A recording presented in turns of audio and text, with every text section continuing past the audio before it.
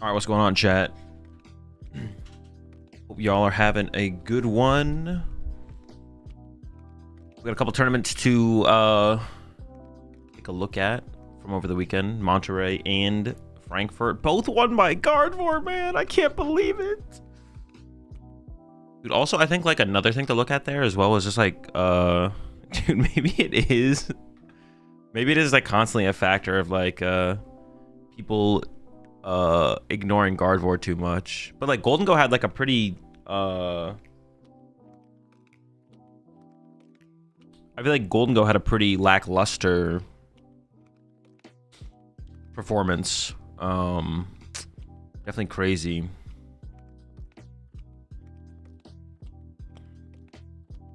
Same list too. Yeah, same list. And both players gave like a lot of credit, or like full credit basically to both players gave like full credit to Henry for the list as well. I mean, I don't know how much like they maybe prepped with Henry or tested with Henry, or potentially helped out, but Rune and Abon, I think both basically gave full credit to Henry for the list. So at what point does if it's as far as to the point where it's like Henry's just like giving them the list, at what point does Henry stop giving people the list so he stops losing into the finals to his own 60? But the list was on Henry's Metafy too. Oh, was it? Oh, okay. So it was pretty available, I guess. I'm kind of just memeing for the most part. Andre winner watch Henry's masterclass to prep. Oh, okay. Oh, Abon did?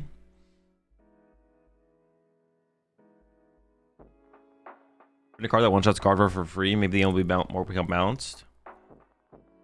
I don't think there's an imbalance to it though. I saw someone tweet this as well the other day. They tweeted this is a good ad for his Metafy. True, honestly it is. Someone tweeted any other card game would have banned Gardevoir at this point, but I don't like Gardevoir isn't like oppressively overpowered or anything like that. It's just really good. There's a lot of other really good decks and cards. I feel like it's more so like a lack of the meta wanting to shift around it sometimes. This time around, I don't know though, to be honest. It didn't feel like Gardevoir was that good of a play, but maybe it always feels that way, and then it just always is. But it was, the outcome of this tournament was like specifically crazy for Gardevoir. I guess we'll just talk about that more when we get into the breakdown though. I just want to just get the list from his Metafy and prep for it. Yeah, or just play it, right? Sign up for Henry's Metafy and either play the list or know what you're going up against to win the tournament.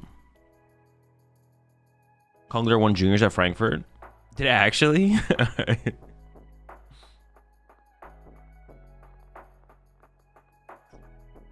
That's cool.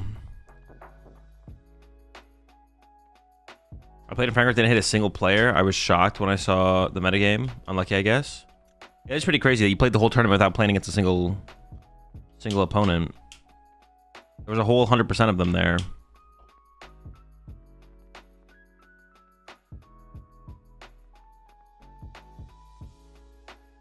Gardevoir's a bad deck to try and make day 2 with, but good if you want to win.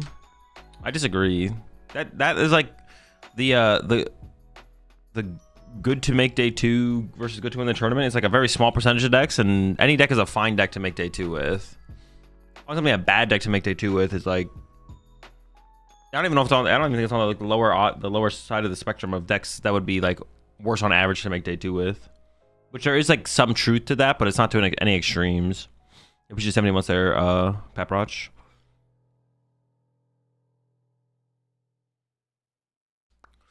I think good players playing Pult Nord just made Gardevoir have a stronger showing. Definitely a little bit. Also, Terra Box boosted it up. I feel like Dango should have a good matchup with Nagardi. I think it does for sure, yeah.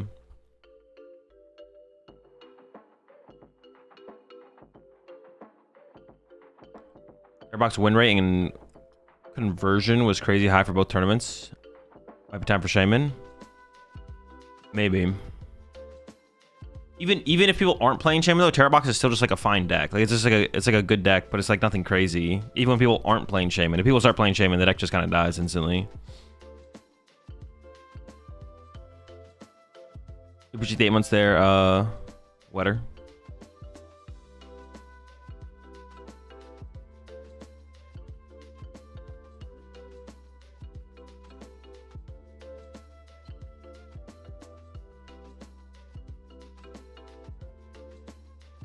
You can't just ban the best card in the format after that, then another card just takes its spot. I mean, but not necessarily to the same degree. That's why that's why cards get banned in other games on ban lists. You definitely can just ban cards that seem too powerful in games. And something does just become the next best, something will become the best card in a game or in a format, but it doesn't mean it'll be to the same degree. If something is operating at 100 and the next thing operates at 75%, like, a big difference.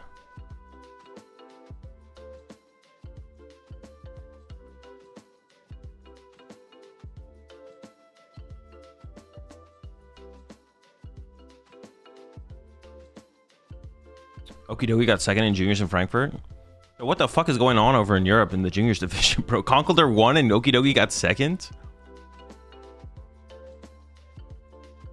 Other games ban a winning deck like Guardy because it has like a 40% or more of the meta. Yeah, exactly. When something's like that high in the meta share as well, that's when it should be banned. If Guardy was 40% of the meta game, I would probably be advocating for its ban. But it would definitely feel and probably be more powerful in the format in the meta game than it currently is, so.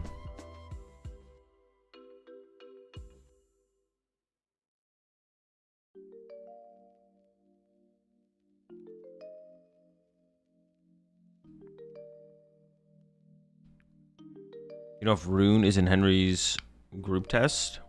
I think they talk, yeah. Or there's a connection there. Just play the Enamorous if you can't win against Gold and go with Gardevoir. Dude, what does the Enamorous do? I saw who played it. Magnus? No. Not Magnus. Is it Magnus? Dude. What is his name? Why am I failing to think of his name? I played the 58th. Magnus as well. Okay, Magnus. It was Magnus. I saw a tweet it, yeah. What does it do? What does the card do? I don't know what the card does. 80, if any of your Pokemon in play are the same type as any of your opponent's Pokemon in play, this attack does 120 more damage.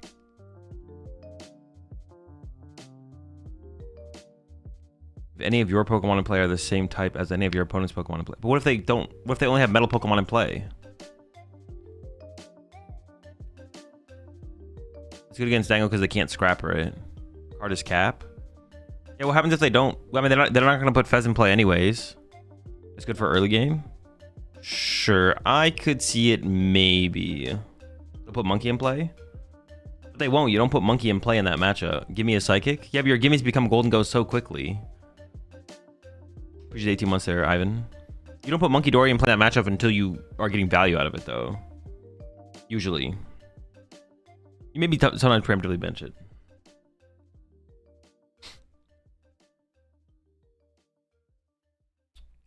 All right, we'll read the card. Fez? Not benching Fez aggressively either, though. Look, if you start it, sure. But then that means the Guardy player has Fez in play, which is not good for Guardy. But I win his dang if I prize 3 metal. Continuous coin toss. Mind bend. Appreciate the $5 super chat there. Steven, does Toadstool work on Rescue Stretcher and Energy Retrieval? Yes. Do you feel about Guardy winning both regionals this weekend? No feelings. It won both regionals this weekend. I feel terrible. It's honestly a terrible thing. I might consider quitting the PokemonTCG at this point. Henry Chow and his Guardy builds have a stranglehold on the game in a way that I've never seen before. Ever. No, I don't feel any type of way. I heard the tech was a Enamorous Scyther. What? What? You think Pult / Nora is going to see the comeback of Terra Crystal Arvin rare candy combo? Probably not. No, that doesn't feel like the better way to play the deck. The cons outweigh the pros in comparison to just like the research build.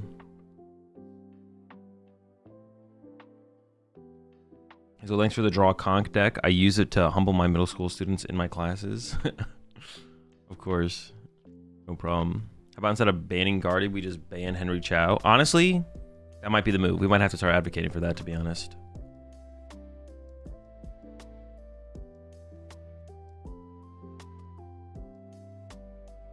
If Henry can't make decks, then Gardevoir goes down like 80%. True, yeah, if we just get rid of Henry, Gardevoir would not be winning as much for sure.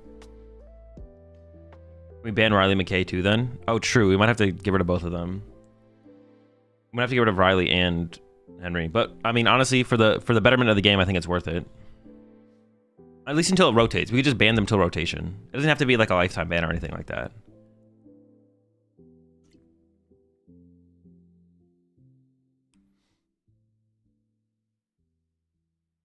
Do we have to ban Tord as well? Nah, Tord switches up decks now and then. Tord's fine.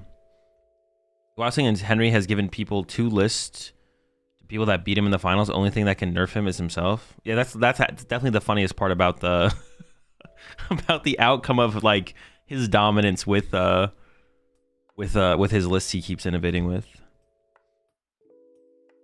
I think this list specifically as well. Well, I mean, some of the past Cardi lists as well might feel that way too. I'd have to like look at the other ones, but like. You look at the list and you're like, oh, none of this is like crazy. It's just like cards that have existed in Gardevoir before. But he's able to consistently come up with like the best combination of good. He's able to consistently come up with the best combination of good Gardevoir cards time after time, which is really cool to see. Yeah, sometimes it's not anything crazy. It's just like, oh, these cards are all good in Gardevoir. Yeah, we've seen this before. But like he comes up with the right combination at the right time. Consistently. It wasn't like Turbo Energize. It wasn't like Turbo Energize or anything crazy like that. Did someone explain the 3 Charm Tail, no Drifloon already? Well, I think it's just that Scream Tail with a Bravery Charm already KOs everything you needed to KO, so Drifloon's kind of irrelevant. The only thing that Drifloon would do would give you like a better Charizard matchup, probably, but like everything else in the format, you already one-hit KO, right? Golden Go, you can KO with, what's it called? You won't KO Golden Go with a Screamtail Bravery Charm plus Monkey Dory, right? Am I doing the math right? Plus, yeah, plus like a Monkey Dory, right? So you don't need... The only thing you would need Drifloon for would be to want to KO Charizards, basically. Or like a Zoroark, right? So like if you just rather take the L to those matchups, like not have... I did like, yeah, having the Drifloon definitely gives you a wider matchup spread for sure, but... I mean, the question is just, is it worth it? Also, Heavy Bravery Charm is like really good against Iron Hands decks as well. So, or Grim, yeah, Grim as well, yeah. But if he feels like he can beat some of those, like if he feels like he still beats Grim often enough, or beats, I mean, you're just not beating Charizard. How do you beat Charizard though? I mean, you don't. But you're unfavored against Charizard anyways. So like being like, I'm just gonna take the L. Maybe Mind Bend comes through for me, whatever. And it's like fine. You don't have to be able to be favored against everything. There's always a line. Like you always have a line. Every deck has an out to beat every single other deck in the format at all times. The question is at which rate, at how high of a rate do you want to be beating them is always the question in comparison to the other decks in the metagame. My double Screamtail just in case of prizing plus only Nitrogen 1 Super Rod. I mean 2 Nitrogen 1 Super Rod, like using Screamtail with a Bravery Charm twice should be way more than enough in most matchups. The fact that the chance that it gets prized and you actually end up losing that game or not prizing it would have won you the game is just so low that he doesn't think it's worth including. The way you think about it is like, okay, Screamtail seems like a big attacker in the deck for sure, but these are all the conditions that have to be met where you'd really want to Screamtail. Is you'd have to prize the Screamtail, and then even if you prize the Screamtail in that game specifically, you'd have to win the game because you'd have to lose the game, and then you would have had to have won it specifically because you had access to Screamtail. Even if you had access to Screamtail, you might lose the game anyways. And then that percentage of games is where like playing 2 Screamtail matters. You attack with like a lot of different things in Gardevoir in most matchups anyway, so it's not like Screamtail's like the must-have for all matchups. Yeah, so it's like a pretty low percentage of games that actually get affected by prizing your 1-up Screamtail.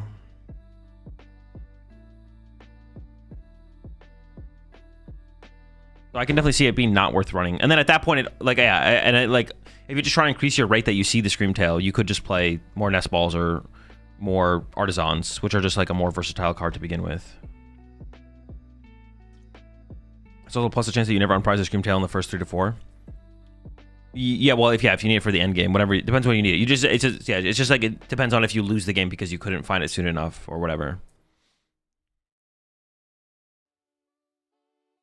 You only had a singular Screamtail, not a Drifter or Fluttermane. That's more so why. I mean, just have enough other attacking options for when you do prize it. If it's something you really wanted. I've seen that some pings with Monkey and Genome Hacking beat Zard too. Genome Hacking is pretty good against Zard, yeah, that's true. Would playing End Zoro with the Darmanitans be a good idea again because it's great into Guardian Pult? Probably not, because the deck is still kind of mid over. The deck's like fine. You still need to tech heavily for Golden Go. Like, I feel like you need you need to play the Cornerstone build or the Toad Scroll build, because otherwise you just lose the Gold. The Golden Go's still in the metagame. Like, it's still a deck, big time.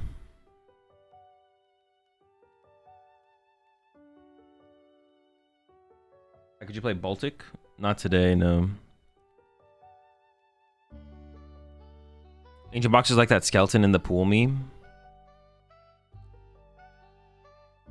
Wait, at the bottom of the, would it be the one at the bottom of the pool? All right, let me pull up these. Let me pull up these tournaments.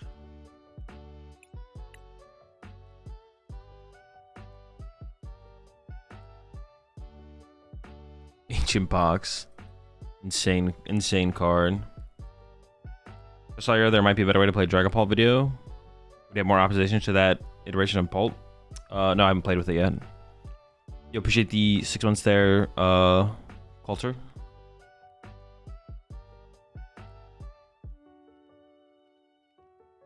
Darmanitan is really good into Golden Go, hits for weakness, and KO's Genesect easy too.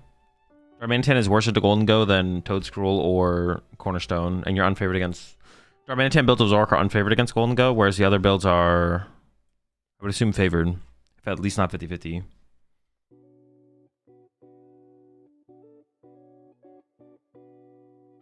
Remember when we clowned Conquierto? Now he's smacking meta decks around. I mean, Conkeldurr I still don't think is good. Like, yeah. I don't think Conkeldurr is good. The performance of this tournament definitely hasn't changed my mind. And listen, I would want it to be good. I want Conkeldurr to be good. That would be sick, but probably not.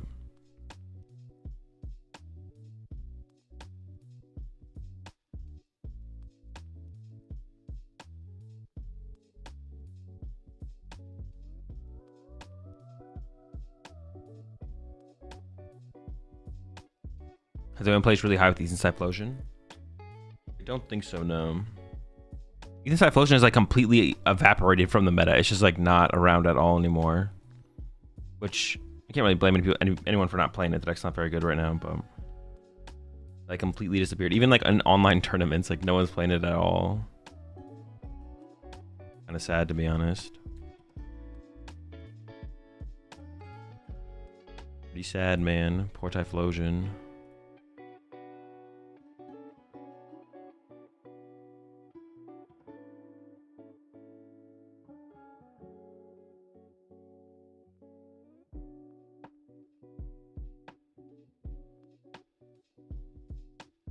This will be 40% conk for real. The first standard ban card in years will be Conkeldurr. In Monterey, around 4, Ethan Cyphlosion went to day 2. Which are gonna so hype, so much fun to play. Yeah, I'm excited to try the deck out today for sure.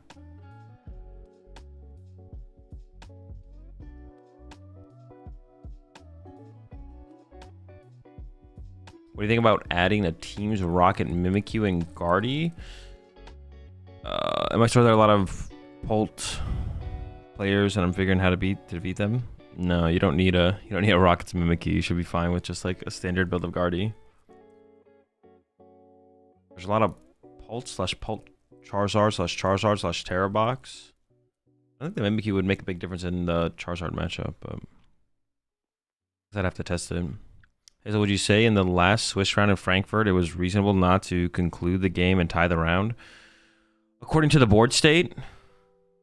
Oh, I think Owen was favored in the situation, but I don't think it's like unreasonable to not concede on the other side.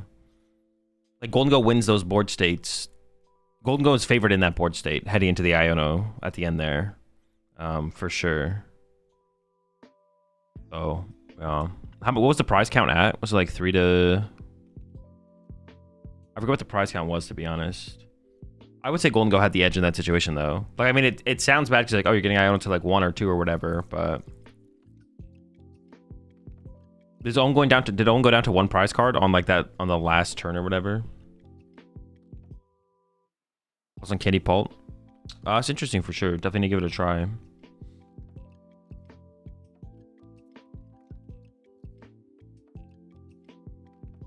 Definitely interesting. They had gentleman's agreement, but the other guy pulled back. Yeah, I heard about that. That's one of those things that where it's like Pult can definitely win there. It's one of those things. I don't know. That's one of those situations where it's like, well, I guess Pult could have been in a better spot going into that turn. Like that's not like unreasonable to have been in a better spot. Yeah, I don't know. I'm not sure. Like, I'm not sure in terms of like.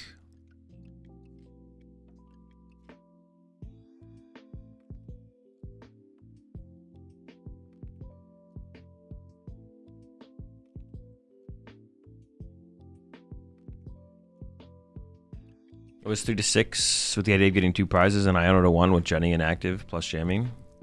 Yeah, but I have to like go back and look at the board site maybe.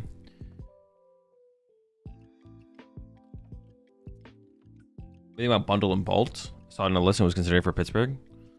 It doesn't seem very good. Like Owl Bolt. In Turbo Bolt, maybe.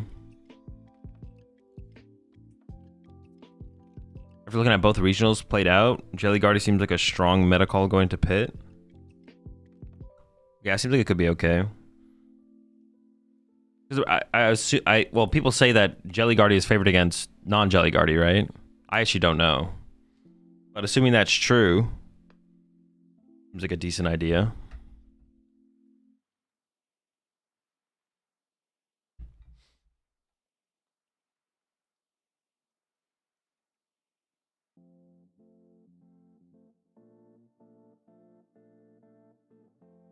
Was increased by a large margin because Drake already cut Flutter. Oh, did Flutter make a big difference? So like, if you have Flutter, but if you have Flutter, but they're playing Jelly, you're like, you feel better. Oh yeah, because you can get access to your items, right?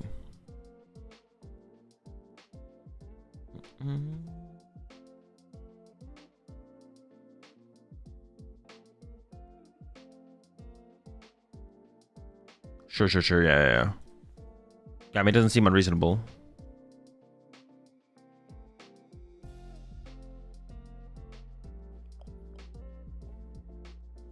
But like right now, I wouldn't like. You probably don't ever like, even if you make the call that Jelly Guardy is probably the better build of Guardy for Pittsburgh, you probably don't add Flutter Main to. If you're playing straight Guardy, you probably don't add. Maybe you do. Do you make that call? I saw Henry say he lost to his 60. Can you explain how? His opponent was playing his... Henry came up with the Guardy 60 that both players in the finals ran, and then his opponent beat him playing his 60 cards. Rudy and Chow in the same 60? Yes.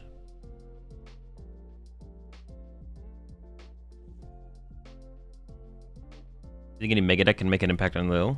No clue. Haven't played in the format.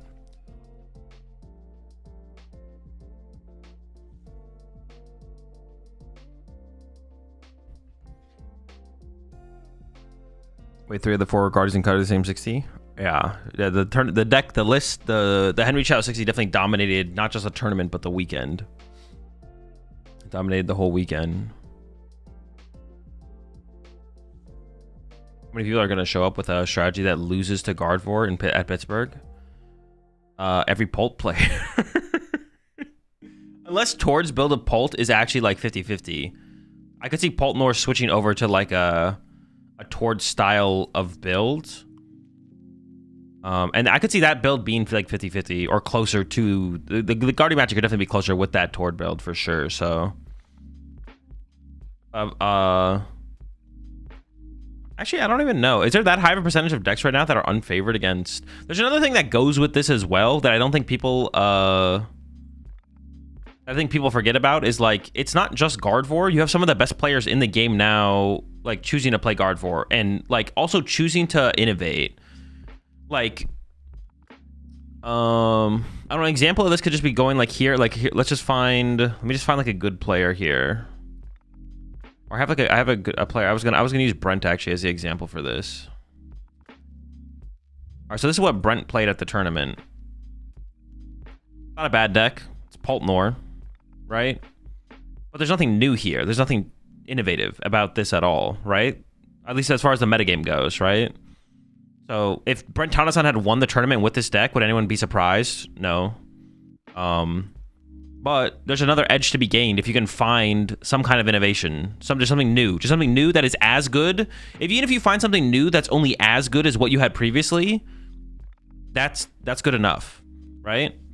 So like, it's not even just that you have some of the best players in the game playing Gardevoir, Henry Chow, Aban, Michael Davidson, but there's some of the best players in the game. They're choosing to play Gardevoir, and they're playing an innovative list, right? They're playing something different. It's not crazy, right? This list isn't anything crazy, right? We've seen all these cards in Gardevoir before. It's just that them playing this count of these cards at this moment is the innovation, right? We've seen Bravery Charm before. We've seen 3 Bravery Charm and Guardy lists. We've seen no Drifloon before. So none of that is crazy. I guess the 4 Vessel 8 Psychic is a little bit new. That's like a big part of it as well, actually. Like 4 Vessel 8 Psychic is like, you know, just turbo getting Psychic in the discard pile a little bit more aggressively. More aggressively being able to get your energy in the discard pile to use Screamtail more aggressively, to be able to get more energy in play, to use Monkeys more aggressively. So it's like a combination of all those things, right? When you compare it to like what Brent brought to the tournament, great player, playing a fine deck, but nothing innovative. You compare it to these players, great players, playing also a fine deck, but they add some innovation to it. Like every little thing can matter to give yourself an edge, and it matters more and more. Like the more and more the competitive, as the game gets more and more competitive, doing more will matter more for like the outcome of the tournament. And playing Jamming Towers, how is it closer? I mean, like the potential for like turn 2 Dragapult attack going first or second, and then being able to get Dusknoirs online sooner to be able to set up for a faster board wipe potential play. All those things can like matter. Is a product of high level groupthink that we see Guardy Pult with so much success when other things seem to win and have good matchups into those decks like Grim. I mean, it's not necessarily high level groupthink. It's just like what the better players choose to play Pult, Nor, and Guardy at a higher rate than other decks. That's basically it. If the better players chose to play Golden Go probably would have done way better this weekend, or even won some of the tournaments. But on average, the better players choose to play Pult, Nor, and Gardevoir, or Pult decks / Gardevoir. So those decks will just succeed more. Innovation adds another layer to your skill since it adds the variable of your opponent having minimal testing versus the lines the Innovation 60 can create. Innovative 60 can create. Yeah, exactly. You lose some of that advantage if it's open deck list. Not all of it, but some of it.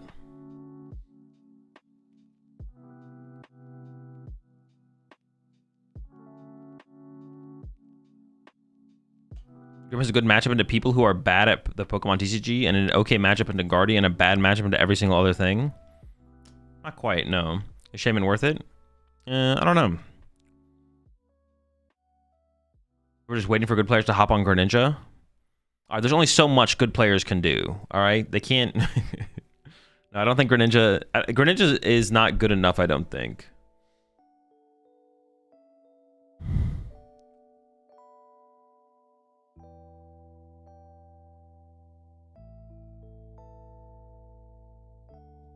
I guess it just seems like the top players focus almost more on Guardy Pult variants than exploring other archetypes.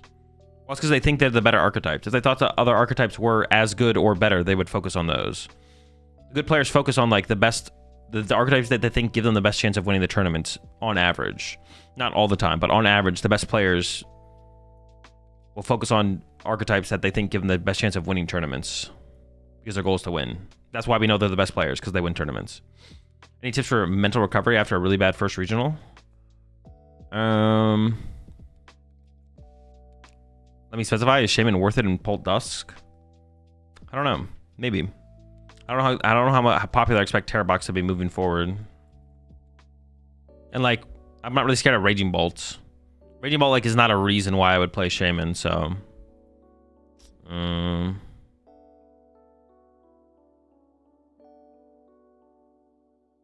yeah, I'm not sure about that.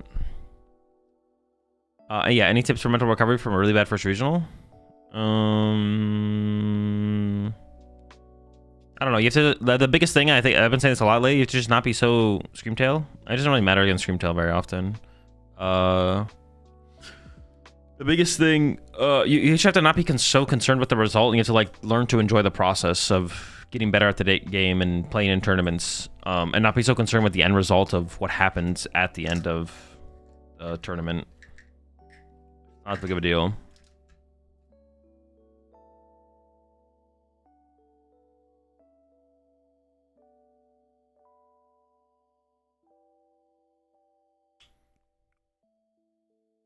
Drifloon is training wheels for Guardy. We go next. Yeah, kinda, yeah. I feel like people also fall into a pitfall of like over valuing a deck just because it did good at one regional. Like just because a Conch deck and a Greninja deck did well at Frankfurt doesn't mean that they're super good decks all of a sudden. Yeah. It's definitely worth like taking the result for what it is, and then like, you know, applying your own like experience in the game and seeing what you want to do with it from there.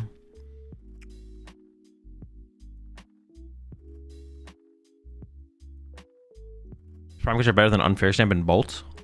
Yeah. What are the pros of Ogerpon box over Terra box? I don't even know if there really is any, to be honest. And if there is, I have no idea what they are.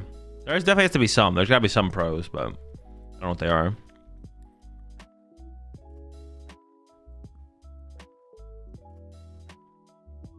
Also Frosty. I wonder why more people aren't playing Turbo Maridon. It's just not very good. I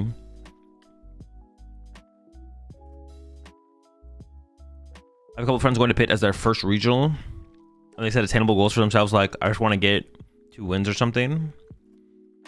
It would be good to like maybe that'd be a good thing for newer players to do. Is just like underestimate their results for their experience. Just be like, I literally just want to win a single game of Pokemon. I just want to get to the venue on time, and then from there, I don't care what else happens. Yeah, make your goal just literally showing up to the venue on time.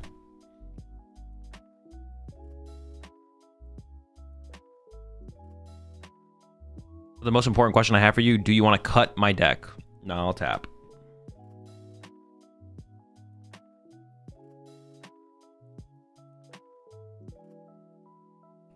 Is the Armor Rouge box better than Terra box? No. Terra box is a more powerful deck overall. In specific metas, Armor Rouge could be a better play, though.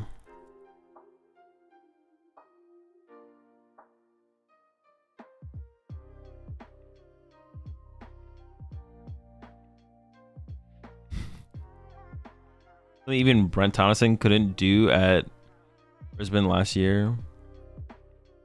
What, did he show up late to the tournament? You're gonna recut your deck if I cut your deck, Azul, though? No, you can't do that. It's illegal.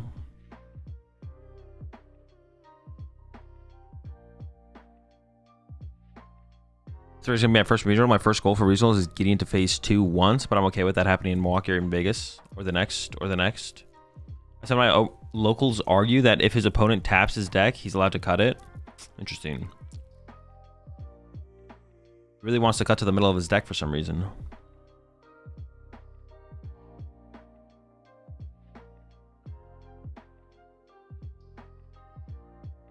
What sleeve color would you recommend for the mega set?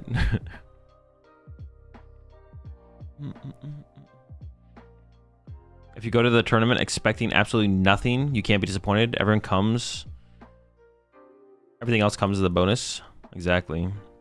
Is it cheating if you use pitch black sleeves, which pitch black playmat? No. Only if you take advantage of that combination, then yes. If you cheat, you cheat. If you don't cheat, you don't cheat. If you use black sleeves and a black playmat, that's not cheating until you cheat. And then once you've cheated, but it has nothing to do with the sleeves or the playmat. Have you seen the Hydron being paired with the Teal Mask Ogerpon, turn to Obsidian? I have not seen this at all, but people keep bringing it up in chat. I have no idea what the list looks like. Is it just E-Switch Ogerpon? Is that it?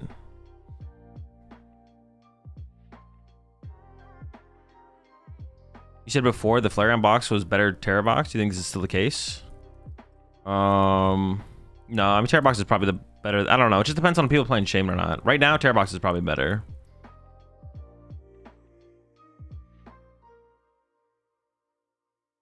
What's the rule on cutting your own deck after? Wait, no, I don't think I've ever said that. Those two decks are just different. I don't think I've ever said Flareon box was a better Terra box. I've never actually said that before. That does not sound like something I would ever say, because I would never compare the two decks. They're just two different decks. In a certain metagame, I maybe said I thought Flareon box was a better play, but right now Terra box seems like a better deck or better play.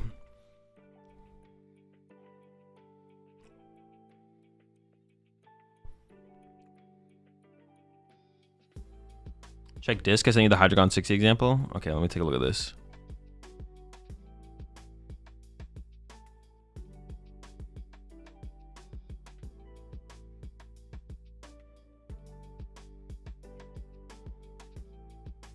Why is there 3 Ogre Pawns? Do we really need 3 Ogre Pawns? I mean, I guess the list could be tweaked. I'm overthinking it. Well, why? Yeah, my first thing I was like, why do we have 3 Grass Ogre Pawns and 2 Nest Ball? Why were we not playing more Nest Balls? The screen? Nah.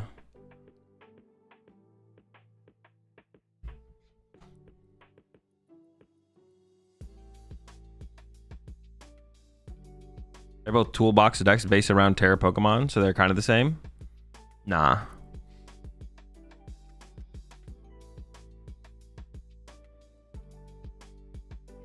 If you're trying to play it's fine to compare them if you're trying to ask yourself what is the best Noctowl deck to play, but besides that, the decks are just different. You think Torch 4 Candy Nor is better than the typical Pult Nor, or is the hybrid of the two the best? No clue. Pult Nor's pretty good. Torch build a Pult Nor seems fine. There's always a best way to play the deck, though. What is the best way? I think 4 Candy seems like a lot, but I don't know. Maybe you want to see it that often. I'd actually have to play with the deck to see how big of an impact it consistently has. But 4 Candy does seem like a lot of rare candy.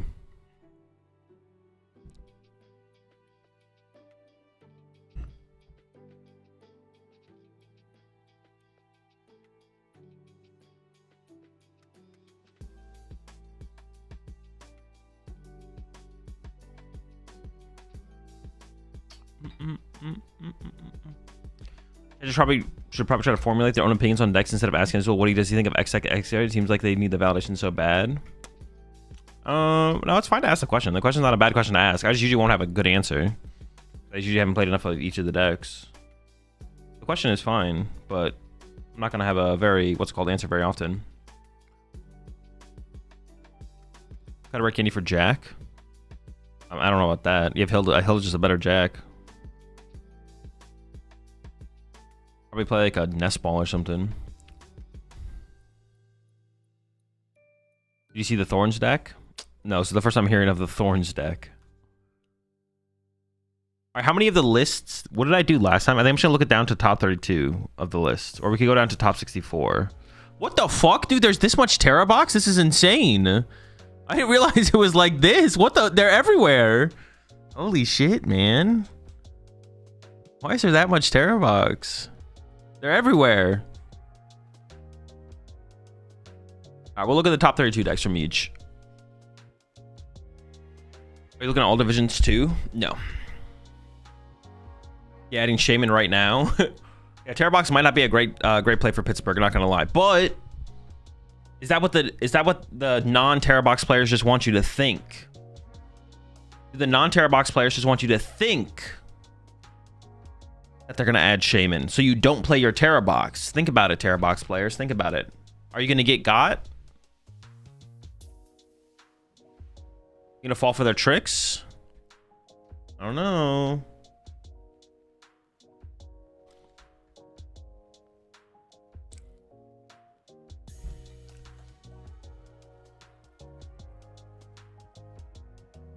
I'm adding 4 Shaman plus 2 tickets just in case.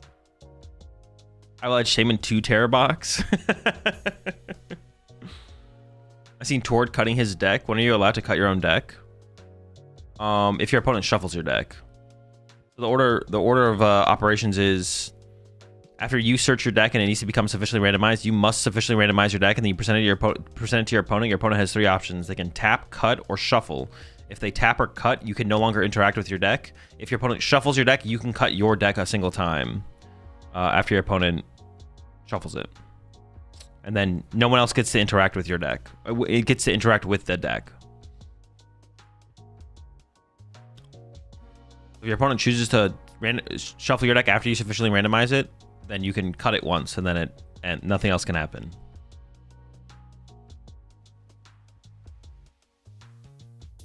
The only time you can't cut is after a judge shuffle. True. Yeah. If a judge shuffle happens, no one can interact with the deck after the judge is done shuffling.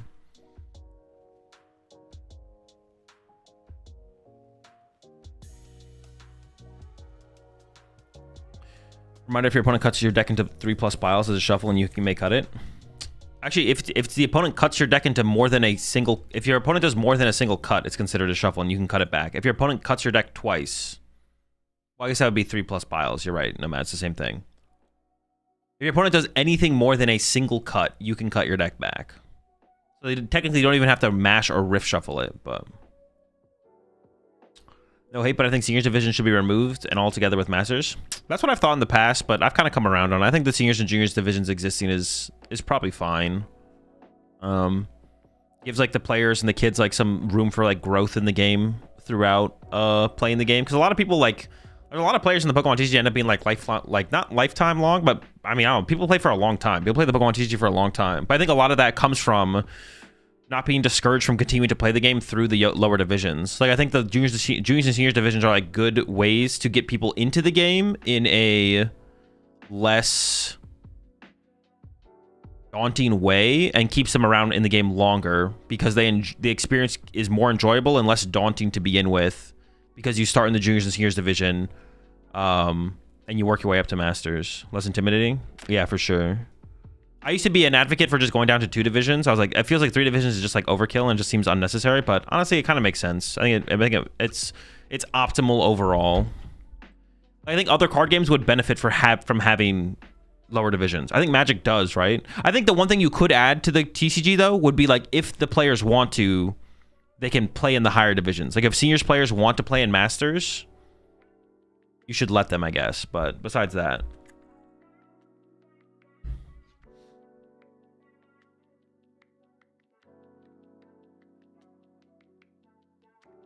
I think allowing the kids, if the kids want to play in the Masters division, I think you should let them play in the Masters division. But otherwise, the division should probably exist.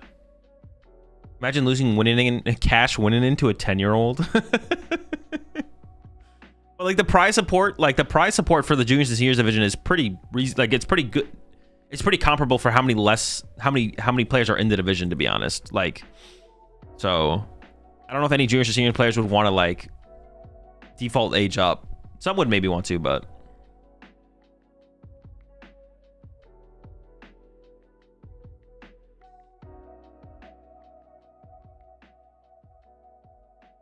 like playing a higher version of the sport, you should choose to play competition level. Counterpoint is too embarrassed to lose to a 10-year-old, so prefer age division restrictions.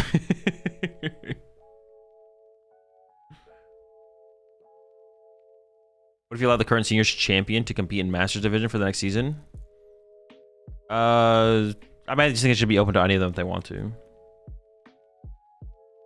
I don't think anyone would want to age up in regionals. Most would want to at locals, including cups. Oh, that's a good point. Yeah, like yeah. I think I agree. I don't think anyone would. I don't think any of the junior seniors would want to play in the higher divisions. They'd probably want to play in their divisions. But at like locals, for sure, maybe.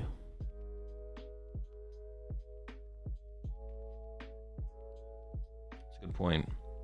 But then I guess it would kind of destroy. That would like destroy the lower divisions on like a local level. Like, I assume a lot of the more competitive seniors would want to play in the Masters division, like locally. I guess you have to like pick at the beginning of the season which division you'd want to play in or something like that, maybe. We often play against the Masters anyways as Masters, certainly where I am at least. Anyways, as seniors, that's true, I guess, as well. Seniors and juniors do play against Masters pretty often.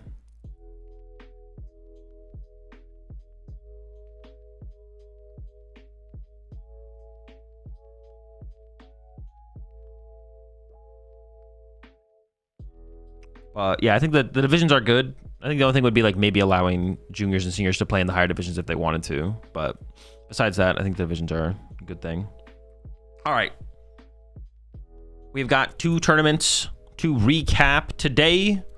The Frankfurt Regional Championships over in Germany, and then the Regional Championships in Monterrey in Mexico.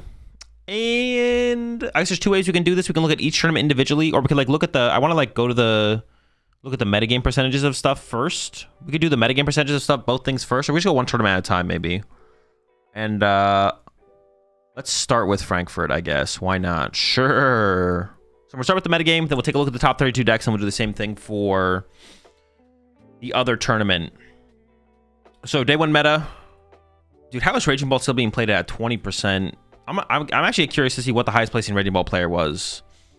Not to hate on them specifically, but just kind of hate on Raging Bolt as a deck. All right. So Pult was 15% of the meta. Raging Bolt was second at 12. This is day one, right? Let's switch to day two. We don't really care about day two percentage. That doesn't really matter. The conversion percentage is the interesting percentage. But we'll start with the day one percentage. Dragon Bolt Dusknoir, 14.4. Raging Bolt was 12. Golden Go was 11. Guardy 10, basically. Charizard 7.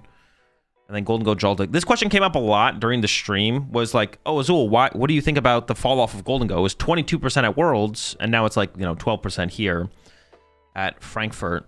A lot of Golden Go players shifted to Golden Go Joltik, basically. And a lot of good players stopped playing. Like, there was a lot of good players who played Golden Go at Worlds. But my guess would be at both of these regional championships, a lot of the players of that caliber that played Golden Go at Worlds did not play Golden Go at either of these regional championships.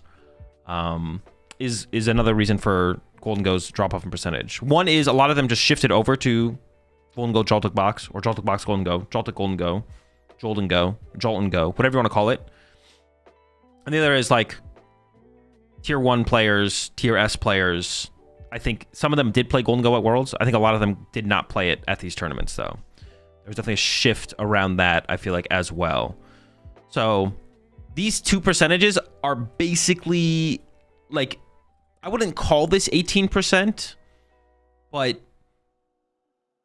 yeah, basically the 22% of players that played Golden Go at Worlds, this percentage is some of that player base. Like, that is like, so it's not really, it didn't really go from 22% to like 12%. Like, we know where they went. They just went to go play a different style of Golden Go deck, if you want to call it that.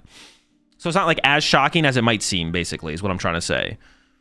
It didn't have as big of a fall off as you maybe think it does. Terra Box here at 3%. Grimmsnarl down to 3%. Bro, Grimmsnarl's fall from grace. I don't know. Grimmsnarl does not seem like a very graceful Pokemon, but it definitely fell. 4% for Grim, 4% for Terra Box, 3.5 for Joltik Box. Flareon also at 3, Straight Pult at 3, Ethan Typhlosion 2%. Okay, actually that's better than I thought it would be, to be honest. Pulsar also 2%. I actually am curious about some of these lower percentage, like Zoroark, I thought would maybe be a little bit more popular, down there at 1.4%. Dude, it's outdone by Armarouge Box? What the fuck is this? There's more people playing Ho-Oh Armarouge than Zoroark? What? What are we doing, man? This can't be real. No way. Dude, the Army propaganda is actually just insane. All right. And then we get down here. It doesn't really matter too much. We're getting to the less than 1% decks. So nothing too crazy to look at down here. But then the interesting number after that would be the conversion percentage. Wait, am I doing this correctly? We put this... Oh, yeah, this is always hard to look at. How do I want to do this? Day 1 conversion. How should I order this? Day 2 decks? Day 1 decks? We order it like this, right? The highest number of day 2 decks. Yeah, the conversion, because I don't want to do conversion percentage, because I don't care that Charizard Pult had 100% conversion rate. Day 1 decks. Day 2 decks. Let's do day 2 decks. Let's do it. Click day 2. Yeah, let's go with day 2. Click day 2? Or I mean if I click day 2. No, but I want to see the conversion. I want to see the conversion percentage, because that's the interesting number. The day 2 meta percentage number is interesting. Is an interesting number to look at when you don't have this number. But when you have this number, it basically invalidates the day 2 percentage number. Variant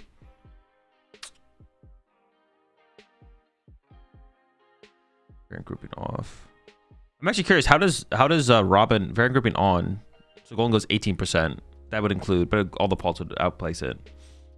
We'll sort by day 2? Yeah, we'll sort by day 2. Okay, so Pult Noir was the most popular deck in day 2. Had an 18% conversion rate. Raging Bolt, second most popular, 70% conversion rate. Golden Go, It didn't have a terrible conversion rate. I think when we looked at this last year, when we were looking at these numbers last year, I think the average was like 16, 17 was like the average conversion rate, I think, I want to say. So go a little bit below average, Guardia about average, but then Terabox, 41% convert. This is insane, especially for how popular of a deck it is. Sometimes you see a number like this, but it's usually there's like 6 people playing the deck in the tournament, and you're like, oh, okay, who cares? But almost 100 players playing this, 41% conversion rate is kind of crazy. Like, that's kind of insane. For sure. Conversion rate equals made day 2. Conversion rate is saying 41% of players made it from phase 1 to phase 2 playing the deck. So 41% of Terabox players made phase 2. So almost half of the Terabox players advanced from phase 1 to phase 2. Golden Gold Joltik box here, a pretty high conversion rate as well. Not 41% high, but on the higher end, 21%. Charizard Pidgeot only at 12. Ooh, chill. Expected. Joltik box here, 24% conversion rate, also on the high end. But now we're starting to get down to like, well, this is still a pretty decent amount of players playing the deck in the tournament, right? Flareon box here, 22%. Crustle, 28% conversion rate. Was one of the phase 2 games played in day 1? It was, yes.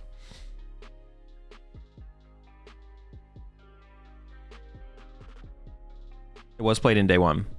Crustle, 28%.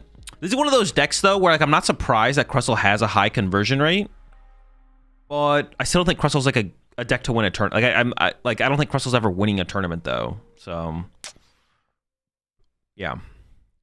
And then we get down to here, like sub 50 decks at this point seems. I guess Grimmsnarl did not have. Oh my gosh. Oh. Grimmsnarl did not have a good time. 9% conversion rate, despite almost 100 people playing the deck. That's pretty bad. I'm not gonna lie. Pult Zard. Bad conversion rate. Wait, what's the difference between Pult Zard and Zard Pult? Wasn't one of these 100% conversion? Am I trolling? Yeah, right here. Charizard Dragapult. Dragapult Charizard. Wait, what the fuck? What is the difference? Let's investigate further. Is it like a thin? Oh, it's like a thicker Charizard line style of deck. Okay. It's like the 3/3 of each. Okay. This is like the list that like did well at one of the Champions Leagues. But whereas Dragapult Charizard is like the 4/4 Dragapult line with oh, this one has 3 Charmander, but usually it's like 2 Charmander. Okay. I was like, what is this flip around here? I feel like it should be those should probably be combined, but yeah, same difference. But yeah, the big standout here, of course, is that got to be the Terabox there, the 41% conversion rate. Like I said, Crustle has a high conversion rate as well, but it's one of those things where it's like, I'm not surprised Crustle has a high conversion rate, but like the chance that Crustle wins a tournament is like still really low. It doesn't matter what the conversion rate really is for Crustle. The deck's probably always getting farmed in phase 2, to be honest. Yeah, let's take a look at some of the decks now. We're starting off with the winning deck, the deck that won both tournaments over the weekend. The Henry Chow updated Guardy 60. Insane. Clearly moving a Loke and adding a Zard improves the deck around 100 times. Yeah, apparently. The deck becomes 100 or 10 times, not 100 times. The deck becomes 10 times better. Yeah. Henry Chow was given full credit for the list that Rune used to win the tournament here. And the big standouts here, I think the big standouts here are the lack of Drifloon despite playing 3 Bravery Charm. Heavy Bravery Charm count isn't something new to guard for. And then, but I mentioned this earlier, it's not so much about, it's just about playing the right stuff at the right time. But the big standout for sure, as far as like innovation goes, like what was the next big thing that Henry Chow added to guard for? It's definitely the 4 Earthen Vessel and the 8 basic Psychic Energy is like the big standout here. Just more energy, more aggressive ways to find your energy, more ways to discard your energy, leading to just getting more Psychic Energy in the discard pile, finding your Dark Energy. I guess not really more often than previous builds of Gardevoir we've seen in the past, because previous builds of Gardevoir we've seen in the past have played like 4 basic Dark Energy, right? So it's like you're not finding your Dark Energy at like a higher rate, per se, but I guess you could like search out Double Dark at some point and go like back-to-back attaches. That could be kind of cool. But it really is about just cycling your deck more aggressively, right? Just cycling your deck as aggressively as possible. 2 Nest, no Poffin. That's not new either. We've seen that quite a bit. I think Riley has always played the Poffin. I think even played the Poffin at Worlds, I want to say, but no Poffin isn't like a new thing. We've seen that quite a bit. Yeah, not too much to say there besides that. Cool innovation with the extra energy, cycling the energy through your deck, but nothing too crazy. And then we get down to definitely a more crazy deck here, piloted by Tord, which is the Pult Nor. But it's not just Pult Nor. It is Pult Nor with 4 rare candy. So Tord, I think Tord historically has been a bigger fan, or just enjoyed playing it more. The straight Pult build of Dragapult. You know, innovating tournament to tournament. Played it at NAIC, played it at Worlds. Has given up on it though in Frankfurt here, and has switched over to Pult Nor. But he didn't just switch over to Pult Nor. He did, you know, do something different, which is 4 rare candy, and also playing Hilda and Brock. I have a count of Hilda and Brox. So I feel like rare candy obviously is not great in the Dragapult mirror, because you're both just going to sit there and Badoo each other until someone sets up a Dragapult, so you're not going to put the candy in Dragapult because you're getting Badooed. But still plays a pretty heavy count of the supporter-based search. So I feel like the mirror match is still probably like fine with this build, despite playing 4 effectively dead cards in the matchup. Like, rare candies are mostly dead, I would assume, in the matchup. In the mirror match, they're not going to come up very often, if ever. Also, Tord has no Monkey Dory, which I feel like is also a little bit of a hit in the mirror match as well. Doesn't matter enough to the point where he wishes he played it. I don't know, but or you'd want it for the mirror. And then the other big thing is like the energy count, down to 6 energy in the deck. I feel like we've been seeing recently Dragapult builds up to like Dragapult decks build up to higher and higher counts of energy. Like right now, some straight Pult builds are playing like, I want to say 9 energy, 8 to 9. Other builds of Pult Nor were playing 7 as well. 7 energies, and now Tord's going down to 6. Now he does have like the build is like a little bit more aggressive, I guess. Like you have the 2 Hilda. A lot of people play 2 Hilda though, so you have the out to the Neo Upper just as anyone else, but you can like be more aggressive with it, I guess. As you can, you know, Hilda for Dragapult plus Neo Upper, and if you have a candy in your hand, you go candy Dragapult and you start swinging. 7 and 4 stretchers. That's another thing to point out as well, compared to other Pult Nor builds. Now straight Pult generally plays 2 Night Stretcher, but Pult Nor, the norm has been 4 Night Stretcher. We see here Tord only playing the 2 Night Stretcher and playing the 3 Duskull. The 3 Duskull isn't something we haven't seen before. We've seen 3 Duskull before, but not to this level of success, I don't think. I think most of the successful builds of Pult Nor have been 2 Duskull, or most successful builds. Mirror disadvantage tracks a bit, seeing that Tord only had Mirror once in the tournament. Yeah, I would say against like other builds of Pult Nor, Tord is probably at the disadvantage. I would want to say he's at the disadvantage. No Monkey Dory. And then, but I don't know, he's got the 2 Brox, 2 Hilda, so maybe it's not. I mean, just like, I guess less energy is also not great for the mirror match, right? Less energy is probably not great for the mirror. Monkey Dory is kind of cool in the mirror. So maybe taking a hit there, but mirror match isn't necessarily Dragapult's biggest problem in the metagame for sure. 3rd and 4th candy doesn't matter because it's jamming slots. True. As far as like consistency goes, the 1st and 2nd does a bit. Yeah. Well, the biggest thing would just be like the lack of the other cards, right? It wouldn't be so much like neutrally dead cards. Yeah. All right, that's towards Pult Nor. Definitely interesting. Definitely innovative. Not meant for mirror percentage. Okay, sure. Yeah, only 2 dead cards. 3rd place was Kato with straight Pult. And this build is pretty similar to what I think Kato and Tord played the same 60 at Worlds. This is like pretty similar to what Kato played at Worlds, besides the Dusclops line. So once again, seeing some innovation here. Straight Pult builds, double Monkey Dory, has the Maractus. I think Kato at Worlds did play the Pseudo Wudo, has the Penny plus Turo.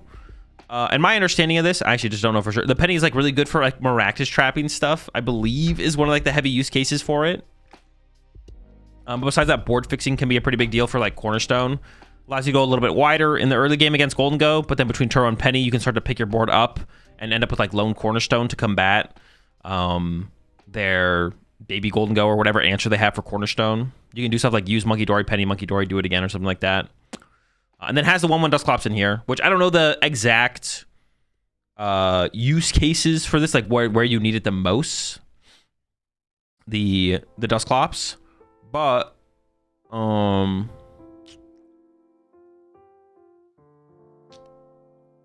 this is something we've seen before as well. I think Henry Brand is the person that I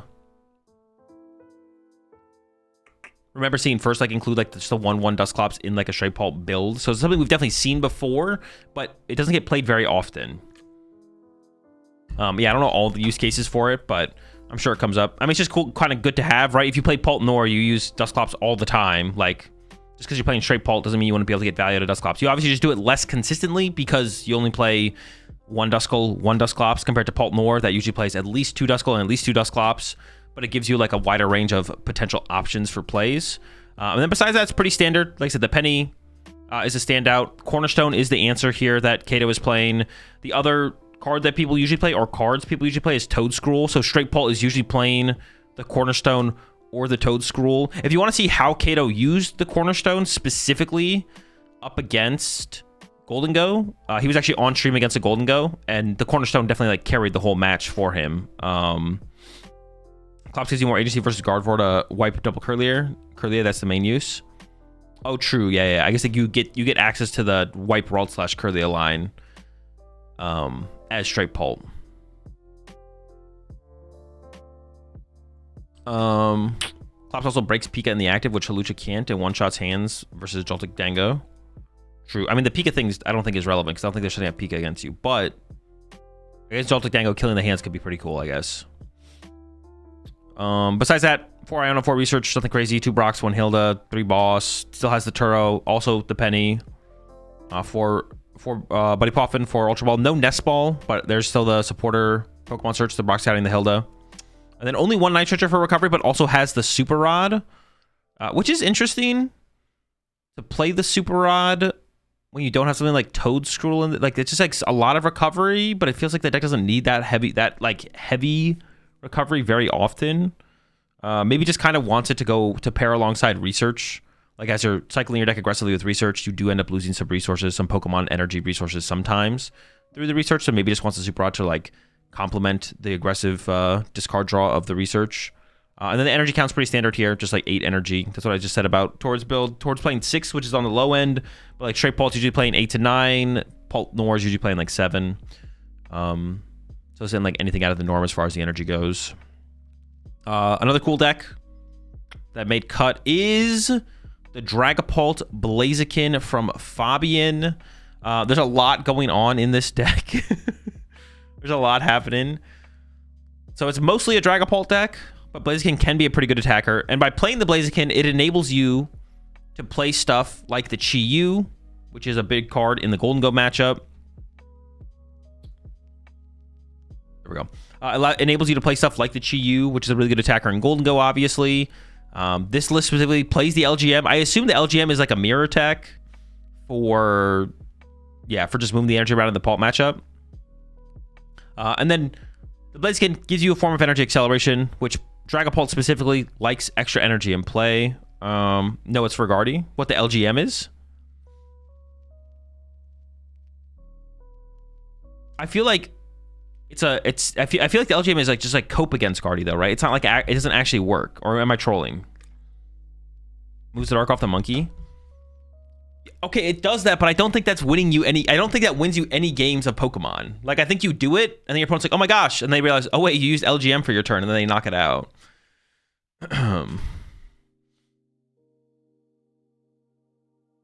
I tried it. Nah, it's cope. It feels like hella cope as a Monkey Dory fixer. It feels hella cope, or like against Guardy, it feels hella cope.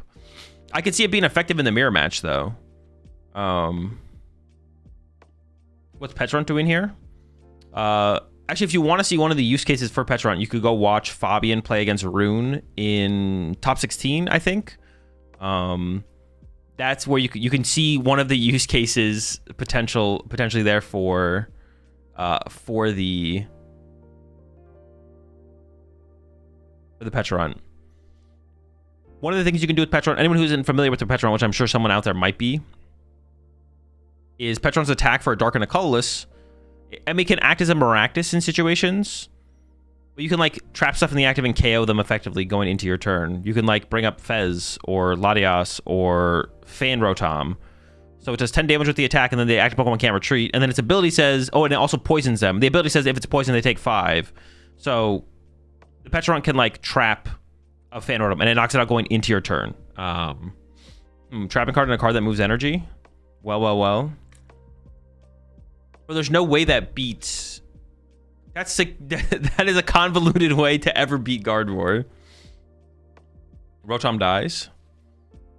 Wait, did Rotom die going into their turn? Am I trolling? It's 10 plus 60 plus 50.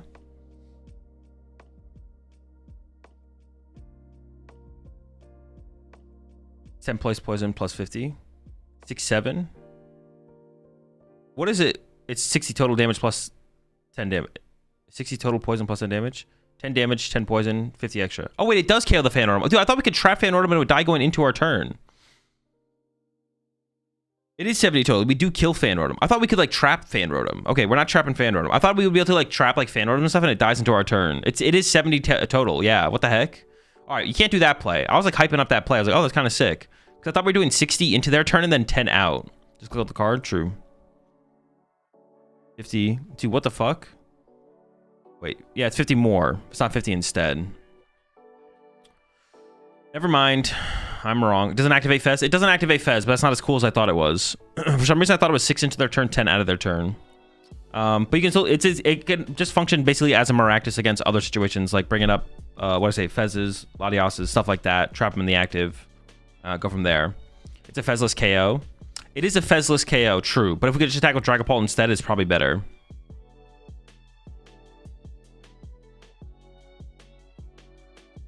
It kills Mew or Latias in 2 turns sometimes. Yeah. We can trap Noctowls. That's the good one. It does trap Noctowls. True. That is fair. We do it for the 80 HP Noctowl. Well, that's not great, though, because they can evolve. So that we'd be a little scared of that, but yeah. Can't trap Latias because of weakness. True. Still only 60 into their turn. 10 from attack plus 50 poison. No, it does 50 more poison. So it's 60 from the poison, 10 from the base attack. But yeah, if you want to see one of the use cases for the Gardevoir matchup, you should go watch the match of Fabian against Rune in top 8 or top 16. I forget which one it was, to be honest, at this point. Oh, it was top 4, actually. I think it was top 4. Yeah, because Fabian got 4th. And you get to see one of the use cases for the Petron there. Apparently the LGMs for Gardevoir, although that seems like hella cope. But I think you could probably get more value out of it in the mirror, potentially, if you find it early enough. It does still play a Badoo for early game, but also plays TM Evo. It is an Arven build. Arven Secret Box is the, I don't know, engine or whatever you want to call it, like the setup, the way you set up the deck. For Arven, 2 rare candy, TM Evo. Only 1 TM Evo, though. And then besides that, pretty standard supporters, like outside of that 4 Iono. 2 Boss, does play a Turo, plays a Palpad as well to get more reach for your supporters. Most of the time, you're probably recovering Turos and Bosses with that. I think it's the only things we saw Fabian recover for like any real value potential was those. Also plays a couple of research. Only 3 Buddy Poffin? Wait, I didn't even realize that. What the heck? Hold up. I guess I don't hate it. You do play for Arven. But a lot of people are choosing second right now. Yeah, I guess I don't hate it. I don't hate it, but I also don't like it. Buddy Poffin seems way too important for if you go first. But I guess maybe the Team Evo covers that situation a little bit, where it's like if you go first, you're going to turn to Team Evo anyways. Dude, no wonder he didn't have any items in his deck at the end of the game for the secret box. Ultra Balls, counter catches, of course. Like I mentioned, there is some rare candies in this deck as well. So it plays through Team Evo. You do want to set up Dracloaks like any other Dragapult deck, but then also has rare candies to more aggressively get from your basics into your stage 2s. Seems sus. Definitely seems a little sus. For recovery, Super Rod, Night Stretcher, 1 Vessel for energy search. Does play 1 Artisan to synergize with the secret box. An Air Balloon as well for mobility. That's like specifically one of the problems with Blaziken. Whenever I play the Blaziken card, if you have a Blaziken on your bench with no energy, it always sucks when your opponent just like bosses it up. But obviously, you've got the Air Balloon for that, or Toro. And then for the energy count, it doesn't actually play that many energy, but you do recycle them aggressively with the Blaziken. 2 fire, 2 dark, 2 psychic, and a luminous. I thought there was 2 vessel in this list. I'm not gonna lie. I thought there was 2 earthen vessel in here to help you find your energy more aggressively. So not a super high energy count, only 7. And you only have the vessel to like aggressively find them out of the deck as well. But this is one of the decks that I'm definitely gonna play with today. I'm excited to try out the chicken Pult and see how it feels. All right. Up next, we had Dominic Fink playing the Joltik box. And I don't know if there was anything crazy in here. Let's take a look. Oh, I saw 0 Arven at first. I only saw Crispin, Boss, Iona. I was like, okay, this is kind of crazy. There's 0 Arven in this list. But no, there's Arven there. 2-1 Galvantula, 2 Miraidon, 2 Iron Hands, Pikachu. Did play the Clefairy. Also has the Genesect in here. Did play the Future Booster Capsule, which you don't see all the time. Did play a recovery card in the Super Rod as well. Also played the Iono, another card you don't see all the time, but pretty standard, like nothing crazy in the Joltik box here from Fink. 3 Poffin is because I play Secret Box, so I felt like it's the 4th Poffin Joker, and I could use the spot for something else. That is fair. You still have the consistency of playing effectively 4 Poffin, but would you play 5 Buddy Poffin if you could?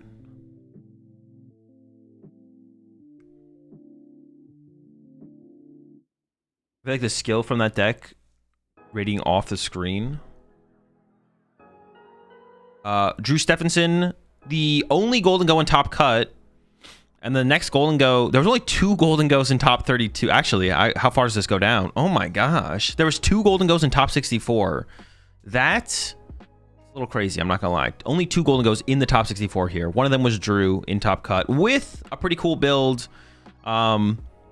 I don't know if Drew was part of the group of players who played this at Worlds, but there was a group of players who played the Secret Box Golden Go build at Worlds, and the power of this build, or like the reason to play this build is the turn 1 Fan Rotom potential. Basically, that's like the big play with this deck is you choose second, and then you Secret Box, and you get.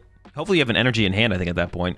You get your out to Fan Rotom, you get your Stadium, you get your Air Balloon to get the Fan Rotom the active, and you attack turn 1 with Fan Rotom going second to, like, initiate the prize trade aggressively.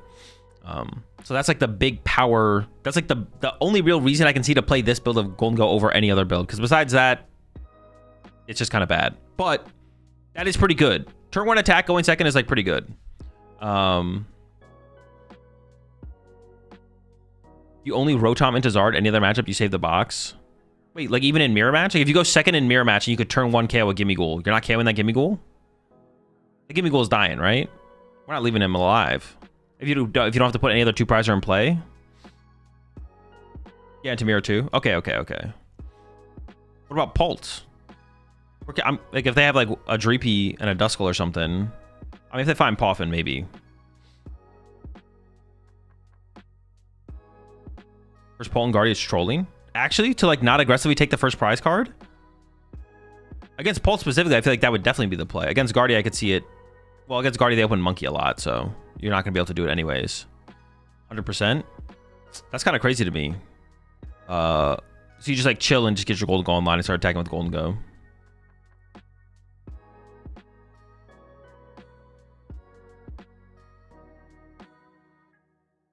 Okay, what if you can? I assume if you can keep your Secret Box, but you can attack with the Fan Rotom. You attack with the Fan Rotom, right? Your Secret Box in the deck versus Pult wins you the game because you go Secret Box for Stadium plus your supporter plus plus Superior Energy Retrieval, whatever it's called. No, wait, you never put Rotom down? Oh, because the fact that it's a 1 prior gives them the prize trade on the Revavroom and the Fan Rotom? Well, would that even matter at that point, though? Because you'd be up a prize from where you normally were. So just because they could draw their second prize card faster, does that actually make a difference? Like, that prize offset actually affects you that much? Because you want to avoid them getting the Revavroom plus the Fan Rotom KO for your 2 prizes? Oh, yeah, also, this build doesn't play Monkey Dory, I guess, as well. So, I mean, that's not something you have to worry about. But you have to worry about Revavroom still. If they go 1 Dreepy Fez pass, you can consider it. Consider it? Bro, he's dead, bro. That Dreepy is dead.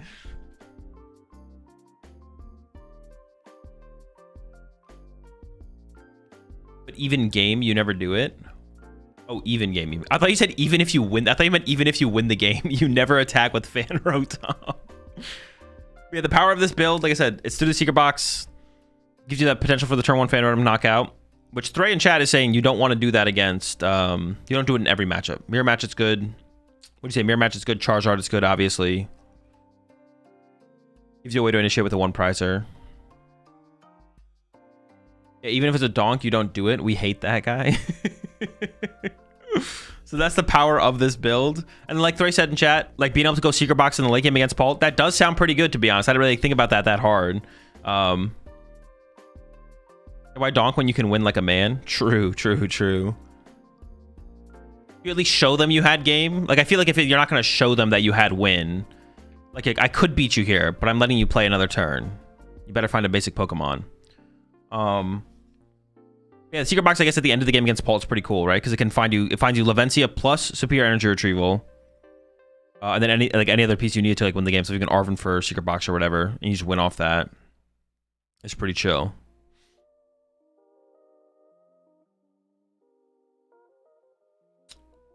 Breath Room, like I said, Lavencia's. Anything else to mention about this? Did play the Picnic Basket, so did play the healing card for boss, 2 Turos. Retreat my Genesect to do 350 active or 300 anywhere in the back. Okay, that makes sense. That actually is pretty cool. That is pretty cool. I didn't think about it like that, to be honest. I was like saving it for the late game against specifically the Pult matchup. Very chill. There was some Terra boxes in cut here. 3 different Terra boxes. Maze, Alexander, and I forget how to pronounce their name. I learned it yesterday on stream. We'll take a look at Mace's first. Mace did play. I think they're all different actually as well. Mace played the Pidgeot line alongside a 4/4 Noctowl. So the 101 Pidgeot with the red candy. My goodness. What is Mace not playing? Has Ursaluna, has Iron Bundle. 2 boss, no counter catcher, no Briar. Okay, that's one of the big misses here. No Briar in the build. So what do you think about the meta with Mega Evolutions? I'm going to play my first regional after the rotation. I'm very lost. No one was talking about this yet. No idea. Haven't thought about it. We talk about Monterey yet? Not yet. We're going to Monterey next. Played the Jamming Tower. And we'll talk about the stadiums here in a second. I actually really like the...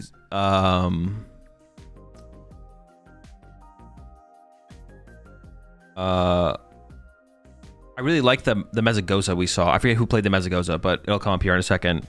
Yeah, so this build for Mace is interesting. It's got the Pidgeot, no Briar, but it's not the first time I've seen people play no Briar before, so it's not like the first time I've ever seen that. No Air Balloon as well. Yeah, no Air Balloon, no extra mobility. As far as that goes, is there any big attackers that are not being played here? Has the Water Ponds, has Terrapagos, Ursaluna, Clefairy, Teal Mask, Briar's Bait, Pikachu. I think it has all the main attackers, right? No Grass Spawn? No, Grass Spawn's right here. No Grass Spawn would be crazy. The deck doesn't function at that point. How do you KO Guardies with this build? You definitely just don't. I mean, I don't think any build 1-hit KOs a full HP Guardy, though. That's not like exclusive to... Oh, some people play the Gravity Mountain. That's actually not true. Some people do play Gravity Mountain. That was Mace's build. Alexander here. Oh, we had the Iron Leaves. The Iron Leaves was pretty cool. Alexander here. 280 HP Hoot. 2 tanks. So yeah, there's no Buddy Poffiting here, of course. Had the Iron Leaves as the extra mobility card, so no Air Balloon in this build as well, but did play the Iron Leaves. And I think we actually saw it come up in Alexander's... I think it was Alexander who we saw use the Iron Leaves. We definitely saw Iron Leaves get used in Terra Box on stream over the weekend for like just being a mobility card. So had that in comparison to the build from Mace. Also had the Brock Scouting and the Mezagoza, which I think is a really cool... I actually don't even know if this is true. In like, I feel like it doesn't come up very often, but like one of the reasons you want to play a non-Area 0 stadium in Terra Box is so like you can like remove liabilities from your own bench. I feel like that almost never actually comes up, though. Am I trolling? I feel like every time I play Terror Box, that play never happens. Like, I'm never like, oh, now I need to go find my non-Area 0 stadium to bump my own stadium to discard Pokemon off my bench. I feel like that literally never happens. Maybe I'm trolling. But yeah. But I do like the idea of the Mesagoza as that stadium.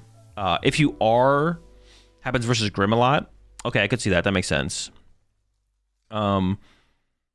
If you are going to play a counter stadium, I like the idea of the Mesagoza because Jamming Tower doesn't really do anything against Gardevoir and isn't really good against anything else. And Mesagoza gives you like a way to find a Noctowl aggressively through Noctowl, or like just something to put in play to find more Noctowls later, basically. Which is kind of cool. The Mesagoza is kind of cool because like against... You get item locked against Bidoof. You can be like, I'll put my Mesagoza in play, and I can like have outs to Owls. Now, obviously, if the Pult player finds a counter stadium, you lose it. But it gives you like a chance to like find more Owls, stuff like that. So as far as counter stadiums go, the Mesagoza is actually kind of sick. Also plays the Brock Scouting, so it's kind of heavily invested. I feel like this list specifically is like heavily invested into being able to deal with Bidoof. Mesagoza, Brock Scouting, really cool. I guess even the Iron Leaves is like an extra mobility card, but I guess like Air Balloon would be better than that as well. Like you'd rather play, like if you're gonna play a mobility card specifically for Pult, you probably play Air Balloon. But the Iron Leaves is really good. I would imagine the reason to play the Iron Leaves is for Charizard and Zoroark, because setting up a Grass Ogerpon in a single turn out of nowhere is harder than setting up the Iron Leaves, I assume. So I imagine the main reason of including the Iron Leaves is you want to KO Zard, want to KO Zoroark, want to KO Grimmsnarl easier than the Ogerpon can sometimes. You can do it from like a no grass energy established on an Ogerpon board into like the Iron Leaves more quickly. Now you could set up Ogerpon in a single turn as well, but you would need Grass in hand into Crispin for grass plus non-grass into third grass. You'd have to go like Accelerate Grass with Crispin, Accelerate Grass with Teal Dance, Attach Grass. But with the Iron Leaves, you can just go Accelerate Grass, Crispin for grass plus other energy, put under the energy and play Iron Leaves into the active. So you do need like a little bit less for sure. Or it's like another route to get there, I guess. I find it seems to be heavy into Crispin, but no Pokegear. I guess there's no room for them. I mean, you just owl for them. It's an owl deck. Like playing Pokegear on an owl deck would be kind of weird because like you should always just play more heavily through your owls. Like having more ways to find owls would be probably better. Like playing a Great Ball would arguably maybe be better than playing what's it called? You can do Crystal too. True, you could put Crystal on the Teal Mask Ogerpon. But I feel like in the matchups where you probably always want to be water pawning aggressively though. I assume. So you want to be able to save the Crystal for the Teal Mask, I would imagine. All right, that was the second Terra Boxing cut, but there was a third right outside of top 8, 9th place. And once again, a little bit different. Did have the Iron Leaves. Played Judge, which is a card I'm personally a big fan of in Terra Box. I'm a big fan of the Judge. Played the Volcanion. Someone in chat brought up the... didn't have a way to... There's no way for the deck to 1-hit KO Gardevoir. Volcanion does give you a way to 1-hit KO Gardevoir. You can go Volcanion plus Pikachu. Effective 320. Now, that's a lot of cards to, like, get in combination to get everything working. But it is possible. Also played the Ends Plan. For... It doesn't, like, play maximum energy switch. There's only 2 energy switch in here, but also have the Ends Planning here as, like, a... potentially more efficient use of your Noctowl to find a way to actually attack on your turn. So the Ends Plan is kind of cool for that. Did not play a counter stadium. We were just talking about counter stadiums. Are they even worth it? It feels like the play doesn't come up that often where you want a counter stadium. Trumpet plus Ends Plan is hype. Oh, that's true. This build does have the Glass Trumpet. I did skim over the Glass Trumpet there. There is a Glass Trumpet in here. So that combination specifically, Trumpet into Ends Plan, is super, super sick. So there is that available alongside the Ends Plan. And honestly, if you don't play Trumpet, you probably don't play Ends Plan now that I'm thinking about it. Now that I see the Trumpet there, I'm like, the Ends Plan by itself seems kind of cool, but the real combo here definitely has to be through the Trumpet, right? So you go Owl, you get your Glass Trumpet, you get your Ends Plan, attack with anything, win the game from there. Also, no Counter Catcher in this build as well. And no Briar. So those are like 2 standout cards here. No Counter Catcher, no Briar. I guess if you play Briar, you probably want Counter Catcher, and if you don't play Briar, you probably don't want Counter Catcher. Like the value of Counter Catcher has to go down a lot if you're not going to play Briar. for sure. I feel like those cards maybe like are packaged together in Terra Box. You don't really want to play one without the other, or you probably shouldn't. If you're gonna play one, you probably should play the other, so on and so forth. Yeah. Rest of the decks in cut. There was a Gardevoir from Consta here. It was the Jelly Guardy, 1/1 Jelly, no Devo. What else? Did play Drifloon, 3 Bravery Charm. Only 2 Monkey Dory, actually. 2 Dark, 2 Monkey Dory. Interesting. Only 3 Research as well. Those are like the big standouts to me. 1/1 Jelly Guardy, 4 Night Stretcher. My goodness.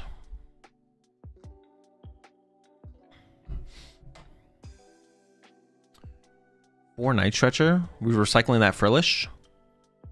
Definitely an interesting build here from Consta as well. And it's so hard for me to like analyze Guardy decks because I just play Gardevoir so little. I play Gardevoir so little, it's hard for me to analyze them too much. Or like to fully understand like value of things. At the end of the day, to me, it's just all interesting. Yeah, only 2/2 Monkey is interesting for sure. Even if you were only going to play 2 Monkey Dory, I feel like playing the 3rd Dark is still pretty high value. To get both monkeys online more consistently. Well, it's not even true. You have to like pick like, the 3rd monkey could matter just as much, right? And then finally, there's some pretty interesting decks in Top Cut. Actually, I want to go back to this build. This build had Countercatcher and Briar, right? Yeah. Maybe the last one, the most interesting build in cut here was Richard with Greninja EX. This is one of the decks I'm going to play with today on stream for sure to try it out. He plays more Drifloon, I assume. Probably, yeah. 3 Bravery Charm plus Drifloon and 4 Night Stretcher. You can Drifloon a lot for sure. This is definitely there was definitely a lot of interesting decks in cut, but this is probably the most interesting deck for sure. This is the coolest deck. Is the Greninja EX Dusknoir Pidgeot build here. And there's definitely some crazy cards here. Yeah, 3/1/2 Greninja, the main attacker in the deck. 2/1/2 Dusknoir. And then a 2/1/2 Pidgeot line for the quick search, of course. Badoo to slow down the game in the early game. 1 Pheasantipity for the draw power, of course. The supporter lineup is crazy, though. It definitely seems like a combo. It's not like a comeback deck. It's like a combo deck. Like, I don't know. I'm just gonna have to play some games with the deck to get a feel for it. But it's an Arven engine deck. So there's only 3 Arven, though. There's no TM Evo. There's actually only 1 tool in here. There's just 1 air balloon. So the Arven, most of the time, is just finding you an item card. 2 Boss's Orders. There's a Palpad in here as well. 2 Culture's Tenacity. And the A spec in here is actually the Grand Tree, which I feel like makes sense for sure. Yeah, I feel like the Grand Tree makes sense in here to get your big evolutions online. Seems solid. Culture's Tenacity, of course, synergizes with that. Can find the Grand Tree. 2 Hilda, 1 Iono for the rest of the supporters. 4 Buddy Poffin, 4 Ultra Ball, 4 Rare Candy. 2 Super Rod, 2 Night Stretcher for the recovery. Sounds like we're going to be using Dusknoir a lot. Countercatcher, Palpad, switch Tool Scrapper. Tool Scrapper is interesting to me because the thing's weak to Psychic, right? What is Tool Scrapper good against? Bravery Charms against the Iron Hands, maybe? Wait, don't we one-hit KO that guy with this guy? Oh, maybe Tool Scrap the Air Balloon. Oh, there's a Jamming Tower in here as well. Maybe it's just for Air Balloon to trap the things in the active. Close enough. Welcome back. A Palkia Dusknoir. Close enough. 1 Energy Search. There's the Nest Ball. Air Balloon, like I mentioned. And then for the energy count, it's just 4 Water, 3 Ignition Energy. And Ignition Energy is really the card that came out recently that like gives some life to the Greninja EX to be able to actually use Greninja's Mirage Barrage, which for a Water and 2 colorless energy, Bravion Fez maybe. That could be a thing as well. The Mirage Barrage does 120 damage to 2 of your opponent's Pokemon, and you discard 2 energy from the Pokemon. So you can go attach Water, either attack or leave it on the bench for a turn, and then the next turn attach Ignition, Mirage Barrage, and just kind of go from there. So I'm very interested to try this deck out. The build is pretty sick, it's pretty cool. Big fan of Grand Tree. Playing Grand Tree is just kind of fun. So this is probably going to be the first deck that we mess around with today on stream once we go through everything. Only need to discard the Ignition is cool. Yeah, for sure. We're gonna look at some. We're not gonna like spend as long looking at the rest of the decks. We're gonna go down to the top 30, or go down to the 32nd deck here though. So we're just gonna jump into them. Mike Ellis here, usually casting. I think this was his first regional as well, playing in, ending up 12th place is pretty cool. Can you quickly check Frankfurt Juniors? Dude, you guys are obsessed with the Frankfurt Juniors finals. Yeah, we can take a look at them. Yeah, the Grimmsnarl build, I actually really like Mike's Grimmsnarl build. One of the things I've always hated playing in Grimmsnarl was boss's orders. So I really like the fact that there's no boss's orders in this build of Grimmsnarl. So that's like the number one thing that I like. It's pretty standard as far as the 4 Monkey Dory, 3-2, 2 Grimmsnarl, has the Ursaluna, has the Iron Bundle. No Shaman is interesting. That seems a little scary, to be honest. Your Bolt matchup becomes way worse with the lack of Shaman. I guess having the Ursaluna can kind of cover that a little bit. Also, Terra Box was fairly popular at this tournament, so having Shaman, I'm sure, would have been pretty useful. It's playing a 2-3 Frostlass line, which is an interesting way to... Frostlass is really good in a couple matchups. It's really good against... Frostlass is really, really good against... I mean, it's good against Dragapult, but that's like one of the matchups it can be like less good against. It's really good against Raging Bolt. It's really good against Golden Go. And playing like a thicker line of Frostlass means you'll be able to keep Frostlass in play more often. But going for the 2-3 line is interesting because the third Frostlass is better in more matchups that the Frostlass specifically isn't ridiculously good in. Like if you go up against... what's it called? Pult. It's like, okay, I got my Snorunt down. I got my Snorunt down. Now I can evolve to... Increasing your odds of drawing into your Frostlass is nice. Like if you don't pull off the TM Evo. So the 2-3 Frostlass line is definitely interesting. Increases your odds of getting 2-2 Frostlass set up and prize cards not being as big of a factor for that against like Golden Go, but... No boss, Giga loses to Guardy. Bro, finding the boss at the right time is so hard to begin with anyways, though. They have to play 2 cards. I do agree, though. The Guardy matchup becomes so much harder without boss. I don't know if you just lose, though. I don't know if it's just a lost cause. Well, it's definitely more difficult. But yeah, the 2-3 Frostlass is interesting. Like I said, no Shaman is it feels a little sketchy to me. I like the idea of no boss because the card feels so bad in the deck. And then supported line is pretty standard. 4 Arven, 4 Iono, 4 Research. Recovery is pretty standard. 1 Super Rod, 2 Night Stretcher, 2 Poffin, 1 Nest Ball, 1 Ultra Ball, the 2 Candy. This is playing the E-Switch, which I feel like was a card that was like initially hyped up when the deck came out, but then basically no one was playing for a long time. Mike is playing it here. Just kind of a cool card to be able to get more Monkey Dories online more aggressively. Only playing the 8 Dark. And then I guess like the other big standout here, the Stadium Line is nothing crazy. 2 Spike Month, 1 Artisan. I think on average most people play a 2-2 split, but a 2-1 split is nothing new. I'll tell you that it's intuition over meta. Oh, not me. You're not talking to me. Who cares about Guardy, bro? Shit to your deck, bro. That's what I'm saying. The other thing is the 2 TM Devo, which specifically can be a win condition against Golden Go, which is pretty popular deck, pretty big deck. It's specifically very powerful against Pult, though. Being able to just like reset Pult for a turn and then being able to do it again or have the threat of TM Devo later on is like a really big deal. So like on turn 2 or turn 3, you can like just TM Devo their Dracloaks and reset their board. Because most Pult players don't play Rare Candy. Tord's list is kind of the the anomaly there, where Tord plays 4 Rare Candy. There's no Rare Candy for anyone else to put in their Pult decks. So TM Devo, in general, is very powerful against Pult, because you TM Devo their Dracloaks to Treepiece, and then now they have no threat of Dragapult next turn, kind of putting him back a single turn. Didn't he essentially board wipe a Pult on stream? He did. We did see that happen, where Mike did do the TM Devo play to completely board wipe them, which is like another reason to play 2 TM Devo, is because you can draw into board states a decent amount of the time, where TM Devo is your win condition, so there's like board wipe your opponent, and you basically draw no prize cards the whole game. But if you prize your TM Devo, you don't have that option. So playing 2 TM Devo means you don't have to draw prize cards to find your TM Devo to have the option of a TM Devo win condition on a board. So playing the 2 TM Devo is also like good for that. There's Benjamin here with the Conkeldurr. I don't think Benjamin is not. There was a Conkeldurr going into day 2. There was a Conkeldurr that was 8-0. This was not that Conkeldurr. This is the other Conkeldurr.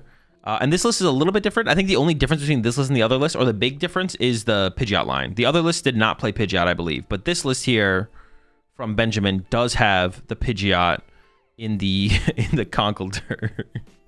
There was an 8-0 Conk. Yeah, going into phase 2 of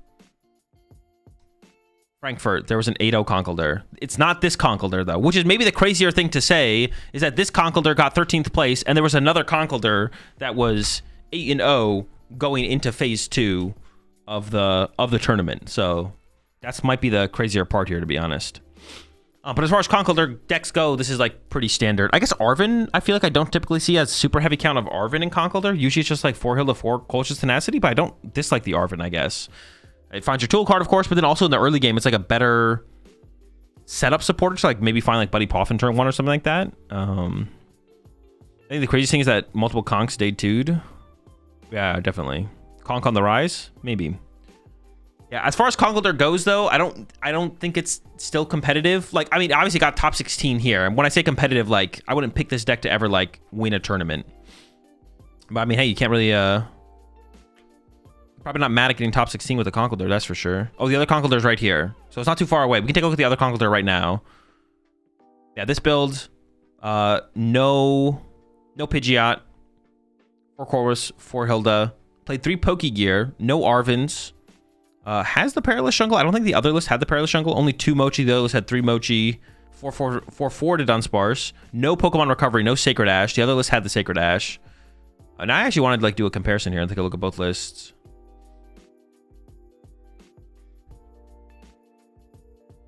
No Brute on that Switch is crazy. But they play Jet Energy. They just jet around it. Isn't the Guardian matchup really bad? Yeah, the Guardian matchup's pretty terrible, yeah. This one played no Pokegear. Yeah, I'm like curious about the differences between the lists now, to be honest. Studying the Conk. No Perilous Jungle. Did play the Sacred Ash for recovery. Okay.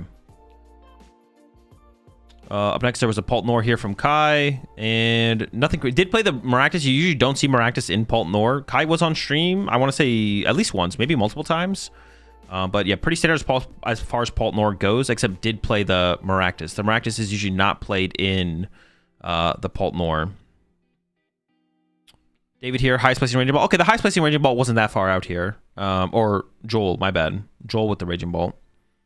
And played Koraidon and Slitherwing. I guess that's kind of interesting. I thought there was no Baby Bolt at first. I was going to say that's crazy, but there is a Baby Bolt there. A lot of energy recovery. I feel like it's a little bit high for energy recovery from what we normally see. 2 Retrieval and 2 Night Stretcher.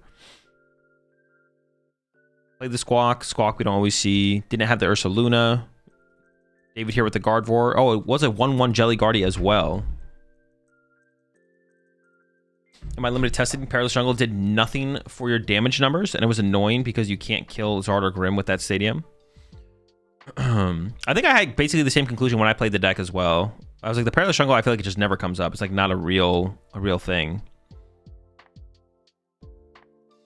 But yeah. Already Jelly build here. No Bravery Charm, no Drifloon.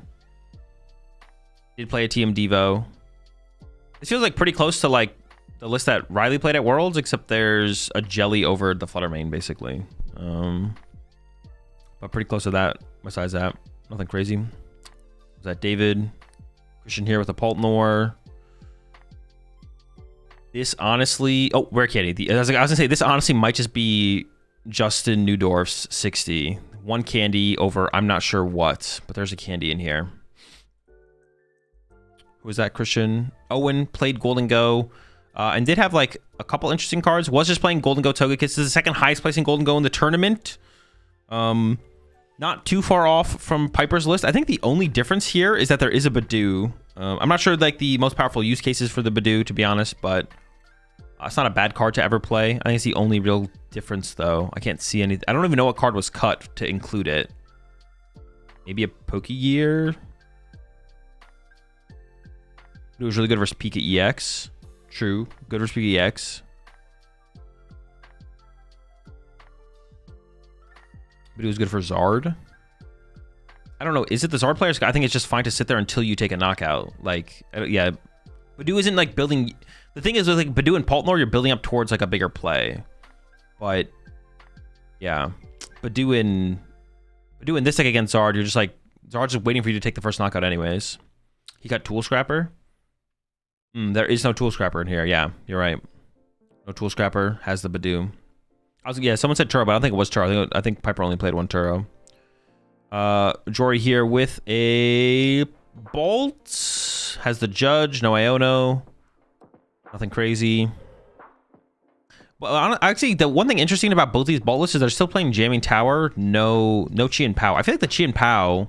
I think the plays you could make with the Chi and Pow are like really, really cool and like pretty impactful. I thought that would like catch on more. Arnie here with Pult Nord. No Charizard for Arnie at this one. And honestly, this like literally might be the new Dwarf 60. I can't tell though. It's close enough though. Pretty vanilla Pult Nord here. Ricardo here with some straight Pult. Let's see what the list looks like. Maractus playing a Palpad. You don't see that very often. This is just new Dwarf 60. Arnie said on Twitter. Why do you like Judge and Terrabox over, say, Iono? I feel like the Iono plays at the end of the game as Terrabox almost never win you the game. Like, making a comeback through Iono almost is never, like, a real win condition for Terrabox. Unless it's, like, in combination with some kind of, like, Sob play where it's, like, Iono countercatcher Sob is, like, the only way you ever make, like, a big comeback.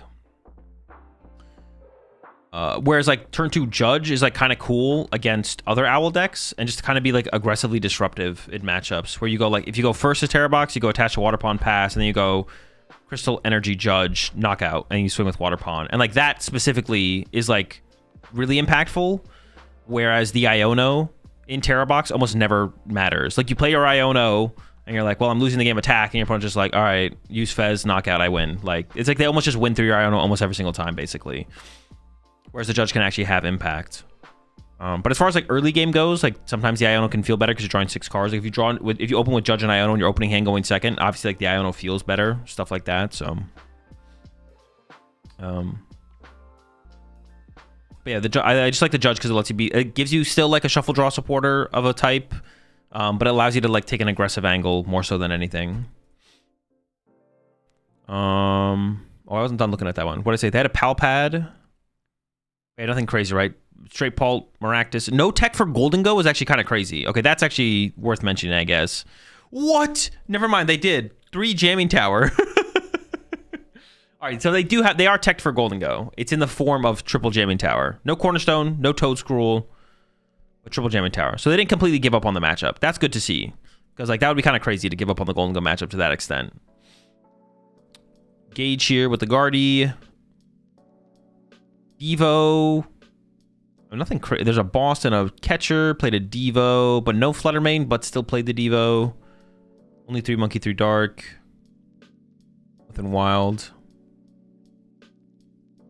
Some Pult Zard action here. 2 Chi-Yu? Dude, what the heck?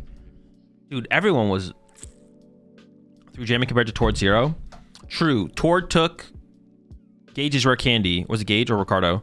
And then Gage or Ricardo took towards Jamming Towers. That's Zard Pult, buddy, not Pult Zard. My bad, Zard Pult. So it is the thicker line of the Charizard. A 3-2-3 Charizard line, 3-3-1 Pult line with 2 Chi-Yu. Maybe I'm starting to understand a little bit why Golden Go struggled so much. Golden Go is also unfavored against Terrabox as well, to be honest. So that's like also part of the reasons, or has to be part of the reason for sure, right? Charizard Noctowl. I think I saw someone tweet about this earlier, I think. Oh, maybe it wasn't this list specifically, though. I feel like the list I looked at earlier didn't have Water Pond in it. Maybe I'm incorrect, though. 4 boss as well. What, in the Zard Pult? There's 4 boss in the Zard Pult, yeah. But yeah, Zard, or Terra, what do you call it? Terra Zard box. It's basically Terra box, but with Charizard. It's basically just, actually, it's Terra box. It's still a Water Pond deck, but then it has Charizard as the backup. Like, Charizard is all of your backup attackers in one, basically. So it's like Terra box.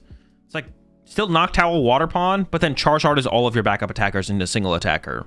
But that means, of course, you have to play the whole Charizard line. You're playing Rare Candies, heavy fire engine count, stuff like that. Call it Chari Box. All right, Chari Box, sure. We've seen this deck before. I've never been personally like super impressed by it. I don't think there's anything crazy new in this build to other builds I've seen in the past. It seems pretty similar to everything I've seen previously. Sometimes people play Pidgeot in here as well. So Zard instead of Tail Mask. Kind of, yeah. Kind of Zard instead of Tail Mask. No Briar. Yeah, no Briar. Dude, no one's playing Briar in any of these Terra decks. That feels so bad. The card, like, seems very powerful, but then it's just kind of, I don't know, too hard to set up, I guess. Yeah, sometimes you see people play, like, Pidgeot in these decks as well, because you play Rare Candies, Pidgeot's good. Pidgeot and Charizard's pretty good combination. Stuff like that. Armor Rouge box here from Thomas. Feels pretty standard as far as Armor Rouge boxes go. Nothing too crazy there. We already took a look at Alex's Conkeldurr. Owen Dalgard played just Pult Nor. Looks like the new Dwarf 60 to me, or close enough. Nothing crazy. Simone here with another Terra box to see if there's anything different, how different this one is than the other ones. This one plays Counter Catcher, but no Briar. And then doesn't play the Latios, does play the Air Balloon. It's the only one of them playing the 2 Teal Mask Ogerpon. I feel like everyone's moved on from Teal Mask Ogerpon down to...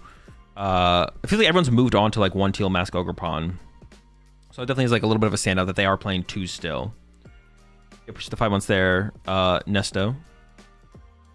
Plays the Brock. Does the Brock. No Counter Stadium. Is committed to no Counter Stadium. Didn't play the Iron Leaves, but has the mobility card of the Air Balloons. 1 Teal Mask seems so inconsistent to me.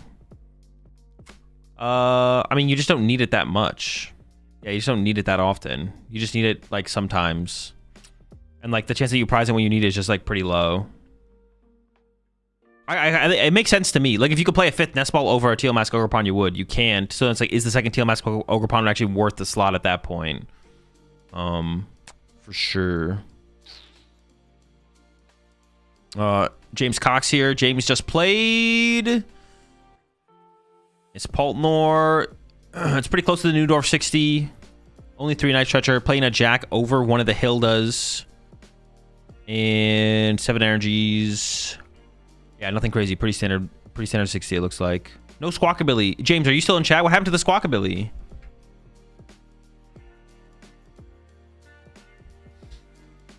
Have we taken a look at the Rahul Caleb testing group 60? We have not. Low-key was kind of cope. Oh, there's 2 Nest Balls. You have 2 Nest Balls here. I love the Jack in this deck. Jack does feel very, very powerful in the deck. The question is just, is it better than Hilda? But James there had the 1-1 split. Which A-Spec would you play in Pult Dusk instead of Neo Upper Energy? I need to find a replacement because it is around $50 where I live. Probably just Sparkling Crystal. Yeah, I'd probably just go with Sparkling Crystal if that's an option. Yep, we should 12 months there. Chicky Doo. All right, we're just looking at James' list. Axel here. Another Grimshaw build in the top 16. Definitely a little bit more standard to what we're used to seeing. 2-2 Frostlass, 3-2-2, 4, 1 Ursaluna, the 1 Badoo, the 1 Maractus, Shaman Iron Bundle, plays boss, stuff like that. So this is like this is like how only 1 Rare Candy. That's interesting. That's not too crazy though. Definitely closer to like the standard 60 for sure. What people have mostly been playing. Brando here with the Pult Nor. Oh, only 1 Badoo? Oh, it's a TM Evo build. Oh, it's an Arven build. Okay, I was like, what the heck? Interesting. So a little bit more aggressive of a Pult Nor build. Pult Nor Arven. It's interesting to see. So sorry for asking, but why did Buffon Trapos fall off? I was thinking about slowly picking pieces back up to try it out with Mega Kang. I think the deck just was probably never that good. I actually really liked the deck. The deck was fun to play, but I think the deck was probably always just bad. It's like there wasn't like any format or meta shift that made it bad. It's just the deck was always just not that good.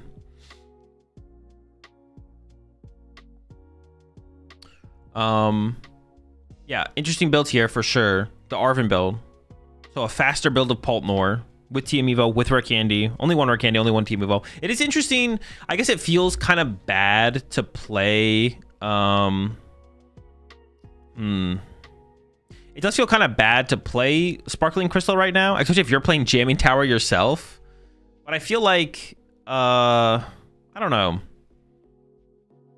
If you're playing Arven, not playing Crystal feels also pretty bad. But I guess I see it. Like Neo Upper Energy is just like so much more consistently powerful. You don't want to have to deal with, I guess, like random tool scrappers as well, right? You want to get like randomly, Oof is better when people don't understand how to build Pult or Guardy. That's fair. I think everyone also thought Guardy was bad, Davidson. I think at that point it was definitely one of those points in a format where people thought Guardy was like not a good deck anymore, and that was a terrible matchup for the deck.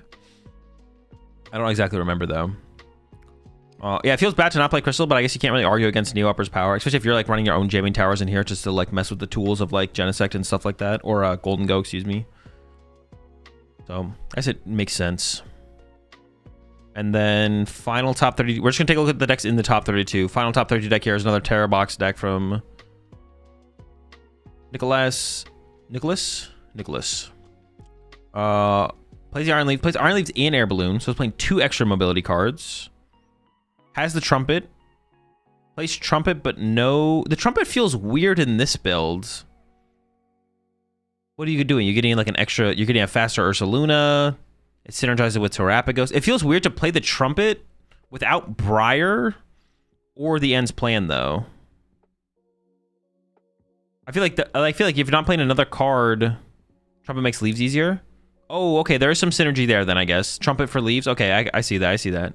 Okay, I hate it a little bit less. I was like, man, it feels like there's not that many cards to combo with the Trumpet here. I didn't even think about Trumpet plus Leaves, actually, to be honest. But actually, that is a pretty cool combo as well.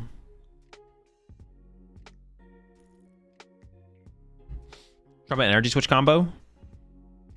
Yeah, of course that can always happen, but that always like feels like low value to put into deck to begin with, because like Teal Mask is like your Energy Switch target most of the time. Like you accelerate with Teal Mask, and you E-switch off the Teal Mask. All right, there's more value to it than I thought, though, for sure. I don't hate it as much. He's also playing no... We talked about this, and I've been like noticing this in the Terror Box builds. No Counter Stadium, but he's also playing 3 Area 0, actually. He's also playing 3 Area 0. All right, those are the top 32 decks from Frankfurt. So let's take a look at... Was there a third... Did I just see a third Conkeldurr? I just want to like look at the list, at least. Dusk Balls. No Pidgeot. 3 Conkeldurr? How many? Now I'm actually curious. How many Conkeldurr made day 2?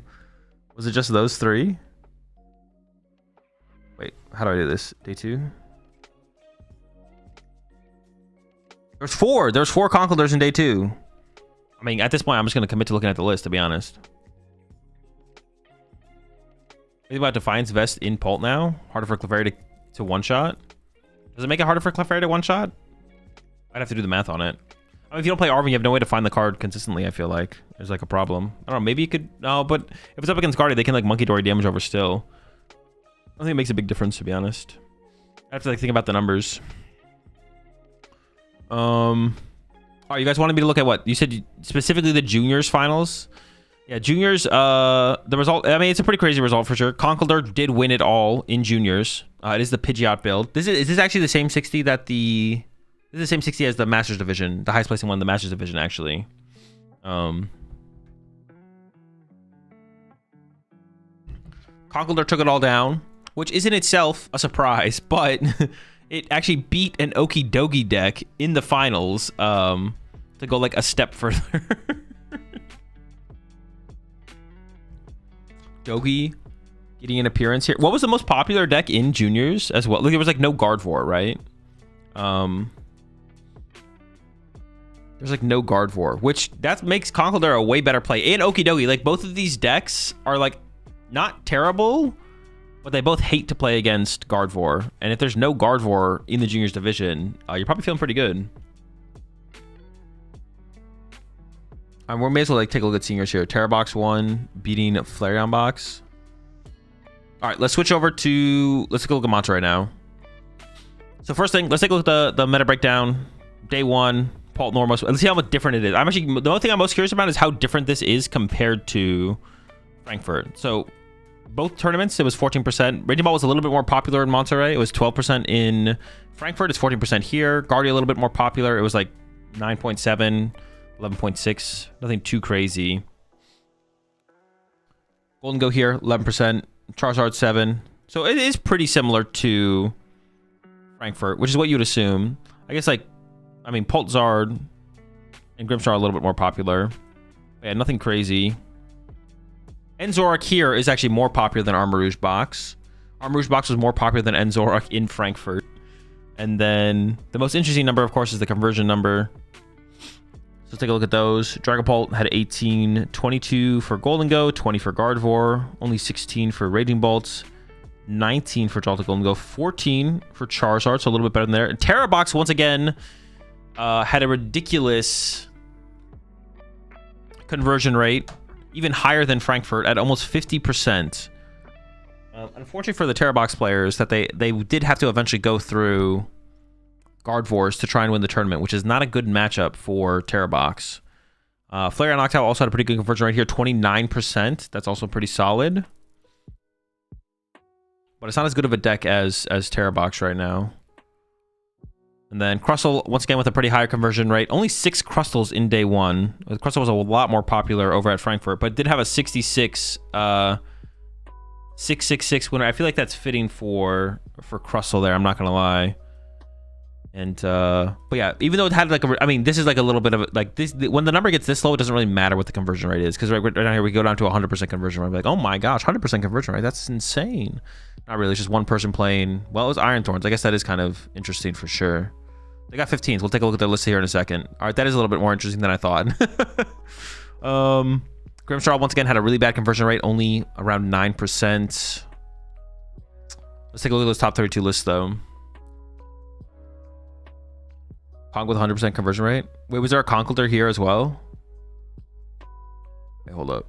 Day 2. Oh, dude. Conks, bro. All right, we're gonna peep the list here. We're not gonna go down that far anyways. Oh, wait, what the fuck? All right, this list is wild compared to the other ones. What the heck? This is like... I don't even know what to think about this, man. I didn't know what to. I thought it would be like super close to the other Conkeldurr list. This is like out. This is a crazy build right here.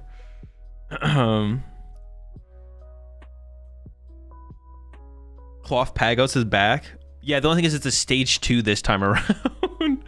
I guess like the one thing is it's a stage 2.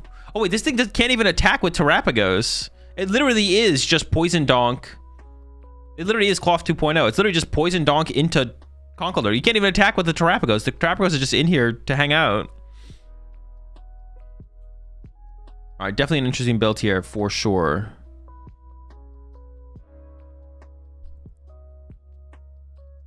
Why not like Pika for the Terra instead? Honestly, that is a decent... yeah, you could just play Pikachu, right, at that point. Terrapagos has 2 retreat costs. You do have Latios, but it still has 2 retreat costs. You do play 3 Jet, so you could theoretically attack with Terrapagos. You do play...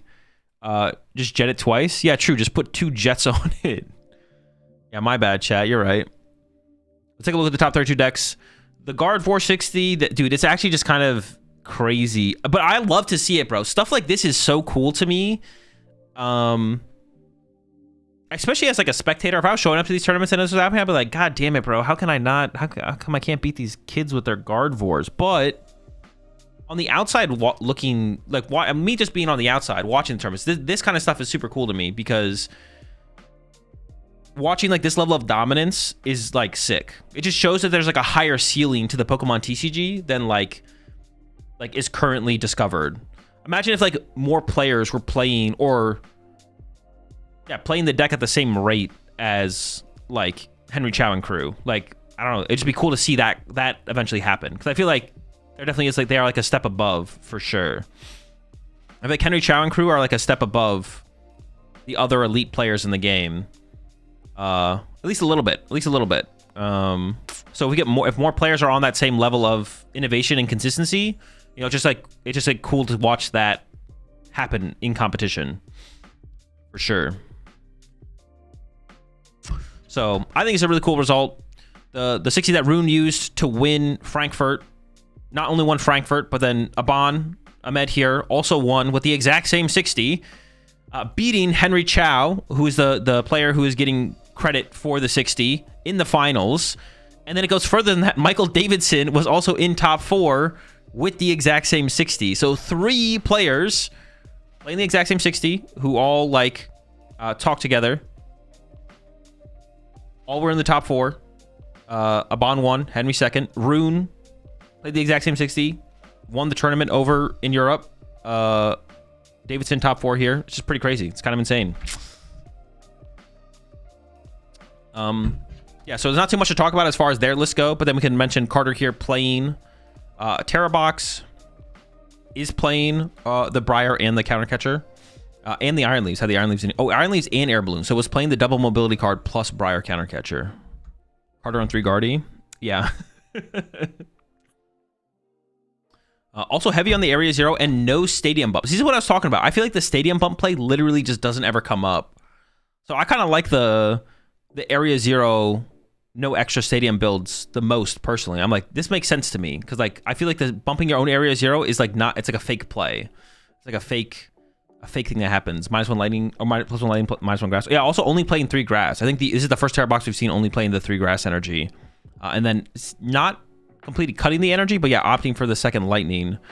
So a little bit more, I don't know, what would you say? It's like more depth to the energy pool. To give you like more outs to being able to attack with a Pikachu. Increasing the odds of being able to attack a Pikachu, which I guess makes sense probably because what's it called is so popular. Oh, also only 1 E-switch. Interesting, only 1 E-switch. Keep spreading the no stadium pump propaganda as well, please. My Maractus is licking its lips like a Kremlin right now.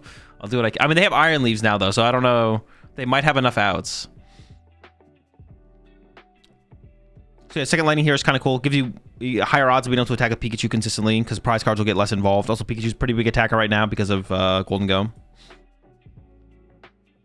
Yeah, well, Stadium Pump allows him to use Leaves twice. True. I think Carter, Caleb, and Rahul are on the same 60 as well. I'm actually not sure. They might be. Let's take a look at Caleb's. Looks, yeah, 3 grass, 2 lightning. Played Briar, counter catcher, 3 stadium, no stadium bump. Yeah, looks like it, right? If not, yeah, it looks like the same 60. It's not laid out the same, though. Am I trolling? I feel like when yeah, like the iron bundle's up here instead of down here. It's like the iron bundle and the Ditto swapped positions, clicking on one list to the other. I wonder why that is. So same 60, but for some reason on Limitless, they're displayed differently. So that's why I thought there was something changed, but I don't think there is. We had another Gardevoir on top cut. It wasn't just Henry Chow and crew. We also had Brian Kim here in the top 8.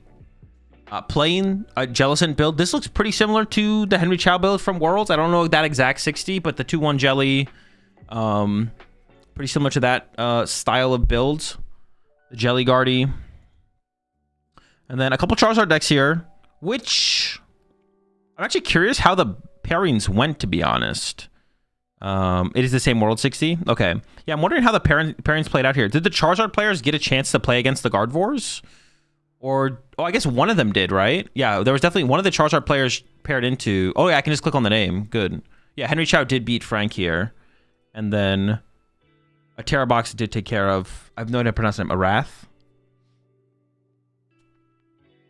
Which, yeah, I mean, I would assume Charizard is favored. Is, like, I'd assume Gardevoir has to be unfavored against Charizard. Not that, like, Frank should beat Henry every single time, but... I would assume that is the matchup is unfavorable. No Drifloon or anything like that. And even with Drifloon, you're probably still unfavored.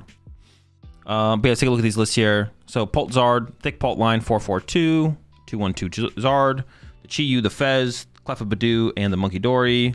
1T Amiibo. It's pretty standard as far as Pult Zard goes, I feel like. Nothing crazy. Plays a Defiance Band.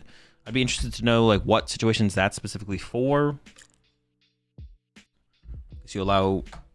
I guess, does it allow Charizard to KO Iron Hands with a Bravery Charm? It doesn't, right? You still don't get there. It allows Dragon Ball to KO an Iron Hands without a Bravery Charm. This deck just doesn't have a way to KO an Iron Hands with a Bravery Charm, does it? It's kind of scary. I appreciate the 68 months there, Omar. No Pheasant? Wait, in the deck, or Ridgeband Golden Go for Chi-Yu? I mean, no one's playing Ridgeband in Golden Go. That wouldn't be something you're like teching for right now.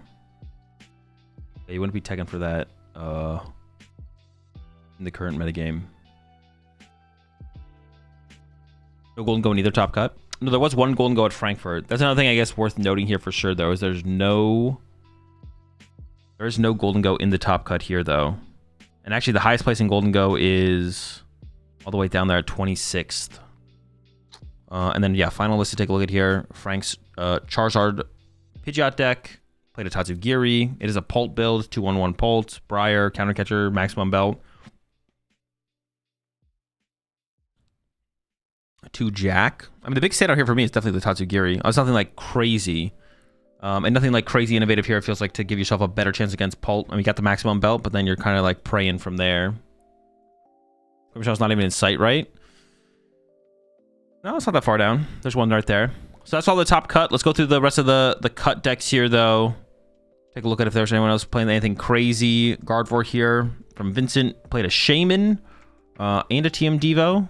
And the Fluttermane. So Shaman, Fluttermane, TM Devo are the big standouts there. Also the Energy Switch. Energy Switch, but only 3 Monkey Dory, 3 Dark. But I guess it still gives you like access to like a more aggressive Monkey Dory play. Or I guess the Energy Switch can be used as like a way that your opponent, to stop your opponent from like trapping your energy with some weird like, you know, Boss of Guardy, you have no energy in play. You can go Arvin for E-Switch, but nothing crazy. Pultnor here from Jose. Looks like the new Dwarf 60 or close enough. Straight Pult here from Eder. Did play the Toadscruel, a 2-1 Toadscruel line. And that's it. E-Switch makes Arvin stronger late game. A little bit, yeah. E-Switch so you can hit with Clefairy with no Guardy. That's only assuming that you weren't building up the Clefairy. I guess it allows you to bench Clefairy out of nowhere and then like attach retreat E-Switch over, right? Rahul, I believe, did play the same 60 as Rogerson there, so we already talked about that. Here's Frink. I don't know what Frink was playing. Played the Gravity Mountain. 2 E-Switch. A Fire. Oh, there's a Eevee line in here. There's a Leafeon and a Flareon in here. What the heck? Okay. Frink played this at Worlds, right? Or something close to it. Like him and Shemansky played. They didn't have the Flareon in there though, right? They just had a Leafeon. The Flareon's interesting. I mean, it's pretty good against Golden Go for sure, right? Interesting build for sure. The Worlds was different. Yeah. I know they had like the Leafeon. They had like the 1-1 Leafeon in there at Worlds, which was already like an interesting inclusion to begin with. But now getting the Flareon involved as well. Yurko with Raging Bolts, double Baby Bolts. Oh, is this Turbo? Wait, no, it's not Turbo. 4 Hoot Hoot, Lavencia, 3 Area 0, Glass Trumpet. So Trumpet is just like an aggressive way to get more energy into play. And yeah, Baby Raging Bolts. So nothing to combo with the Glass Trumpet. No E-Switch. 4 Crispin. Dude, what the heck? This build feels like a halfway build between Turbo and like non-Turbo. Only 2 nitrogens for recovery, but you have the Trumpet to accelerate more energy into play. I don't hate the Lavencia for like, as your counter stadium, it gives you energy in the late game. 2 Baby Bolt, just set it up turn 2. Of course, that's what you want to do. I don't hate the idea of 2 Baby Bolt. It does feel kind of unnecessary because if you prize it, you have Fez. But having a second Baby Bolt in the deck literally just increases your odds of having another Baby Bolt. So 4 Crispin is that's a lot of Crispin. It's interesting. Here's the Iron Thorns we saw earlier. Yeah, I don't know about Iron Thorns. Dude, the energy lineup in here is so funny. 6 Lightning, 2 Fire, 2 Grass, 1 Dark. Because you play 4 Crispin, I guess that's your form of energy acceleration now. But you need to play some other energy. So just like, yeah, sure, whatever. Doesn't really matter what you put in here. You just need to put something in there. Is it really not? Oh, it has Turbo Energize as well. Yeah. 4 Crispin, Turbo Energize. Could you not play more heavily through Turbo Energize? Bro, I sat next to G-Sen on our list versus Guy around 13. It was miserable. Oh yeah, you can't. Guardy can't beat this, right? You don't really have a real win condition. You just lose.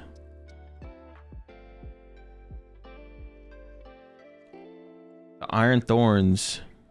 Why Watchtower? Yeah, I mean, it's just to be as disruptive as possible, right? Is you gotta Flutter if they play it. Yeah, you need like a Flutter or a Klefki to have an out. You just play every type of energy to maximize your odds that Crispin works. I mean, you probably want a slightly higher lightning count for sure. What's up with these energies? You just need to play something that's not lightning for Crispin. There's 4 Crispin in this list. Does it just lose to Pult?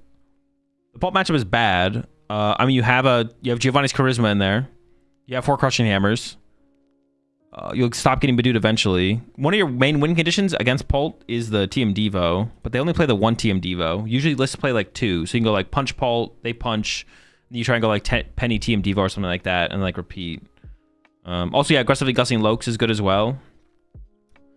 Yeah. There should be an enhanced hammer. Honestly, there probably should be. There probably should be an E-hammer for the Pult matchup, yeah. That seems... Or 2, right? That seems like a big deal. Marcos Fuentes here. Playing the Gardevoir. It's also playing that Shaman Fluttermane Team Devo. Shaman Fluttermane Team Devo has the E-switch. Interesting. Does Shaman actually matter that much for the Gardevoir? I feel like it doesn't. I feel like it's probably... You'd rather have it than not. But it's like... Gardevoir would have to be played at a way higher rate to ever warrant including it for that situation. Shaman has other use cases. Like, Marco maybe made a prediction on, like, Terrabox. But also, you're already favored against Terrabox as well, though. Yeah, like, I wouldn't play Shaman just for Mirror. But, like, I mean, it's good against Baby Bolt, but you're favored against Raging Bolt. It's good against Terrabox, but you're favored against Terrabox. I guess, like, I mean, maybe all the little percentages add up enough to the point. Like, it's technically good in Mirror. It's technically good against Raging Bolt. It's technically good against Terrabox. But it feels like so win more, for sure. Yeah, it feels very, very win more. When you're already favored into those matchups. But I guess at a certain point, even if it's... Once the percentages get high enough, I guess it makes sense, to be honest. Yeah, once the percentages get higher, I guess maybe it makes sense. Even if it does feel win more. If you're winning more enough, then who cares? If the Terrabox play rates go down, Shaman will come out of decks and Terrabox is good again. Basically, yeah. I mean, that's like how it's like. I don't even know if anyone's going to add Shaman to their decks for Pittsburgh. I don't even know if it's going to happen. We'll see. Because Terrabox isn't that good of a... Terrabox, if no one plays Shaman, Terrabox is still just a fine deck. Terrabox isn't like some crazy tier S play for a tournament if no one plays Shaman. Because basically no one was already playing Shaman to begin with. There was just like the odd Shaman here or there. Besides Grimmsnarl. Grimmsnarl was like the only deck that was constantly playing Shaman. Pult's basically never play Shaman. We've seen a couple Guardies now that have the Shaman. We've seen a couple. Is this actually the same 60 that Marco was playing? This looks like the exact same 60. So like, even if no one adds Shaman for Pittsburgh, Terrabox is still like a fine deck. It's like not like anything crazy, like I said. And then if people add Shaman for moving forward, then it just becomes like a bad play. But I don't even know if anyone will add Shaman, to be honest. We'll see.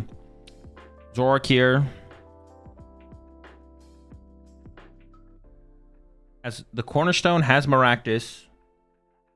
This looks like a mix. This build actually just looks like a mix of both of the lists at top 8 Worlds of Marcos and Mateus. Because it has the Maractus, which is similar to Cornerstone. Or Water Pawn, excuse me. But then it has the Cornerstone. But then also has Janine over the ends PP up. So another take on Zoroark here. And they did end up, what, 17th? Yeah, 17th with the Zoroark. No Toad. Yeah, no Toad had the Cornerstone instead. Curcio here with the Guardy. I think this is just the Jelly 60 that Keon and Henry and Bradner played at Worlds. If not, it's super close. Highest placing Grimmsnarl here. Let's see if there's anything crazy. Okay, that is interesting. The Toad Scroll in the Grimmsnarl. Honestly, has it come this far? Is this the only way for Grim to compete with Cold and Go? Maybe. I actually don't hate it.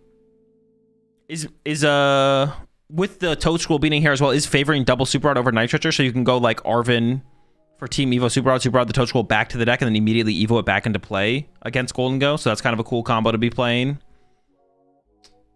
Heavy on the nest balls, only one Buddy Poffin is playing the Fez, which you don't see all the time, but it's definitely not like a crazy new inclusion. Also has the E-switch in here as well. Has like honestly, there's like a lot of, I feel like there's a lot of tech card. Only one rare candy, of course. You have to cut something to fit Maractus, 1/1 Toad Scroll.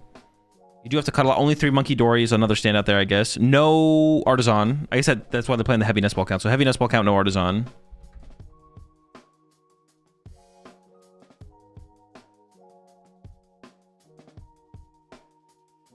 Code inclusion is cooking, another thing to move damage counters from too. Well, I don't know if that's that big of a deal. That's usually not a huge concern, is building up damage in play. Getting enough Monkey Dories in play is usually the bigger concern. How many of those black Pokemon shirts, like what you're wearing, do you have? A lot. Yeah, interesting take on Grim for sure. Interesting solution for the Golden Gun matchup in the Toad Scroll. I don't hate it, I guess. No Shaman as well, so you're getting sniped against the Terra Boxes and the Raging Bolts. Celtic box here. Played a Penny. You don't see the Penny very often. Only 3 Boss and 3 Arven. 2 Mew, though. I like the 2 Mew. I'm a big 2 Mew enjoyer. Favoring the Crispin. I guess playing the heavy Crispin count could probably make sense with how popular Toadstool is. Yeah, I guess honestly playing the heavy Crispin count probably makes the most sense, or makes sense. I don't know if it makes sense to play more Crispin than bosses or Arvens, but I don't hate 4 Crispin, I guess I would say. Yeah.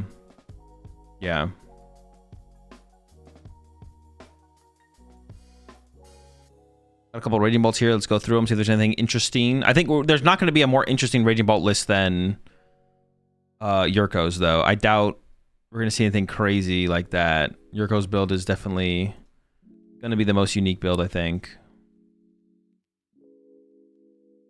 There's the Dude, I thought the Chien Pao would have caught on way more. There's like no one playing the Chien Pao. I like the Chien Pao, but I don't play that much Raging Ball, so maybe I'm wrong. Pult Nor again with the Maractus, but besides that, basically the Newdorf 60. Or is that one? Up next, got a Flareon box here. Playing the Water Pawn. Yeah, Flareon box with Water Pawn. Nothing crazy besides that. Is this the highest placing Golden Go deck? Highest placing Golden Go deck here from David. There's one more in top 32, so let's take a look at both Golden Go decks here real fast. Looks like this might just be Piper 60 from Worlds. I don't see anything crazy different. I think Piper played 3 Air Balloon, actually, so there's like one card different in here somewhere. Oh, plays a Switch over the extra Air Balloon. Interesting. I guess I don't hate that, honestly, to have like an extra out against like Maractus and Sob and stuff like that. And the other Golden Go deck, once again, just Golden Go Togekiss is playing the Picnic Basket, Tool Scrapper. Yeah, nothing crazy here. And the decks in between. Another Grimmsnarl, pretty standard build. Is playing an Enhanced Hammer. I guess I don't hate it. Arven for Enhanced Hammer plus TM Devo. Enhanced Hammer off their TM Devo, one of the Dragapults, and then Enhanced Hammer the energy off the other one. I just feel like there's more neutral cards you can play in Grimmsnarl that increase your Dragapult win rate, but are good against other matchups. Is Enhanced Hammer good against anything besides Dragapult right now? Does anything play Special Energy? That would actually matter? I don't think so, right? Ho-Oh, Armrouge, sure. Mist and Charizard, Pidgeot. Okay, sure. Don't disrespect Hydreigon. We're going to stay disrespecting the Hydreigon. Okay, another Raging Bolt here. Oh, this is the exact same 60 as Yurko here. Or I think so. The cards got shifted around, so I can't tell for sure, but it's pretty close. You don't often see 4 Crispin in a Raging Bolt deck. Andrew Hedrick here still getting top 32 with Pult Nor. And yeah, pretty standard build. Nothing crazy, right? Yeah. Actually, this might be... Is this the exact same 60 that James played over in Frankfurt? It looks like it. It's close enough anyways. Has the Jack over the double-hilled... Oh, has a Turo. I think James was playing 2 Nest Ball instead of the Turo. That's like the only difference there then. Yeah, 2 Nest Ball, no Turo. Is playing the Turo here from Hedrick. One final Pult Nor here. He's playing the... Dude, a lot of people put the Maractus in the Pult Nor. There's a lot of that. It's not like a shock to me, I guess, but it's interesting. I mean, it's still good in the deck. Like, Maractus is just kind of a good card. As long as you play Counter Catcher. I think maybe that's the one requirement. If you're going to play Maractus, you probably need to be playing like a decently high count of Counter Catcher. Otherwise, it's like too hard to use. And you play like a heavy nitrogen count, so you can like repeatedly use Maractus after Maractus after Maractus, of course. I did play a Candy. Has Brox alongside the Hildas. And all right, final list. Look here, this final Gardevoir here, and that's the all top 32. What? The Dunsparce, bro? Get that out of here, bro. Did Makani change his name? Because I know Makani's a huge fan of Gardevoir to Dunsparce. Dude, not the Dungardy, bro.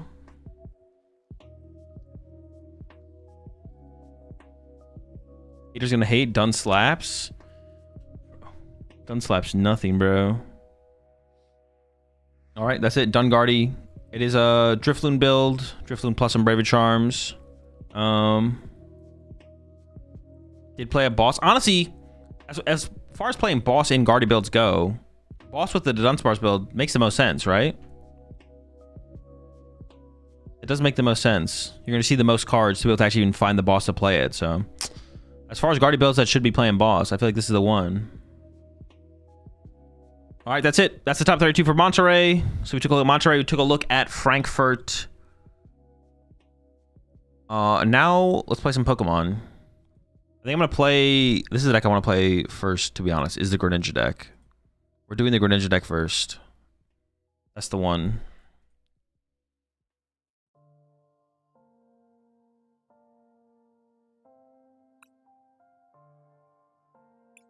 Talk about Joltik Box. This convinced me sure Joltik is the best version and the version I'll be playing to Brisbane.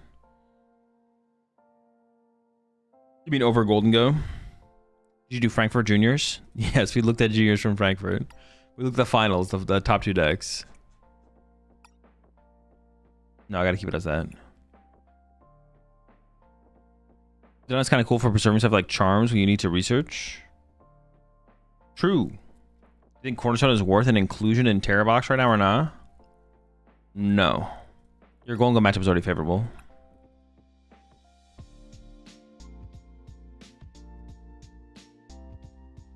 So you're still sending notes to the live dev team. If you go, can you please tell them to put ability use markers in the game so you're just easier to follow up what's available on both sides? I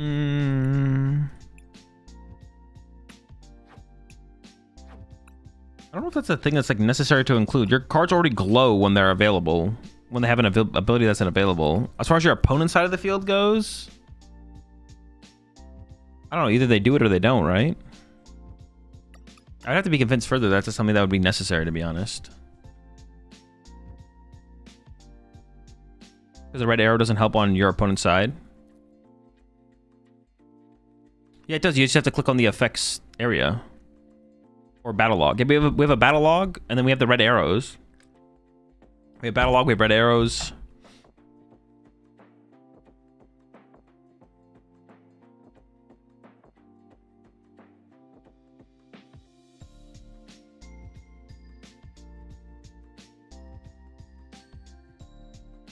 Okay, I am going to go make some food though real fast. So we're about to jump. We're gonna jump into some action with this deck here in a second. What the heck?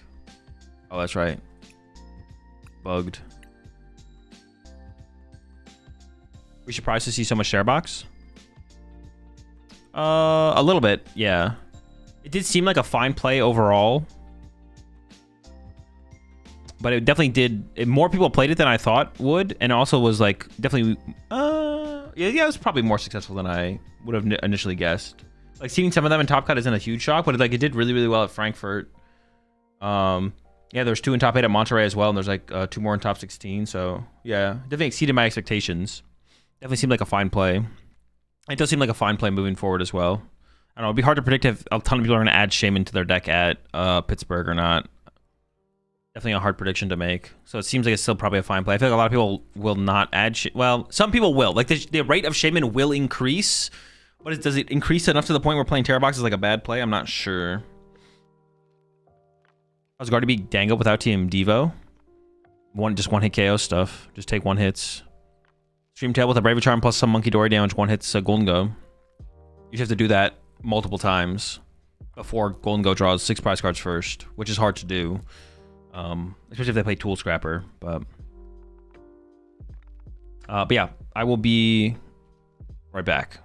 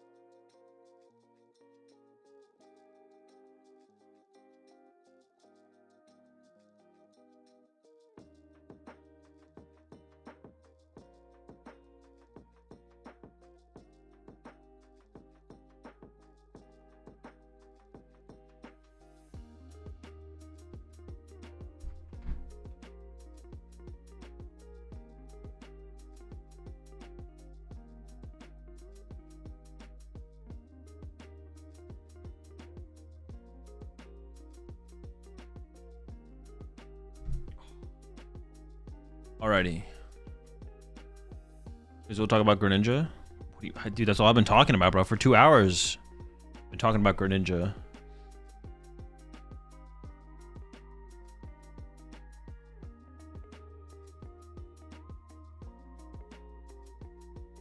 They're 4. Alright. Chilling. Thanks for playing with deck. Of course, I'm excited to try it out.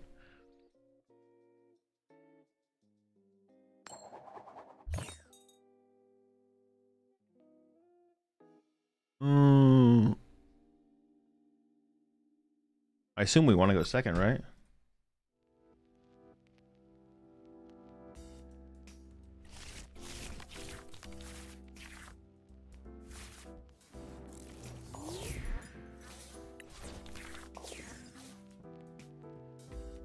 I guess we can like turn one, but we have Grand Tree in the hand, which is kind of broken to be honest. So we can like turn one.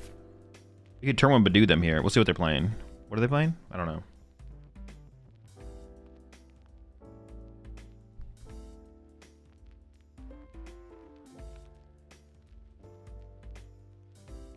Go first every time?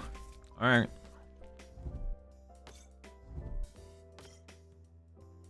Even against Pult? Well, blind first, but even against Pult? We know we're going up against Pult.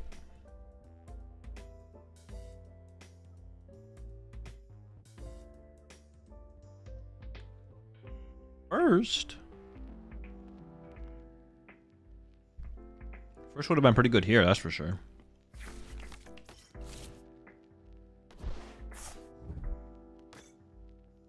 Okay, so we're up against Raging Bolt. I believe, anyways.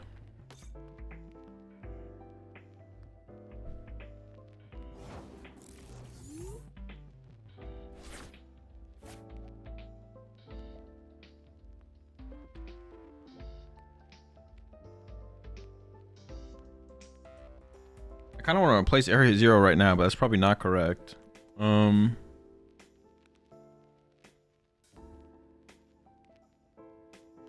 I might just play and see what's prize, I guess.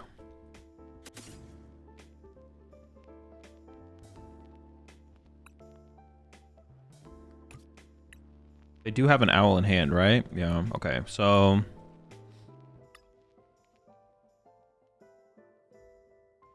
Air balloon's prized. Okay, so I can't Badoo them if I wanted to, even if I wanted to. We can just do this. So this is just for our buddy Poffin. Fine. I want Pidgey. Probably Duskull, right? Like this. Chilling, and then we just pass. Candy. Oh, I should check for the stage ones. I should check the prize cards. Every matchup, then Pidgeot into Chorus, Grand Tree, Greninja attack. Alright, makes sense. It makes sense.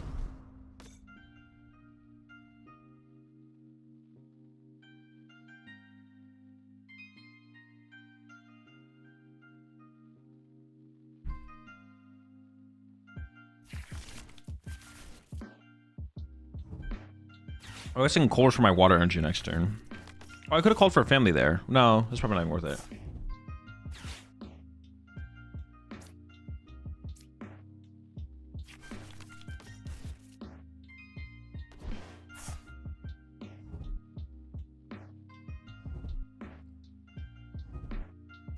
Oh, what the heck? I did not think they were playing Terra Box. I just assumed it was Raging Bolt.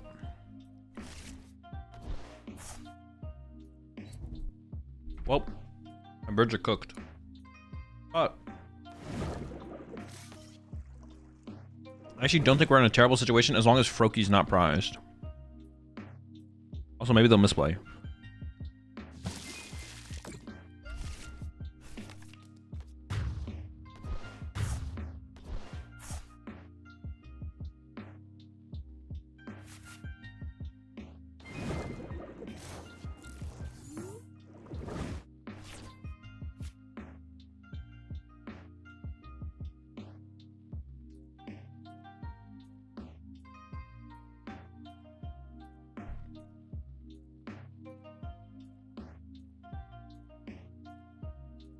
Careful, Lily's cooks you.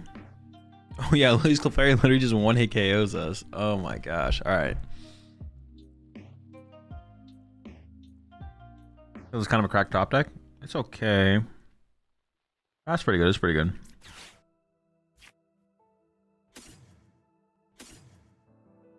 So I could set up Dusknoir as well. Although I don't know if that really leads to anything.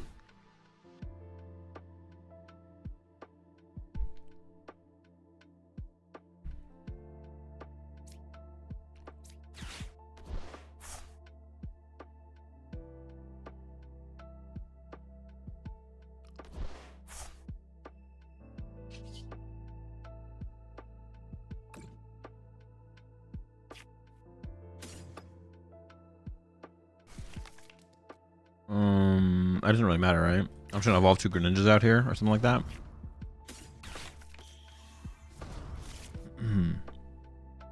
I could have popped the Nor so I couldn't get Clefairy next turn, I guess. That could have been a play. That'd have been interesting. I could have gone like Grand Tree for Dusknoir, Dusknoir KO Hoot Hoot.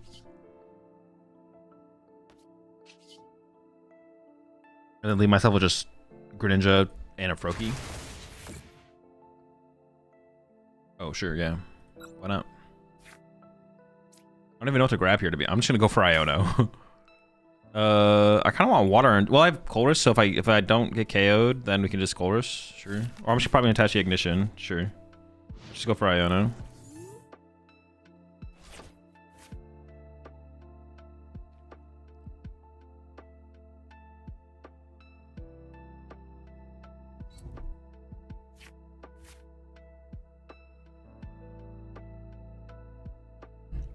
Seems fun. We just don't. If we don't get Clefairy knocked out here, we're chilling.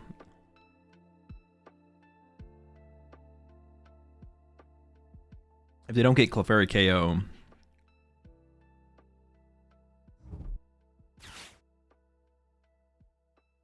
So I mentioned earlier in chat, I honestly kind of like the idea of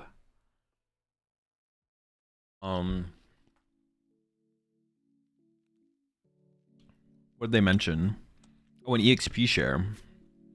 Chain the Greninjas.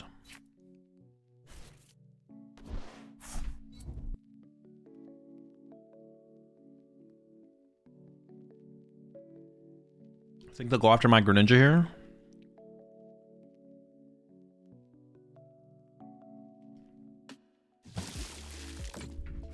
Never lucky. Okay, so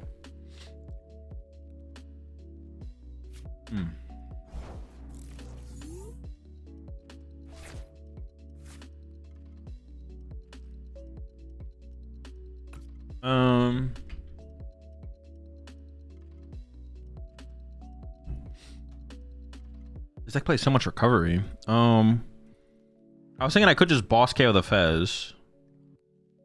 Because they didn't Noctowl last turn. If they had Clefairy in deck and the energy, they could have KO'd me with Clefairy if they just had Noctowl. So that means maybe most of their draw power is coming from Fez. What if I went like, what does this do again? What if we just drew 3 prize cards this turn? I was thinking about just bossing and punching it, but do you ever KO both Hoots? I don't think so, just based on how they played their last turn. Based on how they played the last turn, I think I just KO the Fez. The Fez seems higher value here for sure. If they had a Noctowl, they could have Clefairy'd me, and they just didn't, so.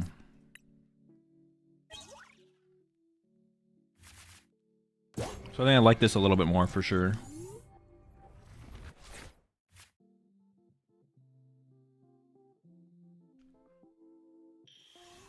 Oh, you're going after the Ogre Pawn? No.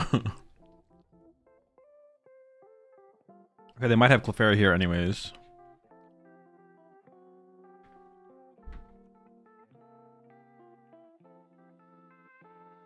And I would imagine if they had the play last turn, they would have done it, so.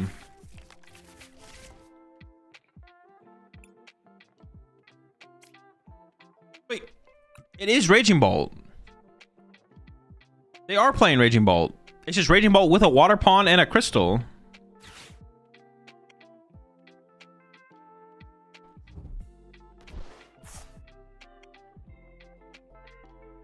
I was right. It was Raging Bolt the whole time. Okay, this is gonna be tough. No, it's winnable.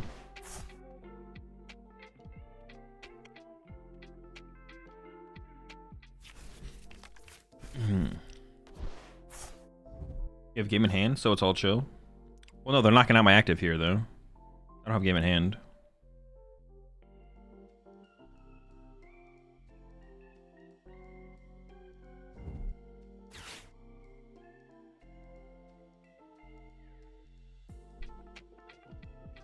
We have to just like Iono and punch here. And then, yeah, we can win in 2 turns, though.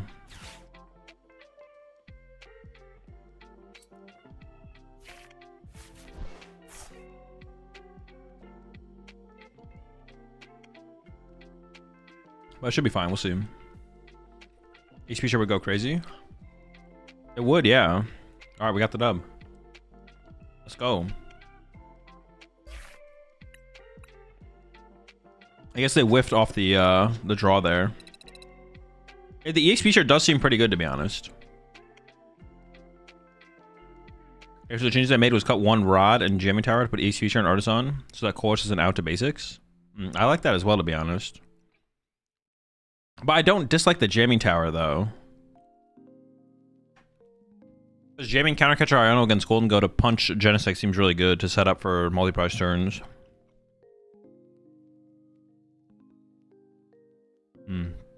Countercatcher plus Cold for water?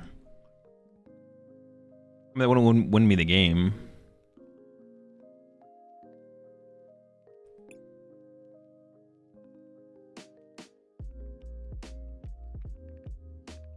So did we just lose to Guardy with Greninja? Probably. Unless we board wipe their Curlies or something.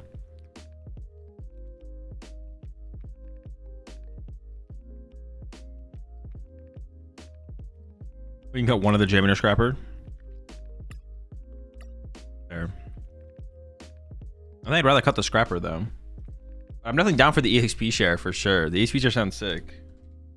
Also, just like having more tools in the deck seems good as well. What else did you say you added? I like the idea of that as an artisan. I kind of like that as well. I'd be okay with that. Maybe one less Poffin? Dude.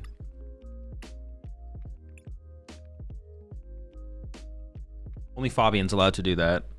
Unless you're Fabian, you're not allowed to play 3 Poffin. Illegal. It's illegal.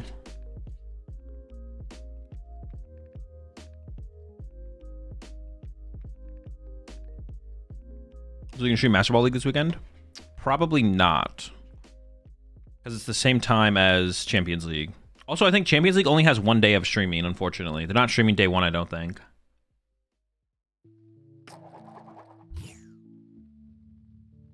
Which is a massive L. New question, will Dragon Pult be viable when after Mega's release?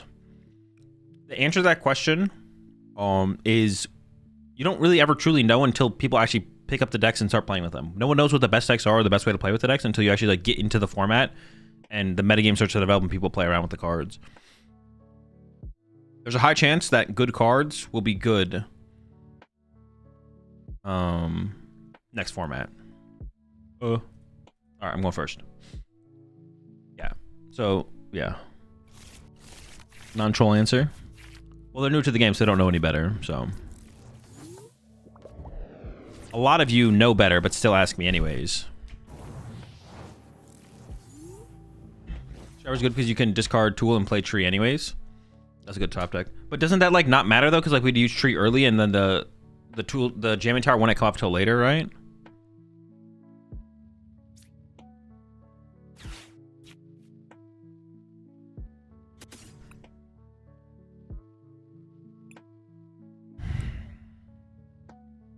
Is this just gonna be a try bouncing angle? Like what are what am I doing next turn? I think I'm gonna try bouncing. I don't know. I check the stage 1s. Sure.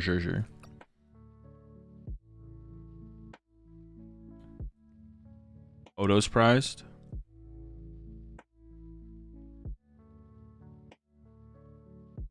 Grand Trees prize? Bro, pack it up, man. Candy's, well, I mean, candy matters a little bit less. Also, might want to have it on hand.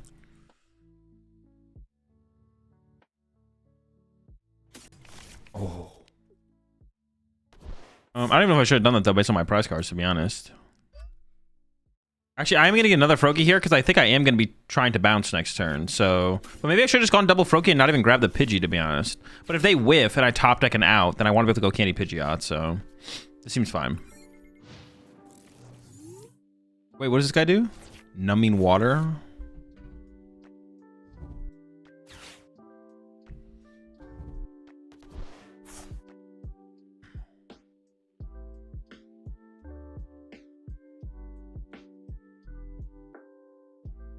For Baby Genesect? Oh, sure. For Baby... I don't think I would tech for Baby Genesect specifically, though. That card is, like, really... is not very heavily played right now. It's approximately the cost of cards in the online game? I don't know. Not very much. I bought $100 of codes to turn into credits, and I haven't had to buy a single code since for 3 years, so... Not very much. How'd you do in the Mega Evo pre-releases, Ul? I didn't go to pre-release. I don't go to pre-releases.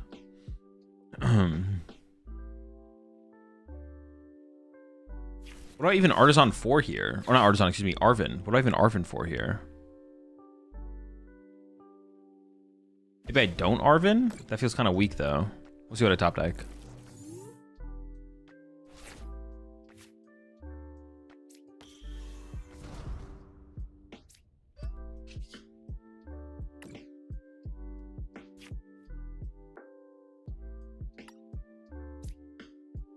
I mean, I'll get a Duskull, I guess.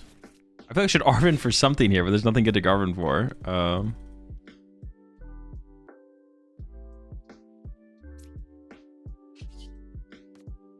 I did trap Genesect 5 times with Scrapper plus Dango.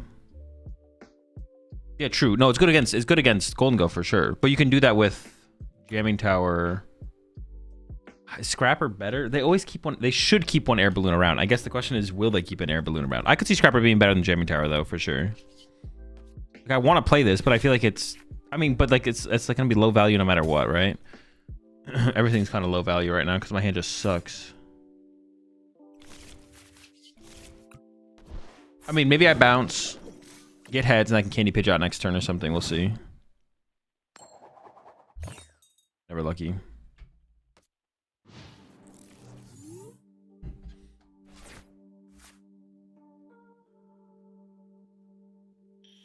$100 in codes and I have all the cards, just that? I mean, that's what I did, yeah. I bought 400 Celebrations codes or whatever, and I haven't needed a... For 3 years, I haven't needed to put any more money into the game. You don't Evo there? There's no Evo in this deck.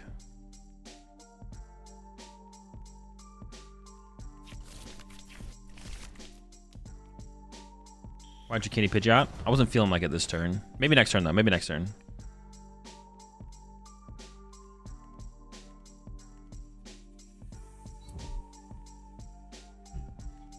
Is there a move called Just Bouncing and it guarantees 30 damage? If there's not, there should be. You've tried bouncing. Now actually bounce. With this new upgraded Froakie. It's a tool card that makes it so Froakie's bounce always hits.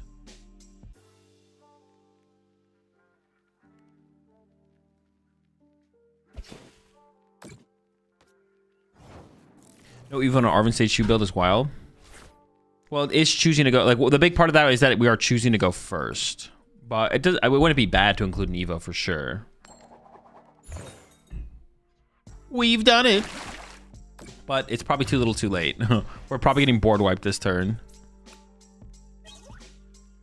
Okay. Got the Odo.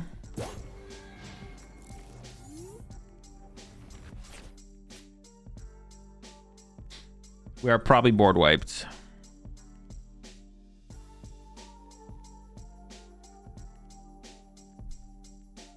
Getting the bouncing off last turn was a pretty big deal because they couldn't attack yet with Dragapults, but and then hoping that they whiff the follow-up Badoo, of course. Any Rex for someone going to their first major at Pittsburgh? I Not really. Just don't overthink it. Have you tried to play Dragon Ball Blaziken deck yet? Not yet, no. I mean, they have the board wipe, right? Yeah. If they don't board wipe me here, I don't even know what to think, to be honest.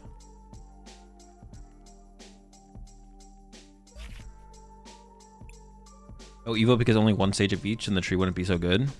No, that's not a good reasoning for it, because if you hit the tree, you're cooking. Who cares about Evo? But if you don't, we play 3 Arvin, like getting value out of our Arvin to be able to get to the Evo. Arvin can't find Grand Tree. We don't just draw into Grand Tree every single game or have it in our hand.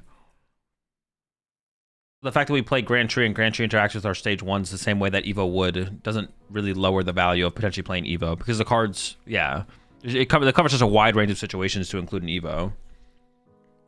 Yeah, if we freaking have Grand Tree turn 2, who cares what else we have? We're cooking. Like, good to go.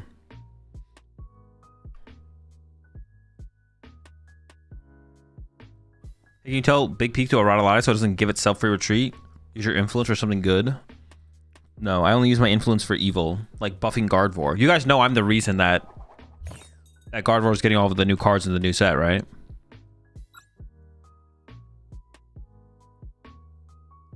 Like, I personally went out of my way to make sure Gardevoir was getting new cards every single set until it rotates. Guardian Ambassador. Yeah, Ambassador specifically just for Guardy.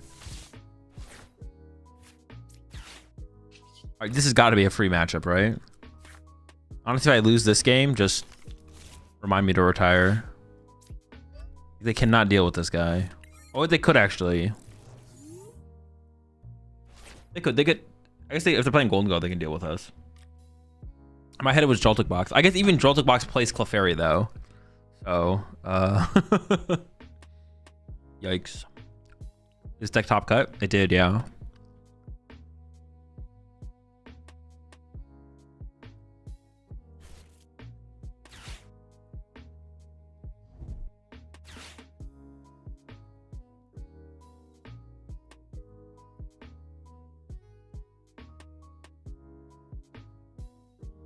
Does this deck even need Dusknoir? When was the last time a deck won this many events in a row? Maybe Broken Lugia was the last time. Trolley build, bro? Are you kidding me?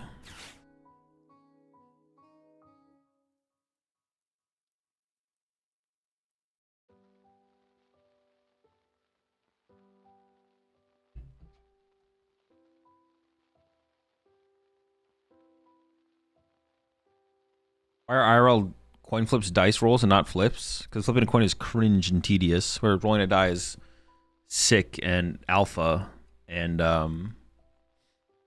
really cool. Nobody already cooked that, Azul? I played like 10 games and used the Duskline like once. Yeah, it's like, that just doesn't seem good. I was just like, I was just sitting here after playing the first, like, how do we have time to ever get it online? Like, how do we ever get it online? I just don't, like, how do we ever get it online aggressively enough to actually get value out of it? It's like, it's good for like late game, maybe like building up for like big late game combos. I could see that. But we got to get to the late game to actually use it.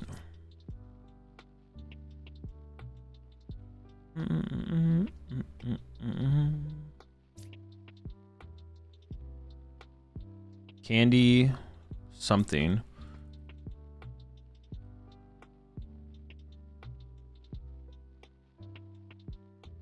I mean, it's got to be candy, right?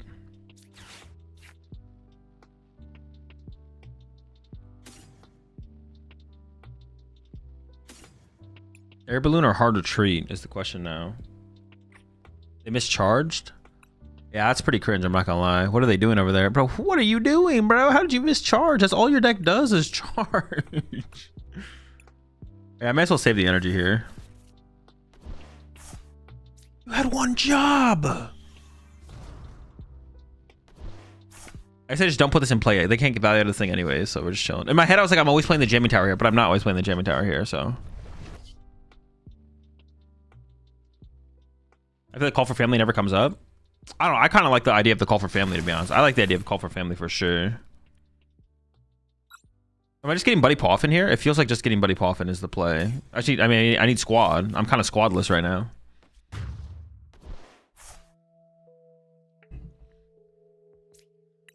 Squadless behavior.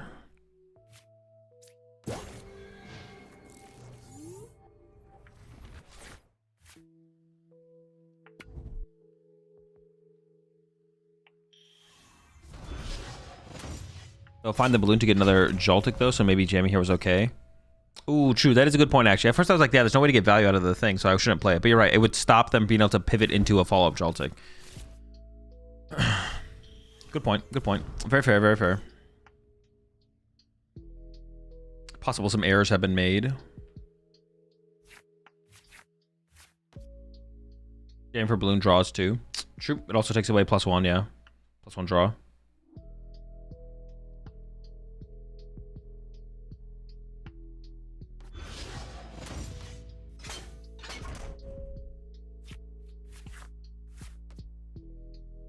I feel like going to another Joltik is not a good play for them to make anyways, so target for hands. It doesn't feel good. Yeah, for sure. There's no way they actually drew 7 there though, right? I'm actually gonna be a little peeved if they actually drew 7 here. That would be pretty annoying, man. I don't know. This is a situation where I definitely want to try and establish a Dusknoir line, but I mean, next turn I feel like I have to. Oh, never mind. That on me. I was saying I feel like I have to Buddy Pop him for Pidgey right? So. Ooh, now we got a snipe attack and the EXP share. I have 5 prize cards left. I probably still just Shinobi Blade here. Oh, ooh! Now they put the Fez in play. Hold up. Hey, what the heck? They can just draw with that? Okay, we have some plays here. Hold up. How are we gonna do this?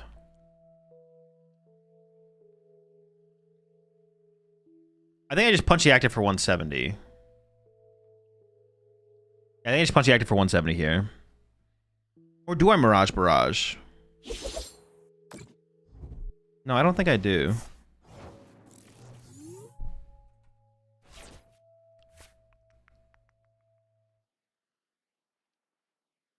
I kind of just want to get another Buddy Poffin here. I don't even know what else I'd get. Like, that seems fine. Just go Buddy Poffin, double Buddy Poffin. I don't need a Duskull this turn, though, so I could just go Buddy Poffin for Froakie Pidgey. But then I'll need another Froakie. I'm gonna have to, like, triple Greninja this game or something. Or I might have to. I might just get all my buddies. Hello, buddies. Yeah, I'm just getting all my buddies.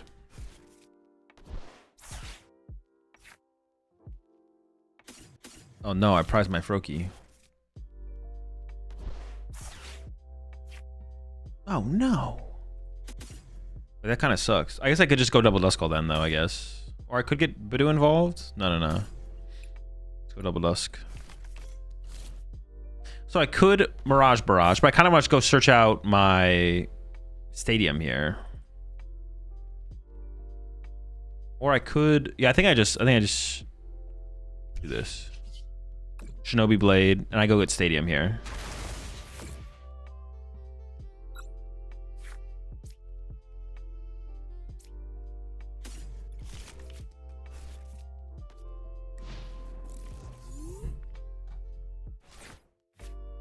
I love this game, but the meta shit sucks ass. Monkey Dory, Dragapult, Raging Bolt, or Golden Go every fucking game. I mean, I think this is something I've been recommending to people. Like, catch a KO Fez and the Dango next turn. We could. Do we want to draw prize cards that quickly though? I would just take a break. I think just taking a break from the game is like the answer. Like if you're just not enjoying the metagame or the format or whatever it might be, and you can't find a way to make the game more interesting for you, then it's taking a break. Like if you come back 2 sets from now, you know, 3 months, whatever, things will be different theoretically. You might have to wait till rotation. I'm not gonna lie, but yeah, I think just taking a break is the route for sure.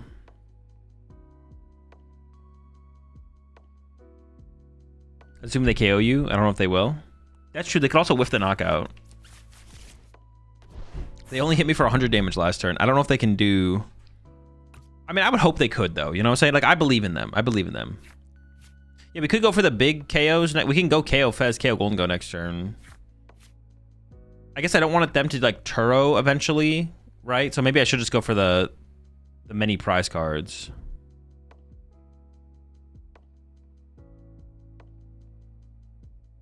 So do you have a favorite forward of all time? Not really, no.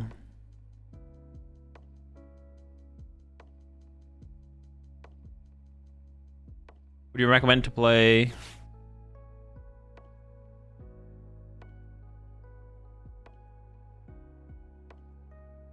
Yu-Gi-Oh until rotation if I feel burnt out?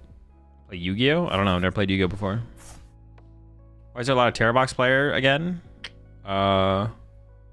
It's a decent deck. I don't understand the reason. Is it because too much Radiant Ball, or is it balance at the moment?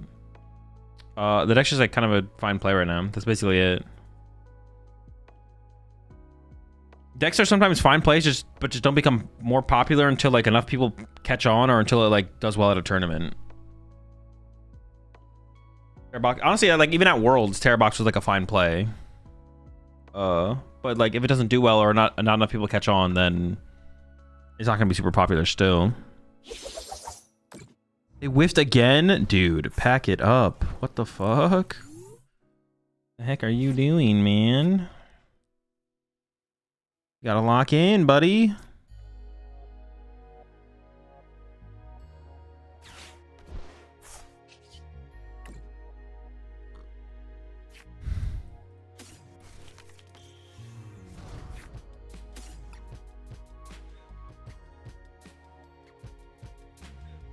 Could I have like won this turn if I had went? No, I don't. No, I couldn't win this turn. I think I might just punch the Golden Go and punch the Genesect or something. Or actually, I'm not sure. Hold up, we'll think about it.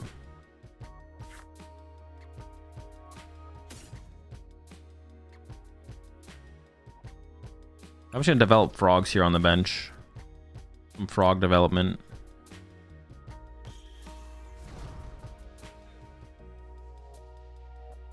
I could. I don't have to Mirage Barrage though. Boss hands to take 4. Yeah, I could have. I just didn't feel like that big of a deal too. I'm not gonna lie. I guess I could have though. Yeah. I could just set up for like some weird 6 prize turn as well though. I could go attach active and then go like snipe 120, 120, and then go like Nor 120, 120. Yeah, maybe I do some. I kind of just don't want to draw prize cards. It's kind of how I'm feeling, to be honest. But maybe that's incorrect. Maybe I should just knock out the active. I want access to my counter catcher. I could have also just drawn 4 prize cards there and that would have been fine. I'm just not going to draw prize cards. You know, I'm just not feeling it today. I'm going to punch some stuff, you know, chilling. Figure it out next turn. I'm sure it'll come to, it'll happen. It'll be fine. My client is rigged. I'm not getting Poffins or Nest Balls. First turn, I'm getting bodied. Be careful, they can Scrapper you. There's no way they play Scrapper though, right? So would you recommend playing lots of different decks or focus on getting good at one deck to improve? Probably just getting good at one deck. It kind of comes down to how much time and how much effort you're putting into the game, but one deck is the best answer for majority of players.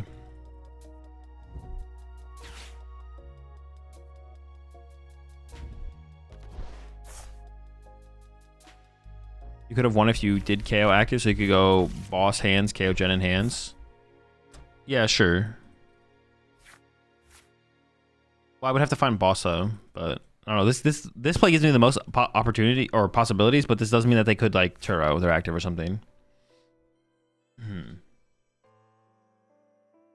Which moment made you realize you could be a pro player?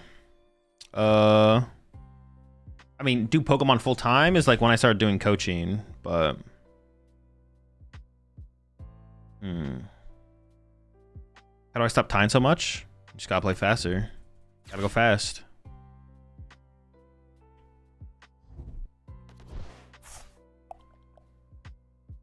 Oh, sure, I could still win if they turrowed, yeah. Yeah, maybe this play was just the best play, to be honest, actually. I also have a lot of time. Oh, they're not even... Oh, that's kind of annoying. All right, sure. Whatever, buddy. Make it cringe. Yeah, I guess turret wasn't that good, to be honest. The Bravery Charm is annoying, but we can find Jamming Tower. We're chilling.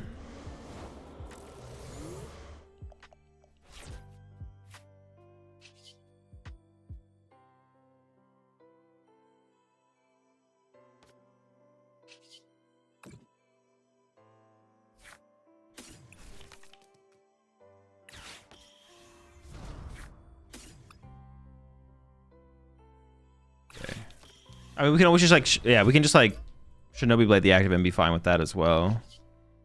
We don't have to do anything like crazy this turn. Oh, nice. Yeah.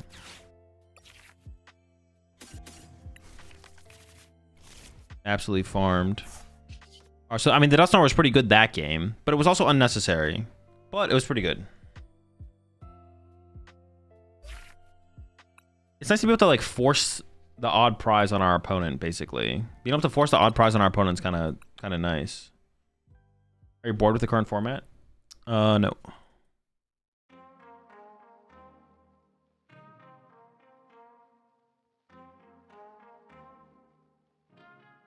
I guess all I needed was Ignition there, right? Because of the Dusknoir, yeah.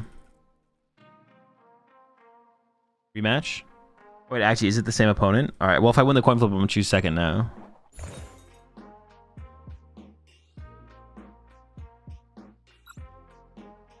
Got him. I mean, they could just start swinging with the Golden Go, but it's definitely correct to go second. Oh my gosh, this hand also just kind of sucked. What the heck?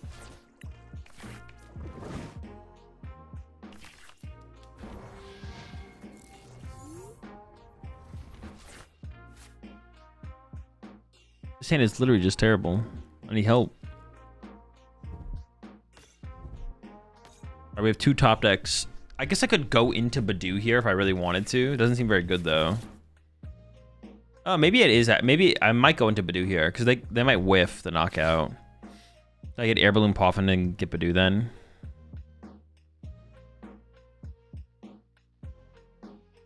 Guess we try bouncing. No, I'm not gonna try bouncing. No bouncing will be tried. What about... I'm trying to think about more we could add to this deck. Well, now I have Candy Pidgeot. So... Oh, no, that still works, though. It still works. I can still Badoo them here. We can go... Oh, I don't have the Air Balloon. I could Hard Retreat. That's not the end of the world. Yeah, I could just that, you know.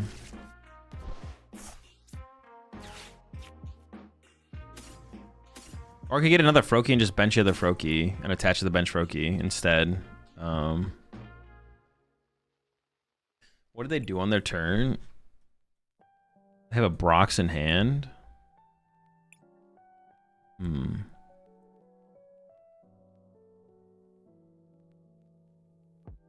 me see what else we have in here. We have the Frogadier. Do I have the Grand Tree? I do. I think I maybe just grab these two. I think I might just pass, actually.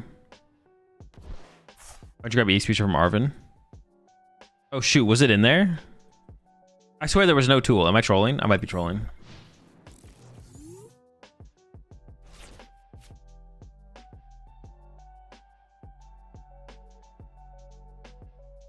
Another not having Evo L.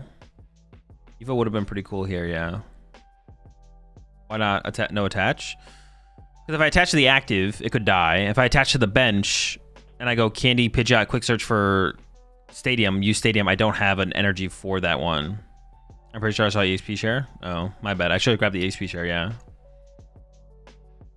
The attach just isn't great here because if I attach to the active, it could just die to Golden Go. If I attach to the bench, then if I go top deck dead card, get Grand Tree, Great Tree. Oh, but I guess I could get Colders for Grand Tree. Okay, maybe I should have then, actually. I guess I should have attached. Yeah. All right, my bad. The penny, huh? Interesting. Dude, they just have the trolley, man.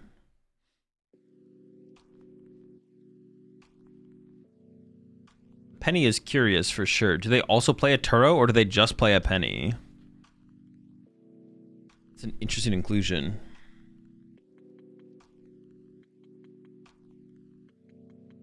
For hands? Yeah, you can just like Turo it as well though. And Turo's better because you can pick up Golden Goes in the late game. Or generally is better. It does allow you to access the energy on the hands, but...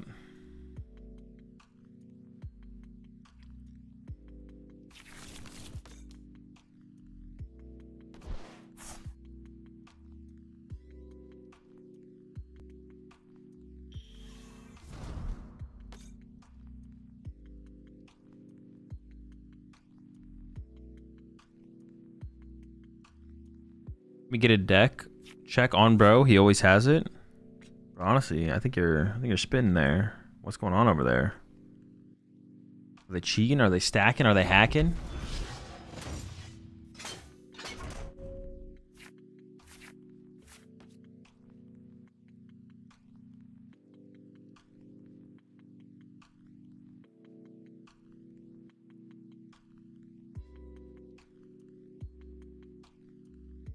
They are cooking over there. Do they have a play?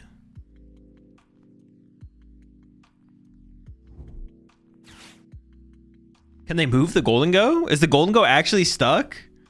Bro, there's no way the Golden Go's stuck, right? That can't be it.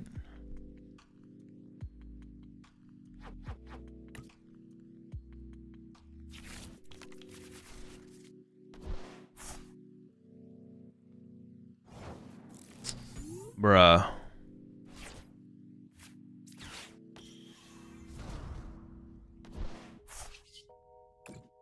Gunky Mori. My guy right there. Well, I may as well chorus, right?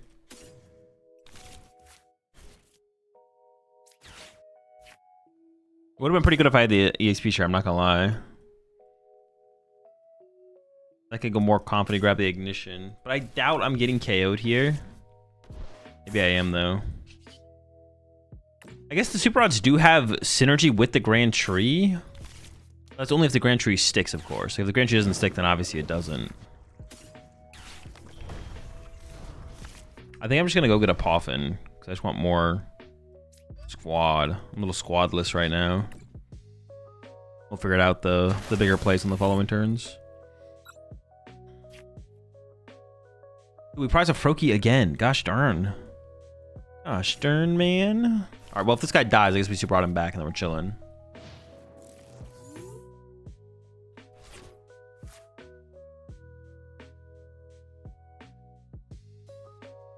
Did you ever see the Dragon Ball Blaziken deck? I did see it, yeah. No energy because they had Latias before they evoed active. That is true, yeah. Arvin to get Poffin?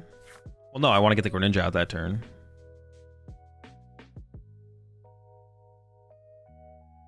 What is the worst cards you've prized? I don't know. I can't think of it off the top of my head. Oh, you're saying Arvin for this turn. Sure.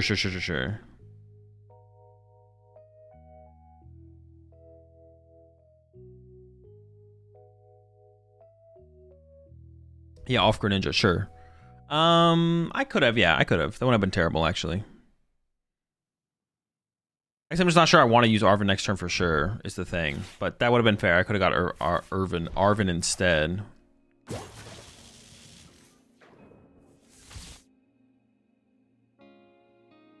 Because now I kind of feel like I want to Arvin anyways, so yeah.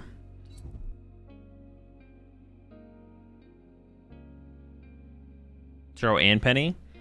That's what I kind of expected, though. I was like, if you play a Penny, you probably play a Turo as well. Like, you probably don't not play Turo. So if you play Penny, you probably... It means it's probably in addition to the Turo.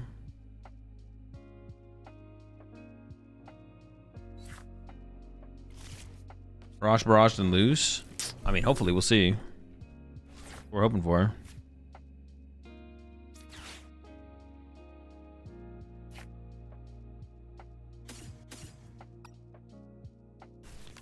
Appreciate the 40 months there, JT2 legit.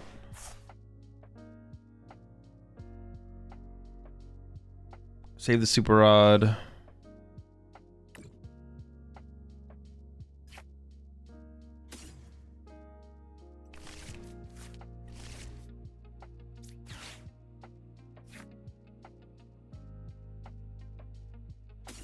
XP share and maybe a rare candy.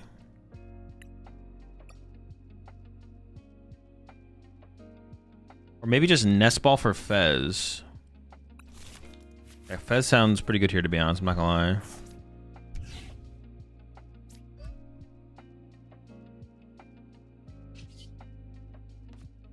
XP share down. I can't get any value out of this even if I wanted to, right?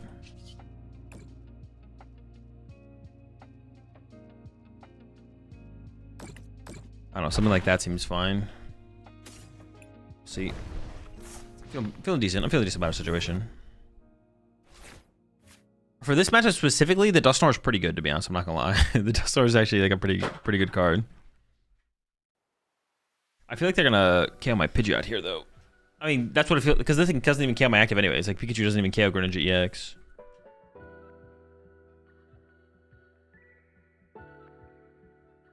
I'm coming around on the Dusknoir a little bit. The first couple games I was like felt pretty weak, and particularly in the Pult matchup, it probably is pretty weak, to be honest. What's the best way to play Dragapult, Nor, or Straight Pult, or something different? I don't know, to be honest. They all seem pretty good. Probably right now, actually, if I give it some thought, probably Nor. I think we gotta have the better Guardy matchup right now. Unless you think you can fix the Guardy matchup with straight Pult, then you could do that. Whatever Pult build has the better Guardy matchup. That's the best Pult build to play.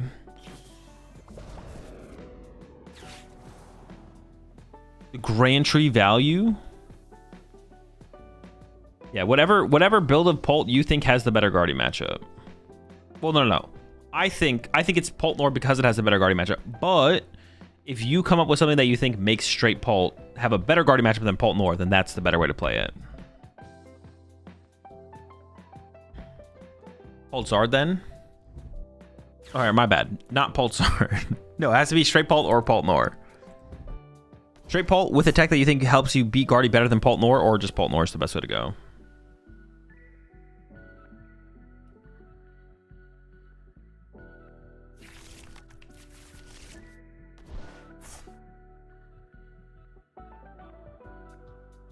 You ever just take the Elegance Guardy and solidify your matchups to the rest of the meta? Not right now, no.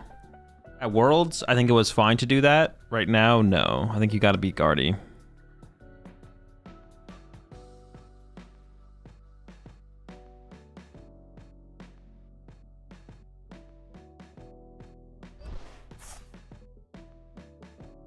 Sometimes that can be true, but right now I don't think that's true.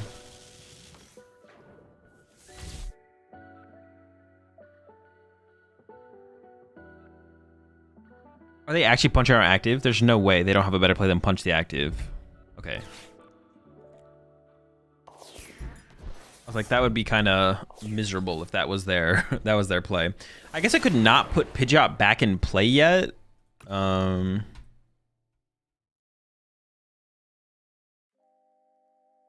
like take away the Pika's options for an actual knockout, like a real play.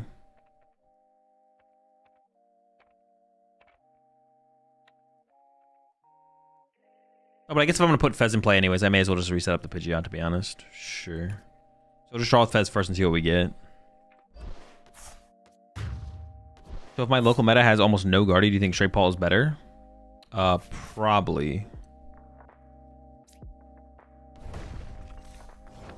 You can KO the Pika if you want.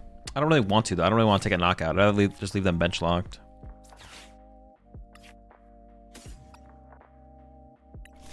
I don't actually want to take a knockout this turn. I just kind of want to punch.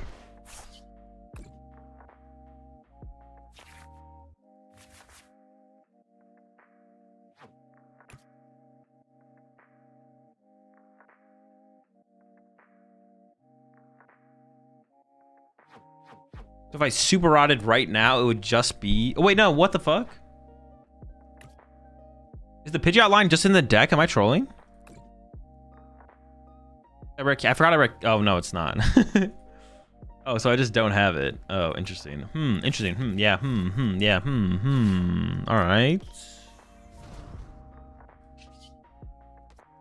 We're still in a fine spot, obviously, but...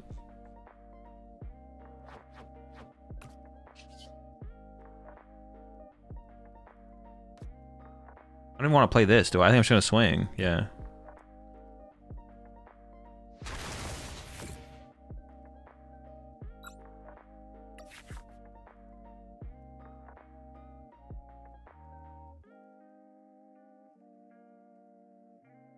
If the win condition is Greninja, Dusclops, knockout. I have Jamming Tower.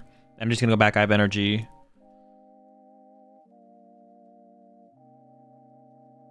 I could super out the Greninja pieces back to that I can use Grand Tree, but Grand Tree could get bumped.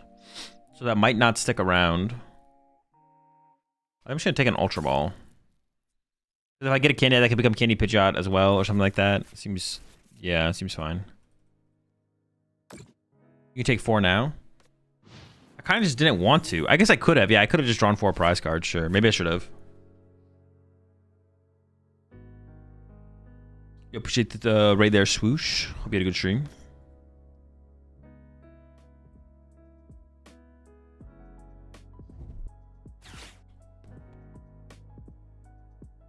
Also, actually, I know they play an Iono, so I definitely don't want to do that. Because we just played against them last game and they Iono'd us. So I don't want to draw prize cards. Now that they're down Penny and Turo, I definitely don't want to draw prize cards.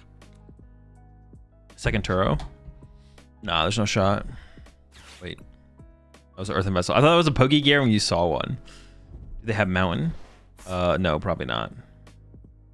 Oh yeah, Ultra Ball here also lets me get back Fez as well, right? Yeah. Well, actually, no, if they Gust KO Fez, they just win. They can't do that. Well, they don't know they can't do that, but... Could I've taken 2 with sniping the 2 single prizes and then 1 next turn? I don't really want to give them, like, Fez. I don't want to give them bench space for, like, Fez to draw cards and stuff like that. I think just keeping a bench like this makes more sense. I don't know. Which moment made you realize you could be a pro player? When, what's it called? I started doing coaching and realized I could, like, make a living doing coaching. Or, like, not make a living quite yet, but, like, make enough money playing Pokemon to, like, sustain myself. So I was like, all right, sure, I'll try it. Try to do Pokemon full time. Wait, actually, what the fuck? Wait, oh, they didn't play the penny yet. Dude, I swear they played this penny. Oh, gosh darn it. They just put it in their hand. Oh, wait, do I lose?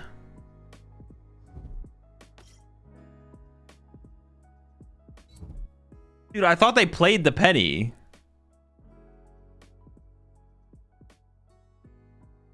I swear they played the penny. I guess they, I mean, they didn't, obviously, but...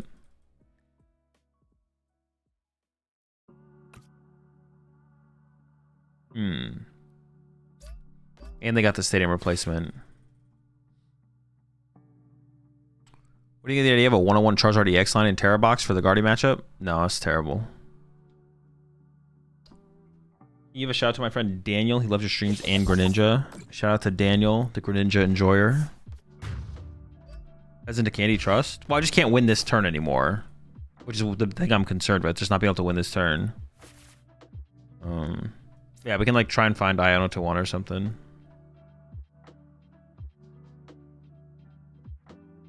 I can't really even Iono to 1. That's fine though. We'll make it work. Figure it out.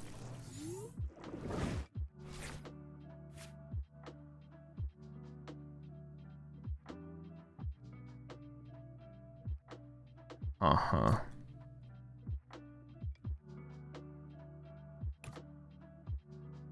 I guess if I just drawn 4 prize cards there, I could have just won this turn. But then like the Iono, well, but then finding Iono plus Golden Go Knockout was like so unlikely though, right? Maybe I should have just drawn 4 prize cards last turn. I guess I kind of trolled maybe a little bit.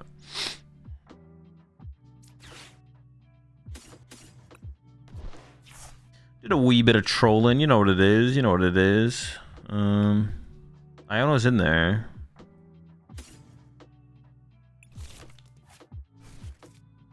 We need like a lot here though.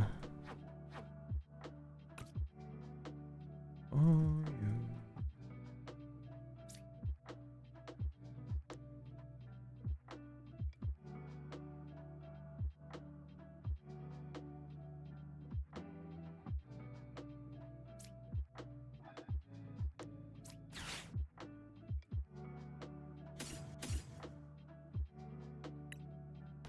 Am I going too far with this thinning out of the deck? If you drew 4 prize cards, they would penny anyways and you couldn't win this turn? No, I could because I go pop Dusknoir plus attack and I would win. In fact, you're wrong.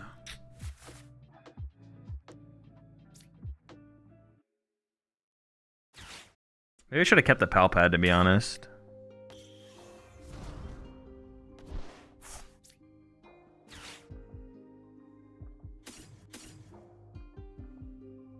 I might need a backup Greninja here. Oh boy.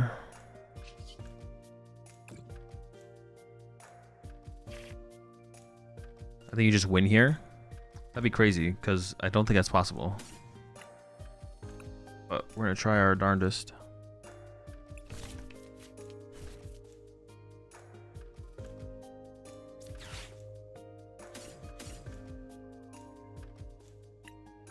I might want the boss, yeah.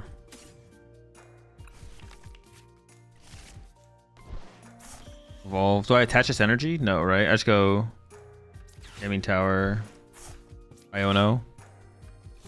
And then I need to just go... Oh, I discarded it. Let's go. Insane comeback, folks. It's about to be crazy.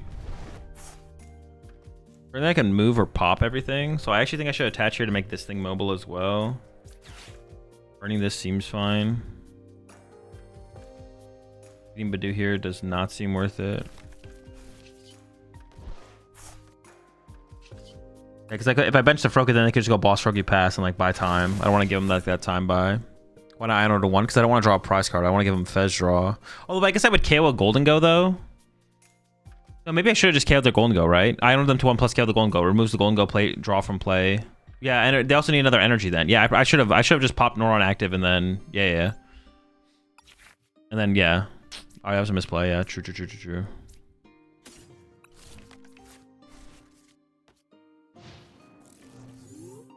Yeah, I should have gone pop Dusknoir on the active.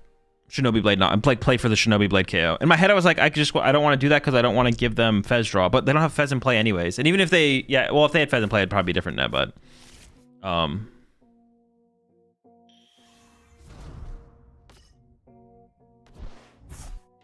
oh my gosh, they're drawing the nuts. Yeah, the Fez, me playing around Fez. I'm just like a tunnel vision on playing around Fez. To be honest, I definitely should have just KO'd the active for sure. They would need an energy to attack with a Golden Go on top of also minus at least 1 card from a Golden Go leaving play, but maybe minus 2 cards. So that's like not exactly the same thing as Fez draw, but it's, you know, it's getting close to it. So definitely a mistake. Okay, that's fine. I hope they specifically ate KO Dusknoir. We can still win if they KO the Dusknoir though.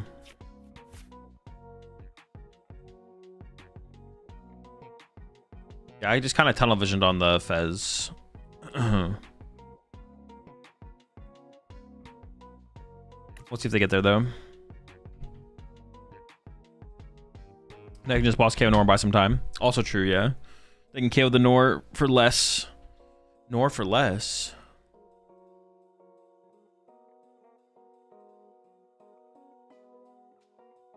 They still have 1 more draw. Coin Bingus.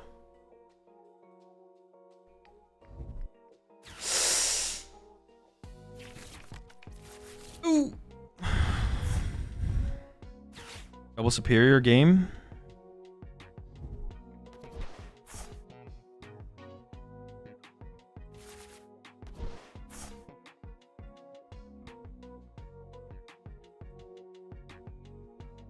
Close enough.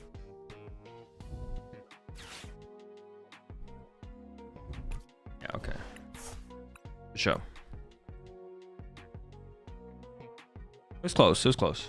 Yeah, I definitely need to play it differently though, for sure. Also, maybe I need to keep the pal pad, to be honest. I maybe need to keep around the pal pad.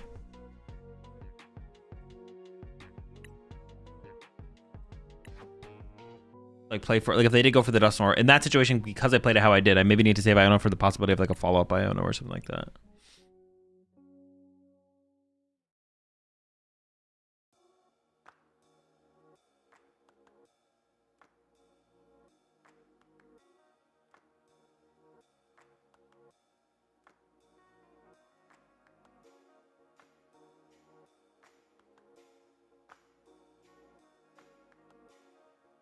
I feel like I want to change something else about this. There's like more things to change, I think, for sure.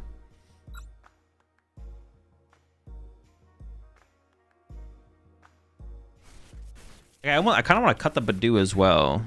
I'm just not a Badoo fan. I don't want to cut him for a 4th Froakie. I kind of just want a 4th Froakie as well.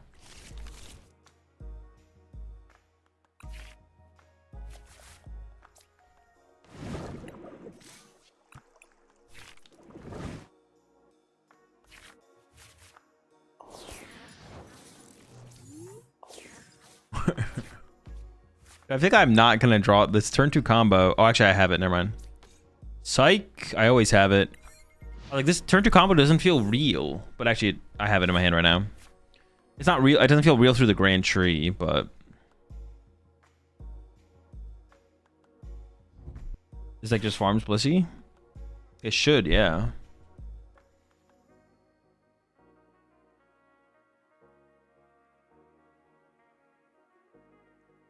There's also a switch in here. I kind of want to cut the switch and just play the air balloon. I think that's enough mobility. As long as we don't, like, put it in play poorly or waste it.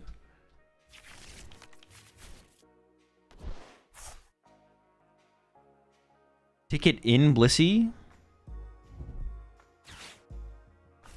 Just off the rip? Just the first card they played was Ticket. Well, besides the, what's it called, but... Cleffa? I can see Cleffa, yeah.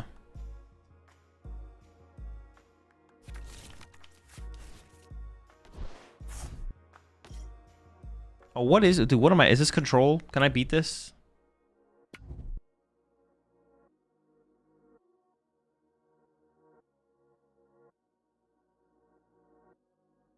Can I deal with the Feebas? Blissey walls? Yeah.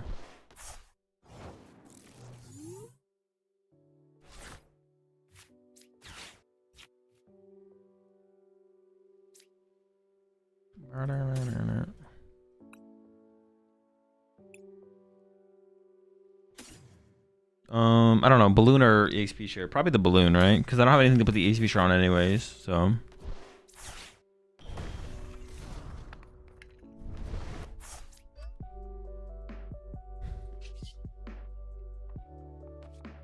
I could have actually Ultra Balled for Dusclops. But this is probably better. Doing this is probably better. I won't be able to have infinite time to Mirage Barrage, so saving the... Okay, we take it. Pidgeot can swing. True, we could swing with Pidgeot, yeah.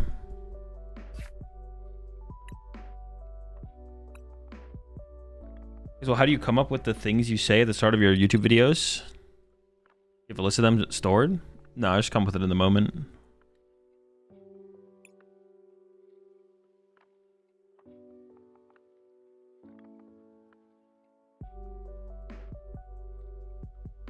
Would you ever KO Monkey there? Because you killed Blissey through Rigid Band with its first attack?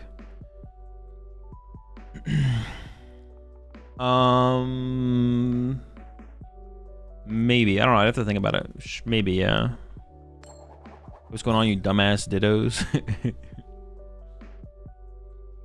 Is Greninja competitive right now? No, probably not. Okay, so what's the meta in TCGO? Been off this game for a while now. Just go to labs.limitlesstcg.com. Look at the results from the latest major tournament. Jellyvore? That's got to be a bad matchup.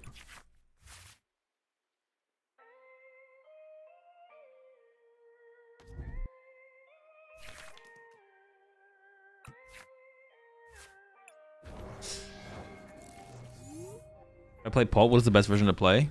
Probably Pult Nor. Fuck you, Frillish, you bitch. Dude, they opened the fucking fish too, bro. So lucky. I just lose? I probably just lose, right? Hold up. They're not ready for the Cruel Arrow. No one's ready for the Cruel Arrow.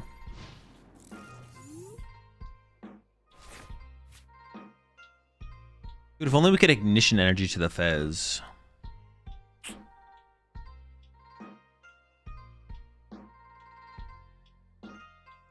They get a single Psychic Energy, you go next? Don't tell me what to do. This hand is not on the mood for the donk. No, definitely not. Do Megas come out Thursday? No, next Thursday. Hunter was so ass in terms of decks. What do you mean?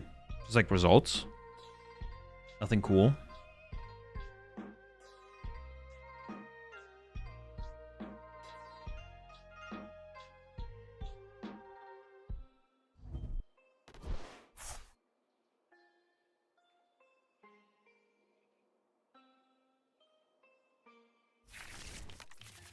We're definitely gonna stick it out for the Cruel Arrow win con for sure here. I doubt it'll come around, but you never know.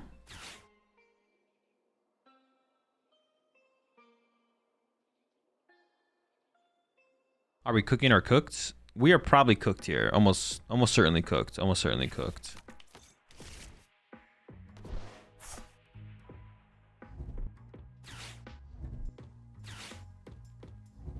If something wasn't on your buy list, does that mean it might be dude enough? Strong chance, yeah. Look for Dusclops water energy. Holy smokes. Yeah, holy smokes, folks. So did you join the queue and get your Pokemon Center items today like a good boy? No. I don't want anything from the Pokemon Center. So do you like salmon? Yes, fine. Why? What do you do? What kind of question is that? I'm trying to cook some right now. Oh, okay, okay. Yeah, salmon's fine. I wouldn't say I'm a salmon enjoyer, but like it's fine. Are you a partaker of the enjoyment of the salmon? What are we doing? Frog? Probably.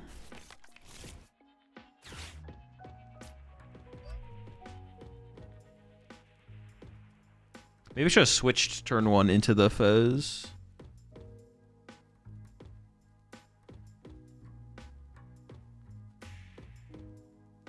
They could evolve and do 80 knockout, which would be kind of annoying. They discarded both TMUs to play for the item lock. They discarded a rare candy as well. Also the fish. That's what I'm thinking, yeah. Then they could evolve that one, and then I'm still stuck. So I'd have to play this now. I go play this. Boss other fish. Pass.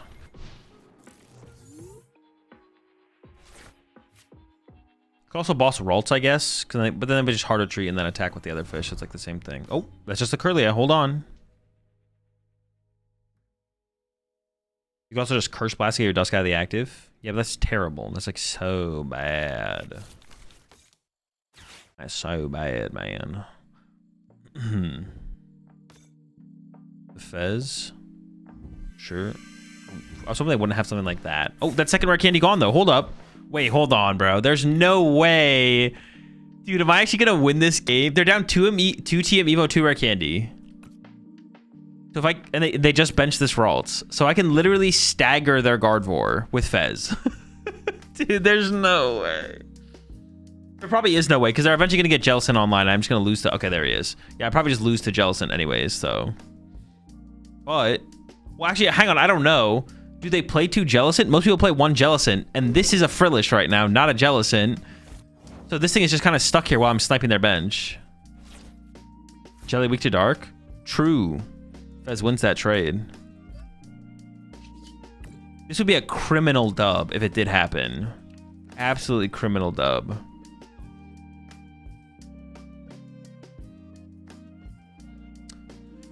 Odo is prized.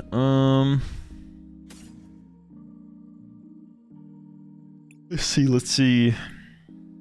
Frogadier is here. I'm gonna get the Pidgey anyways, I think. I mean, the Artisan's stuck in play for the rest of the game, so I might as well take advantage of it.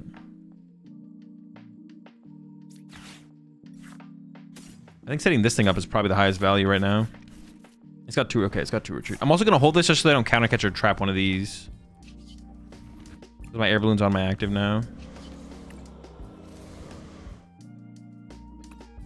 Can't give them the tree though. True. I have to avoid giving them access to the tree. Yeah, appreciate 6 months there, Jeroni. They really shouldn't have evolved the bench guy to the Jellicent. They should have waited. And then evolved the active this turn. I mean, they like, I'm telegraphing what I'm doing. Like, I'm not doing anything crazy that they didn't see coming, so.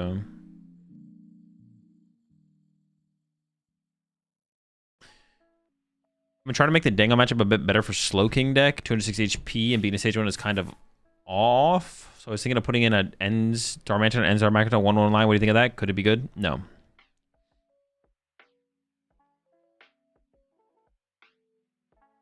Worst meta you played in? I don't know. Probably it's probably the ADP or Broken Lugia formats. I mean, one of the metas in those formats, but it's got to be.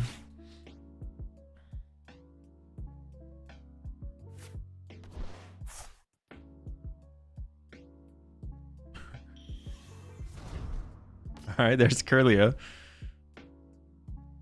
Dude, this is so dumb. If we win this game, I'm the best. I'm the greatest of all time. Hazel, by any chance, do you watch a UFC? No. Okay, they can retreat Frillish next. They're like so many turns away from retreating it, though.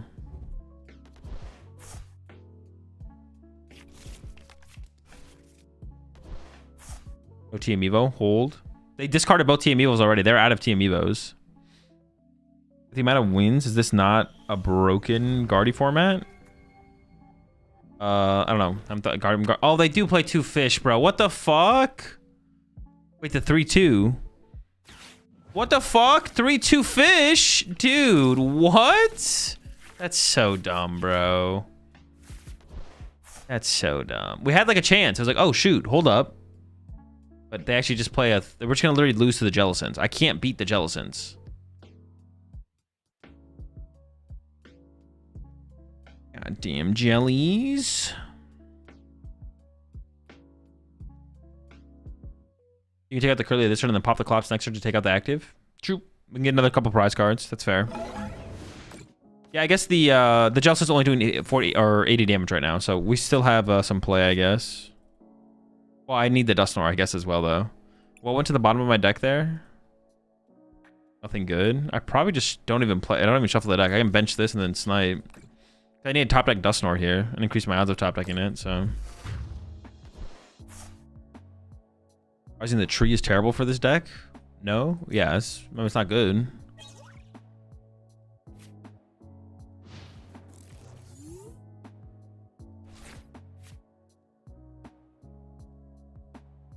Has a 200 active jelly, yeah? It does, yeah. Does anything want to get off arm to thin our deck for better top decks? No, because we put like 4 dead cards on the bottom of our deck. Like we take 2 cards out of the deck, but there's 5 dead cards. 5 cards that are not Dusknoir and do not get us closer to Dusknoir on the bottom.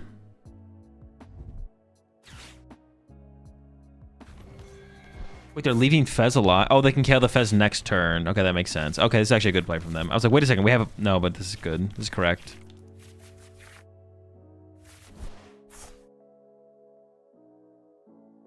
I thought they were helping us, but they're really not. I guess they could whiff energy. They could whiff energy here to want to KO the Fez next turn. Also, I get to draw with Fez, which, I mean, I guess it could lead to something. I don't know what it would lead to, but... I don't know. It obviously leads to things, but I don't know if it ever leads to anything good enough to actually win me the game. Yeah, I don't think so.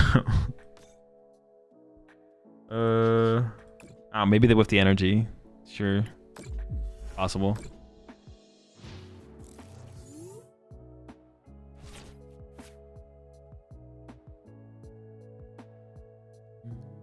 You gonna be playing in any tournaments anytime soon? I don't have any plans. Does he actively go Ninja next turn? Yeah, let me just rare candy through my opponent's Jellicent. Gosh! I actually could have attached the EXP share. No, I couldn't actually because it's a Jellicent. Never mind. If we top deck Boss, we could Boss Fez, Candy, Greninja, I guess. Boss Fez. Yeah, let me just let me just play the Boss here. Here it is, the Boss in my hand right here. I don't know why it's called Artisan because it's called Boss's Orders. All right, let me let's see what we top deck. Yeah, activate. All right, streamer client, activate. Top deck, Boss's Orders. All right, let's push the Froakie here, I guess.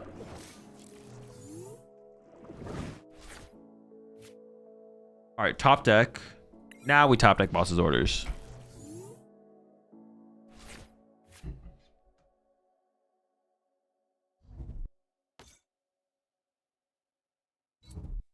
Oh boy. That's a lot of Monkey Dory damage to work with.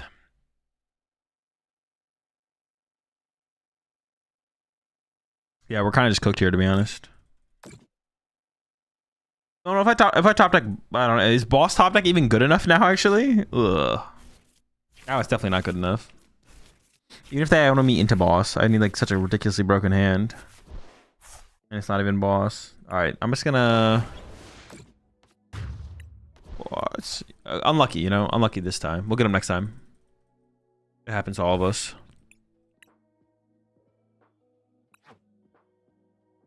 I do kind of want to make some adjustments to the deck, though, to be honest. I want to make... It feels like the deck can be more consistent. I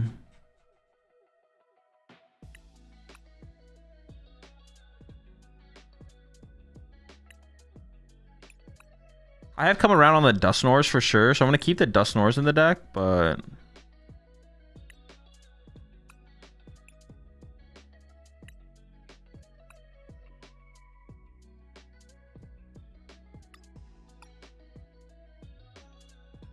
The recovery seems kind of overkill. Switch seems overkill. Evo surely. Yeah, Evo. Second Iono. Poison package time? Yeah, poison package. Let me add the poison package in here as well. We need that, of course. Can't forget the poison package. To necessary.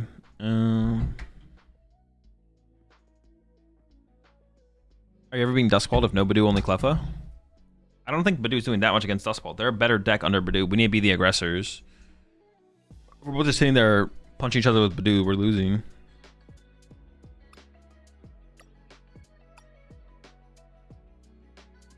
Fan Rotom 3 Joe Geoline. Yep, true. Ditto.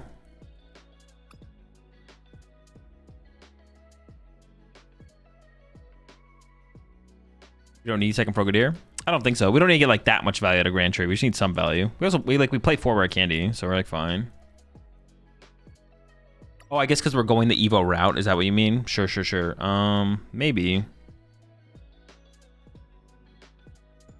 Should we be a little bit more stage 1 focused? We do play Grand Tree. We do play TM Evo. I think we're gonna be. We'll maybe be fine without it. Like, how far do we go as well with that? 4 rare candy, this seems overkill. Yeah, I guess we could play through the stage 1s a little bit more heavily.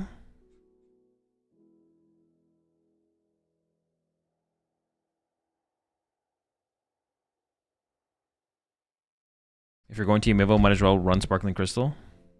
I don't think so. I don't think that adds up. I've done the math. You're wrong.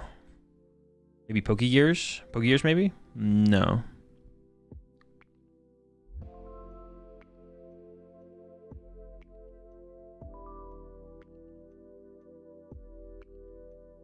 Second Frog. I could get behind second Frog. Or second Odo. Honestly, maybe we should look something like this. Like, I don't hate the idea of this. Could we just get away with like a 1-1-1 Dusknor line? Then like Frog. Maybe something like this makes more sense. Hold up. Yeah, maybe just 1-1-1 Dusknor. Drop E-Switch for Frog. There's no E-Switch in the deck. I don't know what card you think you saw, but... Energy Search? No, we're gonna keep Energy Search. Nice try. You tried to bait me into playing a bad list. Nice try. Nice try. You'll never get me.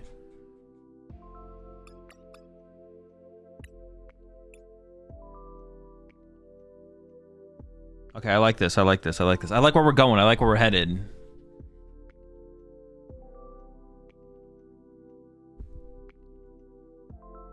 Jack?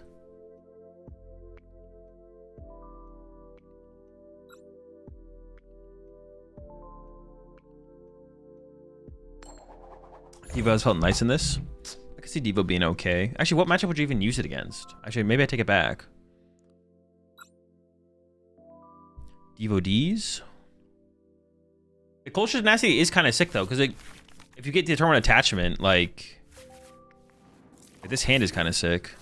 Hold up. Call for Family, TM Evo. Pult? Cringe, brother.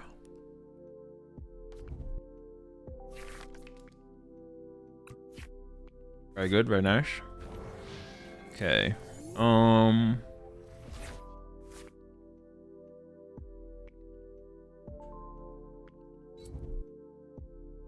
Sick start, man.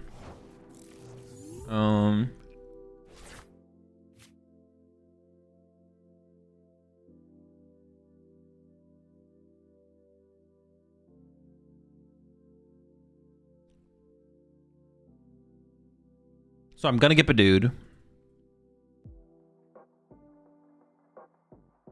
Okay.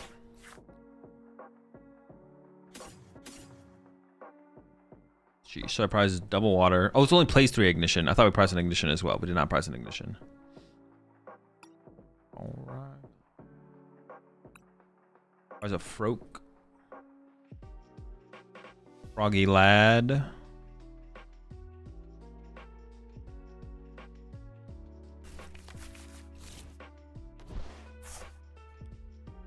Fella. Alright, this. I have to evolve through the. Yeah, I have to evolve the bench guy. Unfortunately, I opened a Pidgey. Opening Pidgey was kind of unfortunate, but.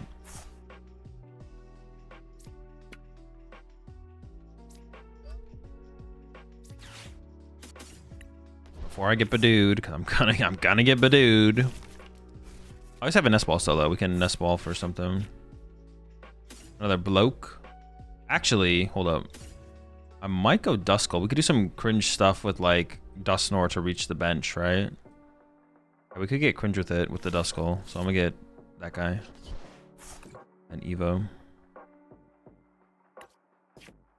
We could get hella cringe with it. Actually, our start is kind of... If we don't get Iono'd here... See, we're playing against Pultnor, bro. The most cringe deck on the planet. So we're gonna get Iono'd, Badude, and our hand is just gonna be like 6 dead cards or we're to pass.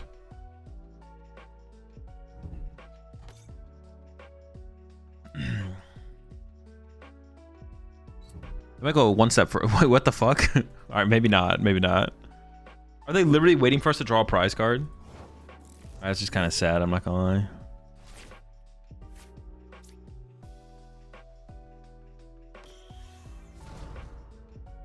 I'm not gonna lie. That's kind of sad.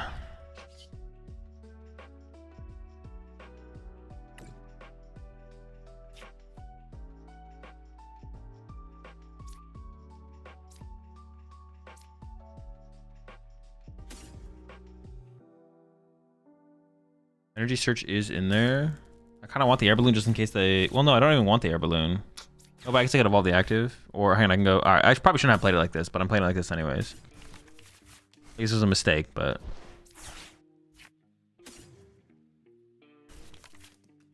Okay, but I don't do anything else, right? I just go attach... If I take the knockout, I get them Fetch Draw, but I can board wipe them next turn. Oh, Call for Family. What the heck? Let's get it. Get the whole fam in here, man. Let's go. More frogs.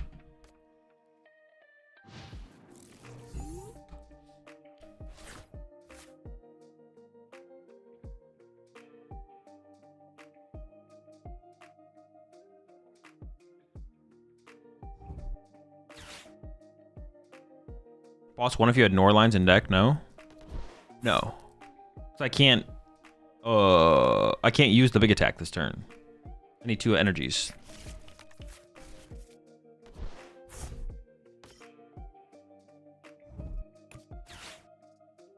Okay, I can't win. We can get close enough, right? I just go quick search for boss KO Fez. I don't even do like the big attack. Or I could do the big attack, I guess. I don't need... I should save the big attack, right? I should save the big attack, yeah.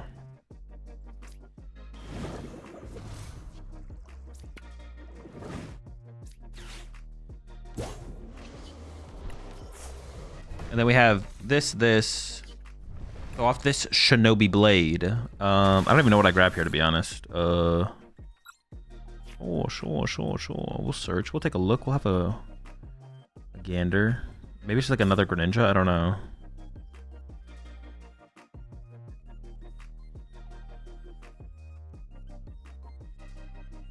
Dude, what the? I don't know what to grab.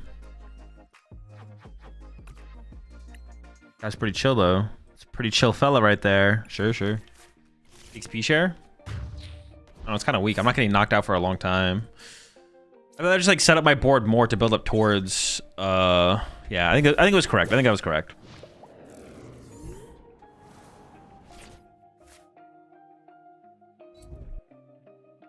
Oh, chill, chill!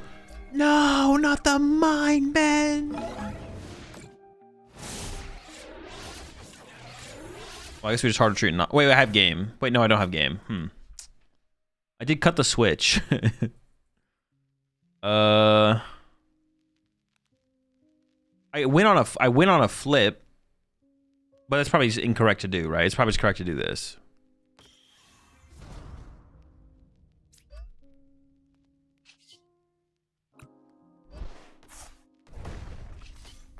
It's probably not correct to take the 50-50. Honestly, for the current situation, I kind of just want a super rod back. If I get Badude. Oh, no, maybe not super rod. I can just Nitrate for the energy here. Yeah.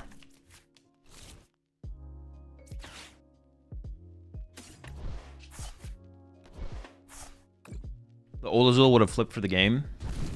True. Fuck that guy. He doesn't have 8 regional wins.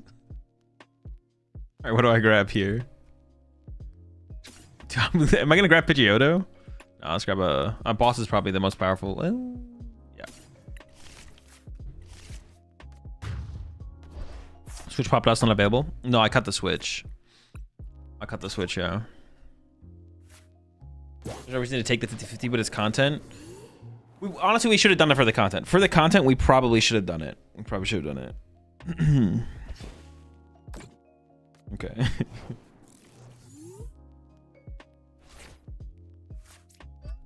Yeah, I've made some more big changes to the deck.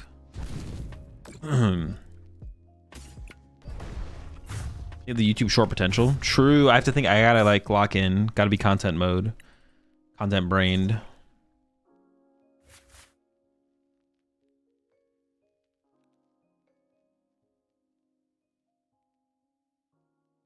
If your opponent dead draws, his deck is just broken.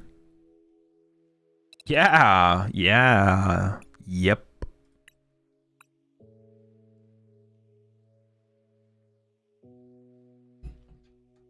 We should maybe play 2 Duskull though, to be honest. 2 Duskull might be the move. I can see it.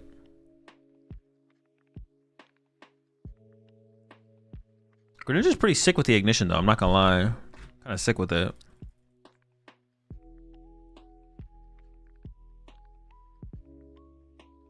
What is the best Mega to build a deck? Probably Gardevoir.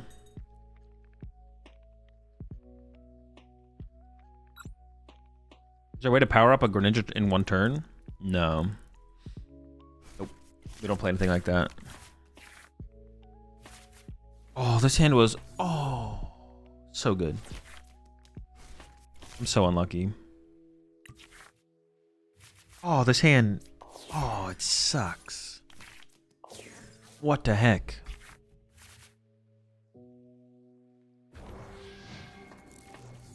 Oh, we got call for family though, actually. Our hand is actually lit. I take it back, I take it back. Hand's lit, hand's lit.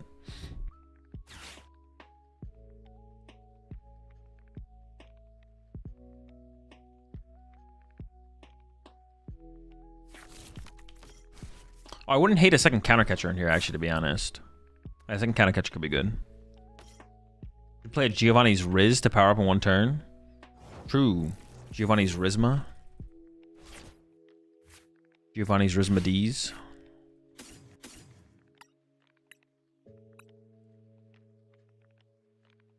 Honestly, how powerful of a next turn could we have? Things could get kind of gross. So I feel, well, they have to Joltik me, right? So I could get like Duskull Froggy, so I can Dusclops KO the Joltik, right? To get around it, because I don't want to have to punch a Joltik for 1,000,000 damage.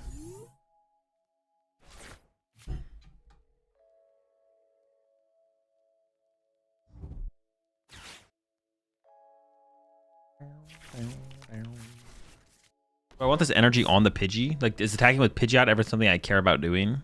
Not sure. I think I can Grand Tree into it. I actually don't know. Oh, I have Boss. I just Boss KO whatever they set up. Our hand is just broken. Oh, chill with that peak. Okay, I'm just like not scared of Peak because Peak can't kill. I just have, dude, I didn't realize I had Boss in my hand. My hand is just disgusting. This is sickening, bro. It's sickening how good my hand is. Oh, and they put them all in the Iron Hands. Oh my gosh, I got some bad news for you, buddy. Your deck sucks compared to mine. All right, hold up. This first. I got the frogs on my side. Actually, I'm gonna go second Pidgey. Got the birds. Got the energy. Do I want to leave this energy on the Pidgey? I kind of do, right? Am I ever attacking with Pidgeot?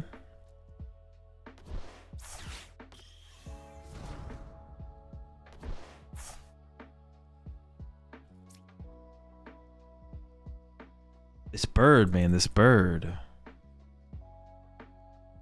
Attacking with Pidgeot is so weak in this matchup. Doing 120 damage is also really weak. I'm not I'd rather have the energy in the discard pile in case I top deck Night Stretcher. It's always got to be the move.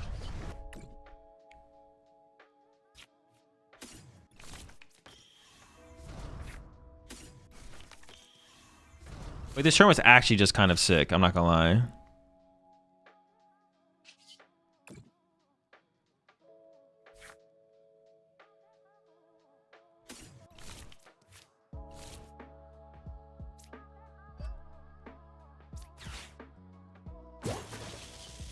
Shinobi Blade. All right, now we... I'd probably grab a Hilda, right? Hilda can get the ignition energy plus my next start to build towards my next guy.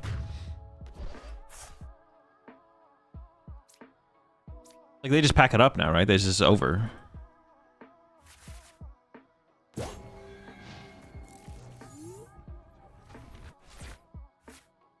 Yeah, second counter catcher would be pretty sick in here. I think I could... No, I want to keep 2 Iono. Yeah, I kind of want second counter catcher in here.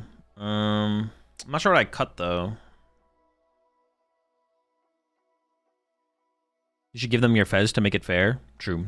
I'll give them the Fez. I'll give them the Fez. That's fair, that's fair. Is when they whip with the Clefairy Crispin? What if they Clefairy? We cry. Actually, honestly, maybe that was a reason to have Pidgeot set up. All right, let's go. No crying. If I had Pidgeot, because I could like punch the Clefairy with Pidgeot, right? So I actually probably should have left the... I should have left the energy on the Pidgeot, actually. Grantry is Grantry goated? I mean, it's pretty good. It's like a good card. It's pretty powerful. Yeah, it's pretty good. Let me just collect the same 100 purple guys a million times real fast. Wait, what the fuck? Dude, I have 81,000 purple? Where did I get all of this? I guess I just don't use it. I feel I definitely just have like literally infinite. Yeah, I'll never have to like spend another cent on this account ever again, or like go out of my way to put codes on this account literally ever again. Will I? Is this my main account or is this my? Oh, this is my main. This is my main. Like, wait, I can go here.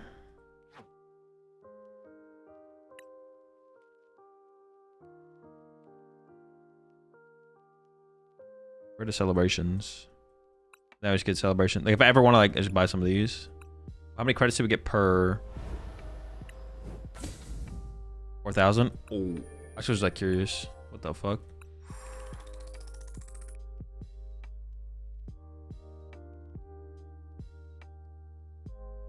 By 80? Well, we couldn't quite get 80, but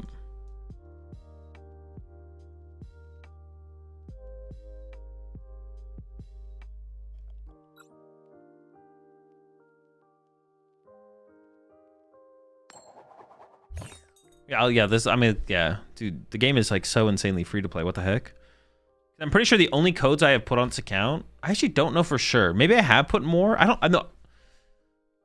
Well, I think when I bought celebrations, I spent $100. I think I spent $100 total, but it was more than just 400 celebrations codes. I think I got my celebrations codes before they went like super expensive, and then I bought some other codes and put them on this account as well.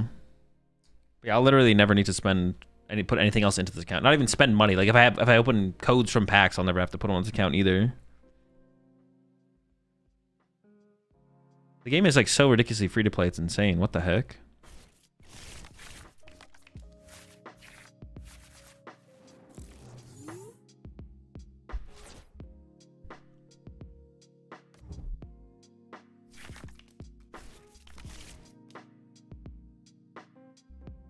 How many bases? Oh, hold up. 4, 5, 6, 7, 8, 9. 4 though?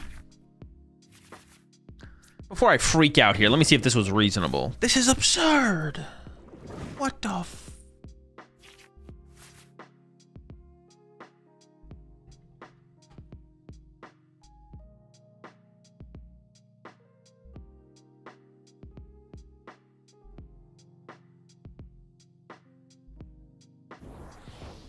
I'm actually not sure how good Hilda is. Close Tenacity seems really good, but I'm actually... Well, Hilda's about to be broken next turn, I'm not gonna lie.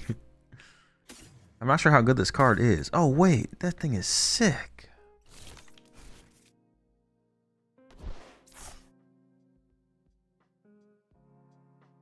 I don't really need to play this one yet. That seems fine. I'm not sure what else I want, to be honest.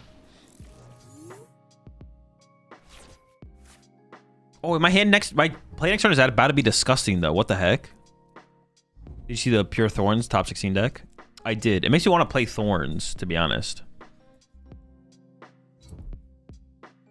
Makes me want to try Thorns, I should say. Not play Thorns. Well, I mean, that would involve playing Thorns. Makes me want to try Thorns. Well, that's actually hella rude. Huh.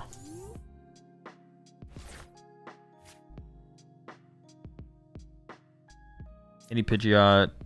Wait, that's actually really annoying.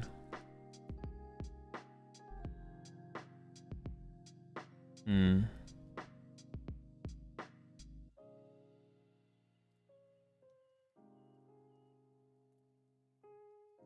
If I do this, I get Pidgeot plus water. If I do this,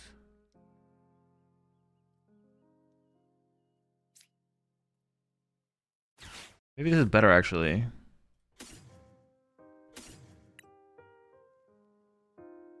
I'm just gonna Cleffa this turn now though. I'm gonna do something like this instead. Hold up. I was like, yeah. This is fine. It's fine. Hold up.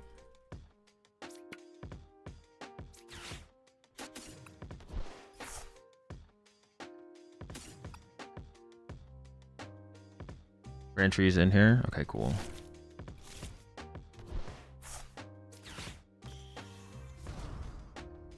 I think I don't. Well, yeah, giving them grand trees a little bit weird as well. Anyways, right? I'm just gonna put a water energy on a Froakie. And then we're gonna try bouncing. No, I'm gonna Clef it for 7. Holy shit, 7 cards.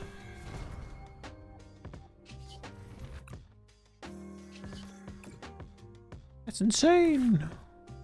Alright, pretty chill. Could have clopsed. Could have popped clops and then wiped Manders. Dude, how? What do you guys think this deck does? What the heck? That literally was not possible. Wait, was it possible? Am I trolling? You say I'm gonna try bouncing with a straight face? No.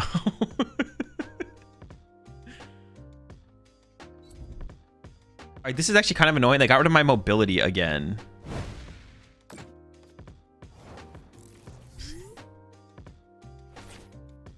But they're obviously dead drawings, so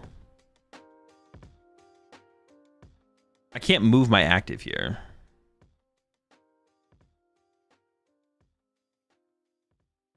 I could just retreat again. Retreating again is kind of cringe, though. I could just retreat and Cleffa again. Throw the EXP share here. Like, evolve this one. I'm always evolving this one.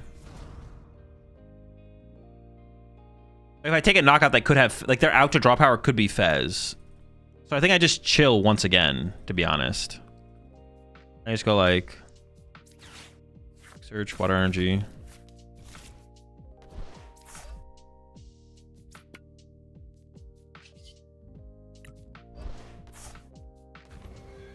Greninja active and doesn't our bench Mander. Oh shoot, could I have done that? Did I just troll? Because I could have on course. I could have done that. I could have done that actually. Grand Tree. Wait, could I have done that? Grand Tree water. Yeah, I could have done that. I could have done that, right?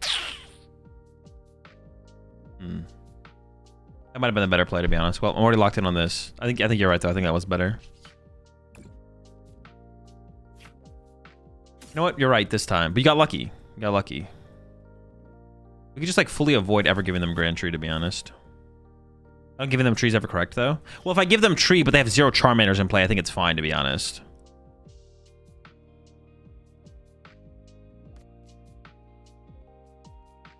Yeah, I actually don't even see a reason to play the Colress. You give them Pidgeot? They have Pidgeot with no Charmanders in play. Like, I'm not scared. I'll be fine. We're chilling. Yeah, I don't think I care. If that's the outcome, I don't think I care, to be honest. Giving them Pidgeot when I don't fully wipe their Manders is like, that's different, you know what I'm saying? That's a different thing. But what are they gonna quick search for a Buddy Poffin for 2 Charmanders and I just KO 2 Charmanders? Like, we're cooking. Okay. So now this turn, I can KO both Charmanders and then have both Frogs ready to KO more Charmanders. Okay.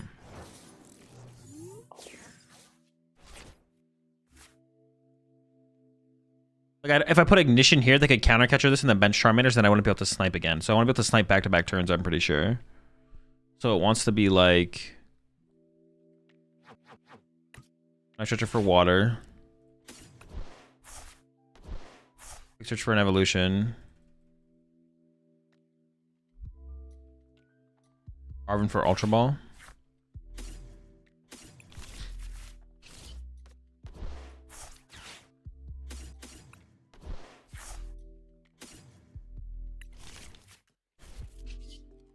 I should have sequenced this differently, but it's fine.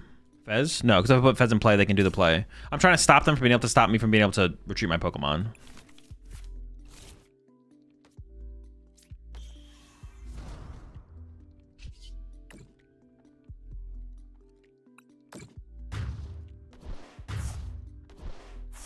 Oh, I guess honestly, getting Duskull back would actually be kind of nice. I guess I didn't really have a way to do that, but maybe next turn, who knows?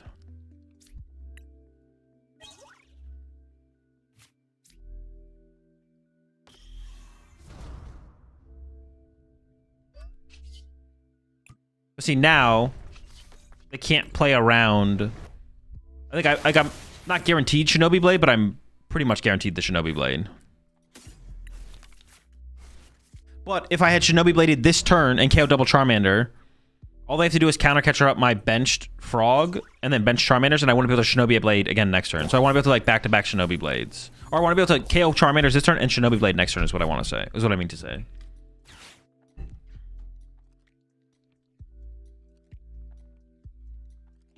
But the previous turn, honestly, you're right. I should have done the more aggressive play on the previous turn probably. But quick search for Hilda guarantees Blade, right?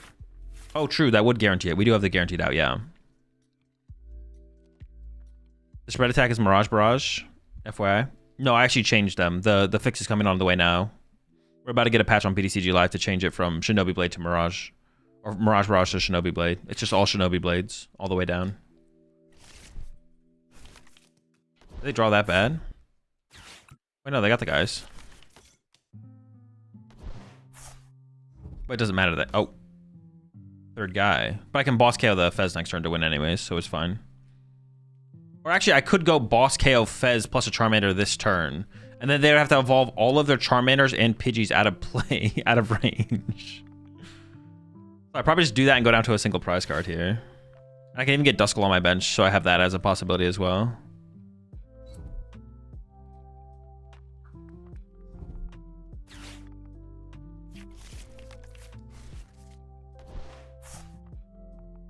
Or does it ever make sense to KO a Pidgey instead of a Charmander at that point?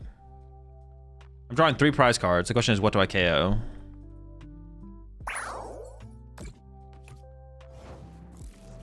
So adding a Devo to the list? Doesn't seem great. It doesn't sound terrible, but it doesn't seem great.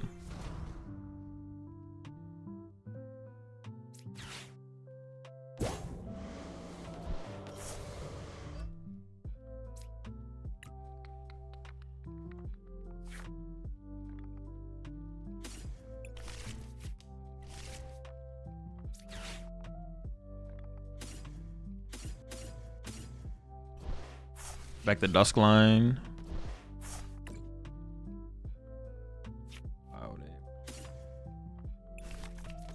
Then double Pidge KO the strat? No, because then they can go Iono Candy Charizard knockout. And then I don't guarantee. Well, actually, I probably guaranteed win next turn anyways. No, but they could like Turo. Is there actually a combination of cards that they could ever have? Turo.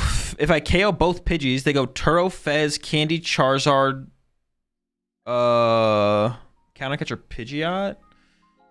Oh, that would be it. They could Counter Catcher KO my Pidgeot. Yeah. Yeah, they could go Candy Charizard, Counter Catcher Pidgeot, and then I have less outs. So I should bench the Fez as well. No, in this situation, it's always better to just draw more prize cards.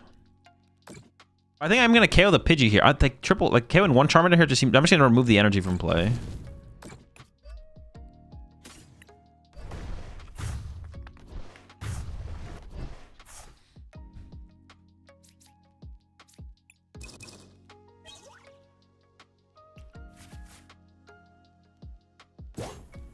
Ladder's been insufferable today with everyone playing the new Guardy list. What do you mean? Just play Charizard then. Destroy them.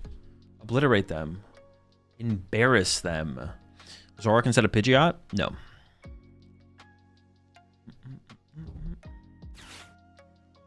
Guardy, just play Thorns? Yo, actually, that is like the meme to play would be to play Quad Thorns for sure. That's awesome.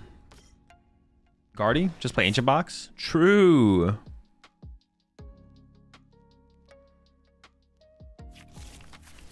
Or Zoroark? Zoroark's Guardian matchup is a little bit more iffy for sure. That's what this person thought. Now they're getting cooked by the Ninja deck. True, true. Counter argument, just try Bouncy. True, just try Bouncy.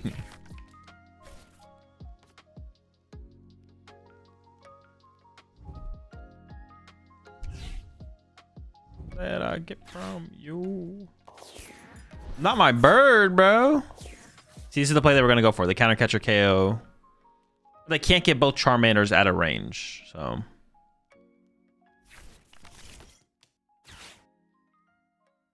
It's always a dub.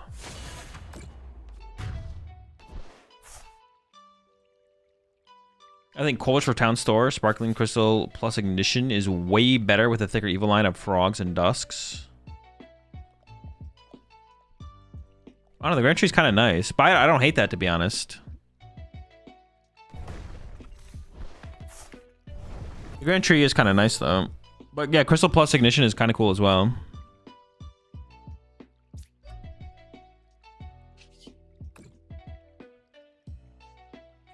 Definitely something worth experimenting with, for sure. Deck is real or not? It's fine. It's fine. I haven't played with it enough to have like a super strong opinion on it, but Cold Rush for Town Tour. The only thing with that though is like the Grand Tree is like a pretty big deal for dealing. Like this build, I feel like we can beat. Grand Tree is a big deal for being able to beat Pult, for sure. I think if we want that be able to beat Pult, we need Grand Tree. You watching any of this Fizzers TS2 tourney? No, they don't have an English cast, so I haven't tuned in at all. Unless I like just missed it, but I can't like I can't enjoy watching the tournament without an English cast. I don't know, dude. The English CS:GO casters are just so good, man. That's like part of the reason I like watching CS:GO, because like the CS:GO casters are so freaking good. I don't even play the game. Do Gardevoir next? No. We're definitely playing Pult Blaziken next.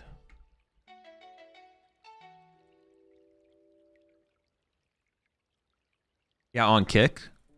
Oh, it's on Kick. The English cast is on Kick? CSGO? Or CS2, whatever it is. Counter-Strike in general.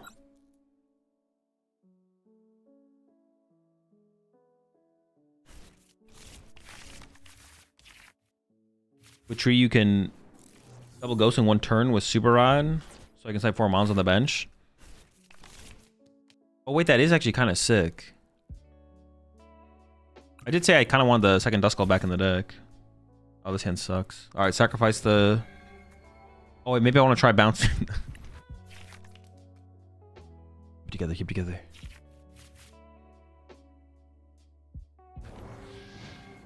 Oh, fuck, dude, I could have bounced on that for the KO, bro. Dude, Could have tried bouncing on the clef. I hate the attack name so much. Oh, it's Zard? I don't think I'd want to do that, actually. I take it back. Gotta try it. Yeah, dude, same. Just double poffing in the opening hand going first. Me too, dude. I always get this too. Real sick, man. Real sick. This is bullshit.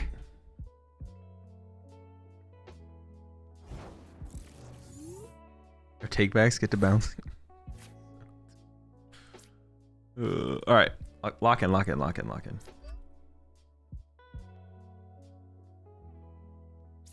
Honestly, I think I'm gonna give up both these to keep the counter catcher. I guess maybe I don't need the extra ignition, to be honest. I maybe don't need that. I could have given up the ignition, maybe. Even like held the water and like discard, use the ignition to retreat.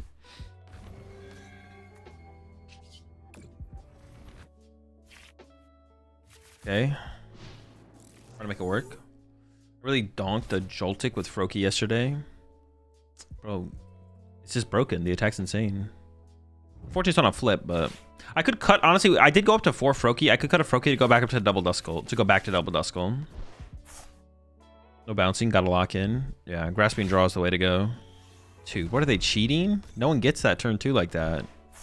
Absolutely absurd. Cheating, hacking, bullshit. Seems like I don't want to say we just lose, but it doesn't seem good. I'm not feeling confident, you know? Not feeling confident. Oh boy, yeah, same. Yeah, yeah, wow. Just, you know what? Just have Candy Dusknoir to go with it. And Candy Dusknoir. Any Pidgey Candies are turn 2, just like the good old days. It really is like that to be. Oh my gosh, dude. All right, you got me. And they also play Shaman. I guess honestly, for the current, they don't want to lose a Terra Box. I guess that's reasonable. I actually appreciate them showing that to me, just so I could concede and go next.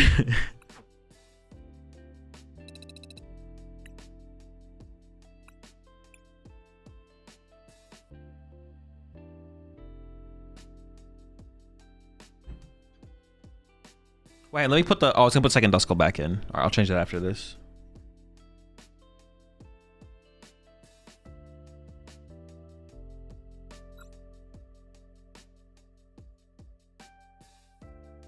They did get 2 mulligans. True. That is fair. That is fair.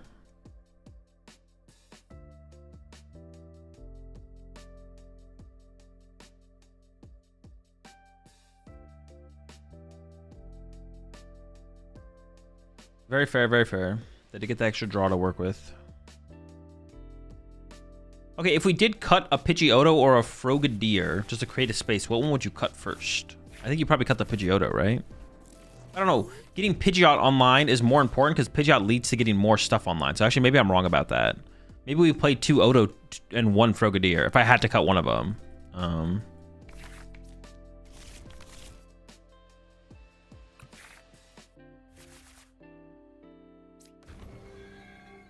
We're going first or second.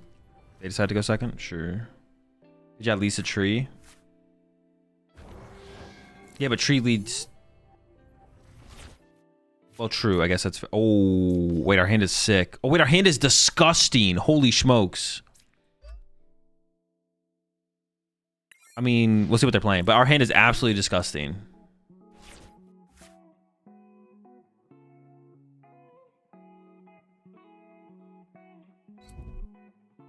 As long as we didn't prize anything, I guess. Oof, and they gave us an Artisan to work with. Guardy, sure.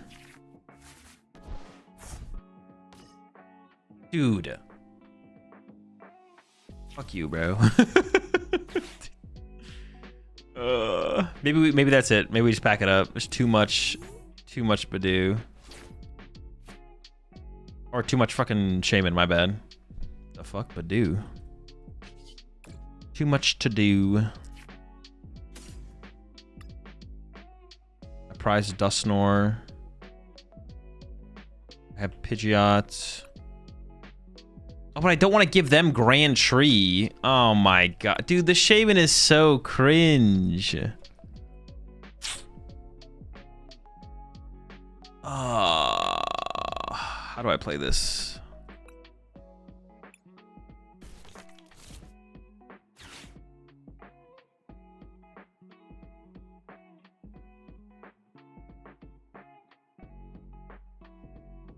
Oh, did I not even have the Grand Tree?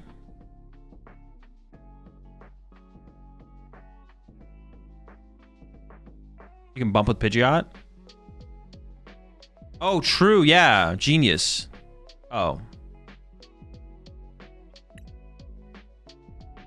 That was actually the play, though, for sure. Until. Oh, sick play, man. That was actually a really cool play, though. Until it wasn't available. Yeah, same, bro. Same. Give me out, give me out, give me out. Shaman, turn to Candy Guardy.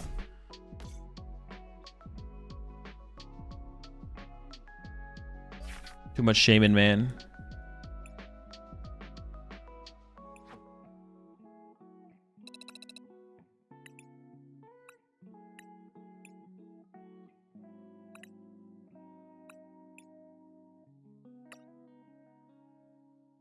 Kind of down for this. Maybe we keep the 2-stage 2s though. Or the 2-stage 1s of both decks. Or both cards, excuse me.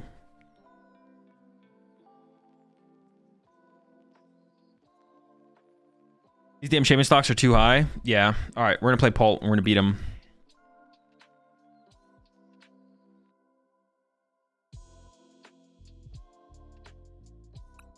It's Charizard time. Well, not actually. It's Blaziken time.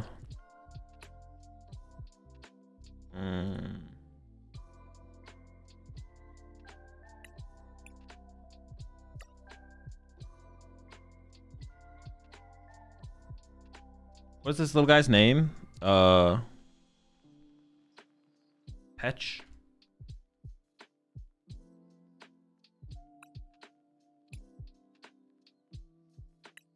Alright, we're gonna try out Fabian's Blaziken Pult.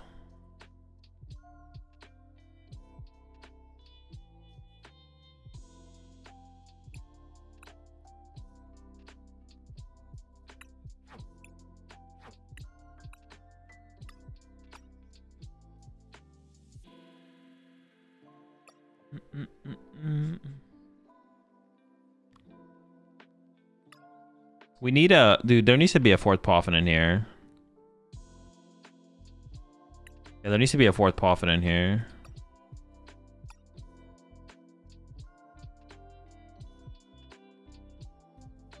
And we got a link to that Greninja's build. If you want the original build, it's on labs.limitlesstcg.com. My updated build is in the Discord if you want that. All right, I'll try the 3 Poffins, but I can't imagine I'm not gonna...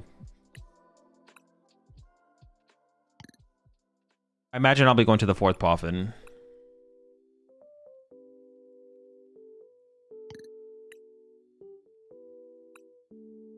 Fabian was already playing 3 Poffin at Worlds. Was he actually? Dude, what the heck? Yeah, he was in chat earlier. He said the reason was because he feels like it's... He feels like 3 Poffin plus Secret Box is like enough outs. He's arguing with me and Yohan that 3 Poffin was optimal. It just... There's no way... Like, every other deck would play 5 Poffin if it could, right? Like, I feel like if you... Like, you just have to, like, think about it in a different way, I guess. You have to be like... Would Paltnor play 5 Poffin? Yes. Would Charizard Pidgeot play 5 Poffin? Yes. Would Dango play 5 Poffin? Actually, I don't know about that one. You'd maybe play another Nest Ball before you play 5th Poffin, but probably yes. This is just another Pult deck, right? How could you not play 5 Poffin? You don't. Like you wouldn't play 10 Buddy Poffins, right? If you could play 10 Buddy Poffins, you wouldn't play 10. But you'd probably play more than 4, less than 10, right? It wouldn't be like. I don't think 4 is the max efficiency number. Like you would play more if you could. You would play more than 4 if you could. In almost every single deck that plays 4 Poffin currently. 9 Poffin's the magic number. True, 9. I'm trying to think about like other Poffin decks in the past. Or like currently. Well, I guess maybe you could look at... Why does Grimmsnarl only play 2 Poffin? Well, it's because of its stadium, right? It gets such a consistency boost from its stadium that... Is that why, though? Why does Grimmsnarl only play... You don't need a ton of imps in play at any one time, right?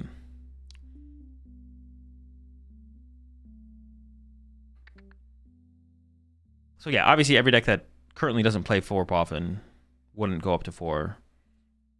Kind of feels crazy to play a Pult deck that doesn't play 4 Poffin, though. I guess that's what it is more so than I think. Like a Pult deck, not play 4 Poffin.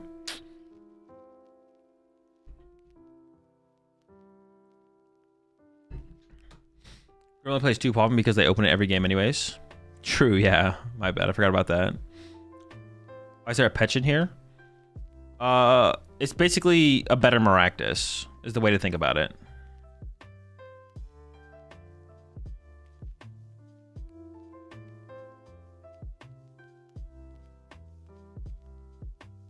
Or Ditto 4 Fan Rotom. 4 Buddy Poffin. Find our Dittos and Fan Rotoms. Alright, chat, I'll be right back. Then we're gonna run some of Fabian's Dragapult Blaziken deck.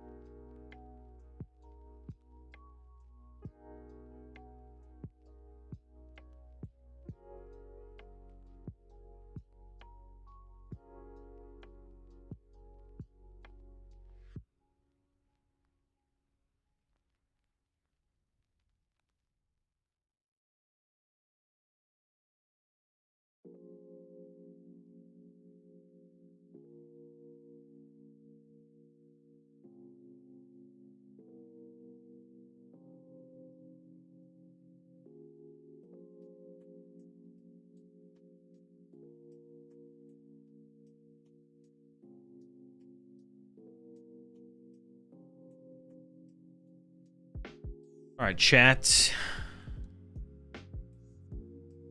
Let's Blaziken Pult. See what we can do.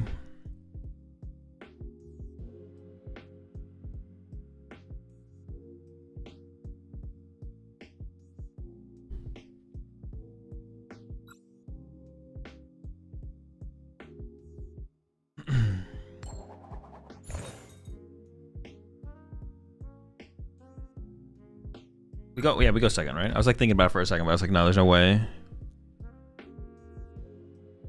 No chance that that's correct.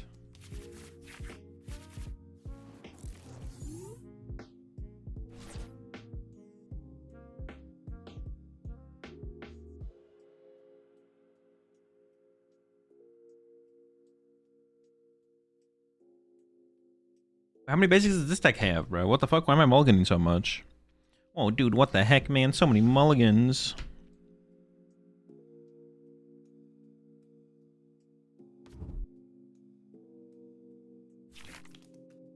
I don't believe you, chat.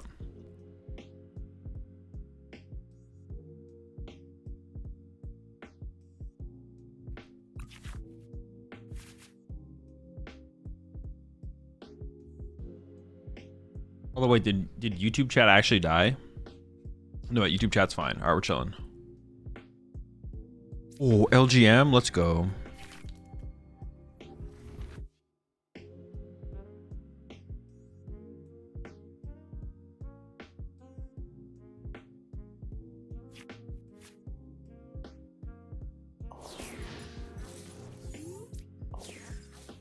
Sick, man.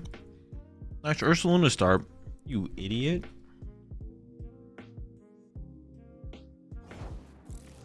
What the fuck? Their start is so bad. Holy shit, that's so bad. Wait, do I have a secret box out of this hand?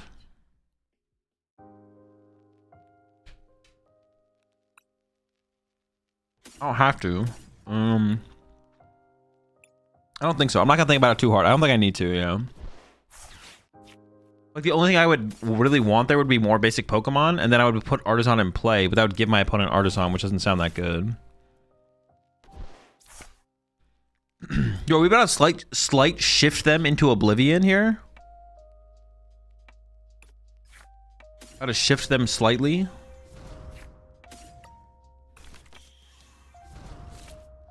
Because it's definitely Pult, right? Or it's most likely Pult. And they have Ursaluna in the active.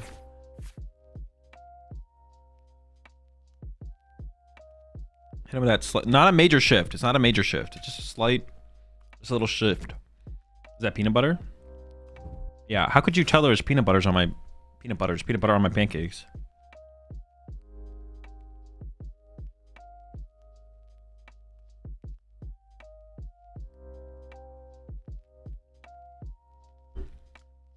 Can't slight shift if he doesn't put down another enter Pokemon. True. We're not shifting anything then. Oh, what the heck? This is not what I was, The shift no longer matters. Or shift list. Oh, this deck doesn't play, not that it should, but it doesn't, you don't play Hawlucha in here. Hawlucha's so broken with Dragapult. Okay. Wait, they only got 3! Yo, the shift!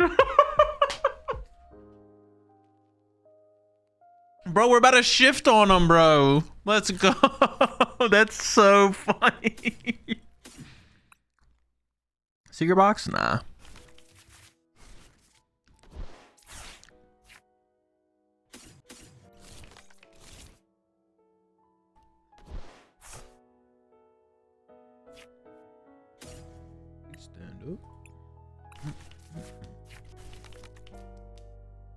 What would I even vessel away here, though? Probably a boss. Because we play Palpad, right? Yeah.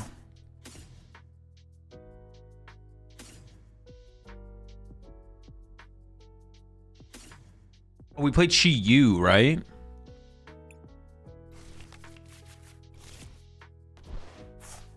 I'm just gonna hold this because I shouldn't have even played it, to be honest. I wasn't excited. I was like, I want to attach for turn, but I actually don't.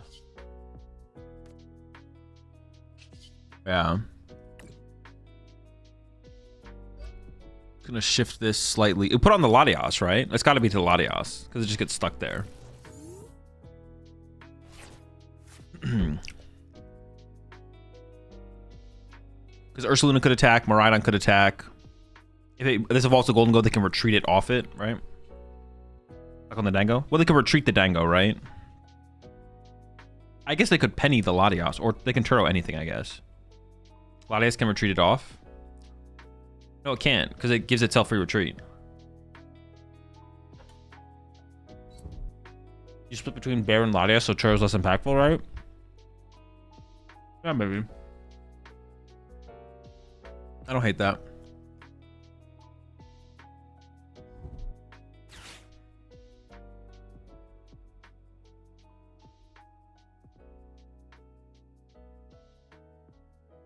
I definitely need to like just like arm press my LGM here. Yeah, they definitely just have to arm press me. We don't ever do it again, do we? Right? We would just punch, knockout. Or, excuse me, just punch it.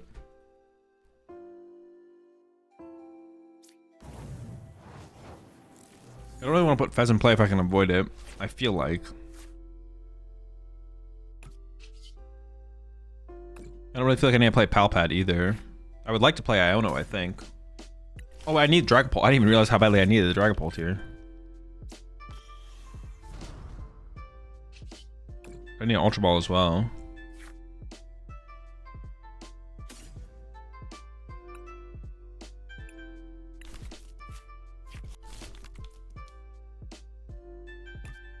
Andy, that guy. I want to say boss. I don't really want to attach the fire either. Maybe I just do it like this, actually. That's fine, I guess. Maybe should I grab the Artisan and discard the Artisan? And no, the Artisan seems kind of good to... Actually, what is the Artisan even going to get me? Oh, it can get me Chi-Yu, yeah.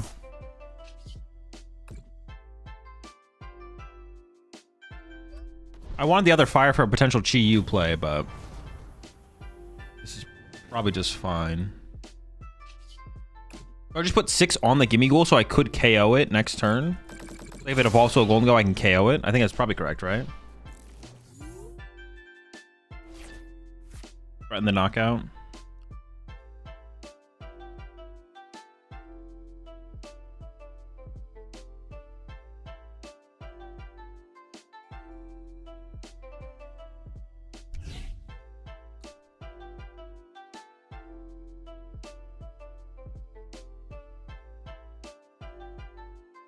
Why LGM and not Badoo?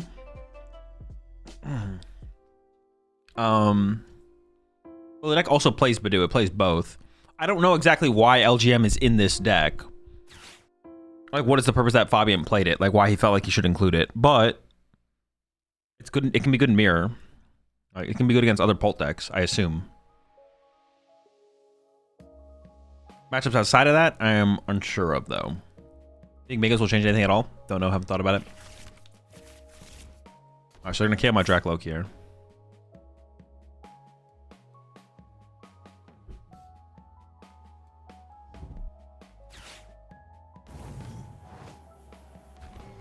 But I can go KO Golden Go plus KO Iron Hands. And then we're in a pretty good spot from there, it feels like. Can I move Neo up or only basics? I can move any energy from anywhere to anywhere.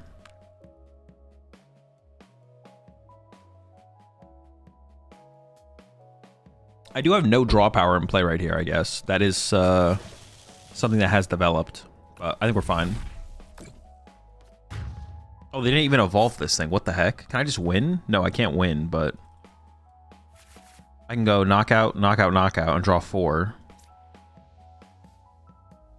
While putting like 200 damage on the Latios or something. Then even if they Bravery Charm, I would still KO them. Oh, I don't even know if I should have played that. I guess getting Badoo here is like fine though. It's not that big of a deal to put a Badoo in play, I don't think. Maybe I'll regret it. I don't think so.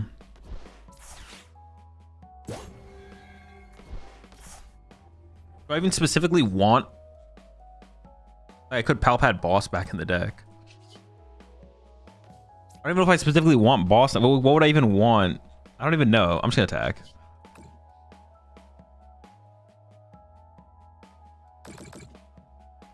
Oh, true. I'm not taking 4 prize cards here. Oops. All right, whatever. I am 1 damage short. I thought I was doing enough. It's still a pretty good board, though. It's just still a pretty good board.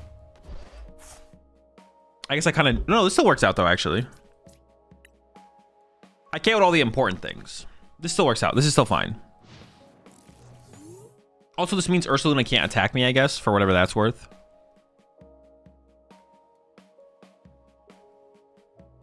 Maybe I shouldn't have benched the Badoo, though, I guess. That might have been incorrect. Win with Halucha Gust. This deck doesn't play Halucha. Math is hard. Yeah, sometimes.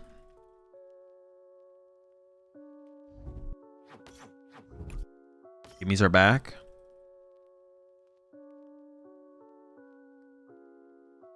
Take 2 on Ryan to play around Evo into Galvantula. 2 here. But can't they always just retreat to Ursaluna? It's the same thing, right? Oh, what the heck? This guy's a tank now all of a sudden, bro. Wait, what are they even going to do here, though? What are they going to run to?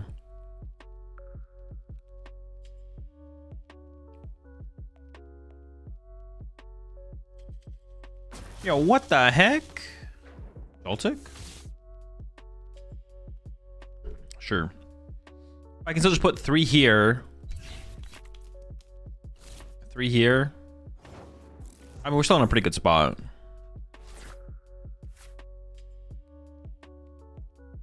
Wait, can I win? Yeah. Good top deck.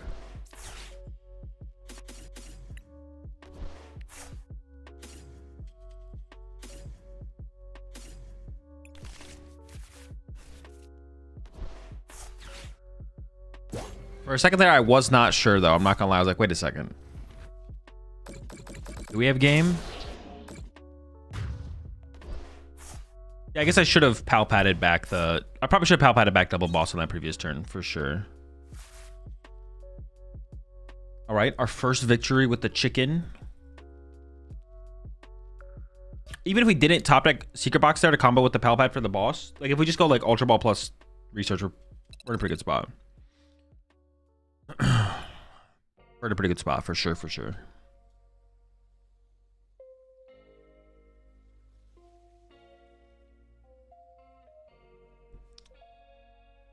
So we played the Conkeldurr list yet? I have not, no. I don't know if I'm going to. I've already played with Conkeldurr in the past, and the list isn't anything like crazy. But man, I don't know, maybe we'll give it... Maybe I never really played it with Pidgeot. I cut the Pidgeot like instantly. Maybe we'll try a little bit of that. But yeah, I played Conkeldurr in the past, and like... The lists that did well at Frankfurt aren't like anything new for Conkeldurr. They're already like... That's basically how the deck has been played for a while now. So I don't know if I will play Conkeldurr, to be honest. Might try out some of the Terra Box builds, though.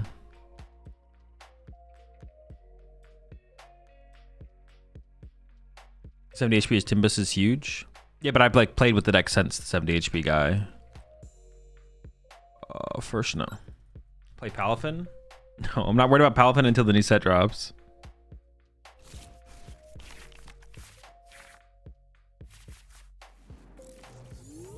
I mean, we played less Torchic than we played Dreepy, so I have to imagine opening Dreepy is probably correct, right?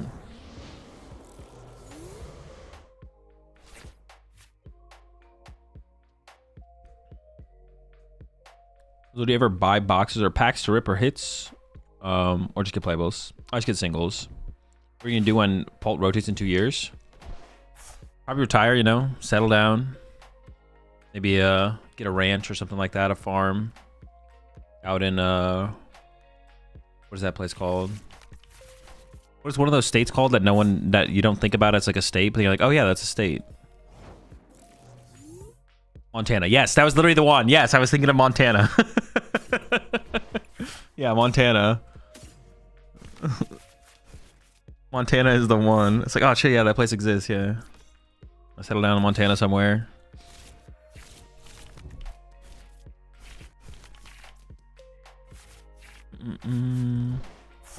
This hand is hella weak. Wait, what are we up against? Do I even know? Oh, we definitely just Badoo them, right? It's not even a question.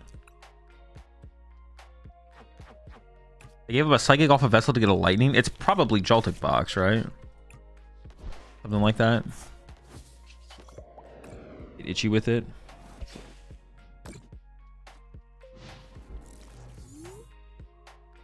Got a question. What is Tor going to do when Pult rotates? What do you mean? Just pick up the next best deck. Oh.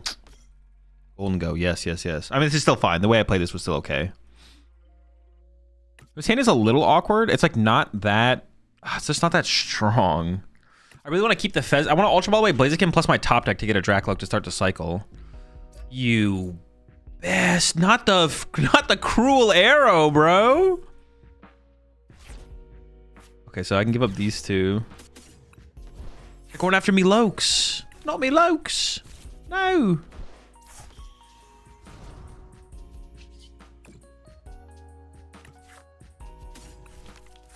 Okay, we're safe. Oh, they're after my fucking Torchic, actually. No. No, my Torchic. No, wait, I can boss up I gotta protect him. He must survive at all costs. We're gonna go after my Torchic here. Yeah, they definitely go after the Torchic there for sure.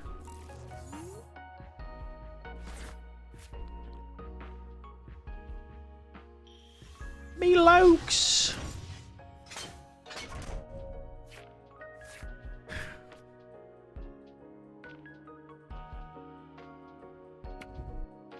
Gosh darn it, he's dead. My Torchic is dead. No! Wait, maybe they misplay and they go after my Loke. Not me Lokes. Could have slightly shifted off an energy.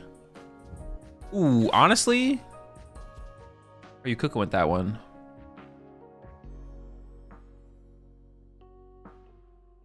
I assume they have the energy here. Otherwise, this would be like a weird play to make.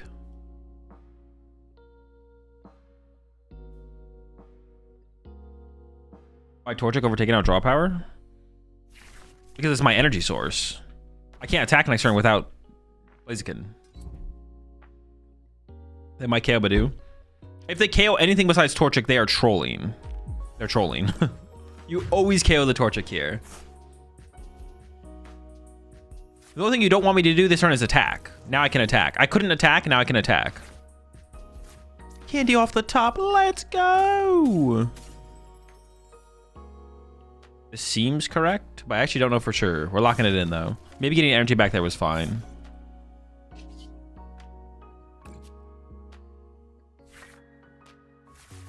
I have the candy in hand now, so I think we dig for the potential Blaziken. Oh my! Is he cheating? Probably. The hacks, the cheats, he stacks.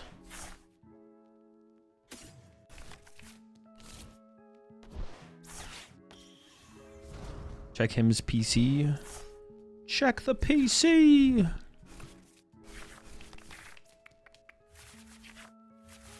Ugh. There's got to be a better play to make out of this. I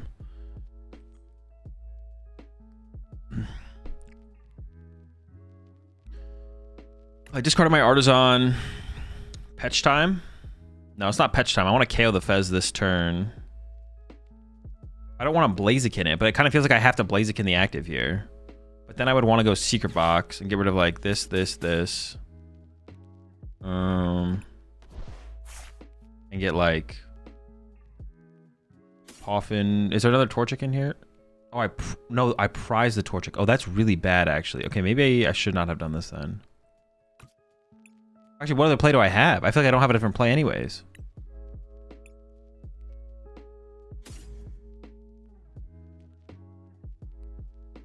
Wait, this kind of just sucks. Yeah, this kind of just sucks. Fuck. I was hoping for a better draw there for sure. Maybe I counter catch or KO the Golden Go and I trap this energy on the active, right?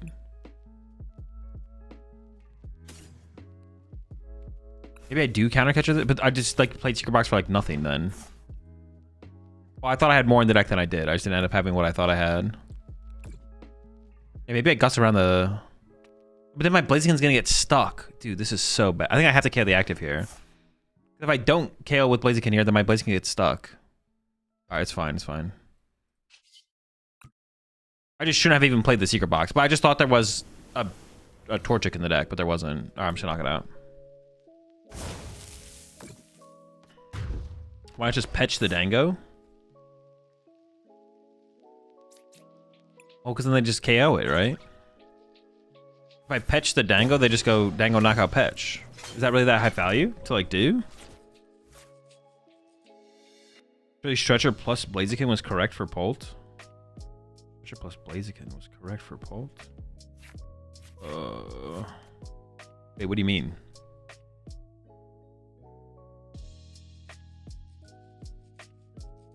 Is there a correct sequencing between Fez and Loke? Or just do whatever?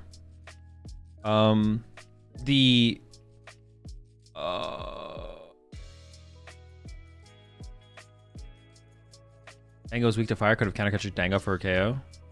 Yeah, but then they just attack with Fez again. They just like bring up Fez and they Fez my Loke off the bench. And then I'm stuck with a Blaziken in my active.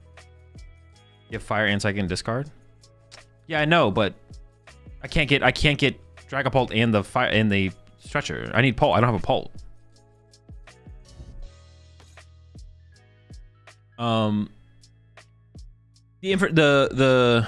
The baseline or whatever you want to work around is what the fuck? The baseline you want to work around is usually you want more information to make more informed decisions. So Fez draws you 3 random cards, which means you can make more informed decisions. Like you don't have to make a choice. The only choice you have to make is to use Fez. But once you've used Fez, you're locked in. You're like, whoa! And now you just get 3 random cards. You don't get a choice. There's no choices to make. You're locked in. And then, but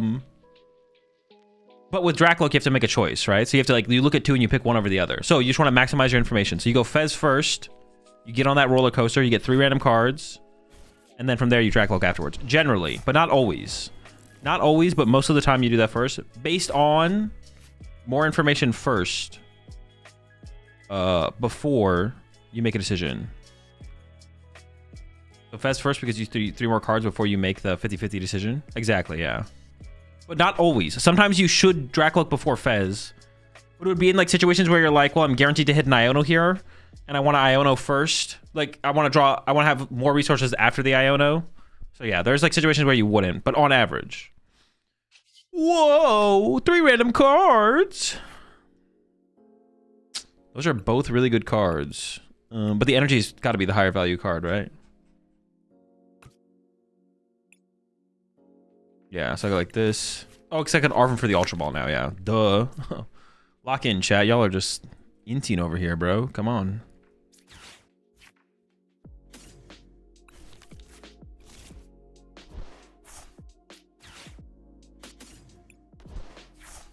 I'm just supposed to attack with Dragapult here, right?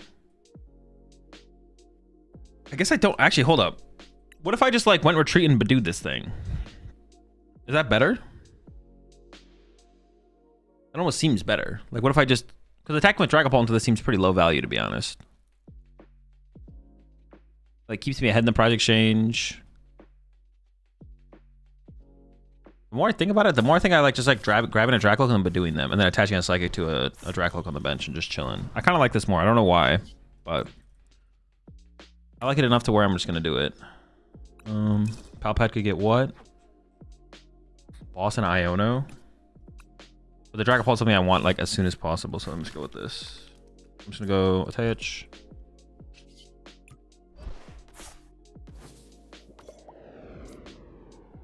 I don't know if I want that other Badoo, but I probably want to put a Dark Energy on the Blaziken. Or a Psychic. That way I have the possibility, probably a Psychic, so I have the possibility of using a Monkey Dory. Sure. Bench this guy.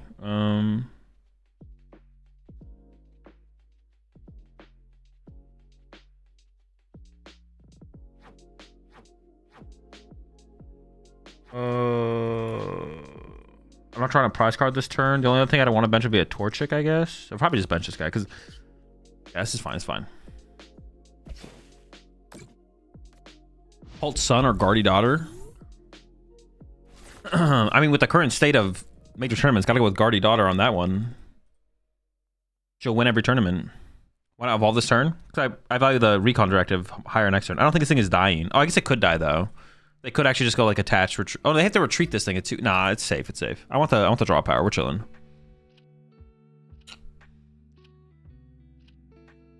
do you feel about Conkeldurr in the current meta? I don't think that deck's competitive. When are you streaming this week and when Silksong? The plan is for my stream schedule. I don't really have like an official stream schedule, but just assume I'm streaming every day except Tuesdays, basically. Yeah, just assume I'm streaming every day except Tuesdays. How does LDF ass deck get a top 4? I mean, it's pretty solid. Like Blaziken's a good card. Dragapult's a good card.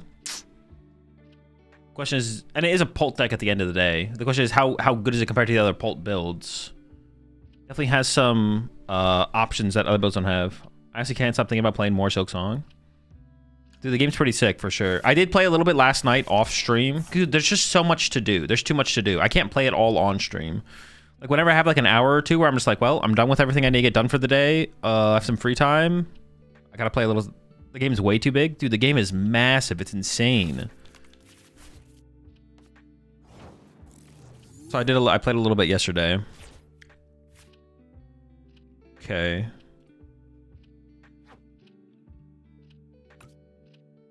Well, there's a boss in the deck, so I'm gonna try and find that. There's a Night Stretcher. I mean, the Night Stretcher is probably a little bit higher value here. Well, it might be Ionoing anyways, though. We'll see.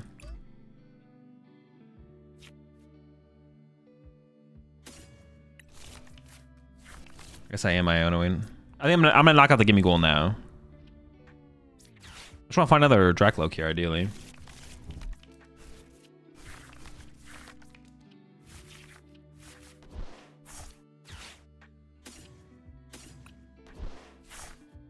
Oh, there's not... Dude, I keep throwing. Dude, there's not another Dracloak to get. I gotta check my prize cards. Next game, I'm checking my prize cards. Grab the Chi-Yu. I was gonna get a Dracloak, but... Oh, wait, no, it's fine. I thought I couldn't use it for a second. I was like, oh no, I can't use it. We're chilling.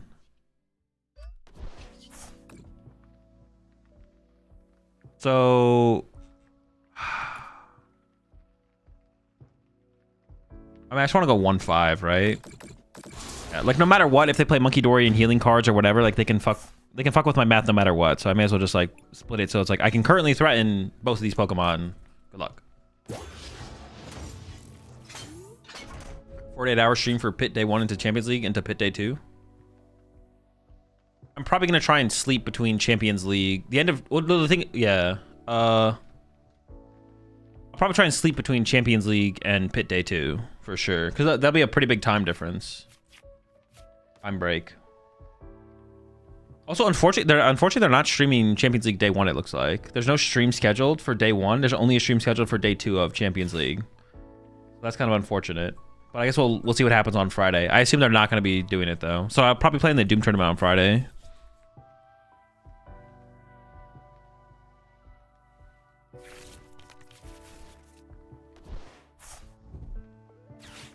I'm going slow as hell and enjoying every second of it. What was the last what was the last boss you fought, Slap? Oh, man.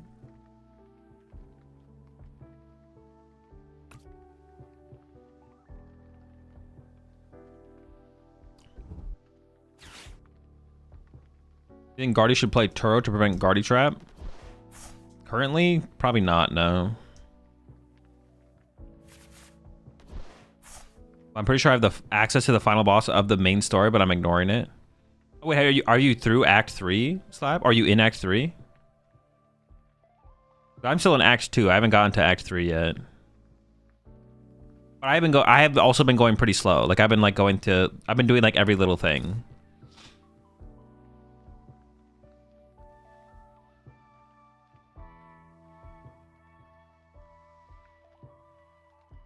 All right, well, I guess we get the dub here.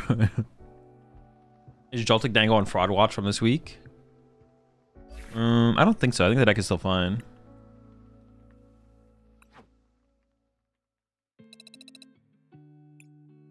I just got to Act 3 last night. 43 hours. Oh my goodness. I'm still on Discord, but I respect chat too much. Okay, okay. No leaks in chat.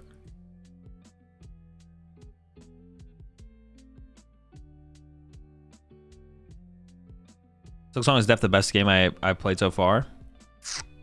It's definitely up there for sure. It's definitely up there for me as well. Like top 10, probably top 10 games of all time. I think there was also lasting will affect the Pittsburgh meta. I think the biggest thing is like Guardy needs to definitely be fully respected. You have to fully respect Guardy if you're trying to be competitive and want to win the tournament.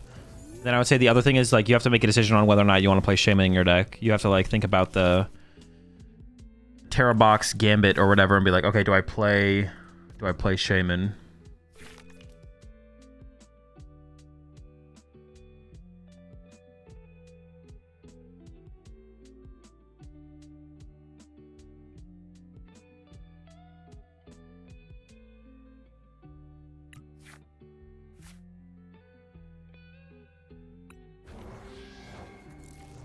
Are you playing any competitive games off stream at the moment? I know you were on League and Rivals at one stage. Oh, hang on, I got this candy. Let me think about this. I could turn 2 Pult them. I could Ultra Ball away the Arven and this. Get Dreepy. Candy into Dragapult.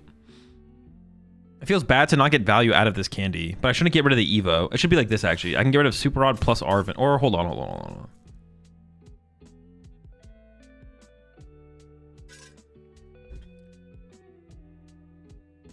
The more I think about it, the more I think I should have just played for Arven, which means playing this to begin with is just a mistake. I think I've misplayed here. I'm not going to lie. All right, well, now I'm going to commit to it. I'm going to commit to my mistake. I think I should just pass, to be honest. Like, attach active pass is what I should have done. But now I'm committed to the candy play.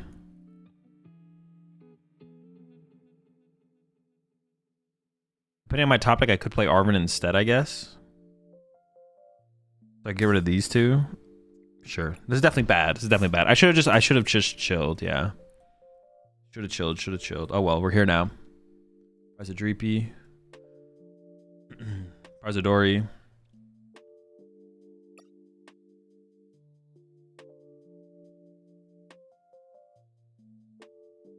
Prize and Arven. Yeah, if I had played if I just chilled out and played to chill, I would definitely would have been fine, to be honest.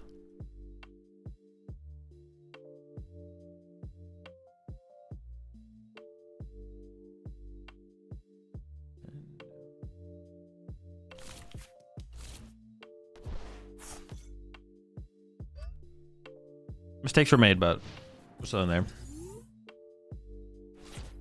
you have any particular feelings about the rotation in April? No.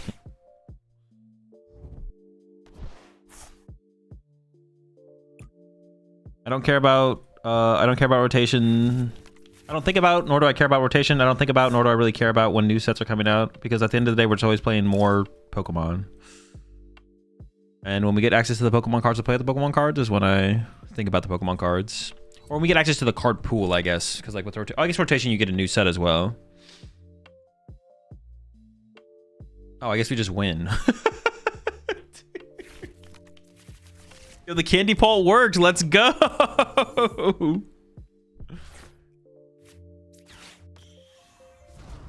Insane, bro. Yeah, I was like really unsure about how to play that situation, but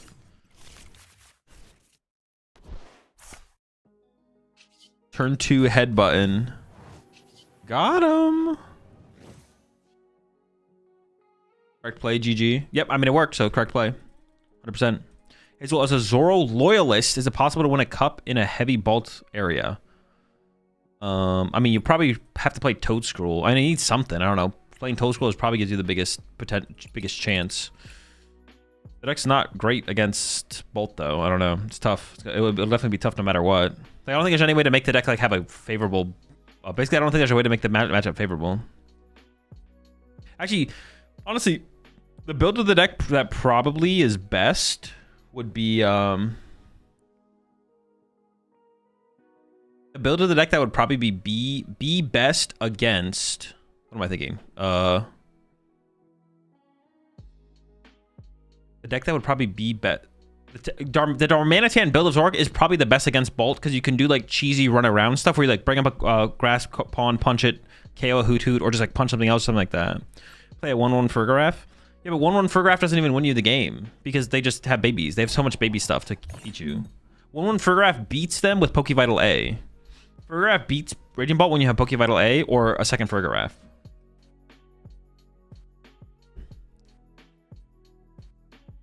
What was your favorite dinner place in Merida last year? We only went to like, I only ended up going to like one good. They're going second. I kind of want to open the Dreepy just based on my hand, to be honest. But maybe I open the Badoo and then I like pivot. Oh yeah, let's do this.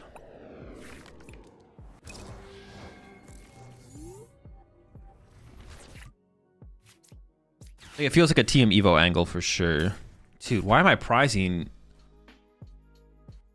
Honestly, before I play a fourth Poffin in here, I would maybe play a third Torchic. Prizing our Torchic feels so bad. Yeah, before I play a fourth Poffin, I would honestly maybe play a third Torchic in here. Maybe I could just cut the LGM for another Torchic. Prizing a Torchic feels awful, man. It feels so bad. Our opponent can't always take advantage of it, but they sometimes can. And if they can, we just lose. Like, if they could just, like, chase our Torchic or Blaziken before we get to, like, really use it, we just lose the game. So bad. Okay. I didn't check for the TM Evo. Oops. Yeah, it might be like a... I might TM Evo with the Badoo, though, I guess. Because I just prized the rest of my basic Pokemon. Because I can't really afford to sacrifice one of these.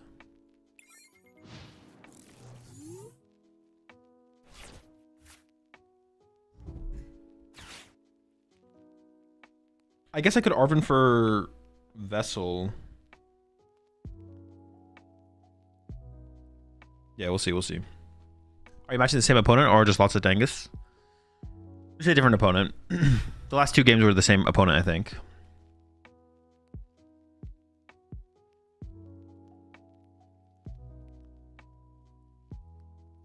What were we talking about? What was the place I went to Merida? There was like just one place like across from the street at Merida. I only had time to like go to like one good local place. It was just one place that was literally across the street from the venue. It was pretty good though. If I have a deck that loses to Screamtail plus monkey damage, is it better to target monkeys before Ralts, assuming that they have 2+ Ralts out? It's just situational hyper. We have Candy Jet Headbutt next turn, it's okay. True.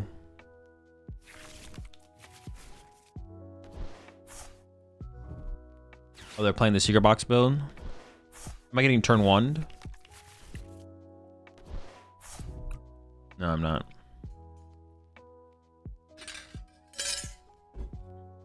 See, if they have Boss KO Torchic, I just lose the game. That's so bad.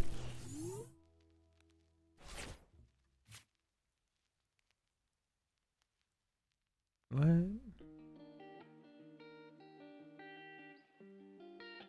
What if I just itchied and researched? I could also attach to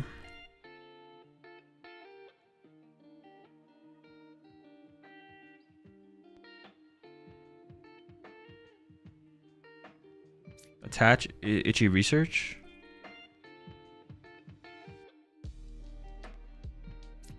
Not even that good though. Well, I'm definitely attaching here.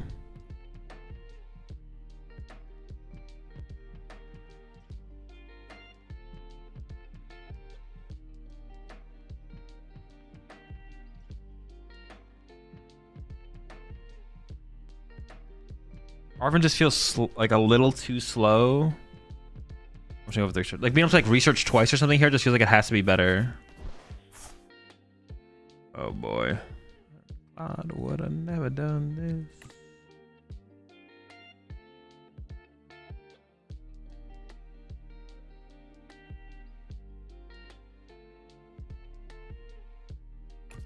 I doubt they would have Boss KO Blaziken though.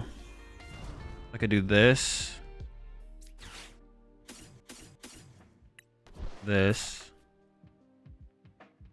Artisan TM Evo. Iono Vessel to find the energy next turn. Sure.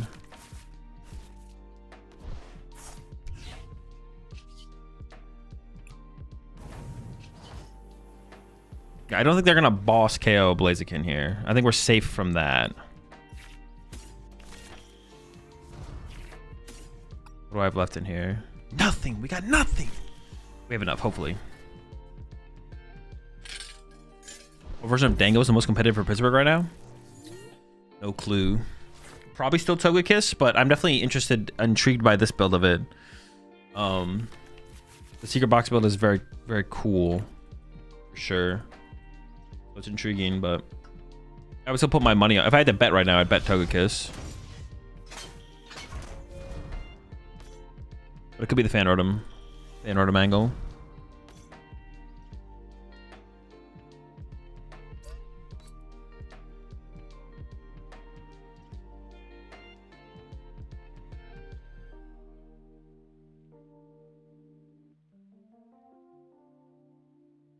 Not Chansey? I think Togekiss is definitely better than Chansey. If they have Boss KO Blaziken, I mean, we don't just lose, but it's pretty bad. We could still win. We probably just lose, though. I am definitely like betting on the Blaziken surviving here. But it's reasonable odds. Wouldn't be ridiculous if it survived, I guess. Is it worth it to run a Rocket's Bomb and Dango for Joltik box? Right now? I don't know. I'd have to like test the matchup to see how it plays out, to be honest. Yeah, I'd have to test the matchup.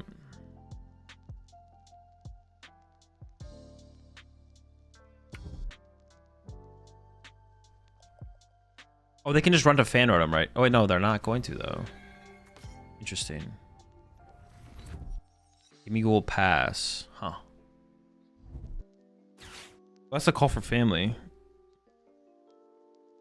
Maybe they just don't want to take a knockout. Are they like that scared of my Chi-Yu? I guess they're just scared of my Chi-Yu, right? Which is fair. Yeah, fair, I guess. Are they actually gonna grab something? They're not gonna grab anything here though, right? Oh, they are, huh? Okay. Interesting. I thought it was a minor errand running at first, so I thought I was getting my errands ran, but nope. Well, I'm scared of my Blaziken dying still. I could attack with the Dragapult through this. But going what? Knockout? Maybe that is fine though. Maybe I just initiate here by attacking with Dragapult. So I need a big enough threat on board to where like I'm threatening to like draw prize cards, right? Like The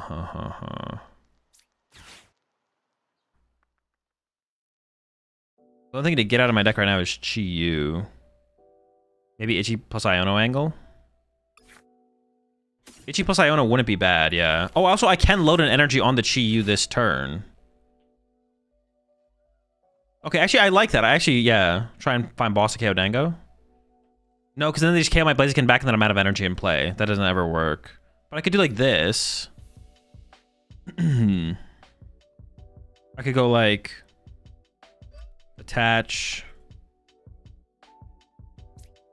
Iono. But actually, I should have played the Iono before I Artisan for the Chi-Yu, because actually the cards on the bottom of my deck are really good cards. Okay, we got this. We can shuffle again. Or actually, I can play this instead. Get a... Now I have the boss for next turn as well. Oh, but they're gonna have 4 Golden Goes in play. Oh no, but then I could attack with Blaziken next turn, right? Well, no, my fire's on the bottom now. Oh no, the vessel's on the bottom. I could get access to it though. This play seems fine. I actually don't know about this play, to be honest, the more I think about it. It definitely seems fine, I guess that's for sure. Maybe I shouldn't have attached the Luminous. Maybe I should have left the Luminous in the deck, to be honest. No, getting the Luminous established seems better than not. I'm not sure, actually. Itchy.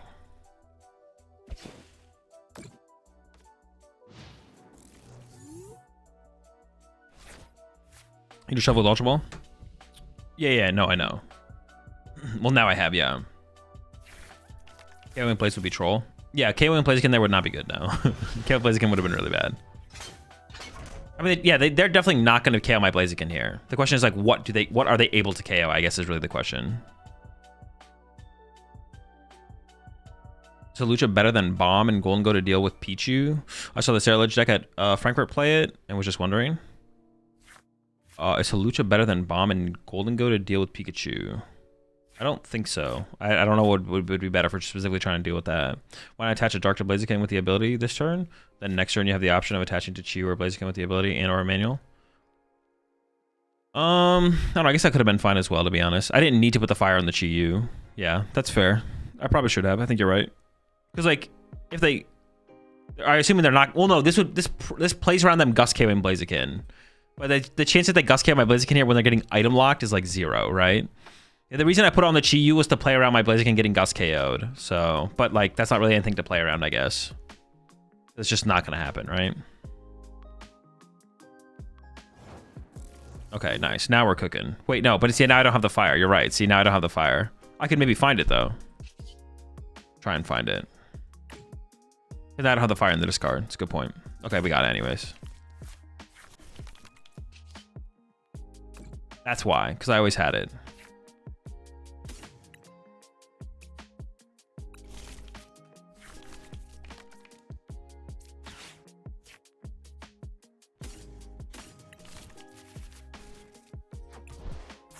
Or I even Vessel away here. Well, I'm gonna get the first 2 prize cards, so maybe just the counter catcher. Oh shoot, that's all I have? What else do we have left in here? You know what, I definitely shouldn't have attached... I mean, we have so much straw power, though. I'm not feeling, like, uncomfortable at the situation. I shouldn't have put the Luminous on the Dracloak. The Luminous I should have saved, for sure. I'm just going to take the first 2... Because eventually they build up a hand big enough where they initiate, so... Well, hang on. I can bench Fez here, because if they Gust KO my Fez, I always just win, so... Just in case... I don't know if they play Iono or something like that, but... I honestly maybe should Palpad back double Arven here. Because actually finding Arven is, like, all I need to win the game. All I need is, like, Night Stretcher or... Like, I need... Yeah, I just need, like, a Night Stretcher. Night Stretcher's good. Yeah, maybe just Palpad double Arven here. Do you like today's meta? Yeah, that's fine. Honestly, Baby Dango might be enough for Pika. Yeah, that's what I'm thinking. I'm just like not sure. Yeah, I'm just not sure what's best, to be honest. Or I'm not sure if you need something. I'm not sure if you need something. Will you like tomorrow's meta? Most likely. We saw on stream that energy can be a problem for this deck. Yeah, I mean, if you play it well, I think you're fine. Like, it just comes down to, like, playing the situations correctly, for sure. Yeah, the Luminous on the Dracloak was kind of troll, because I don't even think I'm using Dracloak this whole game, to be honest. Like, it doesn't usually run Iono, does it? It doesn't mean it. It doesn't usually, no, but it doesn't mean my opponent doesn't. Usually it doesn't, but it doesn't mean, yeah, it doesn't mean my opponent does not have it. They could very well have it.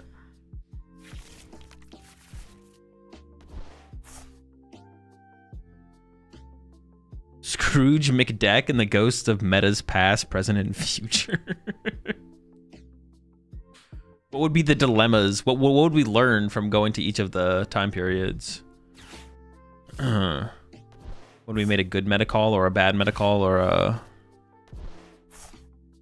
Nothing. We learned nothing.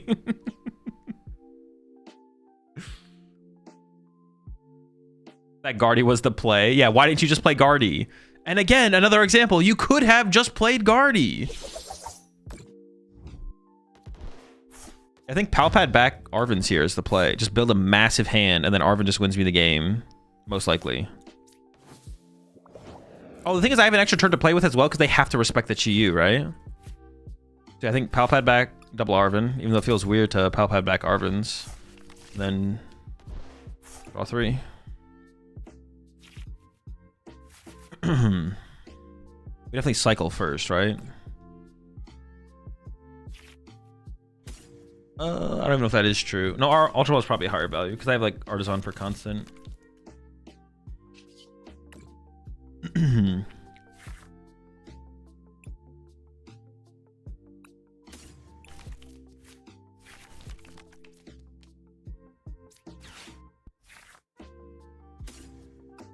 I am taking like a turn off next turn, I guess. Wait, that's weird. How is next turn gonna play out? I still have to wait and see. It would have been better to like get Super Rod this turn than, but then I have to draw back into the fire.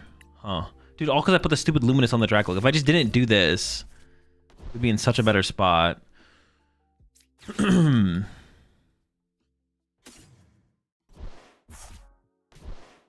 Well, assuming I drew into it as well, I guess, but...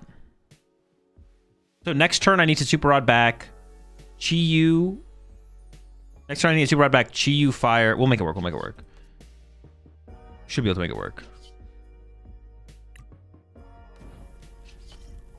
I need Super Rod back. Chi-Yu Fire. Oh, no, that doesn't even work, actually. Oh, shoot. Do I need to get the... Oh, I could just attack with Dragapult next turn. If they KO the Chi-Yu, I can just attack with Dragapult, right? And then just go like Dragapult Punch, spread damage with Dragapult on the next turn or something. Yeah, never mind. We don't actually have to. We have to do that. If I got the Torchic off the prize cards, I could have played that way. But on this next turn, I just need to go Arvin for Super Rod back.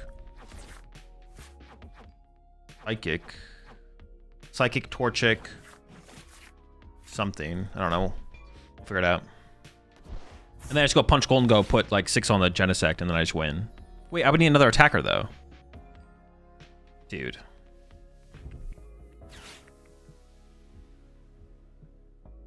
Well, I guess I get the Blaziken back, right? So I need to go Arvin. Dude, wait, we could whiff. It's unlikely we whiff, though. It's unlikely. I guess I should have benched the Dreepy then. So that way I could have Dracloak for plus draw power. So I could have had one more Dracloak next turn to draw with. But I messed that. So I should have benched the Dreepy last turn. Okay, sure. So I did mess up. Dude, all this throwing, man. When are we going to lock in? Oh, I got rid of my Artisan. Sure. I think I just play Arvin instantly to go get the thing. And then I get back Psychic Energy, Torchic, Psychic Energy, Torchic. I don't even know. What else do I get there? Psychic Energy, Torchic, Energy or something? Psychic Energy, Torchic, Fire Energy or something? Oh, I could get the Fire Energy because Draclo can use Fire or... Yeah, that works. Think Pokemon ever makes an in-game leaderboard? Yes. I think eventually we will get one. The question is, how long will it take? Okay, cool. We have a win condition. And they can't get both of these out of... If I punch this and this, they can't... Oh, but even then, though, I could like make a Blaziken on the next turn. Yeah, we win. If I lose this, I don't know.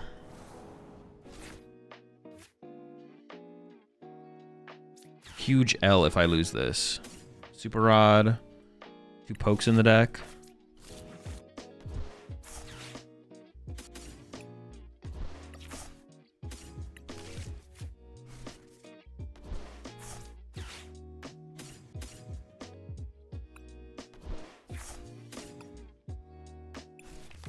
So I get... Oh, fuck. I need the Ultra Ball for the little guy. Oops. I did that wrong, actually. So I need Super Rod back. Super Rod. Torchic. Fire Psychic. Yeah. And then I need an Ultra Ball for the little guy. I have second candy in the deck, right? So I could go Ultra Ball away these two. Yeah, because we'll see the candy by then. And then it's actually technically based on my deck I could whiff, but we probably won't. But if I bench the Dreepy last turn like I should have, I couldn't whiff this turn. Okay, we didn't whiff. I prefer the Psychic here, I think.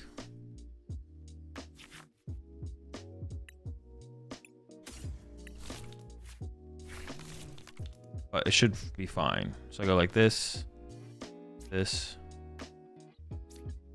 this, this.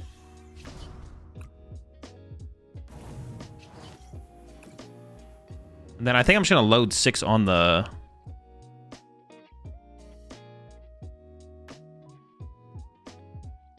Or I could put 6 on the Gimme Ghoul, so I could go KO Reverend, KO Gimme Ghoul, Threaten.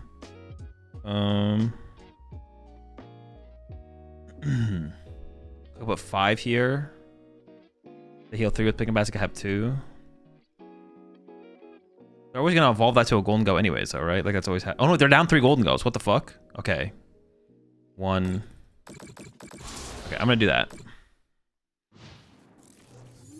How to lose to Monkey Dory?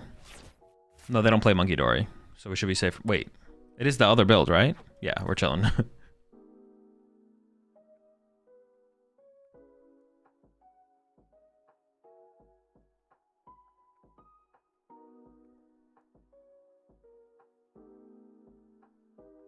I think they've outright said that they want to do it, but they want to make sure the game functions first. Yeah, it's basically what they said in one of the recent posts. I just don't know. I don't know why that's that big of a concern though. Like, that's like so weird to like admit that they feel like the integrity of the game is like jeopardized enough to the point where they can't put a leaderboard in the game. Just put the leaderboard in the game. It doesn't matter. Like, we all deal with the same amount of bugs and disconnects and all that kind of stuff. We don't need to reach a certain threshold of lack of bugs and disconnects and matchmaking stability to like have access to a leaderboard, you know?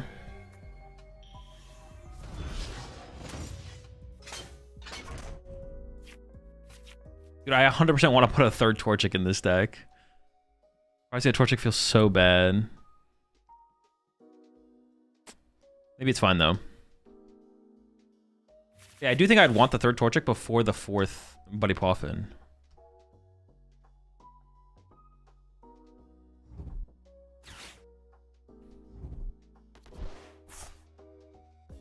They're probably just buying themselves some time while making sure they don't stay silent. No, that's silly. Because they could literally just say a leaderboard is something we're working on. We'll bring to you in the future. Yeah, it's just silly. On the note of bugs, has anyone ever seen Mighty Mochi on a poisoned Conkeldurr? I think it should do 290, but it only did 260 to me. Did you have resistance? Arms.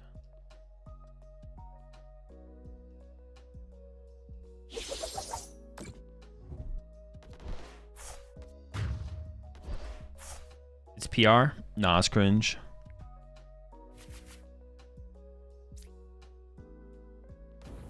This game was... I thought this would feel a little more... We had like just enough stuff to win this game. But I did make some mistakes, so...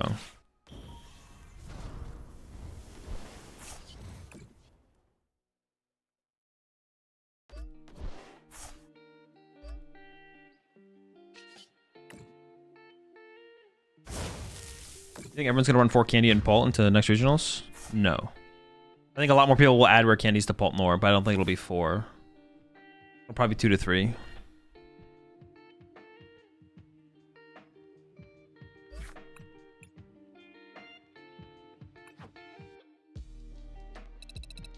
Alright, we gotta make sure we fully check our prize cards. When is Triff coming back? Who knows? Sometime in the future, probably, though.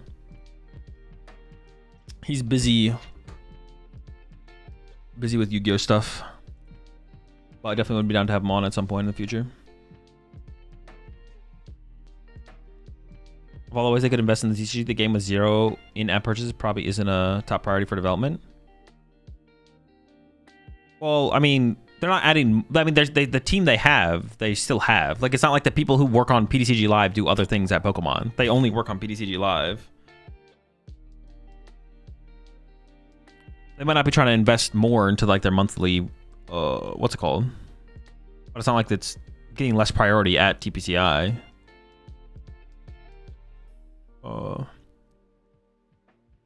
Maybe less priority for like future investment. But I don't know. I don't know how they view it, but PTCG Live has a huge like potential for vastly influencing like how much people like play and interact with like competitive TCG for sure. Like, and hopefully they recognize that potential. All right, this hand is okay.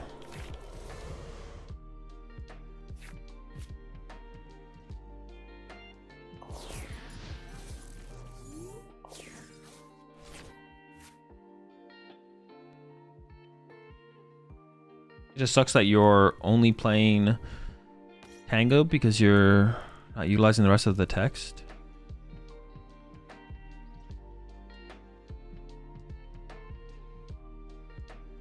This game is great and has great potential, but if they make it better, they lose on actual card money.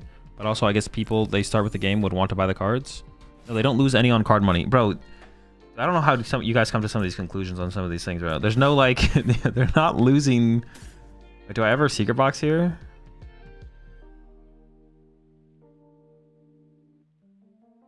I don't really want to give the... Actually, is Artisan even in here? That'd be like the only thing. Like, the only thing I gain here by doing that is like plus Artisan.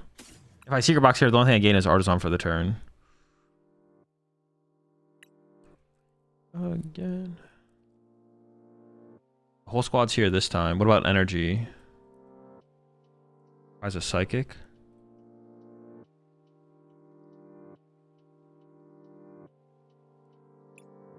Where's an Iono?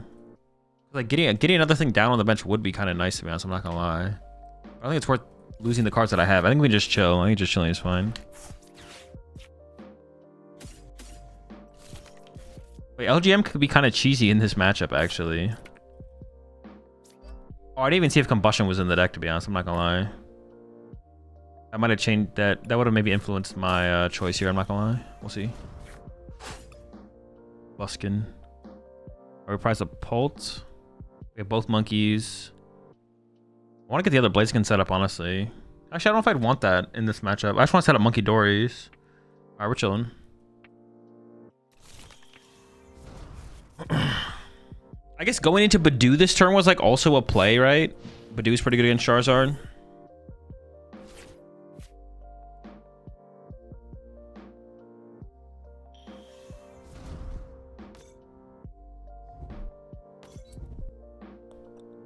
Like I guarantee you,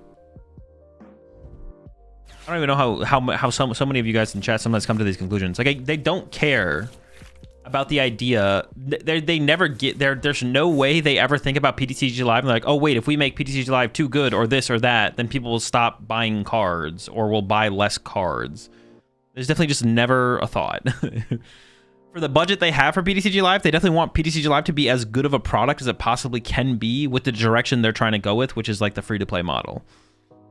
They're never like, oh, wait, if we make PTCG Live too good, will people just play online and never buy cards? It's like, hold on. Make it worse. Lock the fuck in. Shut this shit down. There's not even a thought. No one has ever thought that at TPCI, I guarantee you. I'm not sure if I heard your answer. Do you think Shaman will be more prevalent due to Terra Box doing good? Yes. The question is just how much. Dial it back, we're cooking too hard. Yeah, this is never... They're never thinking that. Dial it back, we're cooking too hard. Yo, this shit is sick, man. We can't do that. Stop making such broken features, bro. What's on the bottom of my deck here? I actually don't like the bottom of my deck. I'm just gonna Recon Directive first here. Hold up, it's too good. Hold on, it's too good. That shit's too fire, man.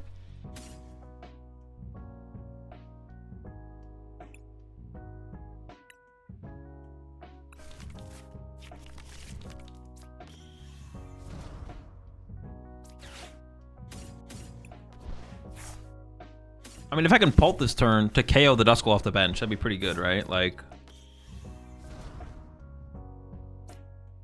I'm not a big Duskull fan, if you know what I'm saying.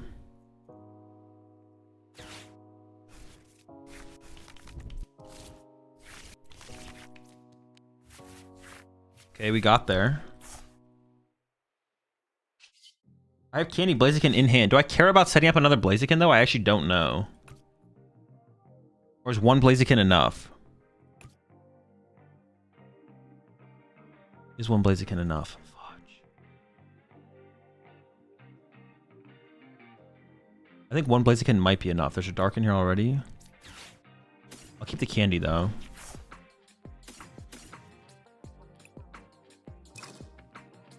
I could, like, double Monkey Dory next turn. I mean, they could KO my Fez next turn, and then double Monkey Dory is not going to be very high value, but... One is plenty. Okay. Trust you on this one, but if you lead me astray,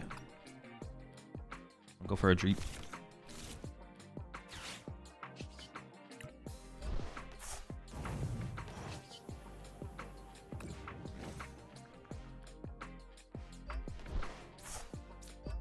I could bench the Monkey Door just to get it into play here. It's not even like that high value theoretically. It just depends if they're punching my active or not, right? Depends on what they're doing. What? 60 HP Charmander? What are we doing, bro? Dory. I feel like benching is probably incorrect.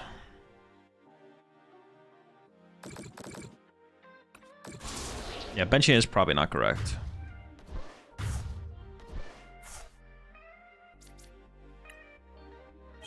I feel like it's gonna come in. I don't know. We'll see how it goes. We'll see how it goes. I feel like it's gonna come into play anyways, but if it doesn't, then yeah, we're chilling.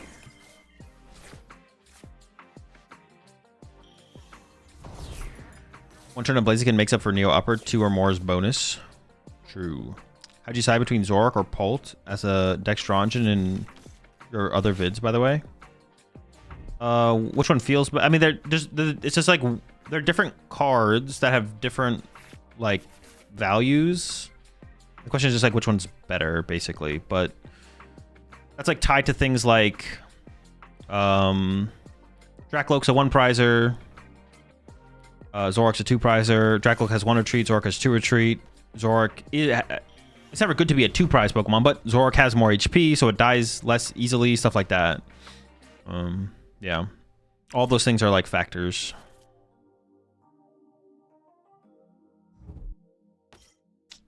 Fudge. I mean, if they just punch my active here, I think I just win. Okay, they have the counter catcher. See, I don't want to KO... Oh, that's tough. I don't want to KO the Duskull. But I also don't want to let them get to Dusclops. Can I feel fine about KOing Duskull here? KOing Duskull sounds really bad, but letting them get access to Dusclops also sounds really bad.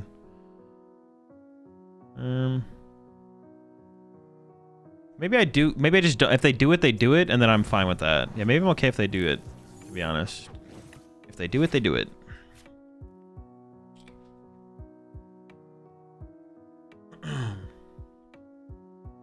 Yeah, maybe I just like punch the Charizard and spread the damage on like the Charmanders or something.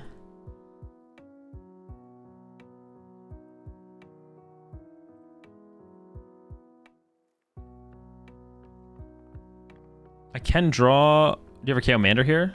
No, if I'm taking a knockout, it's always Duskull. I don't really want to take a KO, is the thing.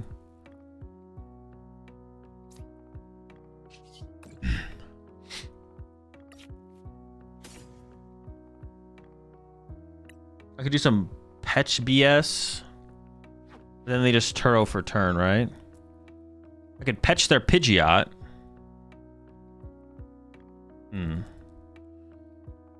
LGM their ass?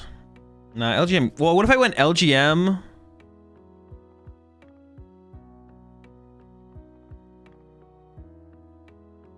What if I went like Boss Up Fez plus LGM Energy off Charizard to the Duskull or something? Is that ever good?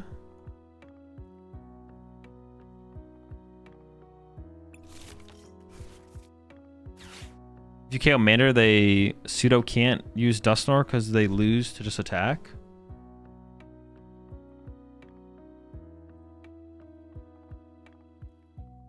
No, okay, if I draw a 3rd prize card, they get to go maximum belt knockout. That's the problem. The problem is if I, yeah, the problem here is if I take any prize cards, they go maximum belt KO. That's the problem. It's not about them using Dusclops, it's about Dusclops letting them get to 3 prize cards.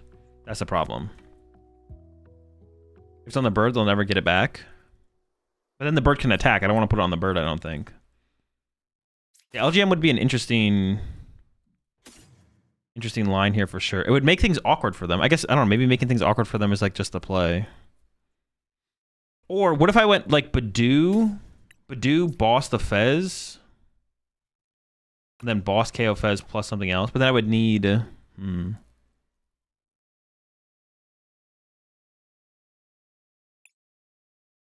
LGM is cute, but I just don't know if it's the correct play. It seems like fine.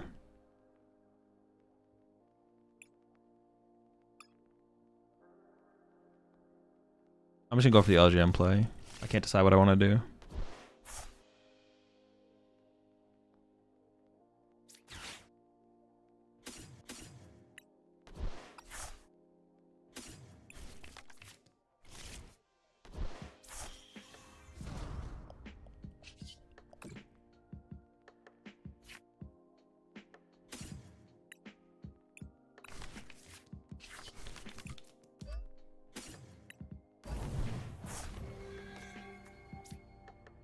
Honestly, it just felt awkward for sure.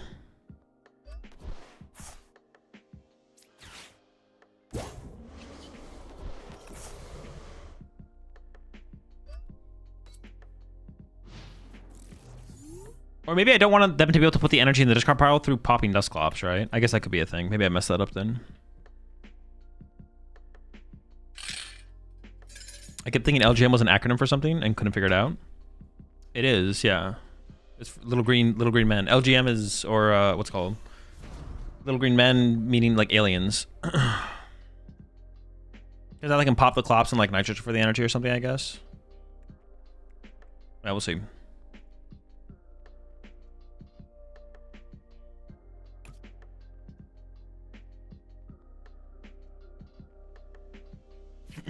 LGM is LDF's freaky brother.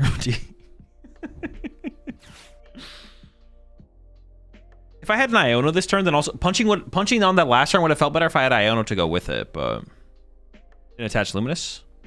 No, I just want to hold my energy for now, I think. I don't know where I put the Luminous. I guess I could put the Luminous on the Dracloak. Or I guess maybe on the Dragapult would have been fine. Yeah, I could have done that. I could have attached to the Dragapult, I guess.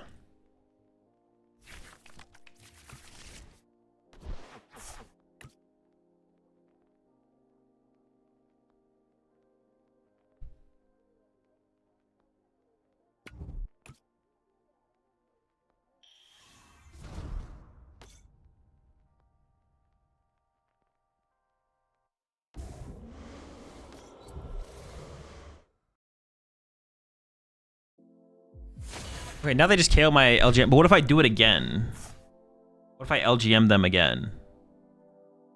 They're actually running out of energy, right? Maybe I can't do that. Maybe I can do that.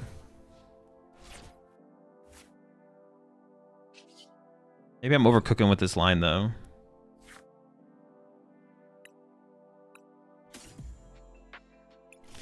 I play what, 5 basic fires usually?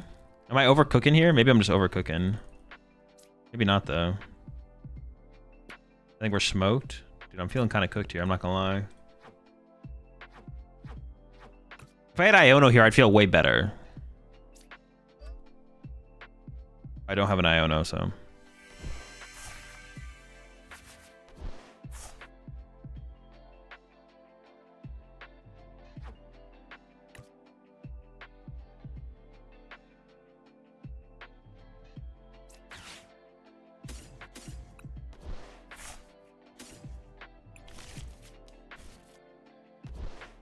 Might be overcooked here. Might be overcooked. Actually, I maybe should have just committed to the secret box there. Doing this is maybe incorrect. Never mind, we got it.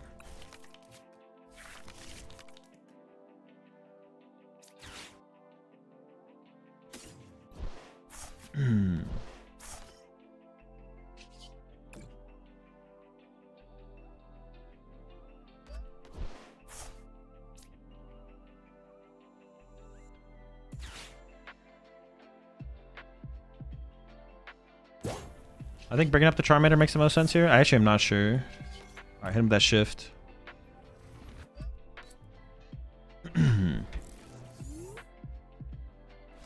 Punch Turo could have been good. No, if I leave Dragapult in the active there, they knock it out. That's the problem. Yeah, that's the problem.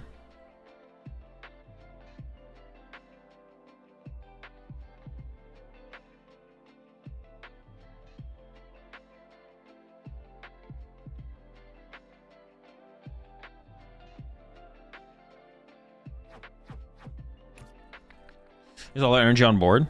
No, they have at least one more fire left. They have at least one more fire, maybe 2. What's the win con here? Just make it so they can't attack, then start attacking.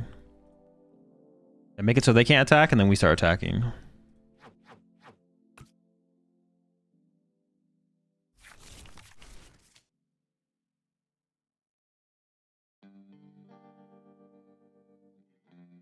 Oh shoot, they're blasting. Do I lose? They're just popping off. I feel like I have to, if they're doing this play, I feel like I have to lose, right? Well, no, but they can't win this turn. Actually, putting the energy on the Dusclops was probably a mistake because they could get rid of it and then super it back.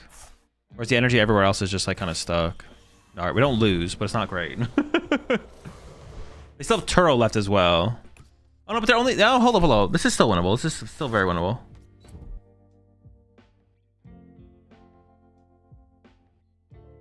Brave enough. There's no great target for the energy now, though. That's like a problem. One more LGM equals win. Maybe. I could put it on the.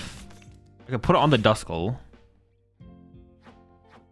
Oh, they can pop Dusknoir to. Okay, let me think.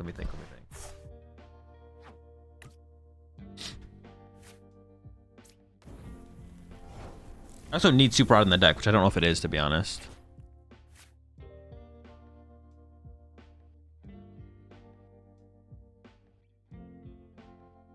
Alright, Counter Catcher's good.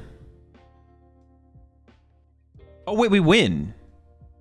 Oh my gosh. Alright, yeah, sure. Because they left damage in play. Alright, cool dub.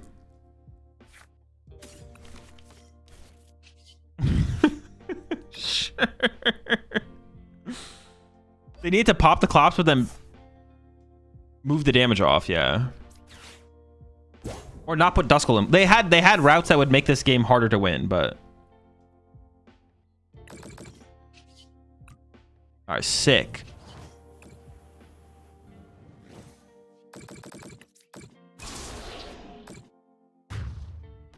Yeah, they need to like not leaving the damage in play was their mistake for sure. That was bad to do to give me access to Monkey Dory damage. Even if they didn't get the Duskull, they definitely shouldn't have given me Monkey Dory damage to work with. Weird game, weird game. Do I ever just like not? Should I ever just like? Well, no. But letting them get access to Duskulls and Dusknoirs is just so bad, right? Like, if I let them build up their field and get access to like a Dusknoir combo to like initiate the initial prize trade, that's like not good for us, right? Like, I want to definitely attack first, like I did, and take out the Duskull. Honestly, the problem with my initial setup was that I had Fez in play because it let them have like exactly the response they wanted to have, which was get a 2-prize knockout. But if I just don't have Fez in play there, I think I always just win. But the fact that I had Fez in play means they were able to go, okay, Candy Charizard Counter Catcher or whatever they did. And then it's like, okay, well now the prize trade is like a little bit weird. And now I'm like scared of Maximum Belt. Yeah. All right.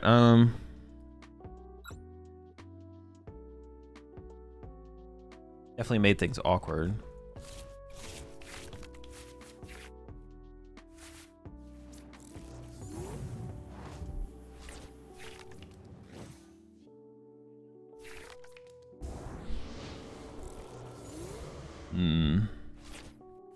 Gonna be a monkey war, right?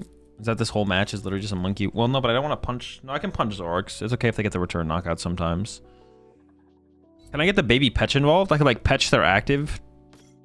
Petch the active Zoroark, just put 6 on it, then builds up damage for the follow-up, maybe? Maybe they could like monkey the damage to my Petch and then just KO my Petch, and it's like I didn't do anything. Is this an LGM angle? Oh wait, LGM might go crazy in this matchup. LGM could go hard here. We might be LGMing. Do I ever Secret Box out of this hand? Probably not. The hand's kind of good. Secret Box honestly feels so weak in this deck because it's like, it's basically, if I ever Arvin for Secret Box, it's literally just to get Artisan in play. Or to get a follow-up supporter, I guess, if I don't have one. Like, is Unfair Stamp ever just better?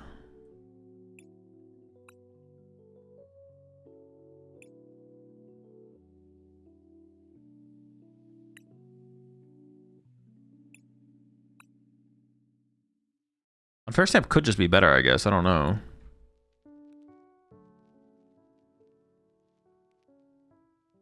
The Secret Box it doesn't feel like it's that powerful in this deck, to be honest.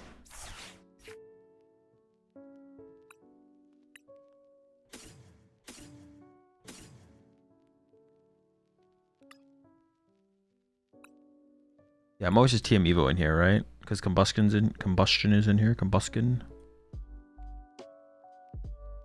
Ez is here. Shaman's Prize. Use here.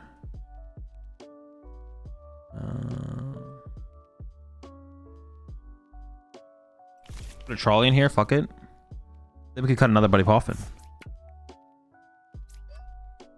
Genius.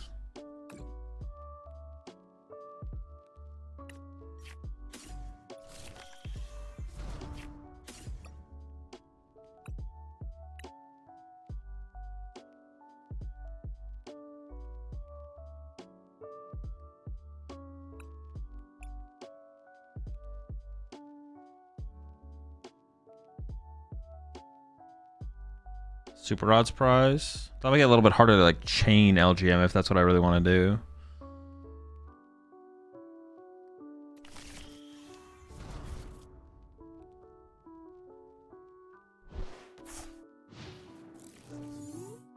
It's crazy all the Lokes are priced.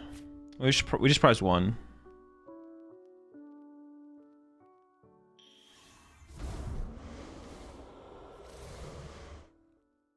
I think it's better past turn 2 and 3 than it is in Guardy a lot of the time. Maybe.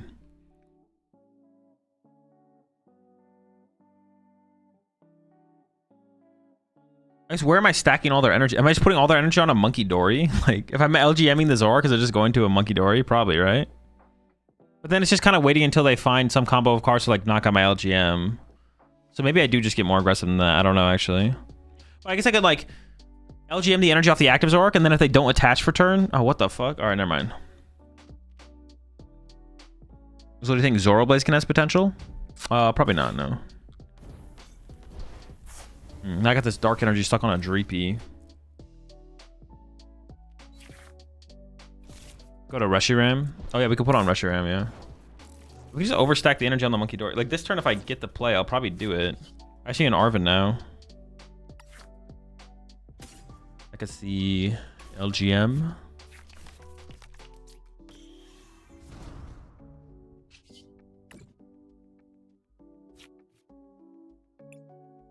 I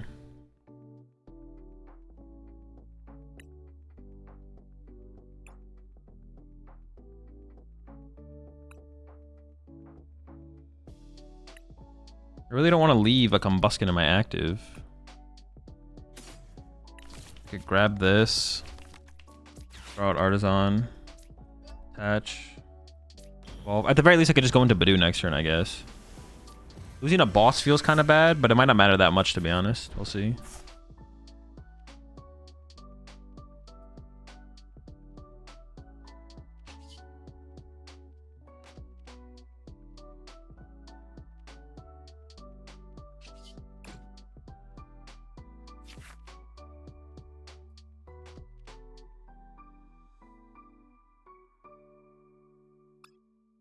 I don't think I need another Blaziken setup. One should be enough. It's like never going down unless they're gonna Gust KO it.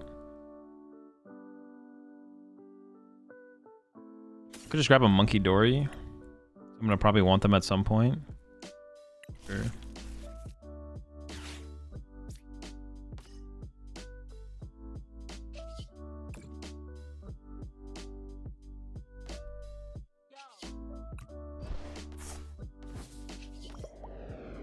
I could have also let Blaziken take a hit, I guess, and just not taken anything there.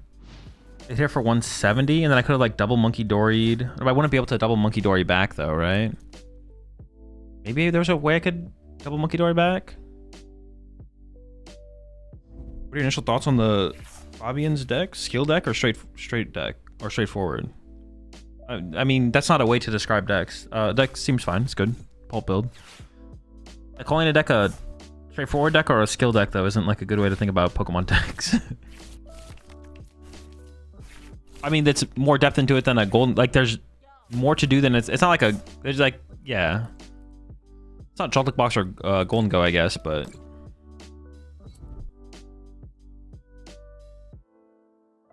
Oh, they scratch KO'd me. Yeah, sure, same. Maybe I just go after their Monkey Dories here. I don't know. I don't have a Gust in my hand yet, though. Just go KO Monkey Dory, 6 on the Monkey Dory. Sure.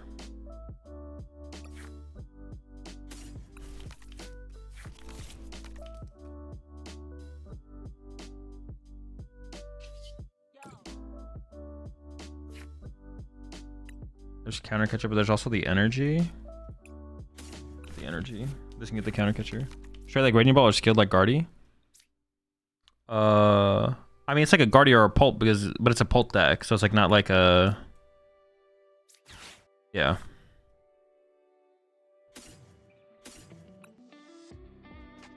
That's what you assume was gonna be.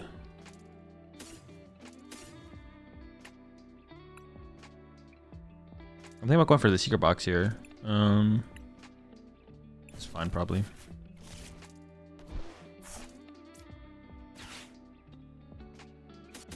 Oh, I guess I could use the Petron at some point, so I think I'm gonna go like this.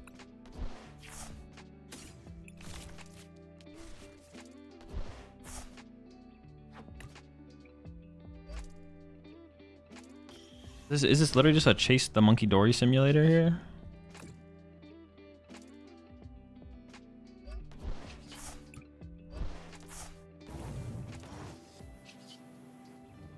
Oops. About to punch that thing. That would have been really bad.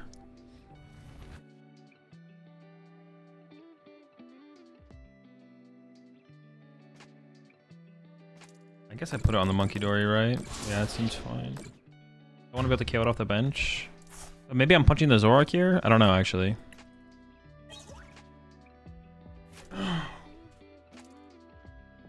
What the Petch is supposed to help with? It's just retreat lock. It's just like a Maractus. Just think about it literally like Maractus in any other Dragon Ball deck. It does the exact same thing, except it's better. It's better than Maractus, but you can play it instead of Maractus because you play Blaziken, so you can get the energy for it. Like if you play a normal Pult build with Maractus, you can't get the energy for the Petch, so you don't play the Petch, obviously. Yeah, the LGM line here might have been kind of cope, but maybe in the late game, once they're down more resources, maybe the LGM line comes around again.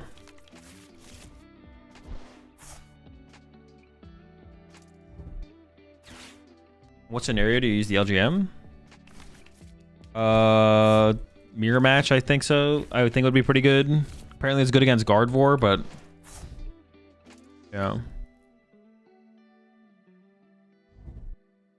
Unfair, sure. I maybe should have already played the Palpad for boss, to be honest.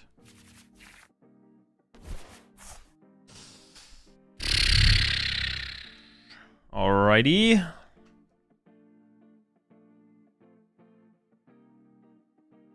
Do they even have a... Oh,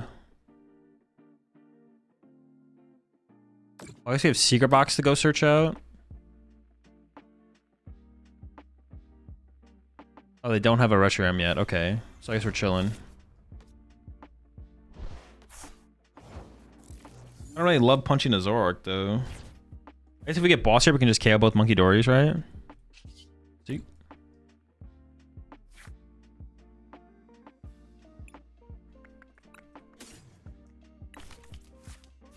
Can't do that.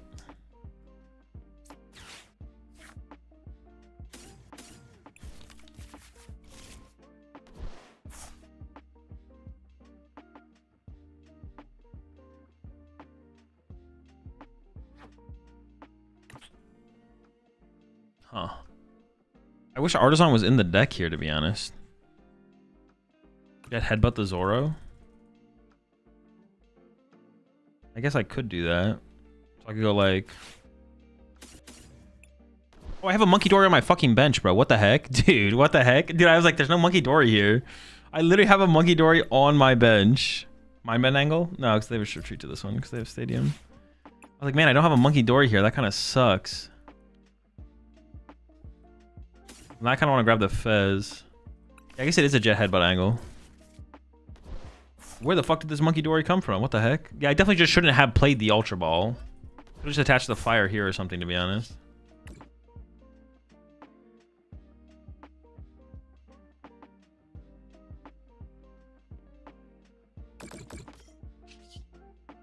Yeah, that was really bad. Can also Petron. I don't know, Petron's kind of slow. They just like double Monkey Dory my Petch, like, or Monkey Dory over an attack. Like, it's not good enough, I don't think. This builds up. I guess it doesn't build up that much more damage though, I guess. A Petch is like feeding them a free prize card, where they don't have to put up damage on my side of the field for my. Oh no, that would be terrible because they would just double Monkey Dory to my active and then attack.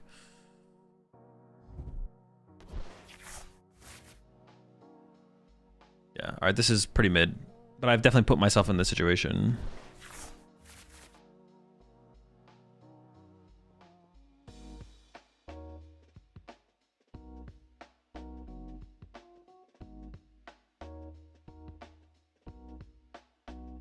You want the prize feed to activate Counter Catcher?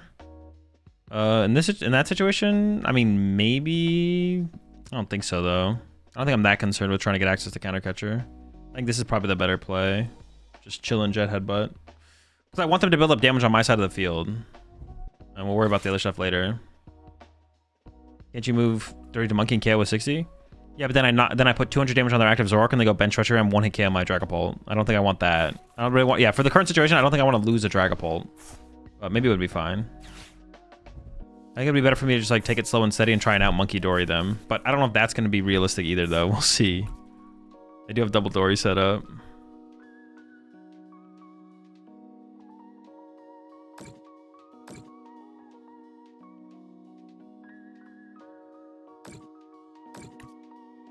But they're letting me KO the Zoroark. Oh no, they're just running. Okay. So, but I'm dealing more damage to them because I'm monkeying each turn. I'm gonna try and double monkey this turn as well.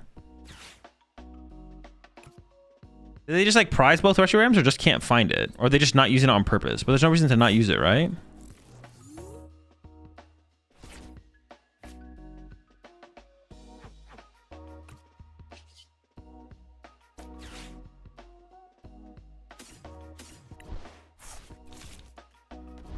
Now I really want to set up my other Monkey Dory here, though.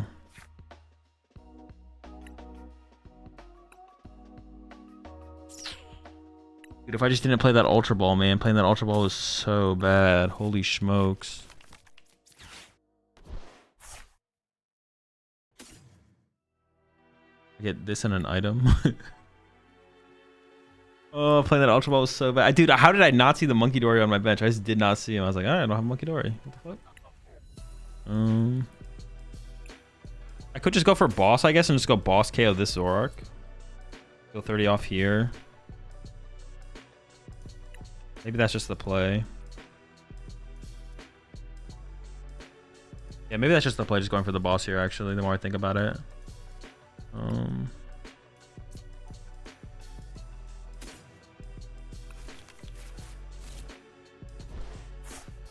But didn't I have a boss off the... What could I have chosen on Free Interactive?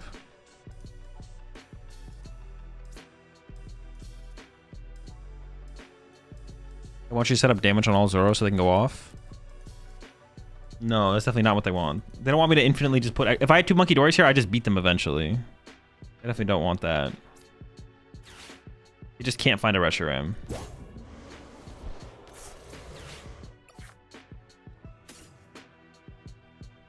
Guess I get the Dracloak off the prize cards.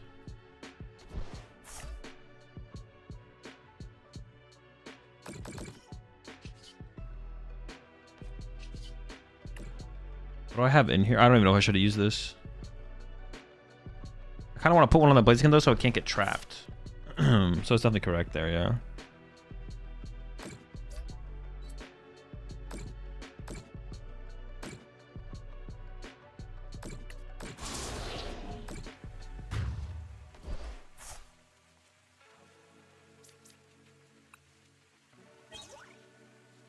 Okay, got the Loke, got the Super Rod. If they chase my Monkey Dory this turn, I can Super Rod him back. I don't really want to put Fez in play at this point anymore. I think it's like too easy of prize cards for them to go after eventually. Often in Luminous. Oh yeah, that was the cards, yeah. Dude, the Ultra Ball was so... Dude, how did I not see this on my bench? What the heck?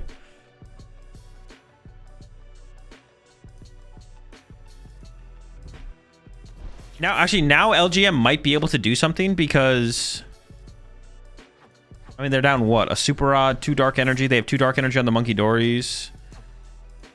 They're down 2 ends PP up as well. So now the LGM actually might go kind of hard here. We'll see. Yo, appreciate the raid there. Dom, hope you had a good stream. What is an LGM? The little alien guy. The 60 HP little alien guy. That moves the energy around. That's LGM. That's LGM. LGM means Ligma. We can move the energy off the Zoroark, possibly. The LGM route maneuver. Video stream was good. I was practicing some TCG in prep for Pittsburgh. Glad to hear it. Good luck at Pittsburgh. Wait, what's Ligma? Someone explain. Nah, you don't want to know. You don't want to know.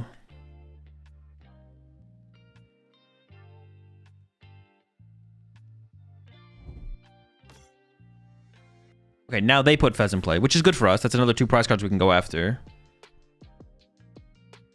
I only have 1 boss left though, so I need like somehow try and probably find a prize card and then go after the Fez for game or something. Probably. We'll see what they do. What I really need to do is set up my second Monkey Dory so I can get the damage back to their side of the field. Because they're gonna start to rack it up. Did you look at the Greninja EX deck with Grand Tree? I did, yeah. We played it earlier. I wonder if they just prized their Reshirams. I wonder if they just prized, or maybe they only play 1 and they prized it?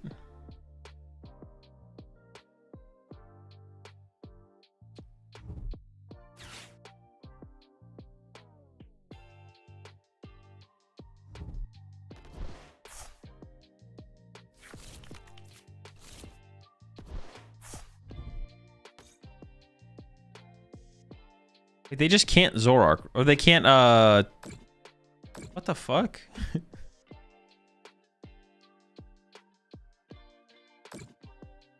They can't put down... Oh, they have Turo, though. They definitely have Turo still.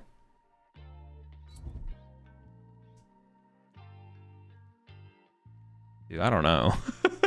I don't know, dude. I don't know, man. I don't know.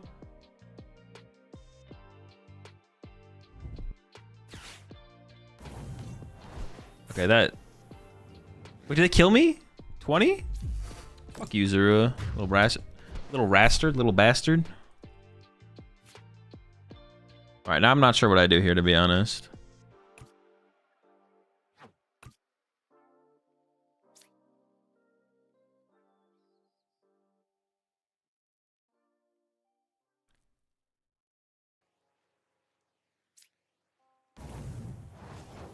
What are they down for resource? 2 Super Rod, 2 Boss.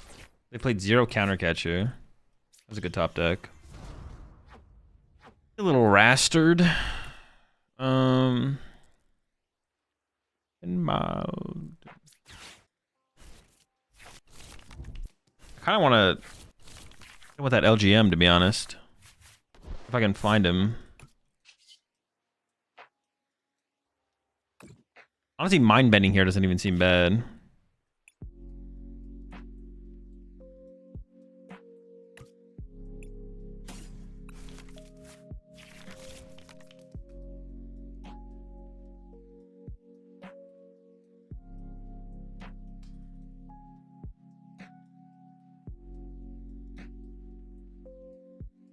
If I punch 6 here, they go Turo, Reshiram, knockout.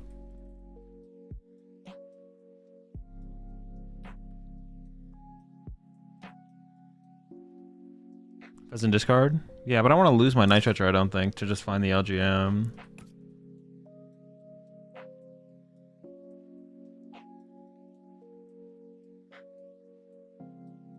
I'm just gonna pass. I don't want to attack. I don't want to put damage on their side of the field for them to use with Monkey Dories. I think we just pass. The full bench isn't a safe to Phantom Dive? Not really, because they can just go Turo Reshiram. They haven't played Palpad or any Turo, so they could have quite a few. Yeah, they played 0 Turo and haven't played Palpad either, which are like pretty common cards in Zoroark, so... Yeah, I think pass is just best. Oh, I guess I could have... What did I have in here for energy? I could have Blaziken to... Nah, probably just waiting is correct. Reshiram doesn't exist? It's possible.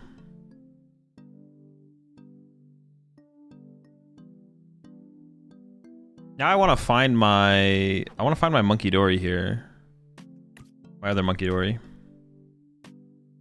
I could have maybe just played the Night Stretcher for Fez there, but I didn't really want to put Fez in play as like a 2... Because if they get to a Dragapult, I don't want to have just like Fez on my bench to die to Ursaluna in the late game. Because my Turo's prize, so I want to be able to like Turo it eventually or something like that. I think just chilling is probably correct. Most likely correct. They also deck out first, so they have to do... They have to do something. I don't have to do anything.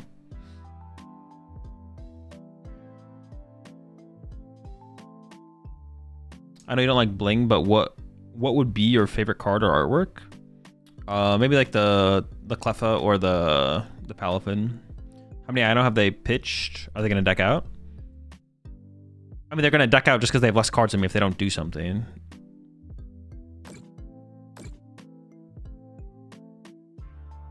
Would Petch be a route in this matchup? Not when they have Monkey Dory set up, no. Petch is theoretically good if they don't have Monkey Dory set up. If we, like, get through their Monkey Dories. We haven't gone through their Monkey Dories yet, so... I assume this is where Reshiram makes its appearance, right? Nope, just going after the Monkey Dory. Sure.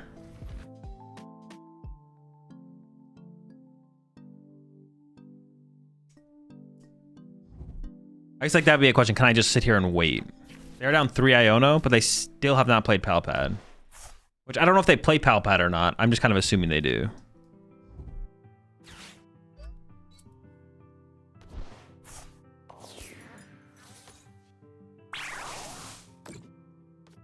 Wait, that's a really weird attack, right?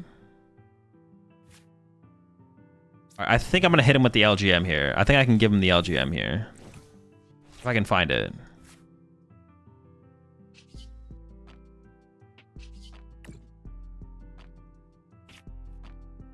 We can LGM him.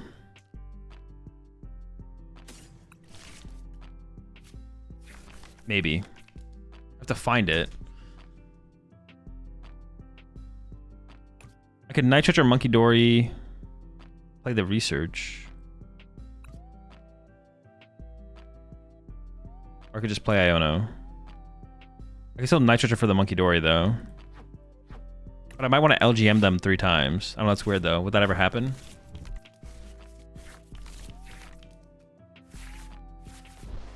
No LGM.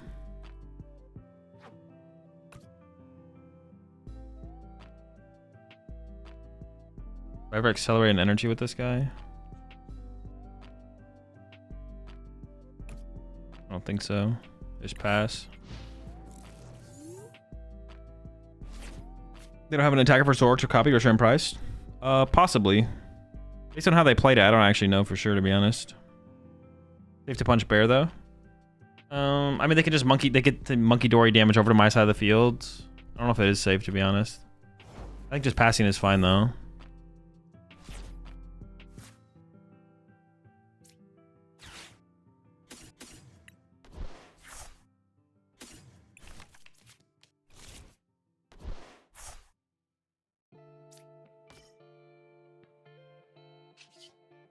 I don't really want to research.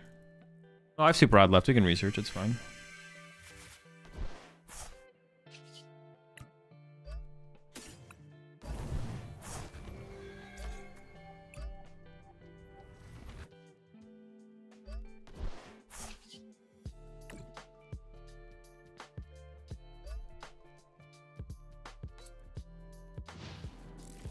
With that slight shift.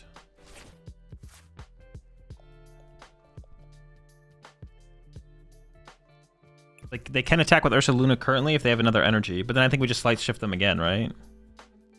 Actually, no, then if they attack with Ursaluna here, I probably slight shift off the Zoroark. I don't even know if this is a real win condition as well. I don't know if this is going to win us the game, or well, we could lose because of this, but I'm just going to keep shifting slightly.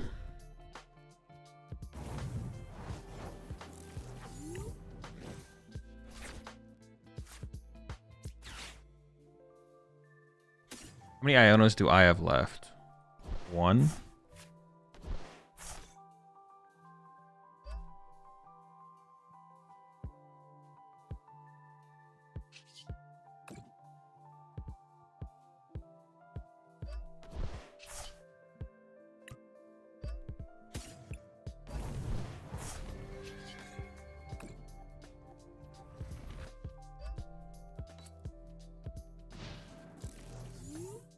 Any Blood Moon last turn? No, that was the turn before.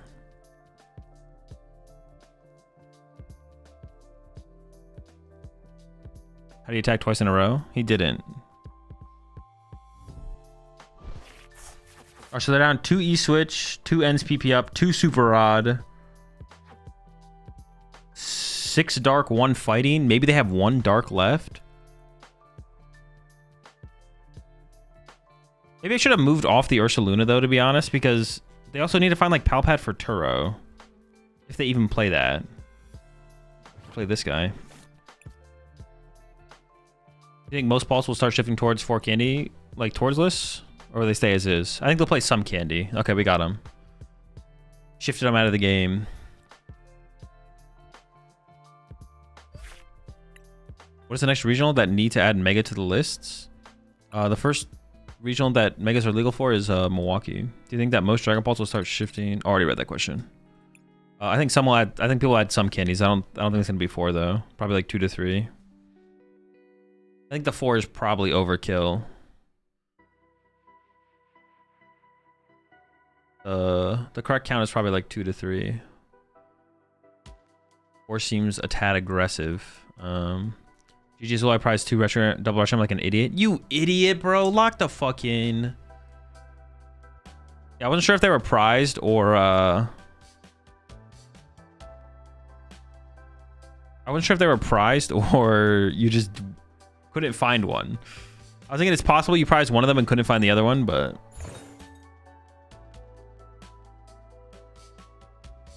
you think Arvin will start coming back into Pult list then, or no? Arvin still seems too slow. You absolute moron. What are you doing? Poison Chain? That's why you play 4 Retro Ram? True. I was baiting you. Baiting me into thinking that you might not have. It's a good strategy. It's a good strategy. It's one of my favorites, to be honest. Really, really good strategy.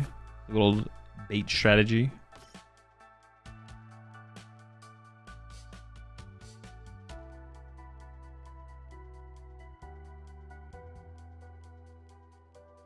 Here's where I would like a secret box mount. Secret box would be really, really good right now.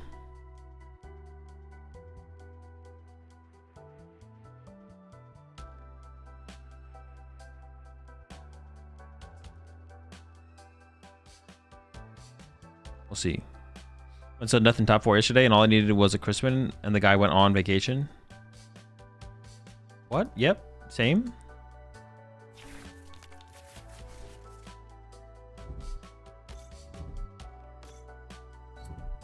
Damn, and the energy attachment? Bro, what are you, cheating?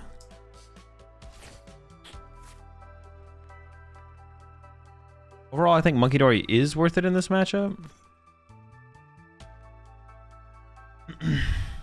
I want to be able to play off TM Evo through Pecharunt, but Monkey Dory doesn't die to Torrential Pump. I could go like Air Balloon, Dark.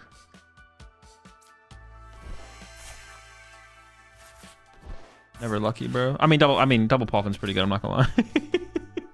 Never lucky as I have double Pawfin to work with. Dude, where's my TM Evo though, bro? Come on! Alright, what are we doing here?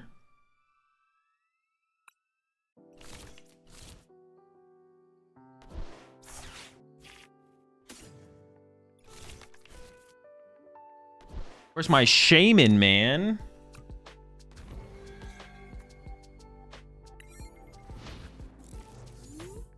Oh, they could boss KO double Dreepy this turn, I guess. I mean, nothing I can do about that. I guess if they have the... I mean, they should have that, though, right? It's not even that hard to get, right? They just need, like... Yeah, they should have Torrential Pump for 2 here. I guess, do I ever just pass there with, like, Monkey Dory and Pecharunt, and that's it? Just go pass, and then next turn... Oh, maybe that is the better play, to be honest. Maybe I should just pass with Monkey Dory in my active. They can't win, right? So the next turn I go wide and take over the game. Yeah, that's actually probably the better play. I think I misplayed that. I think I misplayed that for sure. Because I could have even gotten like a Shaman down on the follow-up plus TM Evo off the Arvin. Yeah. Okay. Next time. But yeah, passing there was kind of safe, so might as well do it. Wonder would win, right? Oh, wait, no, they would still win with Boss. Never mind, I can't do that play. They would still win with Boss. They just boss my freaking Petch. It's the same play. I was like, I thought, in my head, I was like, Monkey Dory tanks no matter what, but that's just not true. Now they boss me, and I guess I lose. Oh, we'll see what they do. I assume they're going to KO double Dreepy. The correct play is probably to KO double Dreepy. We'll see what they do, though.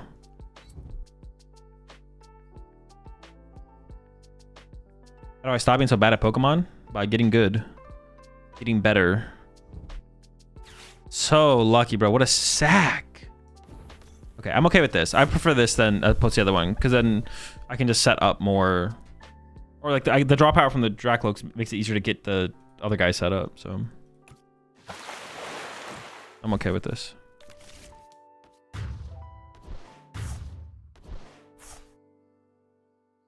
You go in.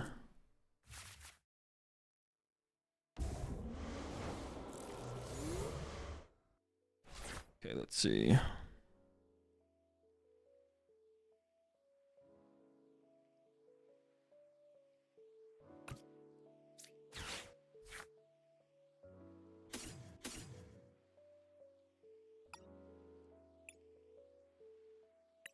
Can I make this work actually? I want Artisan to get Shaman to protect my bench. Might have to give up my... I have to give up everything here, I guess, but that's fine. Give up, give up, give up. Oh, I actually don't know if Super Odd's in the deck. Oh, I could have gotten Night Stretcher. Oh well, I guess we'll see. Alright, so Super Odd, Artisan, Iono. Oh, damn.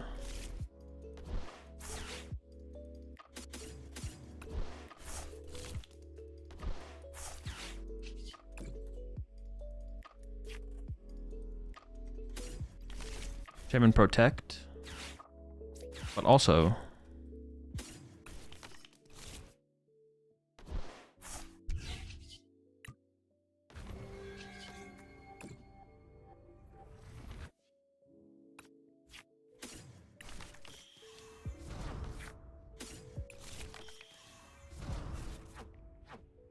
I'm down a boss and a counter catcher. This is like fine. It's not that big of a deal. Giving up Super Rod that early kind of sucks, or it's kind of annoying, but I think Crystal's the play in Pult with all the LGM around. No.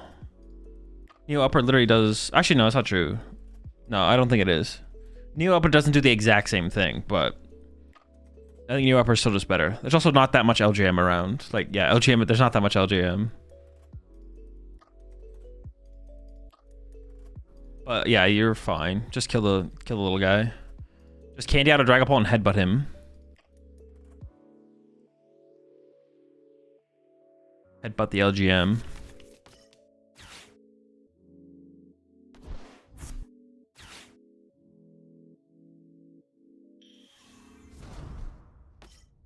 Are they gonna boss my... No, they can't boss. They can't boss. I was like, they're gonna boss my Combuskin? That would be annoying. Annoying and cringe. But yeah, they can't do that. That'd be cheating. That'd be illegal. Straight to prison.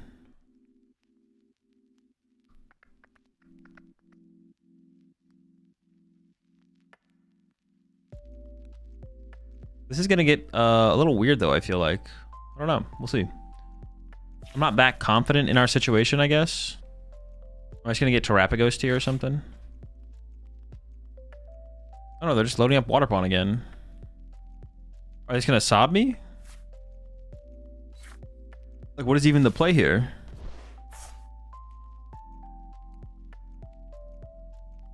Is Stampult just worse than Neo Upper with Terror on the rise? Yeah. If you... Stampult was good against Terror when you didn't have Shaman. You have Shaman now. Just put a Shaman in your deck. There's no reason to play a worse ace spec when you could just play Shaman if you want to have a better Terror matchup. Like if you play the reason that Stamp was good against Terror Box in the past is because you didn't have a better answer. But now your answer is just to play Shaman, so you can play the better ace spec.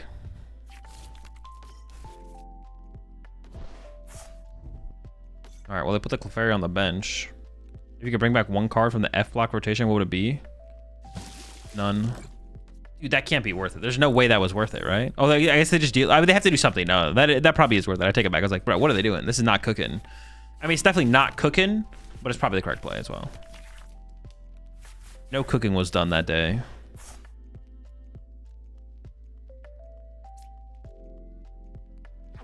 Extreme lack of cooking.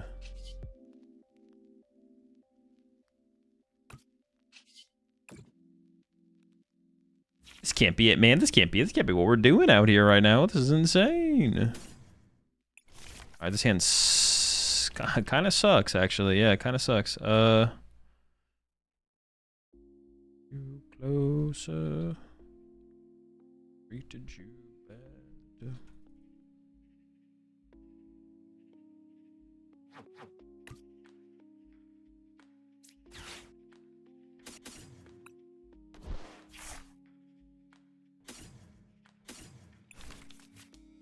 Veteran play? Of sorts.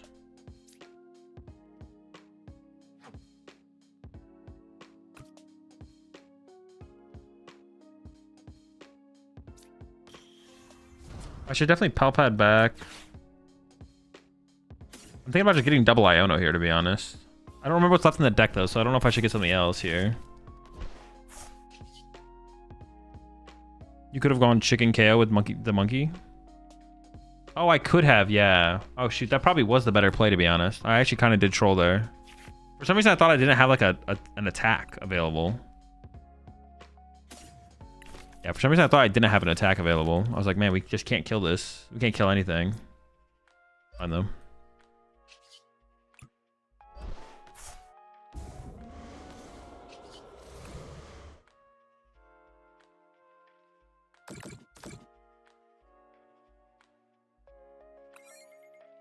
I definitely should have gone for the Blaziken. I just should have just KO'd this thing, yeah, with Blaziken. That was more than a good enough play for sure.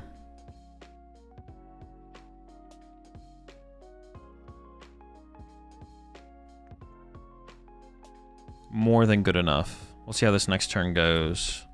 I don't have super high hopes now, to be honest. I'm not gonna lie. All this throwing and misplaying and inting, man. It's insane. Oh, shoot. Are they going to KO my Combusken? That would be really bad. It could go Owl for boss KO. It could go Owl for boss plus Nest Ball, I guess. And KO my Combusken. That would not be great. That would not be great. Could even counter catch your KO Clefairy, put 30 on the pawn for later. Well, in this situation, I think I need to just KO the Water Pawn here. If I'm gonna attack with Blaziken here, I think I just KO the Water Pawn for sure. Have you played the Frog deck yet? Yeah, we played that earlier. Got Froggy with it. Yeah, now they just go boss Combusken and then set up the Mew. Oh, Monkey Dory? Sure, sure. Same. I'm okay with this.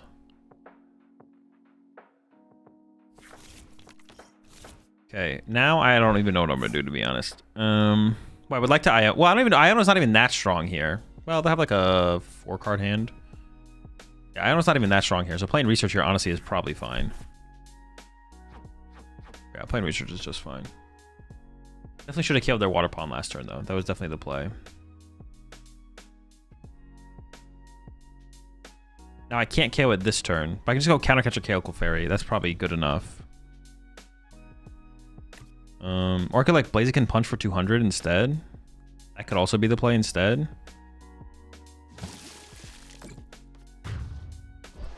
That Monkey Prior, what is going on? They definitely should have KO'd my Combusken, for sure. That's not even a question. If you're going to boss take a knockout there, it definitely should be on the Combusken. They still have their Turo left, so going for some kind of, like, Poison Chain play does not seem great. Honestly, Combusken punch him for 200, though.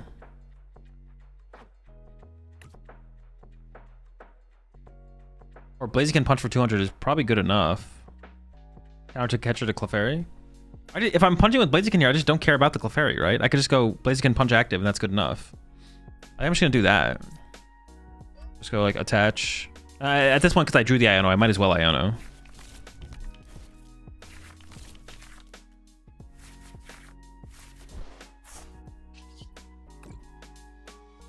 Counter Mew Iono?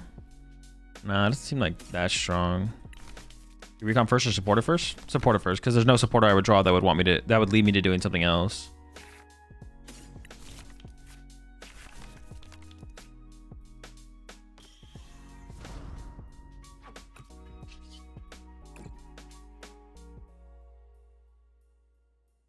Also, they're down both of their boss, so I know they just can't get around my Blaziken this turn. Like,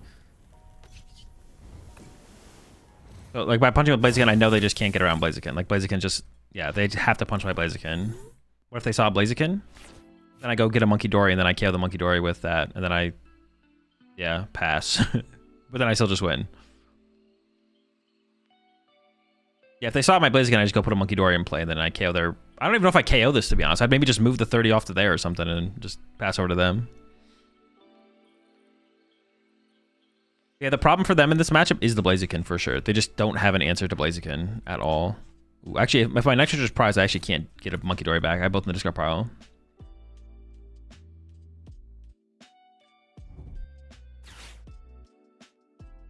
Have you played the Conkeldurr decklist yet? I have not, no. I don't think I'm going... I'm just not that... Yeah. Yeah. I don't know if I'm going to, though. Run in from this place.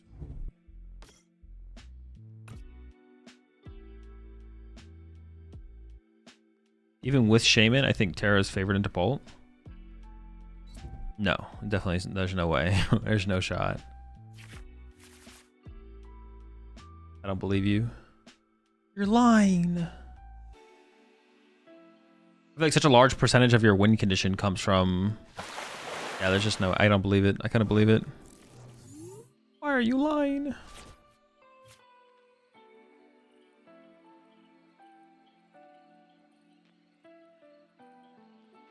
Airbox is body by Shaman? Yeah, I don't even think it's close.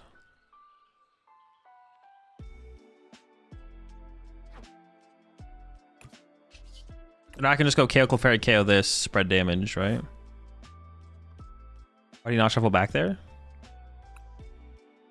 Because like having the energy on board to create the water pawn as a threat is maybe higher value. I could see that being technically true, I guess. Like the energy might just be better to have in play on board.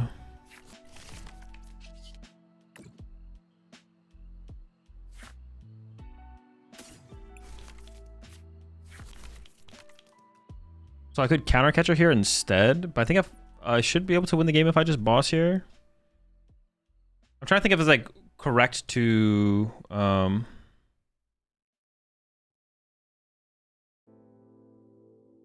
thing is, what would you replace in Pultner for Shaman? I don't know, it shouldn't be that hard to find a spot. That's the easiest part. Deciding whether or not you want to play a card is the hard part.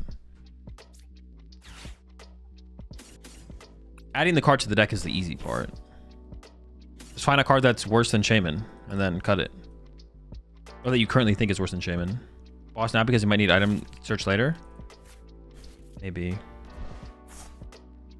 Oh wait, I could lose to Briar actually. I didn't think about losing to Briar here. They would need like Briar KO Blaziken. They would need like Terapagos, Counter Catcher, Briar. Huh, interesting. Oh, they're down both boss and Counter Catcher. Yeah, never mind. They can't do anything.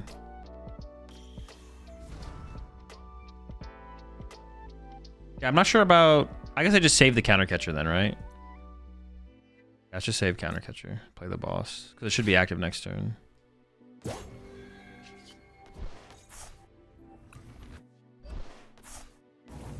Yeah, they don't have any Gust left, so we're safe. So maybe I just bench the Fez because they have to go through the active, so they could go like... Raspawn, Iono. Turn that, yeah, so sure, just put the Fez down. Then I go 1. Oh, they're about to lose access to their bench as well. Oh, interesting. We go 1, 1. We're gonna discard 3 owls. I have 4 left. 1, 1.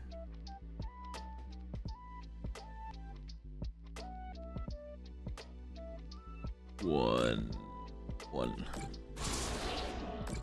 They're also down a Briar. Wait, are they actually? Am I just trolling?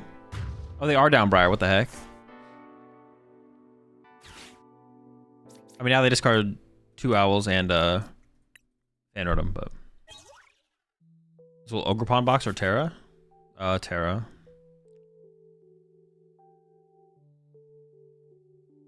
All right, honestly, so far after playing this deck, I haven't like felt like I've needed or like overly wanted the 4th Poffin. But I also think I would probably rather play the 2nd Torchic before I played the 3rd Torchic before the 4th Poffin. But that's close. Your first Torchic in a lot of matchups usually feels pretty safe. But it would be nice to not have to like dig for Super Rod or Night Stretcher if they kill your Torchic aggressively. And sometimes you don't want to put 2 Torchics in play. You just want to put 1, and if they do get the chase, then you just go get the other one. But if the other one's prized, then you're just kind of fucked. But it is also nice to go like double Torchic, double Dreepy, and just feel kind of fully safe moving forward from there. Not sure.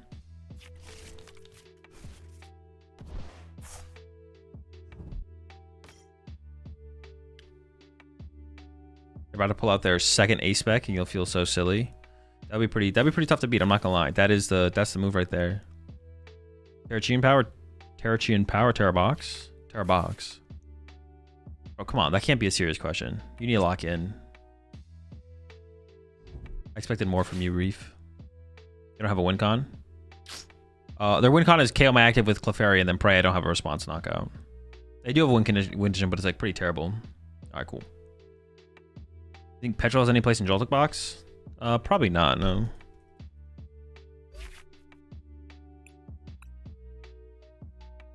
I don't think effective fifth Arven is like that strong. Terrabox top 3 deck right now? No.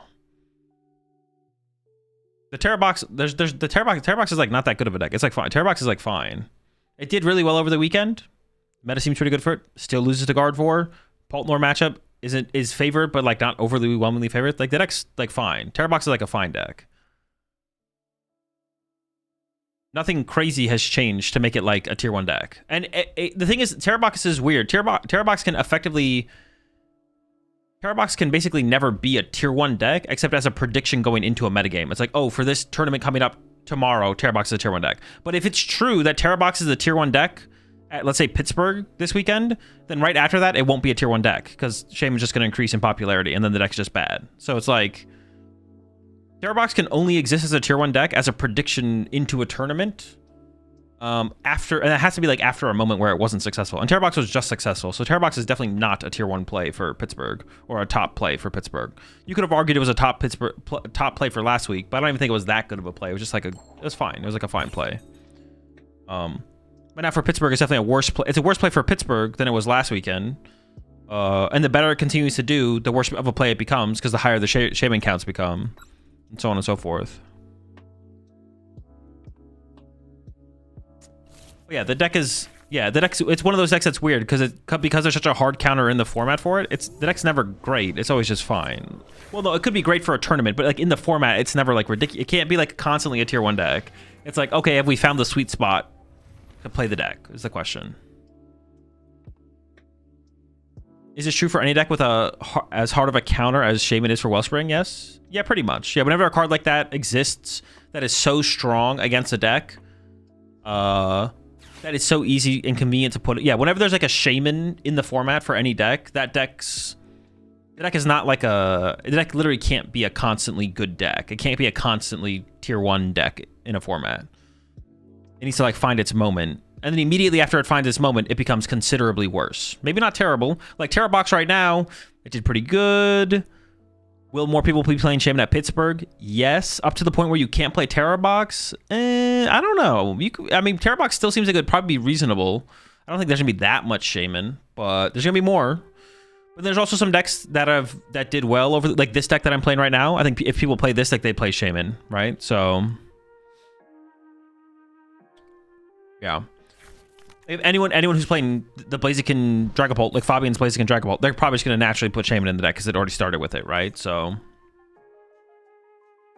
Terrabox is definitely a worse play, but how much worse? It doesn't seem like awful. It just seems worse.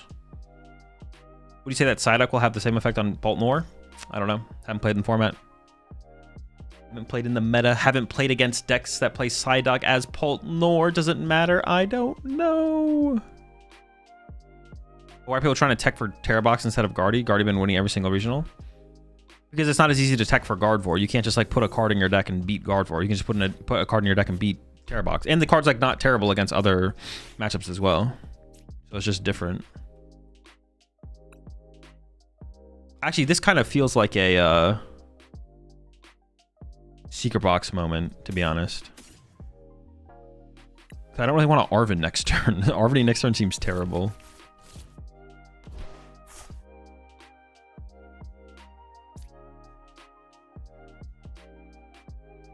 If they Iono me, I'd probably want to keep Night Treacher around, so it's got to be like...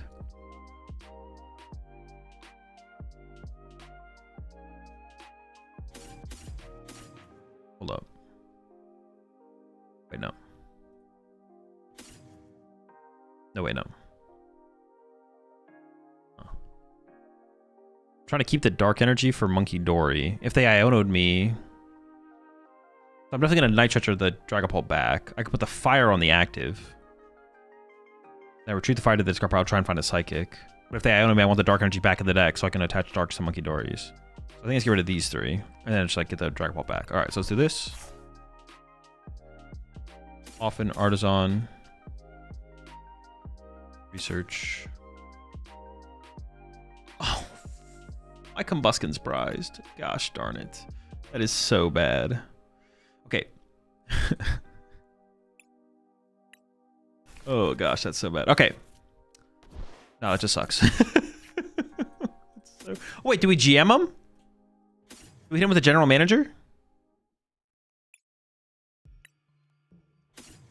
Alright, well now I'm like unsure how I should have played this, to be honest. Was I supposed to hit him with the GM there? Maybe I was supposed to GM them there, to be honest.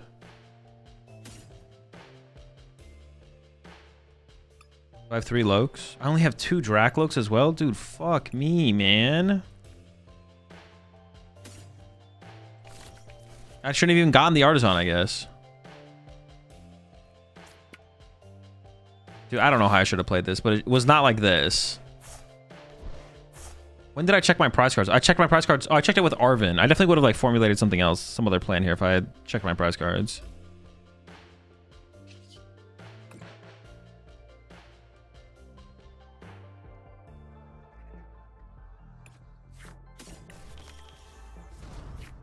All right, we'll see how this goes.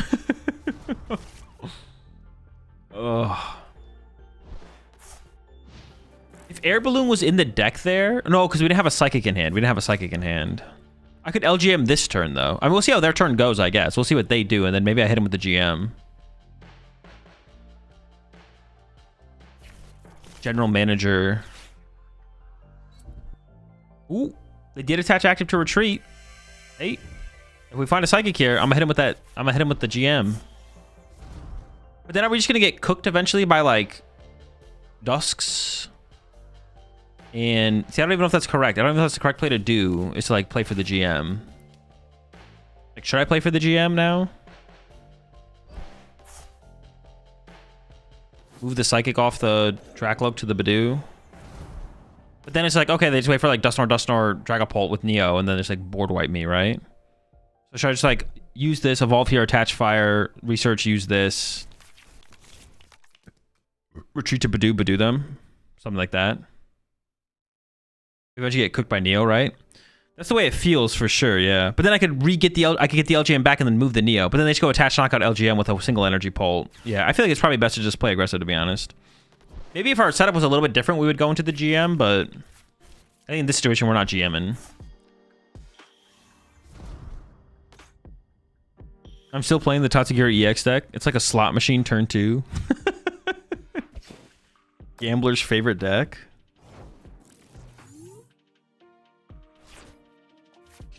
No GMing. Yeah, I think I'm just gonna Badoo them back here. I want to probably want to save the counter catcher. I mean, losing 2 Ultra Balls here feels kind of bad. I'm not gonna lie.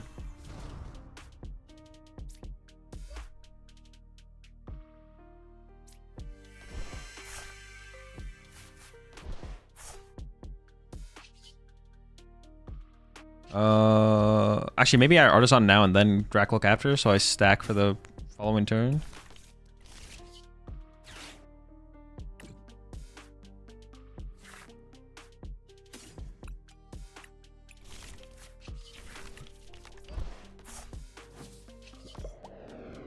Dude, what the fuck is this board, bro? What the heck?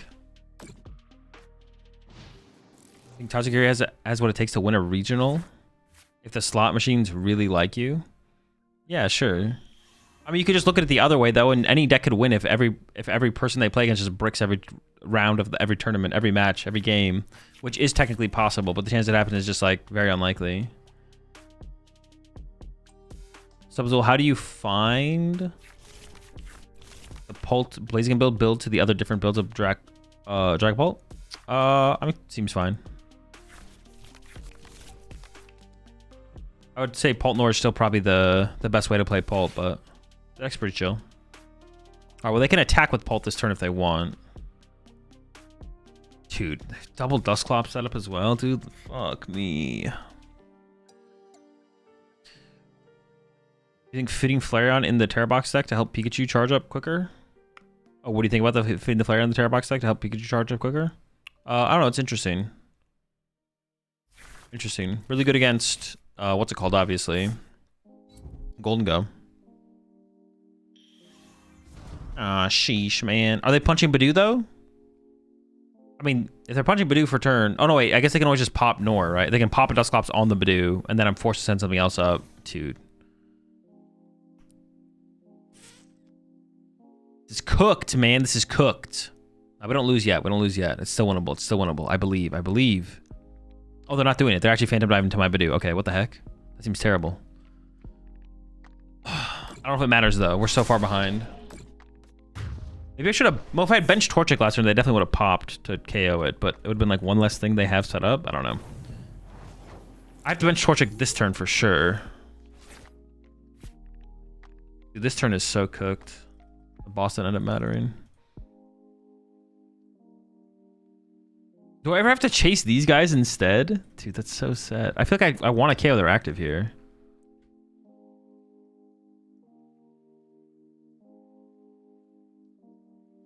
Oh boy.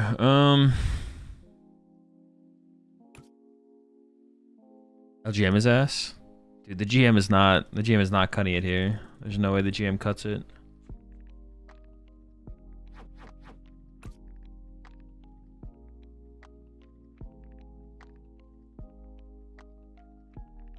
You know, I don't know to push it down. Oh wait, do I know they have it in their hand? Oh, I do, yeah. It would be nice to get rid of it. Yeah, that's true. Fair point.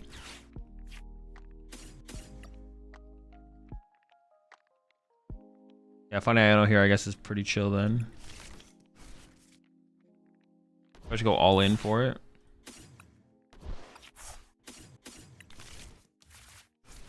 Iono to get rid of the Neo upper, then KO this next turn and pray for the best. I also kind of feel like I need to evolve this, otherwise they can just like board wipe me. I need to like evolve the Draclop to a Dragapult. Dude, I just can't win. I just don't win this. I just don't win here. This is terrible. We're gonna get bodied.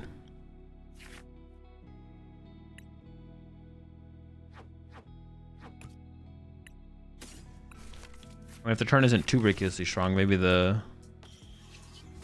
thing works out here.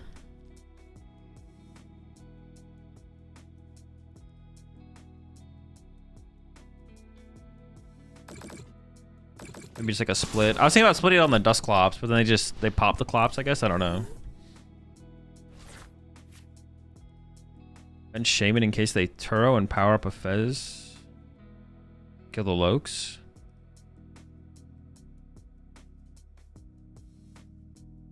You have no. You're just trolling me. If there's any changes to Pult Blaziken, what cards would you change and add in to make the build more better to your style? Probably just a fourth Buddy Poffin over the LGM, to be honest. I don't have faith in the GM. That's the only thing I would consider changing right now.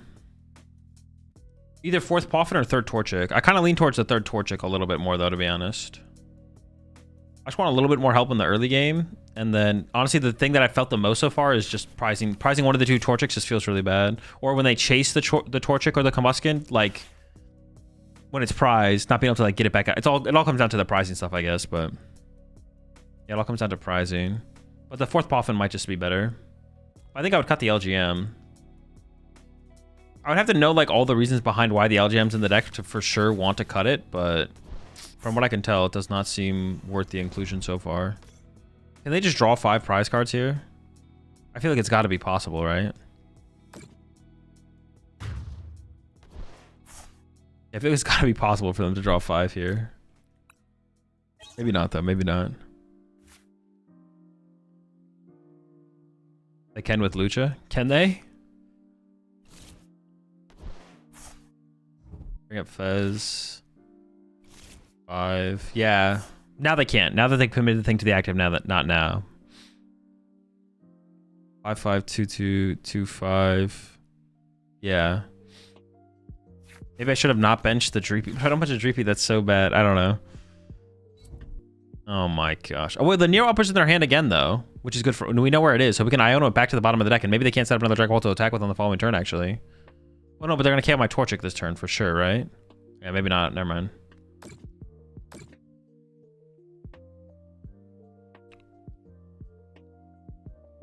Maybe I need to go like double Torchic there. Yeah, I probably should have done double Torchic, so I could have gone Candy Blaziken, because I could evolve this to a Dragapult always to protect it. So I definitely misplayed on the last turn. Oh, but I guess I could KO my Dreepy and my Torchic here. Jesus. All right, sure. Or they could have KO'd double Torchic anyways. Are they going to pop that now, though? Doesn't even seem worth popping, right? Maybe I have to... I can't even go guaranteed go into LGM next turn. But maybe I have to hit... Maybe I do have to activate the GM next turn.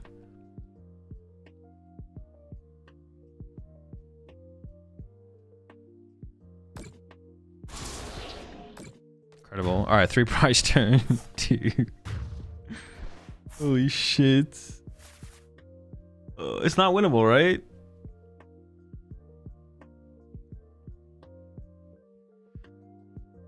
If I can win, though, what does it look like?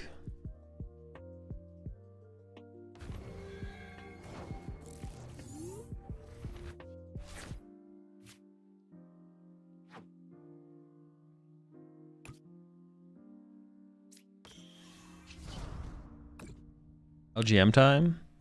Bro, the GM is not getting me there. There's no way the GM gets me there.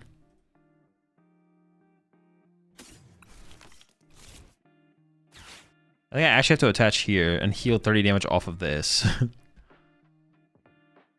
I don't know. Trust the GM process. Bro, he's not doing it. Y'all have too much faith in the GM. You could argue I don't have enough faith in the GM, but y'all definitely have too much faith in the GM. He ain't like that, bro. He ain't like that.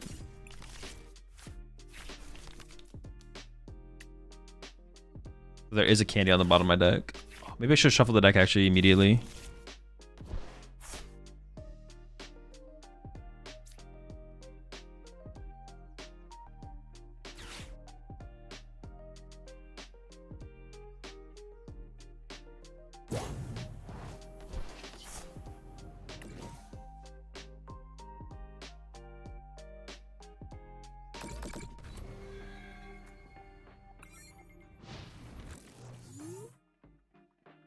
Catcher Logan GM would have been decent at least. I don't even know if that's true, because then they just like move 30 off here, KO this. I don't even know, man.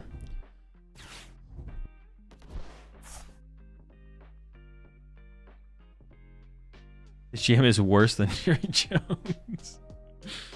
I also need Air Balloon to actually get the, I didn't even draw into the Air Balloon. I would need the Air Balloon as well to set up to the GM. Okay. They get to see 4 more cards though. All they have to do is retreat, right? All they need is an energy.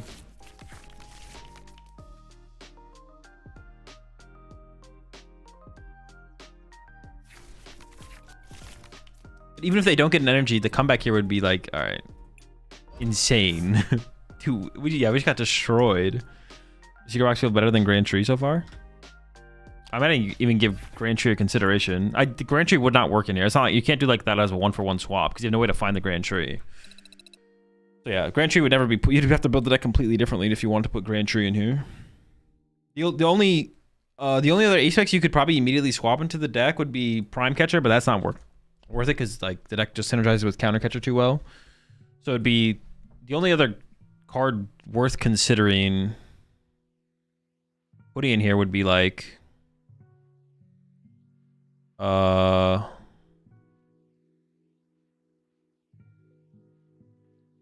Unfair Stamp, I think. So far, the Secret Box has felt pretty mid in here. Like, it hasn't felt like, oh my gosh, this card rocks in here.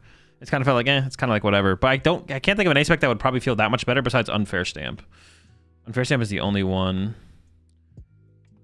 Crystal? Playing Crystal feels kind of weak. Like, I feel like we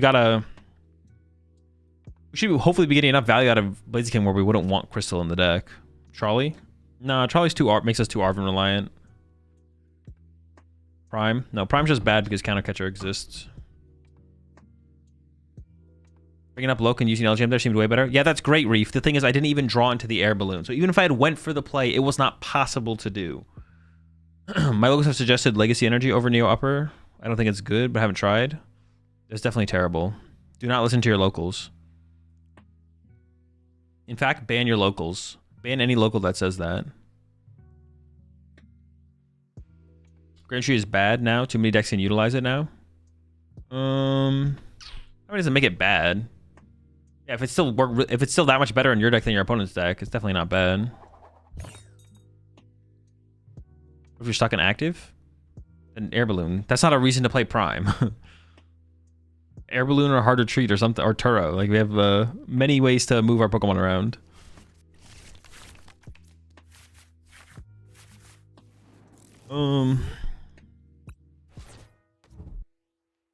Decided to go second. I kind of want to sacrifice. I'm just gonna open the Torchic. I kind of want to sacrifice the Shaman though. Maybe opening Shaman was better there actually. Fairy, so it's just Guardy, right? The Shaman could be good, but it's not guaranteed to be that big of a deal. I'm just gonna pass.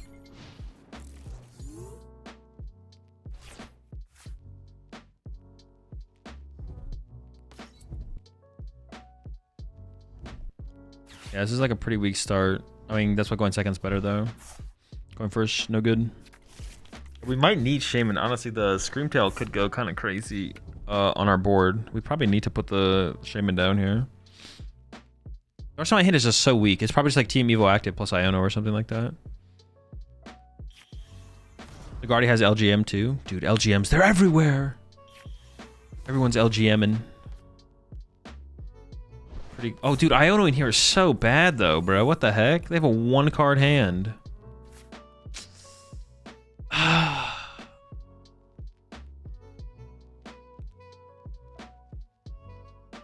Dude, that is so bad. No shot I Iono them here, right? Okay, what if we did this actually? Hold on, maybe we can make this work.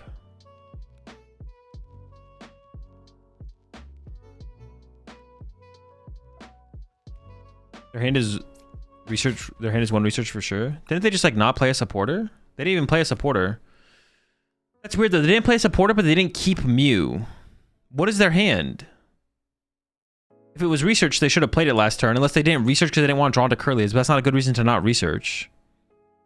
It could be Iono, but they didn't want to Iono us. But they discarded Mew, but then didn't play this 1-card hand. Guardy? That wouldn't make any sense though. Lone Guardy? No, you always keep Mew over the Lone Guardy though. So maybe they just misplayed. I'm just going to assume they misplayed. I'm just going to go ahead and say that they threw.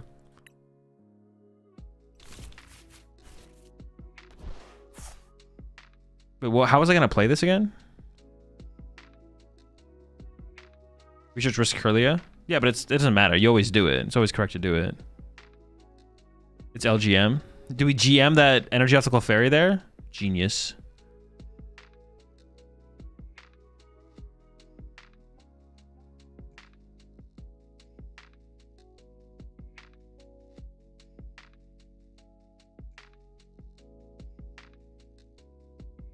I can't play this anyways, right?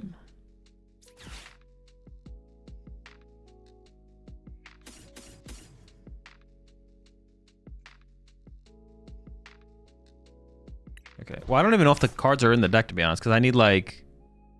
Dude, it's not even... I didn't... Oh my gosh. I mean, that's what I get for not checking my prize cards. Vessel's prized. Prized? What?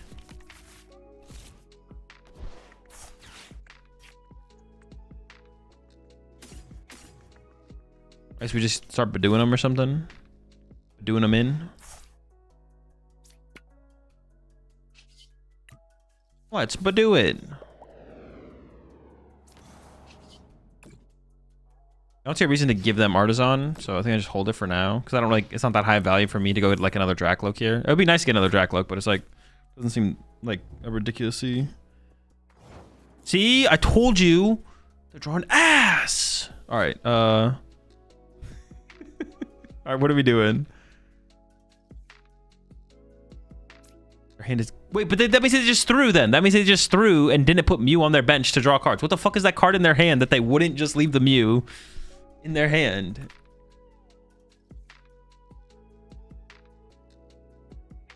Is it Fez? No, that doesn't make any sense. I'm not like knocking them out next turn. They just threw. They definitely just threw. They definitely just threw. Definitely throw in... Fuck. How do I guess we just put on the Badoo, honestly. Badoo's just getting ready to cook. I don't really want to bench the Monkey Dory yet. Yeah, because I want to put down another Dreepy for sure. Unless I want another Torchic. No, I think I want another Dreepy here.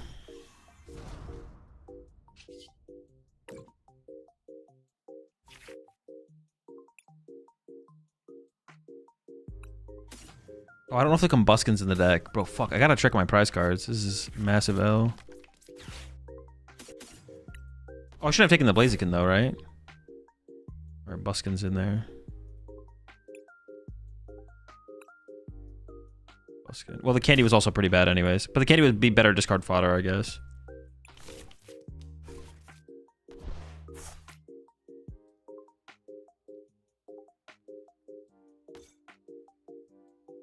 I guess I could just Itchy Paw on them again, honestly, for how I drew. Yeah, for how I drew, I can just Itchy Paw on again. What would I get? A Blaziken and a Drac? Yeah. I'd rather just Itchy Paw on them again, I think. I think of Garchomp with Blaziken? Terrible. Running Briar, terrible, and Pult. It's not terrible. The card has like obvious synergy in the deck, but it's just like not great. What is not giving them items due here though? Night Stretcher from you. Right? That'd be a thing. I feel like the one card in their hand has to be like Fez, to be honest. Like I feel like that's what it's gotta be. It's gotta be Fez.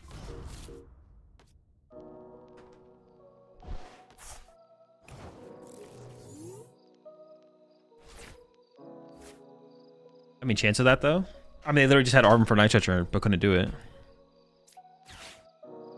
I mean, the Team Evo is just so low value. I definitely would like just rather like it's just like yeah, the Team Evo there is just like insanely low value.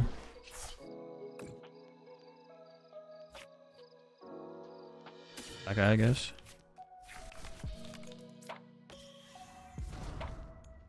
Box in hand, maybe. Oh, did they like overly value the secret box? It definitely could be the secret box in hand, to be honest. It definitely could be secret box. Do I set up second Blaziken?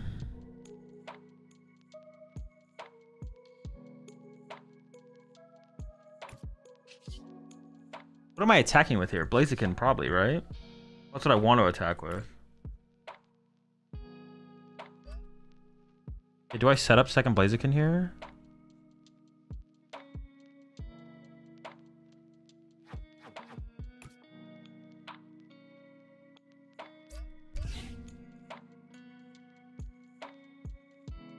I would want to bench this now, just so I could start to build up towards it.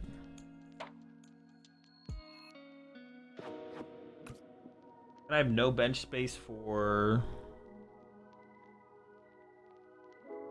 Why would you need a second one? I'm gonna attack with it initially here, probably to kill the Clefairy. Maybe not. Maybe this energy acceleration was honestly maybe just bad. Okay, we're putting him down. Actually, this energy acceleration was actually really bad. I shouldn't have done that.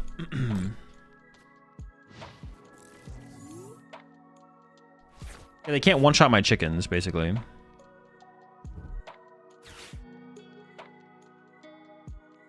Although if I KO this Clefairy next turn, they're down a Clefairy and a Night Stretcher already, so that's already pretty good for us.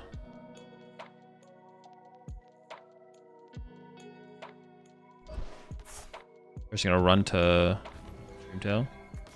Oh, they can slap for the KO. Sure, sure, sure. I'm fine with that. Where's that last card, dude? I think it's just Secret Box and they just like hella overvalued it. Or it's like, oh, I can't lose my ace back here.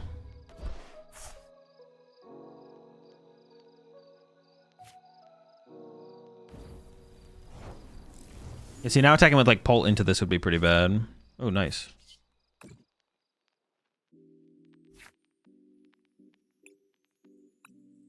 I mean, I guess if I whiff... The different energy, then this will have to work. This will have to do. Ooh, boss KO Clefairy. Or just research. Candy Blaze can attach active research. I kind of just want to go with the research, to be honest. Just want more. Boss Trap Guardy. Ooh, Boss Trap Guardy was a play. Good point. Actually, really good point. Yeah, that was a play. I still kind of just want to research, but yeah, that was the better play. Would be to trap the Guardy for sure. All right, I'm just knocking out this guy. Bye. Yeah, boss trap on the Guardy was the play for sure. Sit there, punch it for 200. They probably get stuck for another turn. Punch it again for 200. Repeat. KO it, maybe.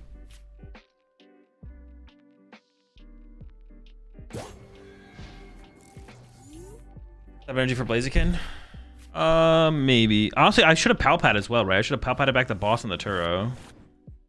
For sure. I didn't get the Palpat off the prizes, did I? Oh, maybe I did. Oh, I did, yeah. Okay. I was like, why am I only thinking of this now? That's definitely what I should have done.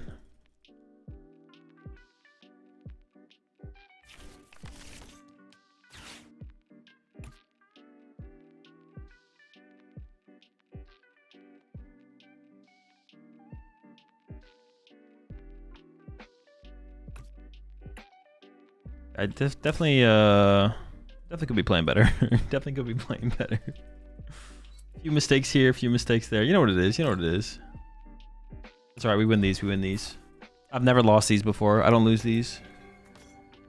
We could lose these, to be honest, but it's fine.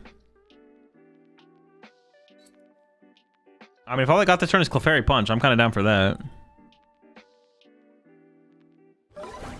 I'm okay with this. I'm okay with this. Hold up. Hold up. Hold up. We're cooking.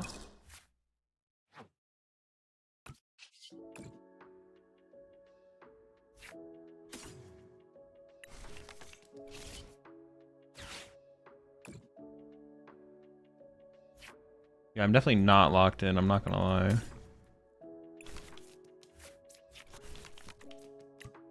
Wow.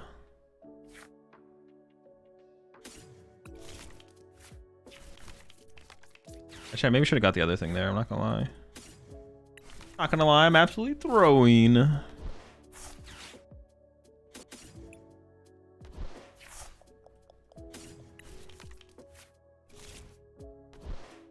we get Pulty with it here? I could Pult him. I could Pult him. And then throw 9 on a Monkey Dory. It would be down Clefairy and a Night Stretcher. And if they Clefairy again, we're winning the prize trade. I'm getting Pulty. I'm getting Pulty with it. We do have a problem with our board state, but I'm not going to say what it is. We're in trouble, man. I really should have... No way, I couldn't have. I'm like... Well, I have only 11 cards left in my deck, so we're chilling. We're chilling.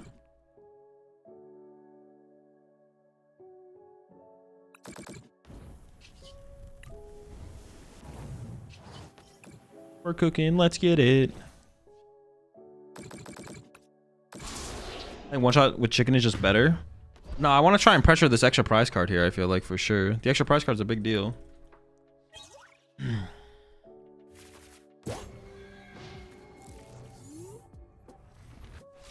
I get your Guardy there now? No. The prize cards were tied. Dude, they're so lucky. How did they draw that energy? The fuck? I'm pretty sure they're hacking. Like, it's the only thing that makes sense here, I think. Absolutely ridiculous. Streamer client? And they're probably not even a streamer either. Like, what the heck? How'd they get access to it? Does Rapska prevent Screamtail? Yes. Wait, is this a mind bend angle? Bro, do not say I'm about to get my mind bended. That's cringe. Oh my gosh, it literally is. What the heck? Out here bending minds like that? Benj. So stupid.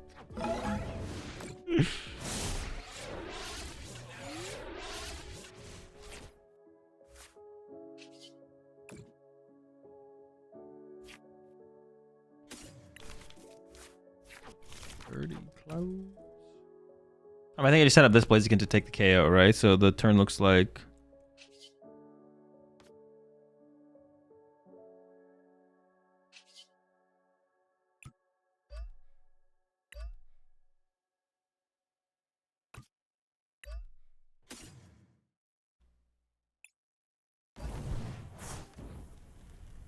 River of Champagne.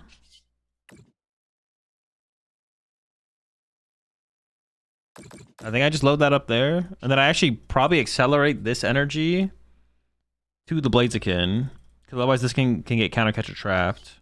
Let me just bonk him. Isn't mine been terrible here? You have easy retreat. But it does force me into my damage Blaziken. Like, they need something. Monkey KO their monkey. I did think about that. I could just go monkey KO their monkey, but I don't want to lose my. I don't think I want my monkey in the active here to die. Do I? Maybe I don't care. I kind of like my monkey.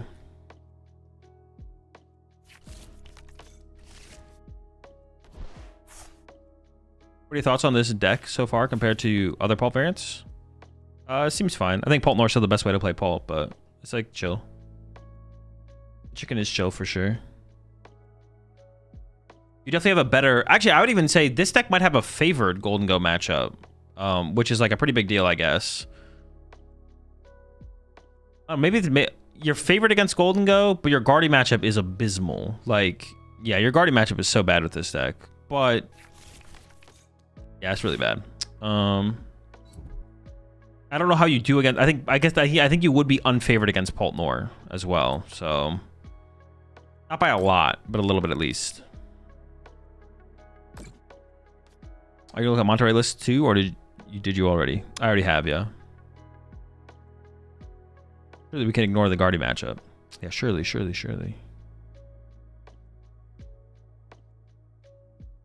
Thoughts on this deck versus Gardevoir variants? Wait, what do you mean? Are you asking something different than what I just said?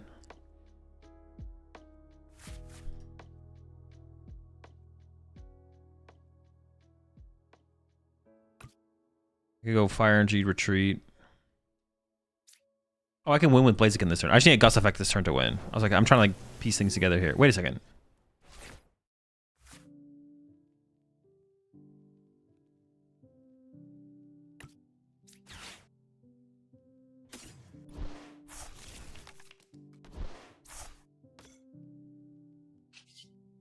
If I whiff, I guess I just Iono Punch active, and that's still pretty good here. That's a dub, baby. Let's go. See, this is why I think this is like a super favorable matchup for the deck. Like, you just always win, so. Or when your opponent thinks they have the dub, you bop them. Wait, is there any dark Pokemon for like a dark and a colorless that could KO a Gardevoir? Does that exist? Or even two dark? Is there something that takes two dark energy that would want to KO Gardevoir that you could put in this deck? Why are you asking us? True. Fuck me. Petchy X? Monkey Dory X? Nah, 3 energy is too much, I think. That's 3 energy for the Monkey EX? I think it's just too much. Zork EX? A basic Pokemon. Zork EX would require so much. I think we know about it by now? Too dark? Too dark or dark colorless? 3 dark? Oh wait, is the guy take 3 dark? Petchy X? It's just Petchy X, right? I could see you playing a Petchy X in here, just so even if it's only for the late game. Just having a way to KO it in the late game even would be pretty sick. That could be pretty cool. Monkey Dory EX? I'm pretty sure Monkey Dory EX is 3 dark. Hoopa EX? Hoopa EX is fighting type. Baby Moon? That's also just not true. No, Baby Moon would not work. We don't play enough ancient Pokemon. Y'all gotta lock in, bro. This is unhinged. This is unhinged. These answers are unhinged. I'm very disappointed in all of you. Pet shooting 300 is good for every matchup. That's also true. Pet just kind of swings on him. Pet only works after they take 3 prizes. It would only work after that, but still having something would just be nice. Yeah, we couldn't use it early, obviously, but just having something. Mega Absol with Monkey Dory. Oh. Oh, Mega Absol. Nah, you're cooked for that. Don't ever mention that ever again.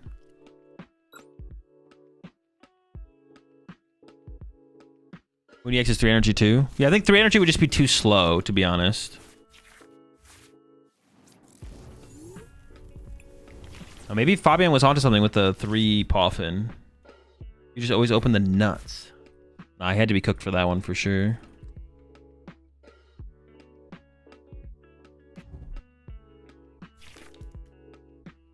We maybe Secret Box here? Oh, what value would that give me? Just give me Artisan, right? Maybe +1 basic. Then it just gets bumped by Area 0 next turn anyways. I guess we'll see what their turn looks like, to be honest, and then we'll decide from there. Jimbo attacks for 2 energies and can KO Guardy. Wow, thanks. That's really useful. It's really useful information there. I'm glad you said. I'm glad that message was put into chat. Why is it 3 Poffin again? Because he thinks that's all you need. If he thought you needed 4, he would play 4, but he thinks he thinks 3 is fine. Like, the other cards are more valuable than playing the 4th Poffin. Okay, their turn sucked. Which makes you actually want to give them Artisan less.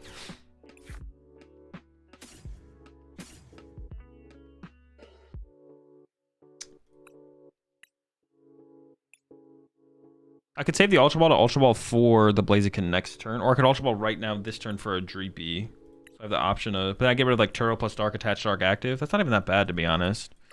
You need another Dreepy down this turn for another Draclo. Oh wait, actually, it should just be a Badoo angle, right? I should just be Badooing here, actually, because our start was so abysmal. Well, maybe it's also a Secret Box angle then. Oh, Secret Box is prized. Yeah, it should just be. I should just be doing an Ultra Ball for a Dracloak next turn. Just play it slow, right? Yeah, I'm okay with that. I'm okay with that. I'm chill with that.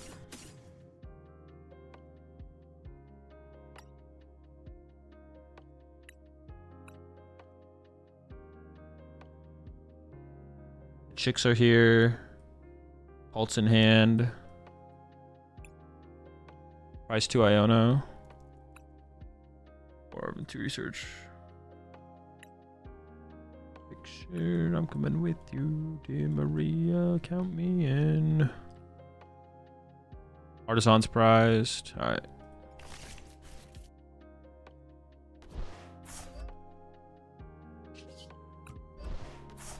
Slow and steady, mate. Just a little pollen. Just a little pollen. I don't think I want to Ultra Ball away the TM Evo, though. I'll probably Ultra Ball away the Dark Energy and the Turo. Get a Dracloak. I'm probably playing Iono here. Well, I guess we'll see what we get off the Drac. Oh, wait, what the fuck? Oh, it's Terra Box.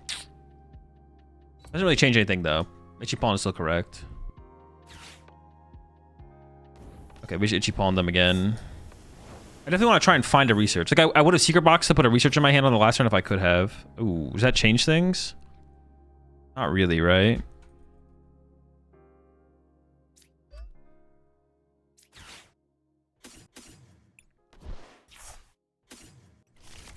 Yeah, we'll see what this gives us.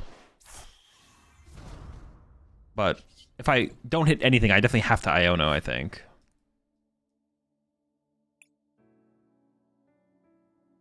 I guess I should have checked the energy before because I would have actually retrieved the Psychic Energy.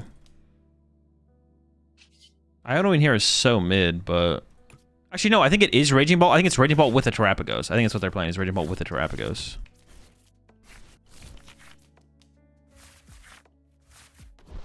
This hand is impressive, dude. What the fuck?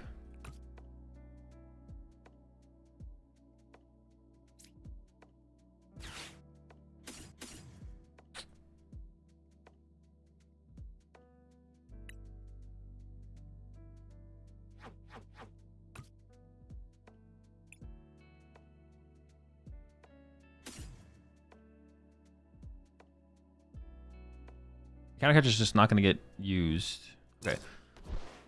Let's do this. Nope. Give me that. I want to keep the Air Balloon because I probably want to Badoo again next turn. Like this next turn, I'm gonna go Air Balloon to Torchic, push it up, Super Rod back to Badoo, a Dark Energy and the Combustion, and then research and hopefully evolves Combustion, but it's not necessary, I guess.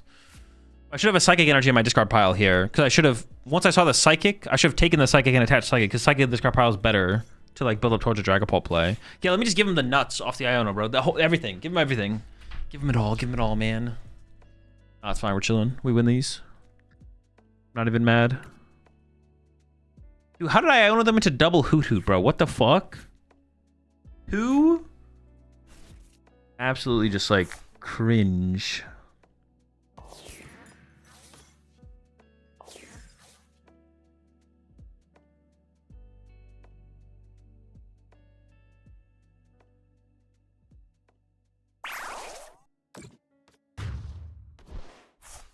Actually, counter catcher would have been nicer as well, because counter catcher punch one of the Hoot Hoots would have, for 10 would have been nice, to be honest, but...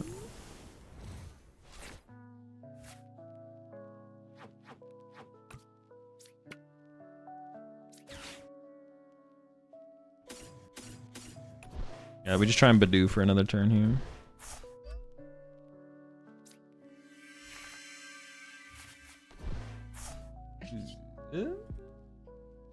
Oh, I actually just kind of drew the nuts. What the fuck? I can attack with Dragapult.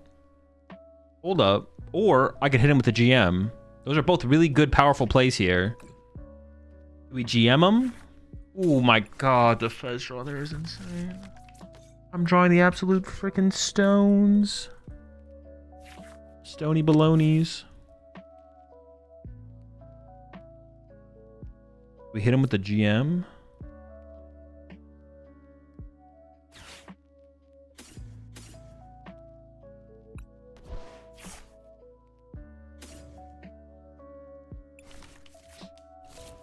Oh, wait, I just messed up. I was supposed to get a... Well, I wanted to get both, but now actually...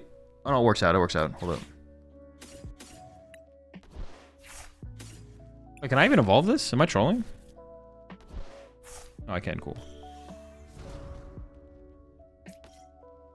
Yeah, I drew the absolute freaking nuts. What the fuck? That was an insane draw. GM had to go. GM down, GM down.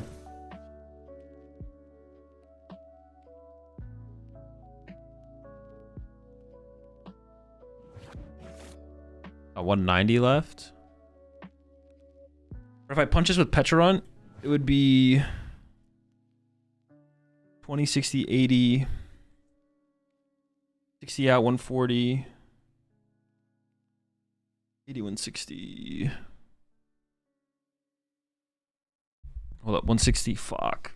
60, 170, 180, 30. No. Fuck. Alright, so I'm doing...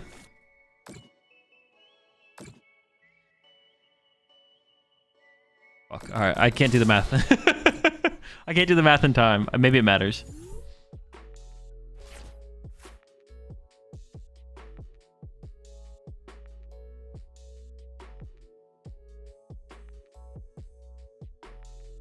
Maybe it matters, maybe it doesn't. Would have been, it would be 80 into their turn, 60 out of their turn, so that's 140. Fuck, it lives with 10 HP. So I need to do 10 more here. I need to do one less here and one more here, and then Pecharunt would kill it going into my turn. Oh, fuck, man. I misplayed. But actually, pressuring the Hoot Hoot is probably of higher value anyways, to be honest. Hits for weakness? Yeah, but it only does 10 damage, so it's 80 and 60 out.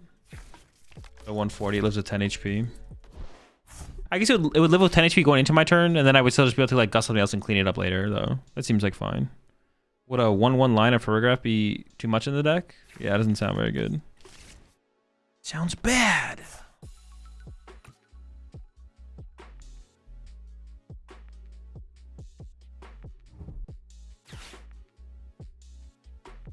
I could hit him with Chi Yu this turn. I guess we'll see what they do. Oh, wait, did they just Noctowl with no Terra in play? No, this is their Terra. They have a Terra. I was like, wait, hold up. Wait, actually, Badoo here is actually really, really good. I could like punch this for, or punch this for 200 with Blaziken. And then go Iono, Badoo it for 10. And then attack with Dragapult, go KO, KO, KO, or something like that. I mean, depending on how the game develops, we'll see. Like, if they go Area 0 here and then, like, bump stuff later, obviously that's not going to work, but...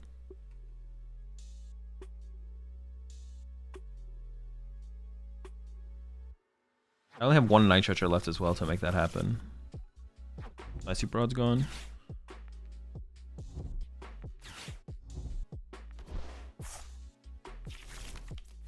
Is my Artisan gone? No, my Artisan's prized.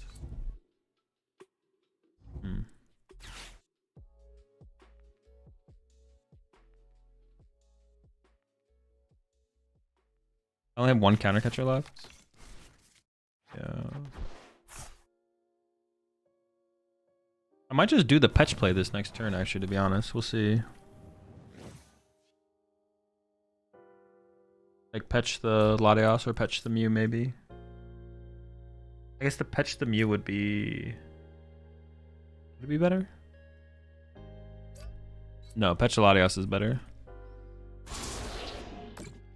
Like, they don't have, like, a guaranteed way to find Prime Catcher or Turo or anything like that, so because they don't have a Hoot in play. So yeah, Petching here would probably be pretty solid if I can draw into the little guy, the young Petch. Got the boss already now. Might be a Petch angle.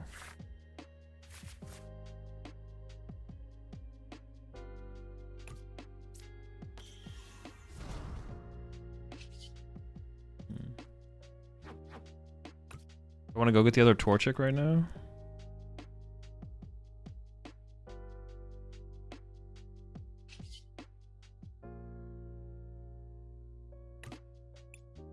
What did the rest of my what did my last turn look like? Use Ultra Ball.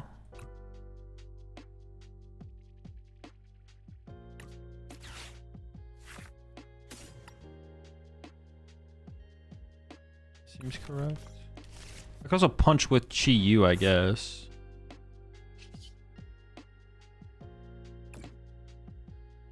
Yeah, maybe punching with Chi Yu is correct.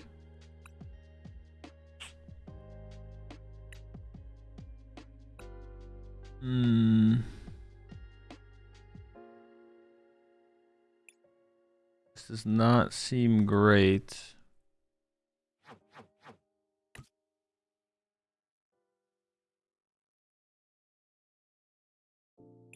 Fuck, what do I do here? I have 6 prize cards left. I can't attack with the Dragonfall. I can punch with Blaziken, but then I discard my other Blaziken. 200. I don't have a win condition next turn. On the following turn. I don't have an Iono either. I think we do just punch with the Blaziken here. But discarding the Blaziken is so bad to do that.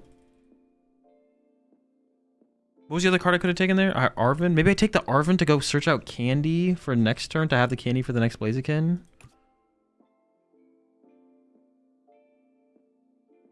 If you kill the Terrapagos, they can't bench anything else? No, they can, because the Terrapagos' bench space would open up. It pushes how many months there? 4s? Fuck. Alright, I'm just gonna do this.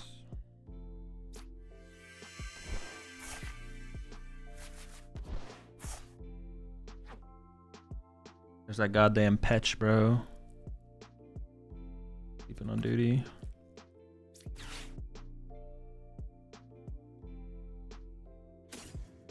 Probably shouldn't have even played this yet, to be honest.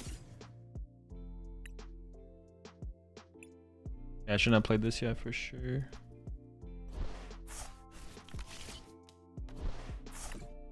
Azul just got back from MTY, Mayday 2, Monterey. Got a limited round line. Thanks for all the educational content you provide. Of course. Congrats on the finish.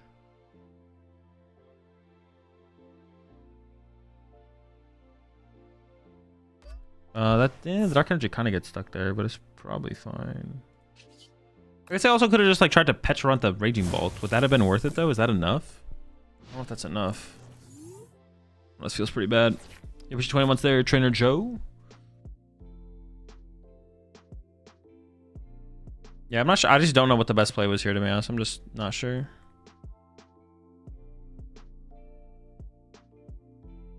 I have a Night Stretcher left, but I don't even know if it's prized. I don't think it's prized, but it could be.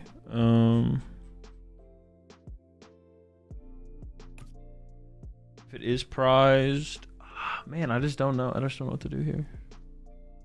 I just feel like there was a better play, but I don't know what the better play was. Alright, we'll see how good of a turn they even have, to be honest, though. They might not even have that good of a turn. Like maybe like boss. I mean, boss scale Dracula actually is pretty good though. That would be pretty annoying. No, dude, you rat, you fucking bastard. You forking rat.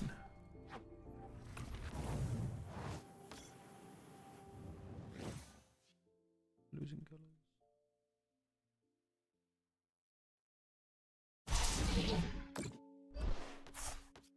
All right, now I think I play for the. I don't think. I think the counter catcher is in the deck.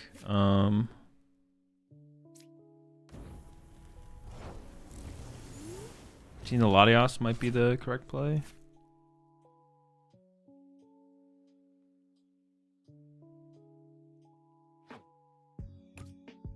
I could go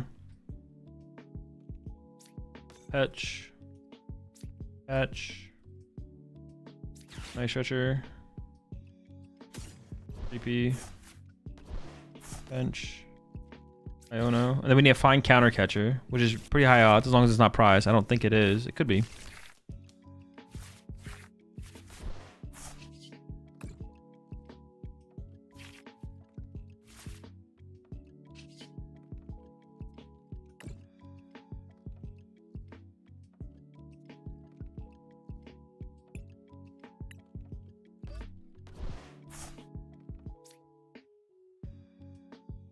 Was my other Dragapult my other prize card here, actually? Might be. 8160. I guess the Mew was always dying going into their turn.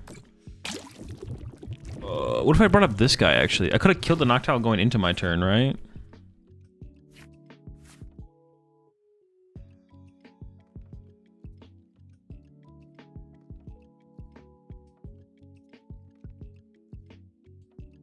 I guess I can evolve to Dracula. I just don't know if I have a Dragapult left. I don't know if there's a Dragapult left in my deck. No.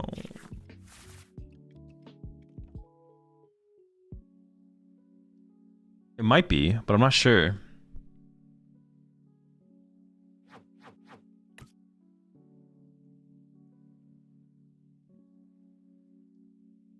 Now I think I go boss the Fez and just do the same thing again. Unless I should just like take the prize card here, like evolve to Draclo, Peak. They are down Prime, but they still have Turo. If they play Turo, I guess. I don't know if they play Turo. They could not play Turo, which is a possibility.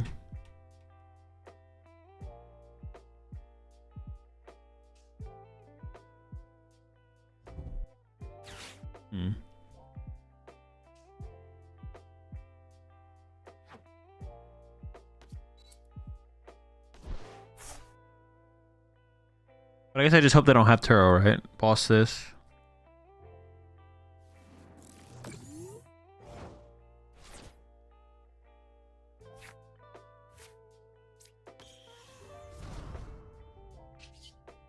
mean, if I have Dragapult, it's right here. It would be right here, right? Ooh.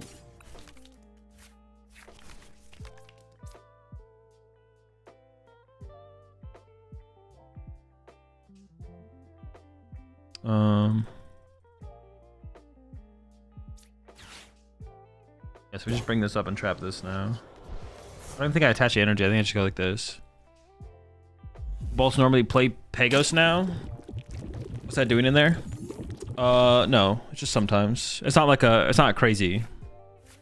It's like known technology. They could jam tower things away now. They could. I think I win that scenario though. I feel. Well, maybe not actually. Do I have an Iono left? If I have an Iono left, I think I can win that scenario. I have 2 Ionos left? Oh no, I prize 2 Ionos. I have no Ionos left.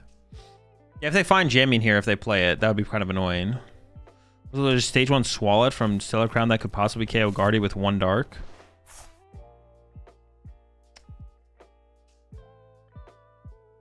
What does it have? Coin Toss? What's the Turtle 4 though? Briar combo. Oh, I had an energy left, so I should have actually done that. I should have actually attached last turn. I should have attached last turn.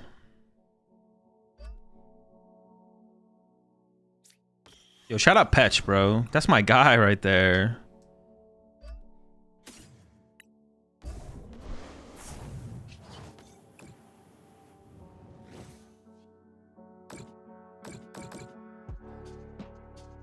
It feels like this game shouldn't have been this close, though, for how slow my opponent's start was. I don't know.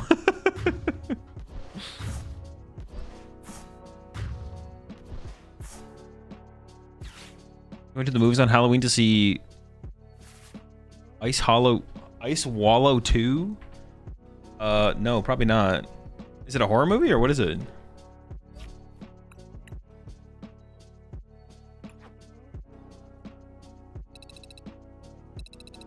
This Pokemon has more energy attachment than your opponent's active. 160 more. Wait, what type is Swalot? Swalot's not a dark type, is it?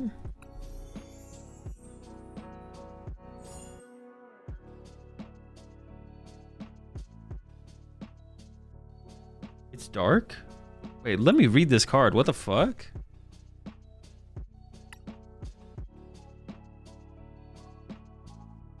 Oh, it's a stage 1?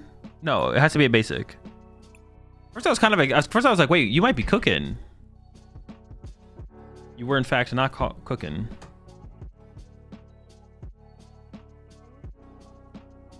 Got by the movie. What an insane joke, man. Ice Wallow 2? Crazy. There aren't any basics with the cost of 2 or lower. Yeah, I assume there wasn't anything, because otherwise it probably would have already been played in the deck. So Pechiex is the Pechiex. Pechiex is probably the best option. For sure.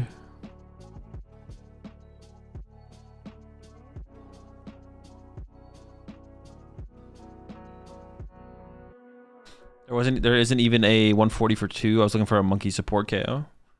That could work. Yeah. Yeah, with monkey's help. That could also be fine as well. If with monkey's help it works.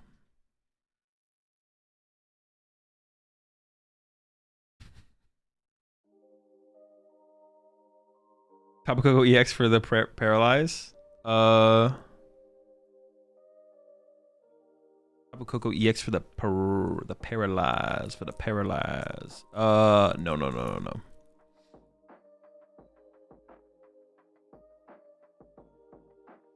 What are we looking for, chat? Doesn't matter, it's not findable. Do you guys think I have time to go fill up my water bottle? I'm kind of thirsty and it's been empty for a while.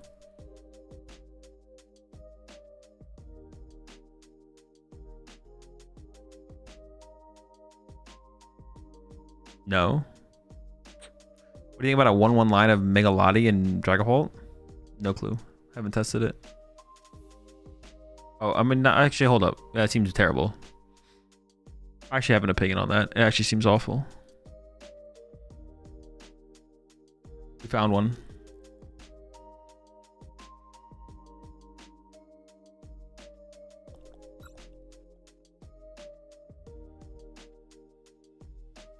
Don't like Baby Blaziken in the deck? It's just not good in the deck. It's like too hard to ever set up, and we can almost never sacrifice our Torchic to become a Blaziken. Like you need, like, if you want to play the Baby Blaziken, you need to play like a way thicker line of Blaziken, and at that point you're just basically playing a Blaziken deck, which is fine, but yeah, it just doesn't work in this deck, I don't think. I feel like Tool Scrapper and Grim, it's terrible. Absolute garbage.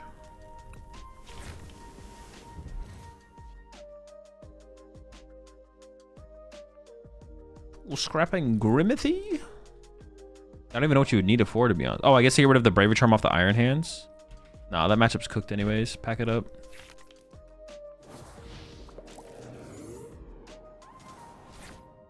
You're getting fucked anyways.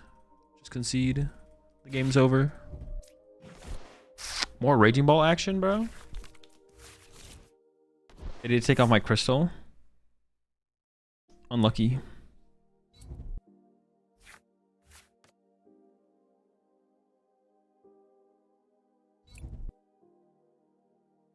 What the fuck? This guy's gonna be swinging on me soon.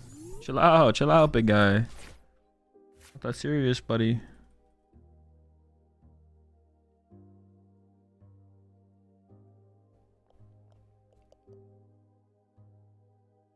Okay, I think I play it like this. As long as the air balloon's in the deck. Let's go! That's sick. Combuskin too? Dude, we're absolutely cooking them, man. We got the nuts. What the fuck did I prize? Blaziken. GU's here. We kind of got the whole squad out here.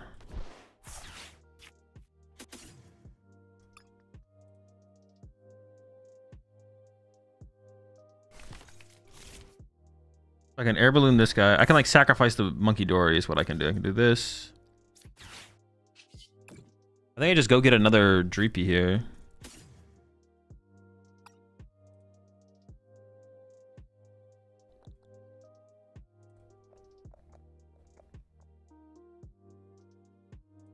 Oh, it's Fez. No, Fez is here. Dude, what the fuck did I prize? Candy 3 Ultra Ball. Prize an Ultra Ball. Super Rod 1 Counter Catcher. Prize a Counter Catcher. Vessel, Poffins, Plate of Poffin. Oh, I have Artisan in play. Dude, what did I prize? Oh my gosh. Super Rod's here. Night Toucher. Night Toucher prize. Oh, we're putting it together. Secret Box? No, I already saw that. Wait, LGM? Yo, the GM's in the prize cards? Oh, no, he's not. Shaman's prized. One of the Monkey Dories? Yes. Monkey Dories also prized. Dude, I thought the GM might have been sleeping on the job there. Would have been pretty cringe.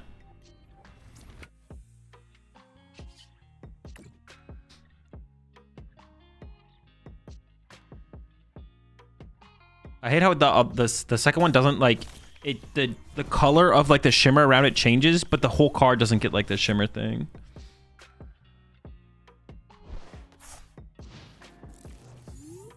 Terror Box, Guardian, Bolt, Threatening Bench.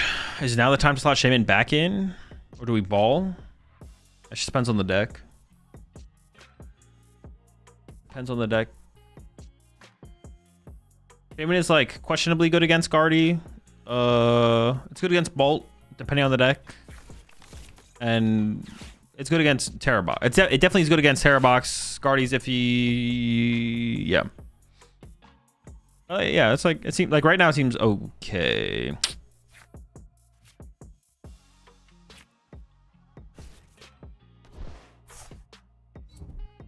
Wait, but they don't actually like...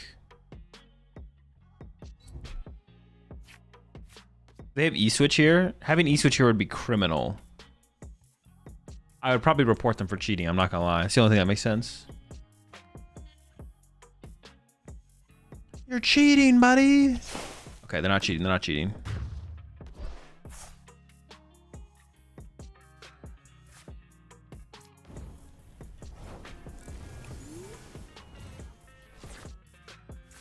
Okay, I might be cheating. Not gonna lie, that's kind of crazy. All right, I probably want to go grab. Oh, I didn't want to use this. 'Cause I don't even know if I want to go into Chi-Yu here. I maybe would. Like Torchic could be good. Maybe I should always go for the Torchic here. All right, that was bad. I just shouldn't have used Artisan there.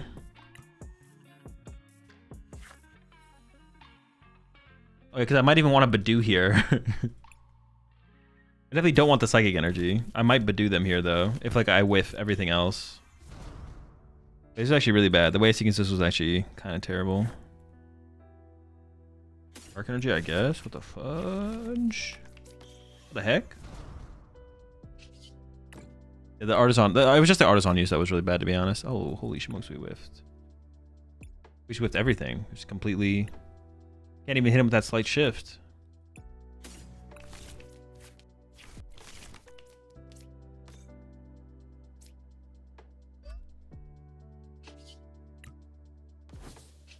Itchy.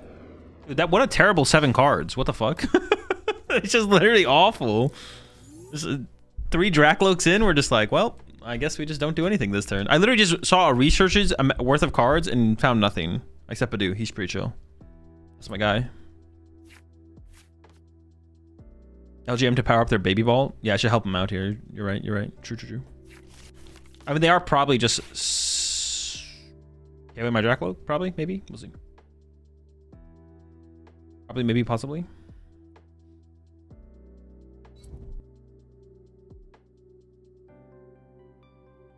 Oh no! Here comes the baby bolt. He's swinging in. 90 damage. I mean, I guess you always KO a Dracloak here, right? In case you can't KO. If you could KO the Combuskin, you probably KO the Combuskin, but you can't, so. Nice try. Unless you're gonna be the ultimate rat and just like punch it for 90 to set it up to. I don't even know what that would set up for. That'd just actually just be a terrible play. Some ultimate rat behavior. Okay, here we go. It's about to be sick.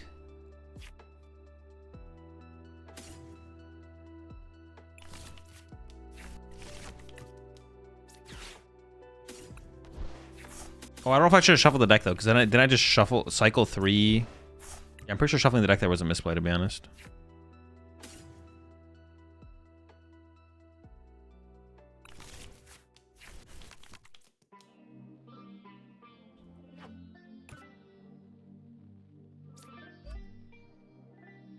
All right, can we get a Blaziken? Blaziken one time. Give me a Blaziken. Come on, one time. Okay, there we go. Pretty cool, pretty chill.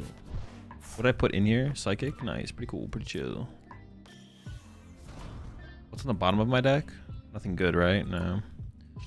So I don't think I shuffle it. And there's nothing I want off of Artisan.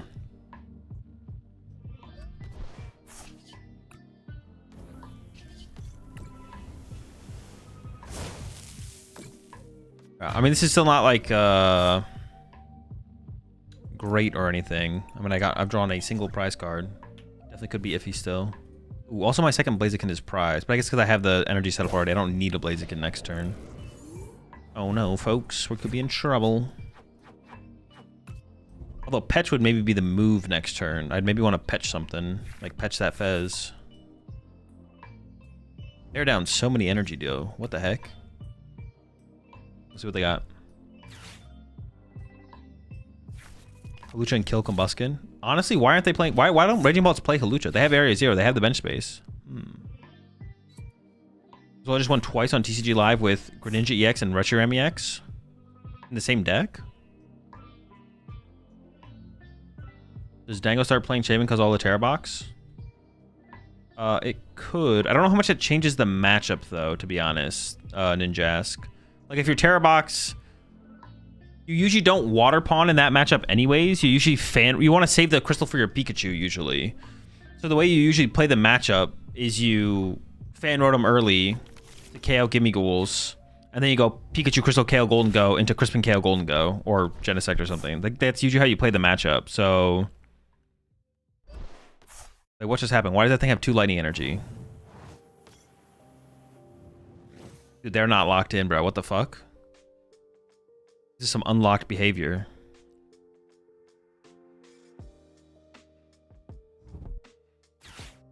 Yikes. Can they even... Oh, can they... they can Noctowl for E-Switch, I guess.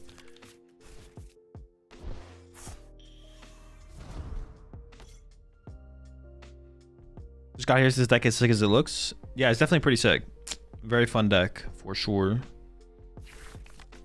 Alright, saved. Recovered. That was close, though. They almost Omega through.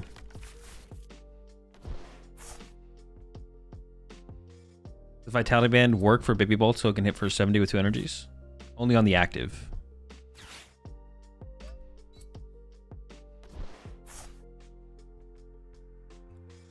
Alright. Looking pretty good. How many do they have to discard here? 5? That's still a lot of energy to discard. All right, we're still in this for sure. I think I definitely want to Petch something here. But like getting to a Blaziken here is really hard because I prize the Blaziken and I prize Night Treacher. So I have to like find Super Rod Candy here.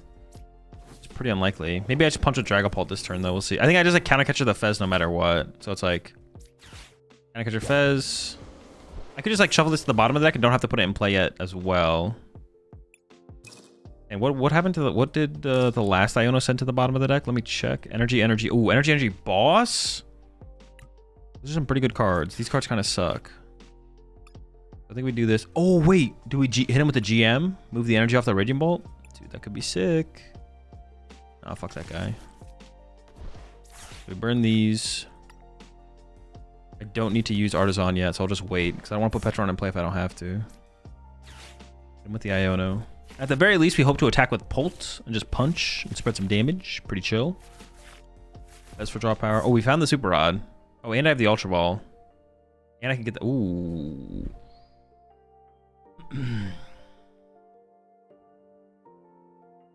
Can I catch her pawn? Plus I under to try and deny owl. I don't know. They still have double ancient with Fez in play. All they need to find is a Sada, and they're still kind of doing fine.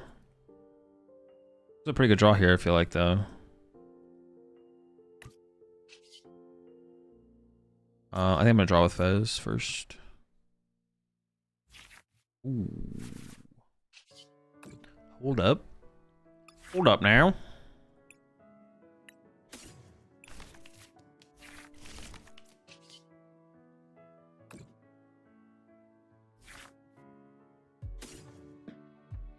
I ditched the GM here.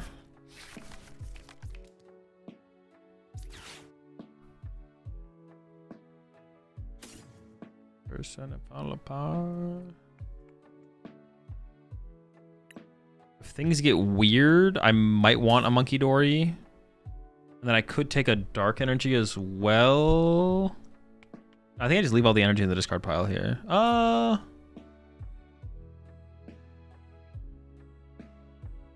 Let's just leave all 3 energy in the discard. I think I just get these 2. Do I get rid of the... Do I keep the GM around just in case? Maybe we hold on to the GM here. Maybe it's like this. Alright. I'm gonna believe in the GM here.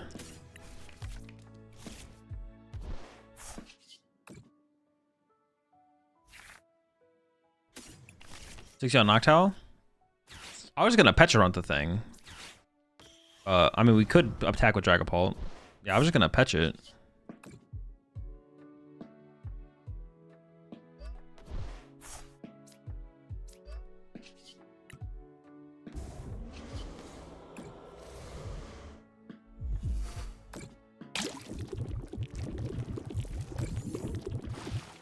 Keep GM so we can make trades at the deadline. True, we might need that. Might need that adjustment on our bench later.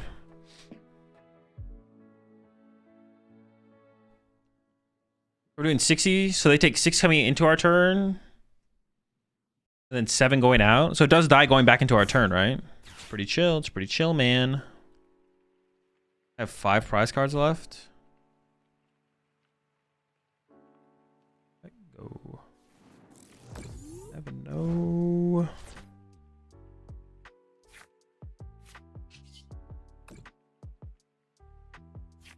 But I can't win on the next turn anyways.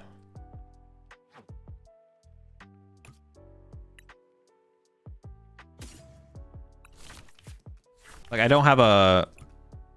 Oh. Like, I'm trying to think, like, should I boss now?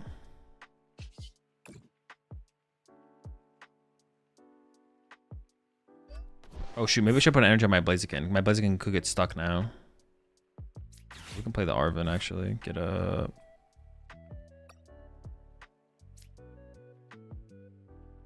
an Ultra Ball. Oh, I already... Well, now I can't. Alright. Poison Chain. Boss Owl next turn? Yeah, we could do that. Like, I'm trying to think like if we should have done something else this turn, though. But I don't think it leads to anything, right? Yeah. Like, we should just wait the turn, I guess. Hidaka went into our turn.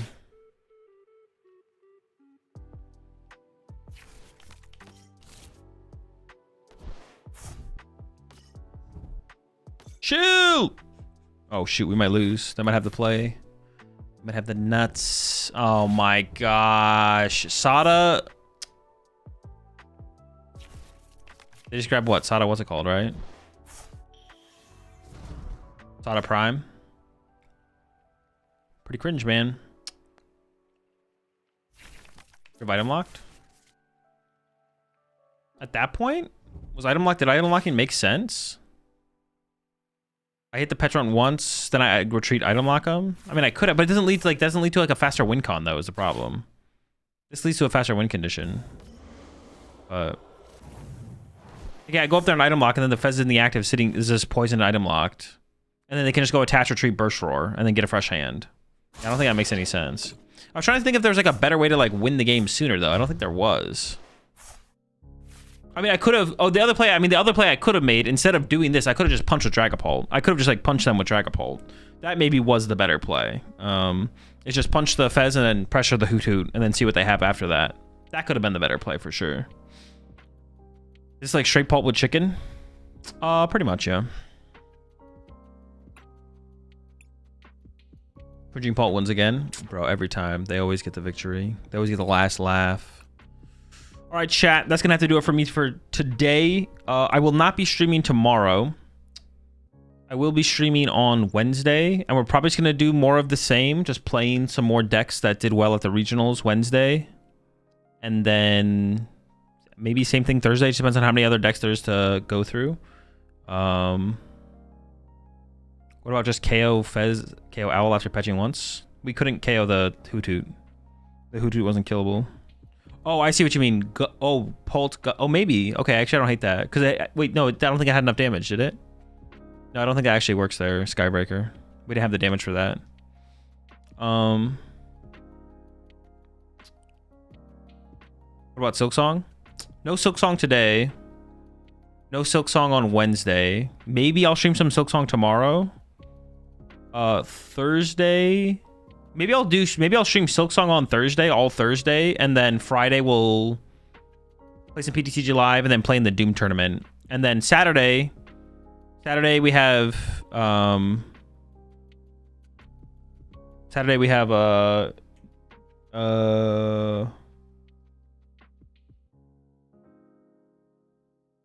do we have Saturday? Oh, Saturday we have Pittsburgh Day 1 and Champions League Day 2. And then Sunday we have Pittsburgh Day 2. So that's what we have lined up for the... And honestly, Pittsburgh Day 1 should like basically go right into Champions League Day 1, which will be pretty nice. Like we're just going to start, like it'll just stream just right one into the next. Actually, I'm curious, what time does the Pittsburgh stream start? Also, let me find somebody right here on Twitch.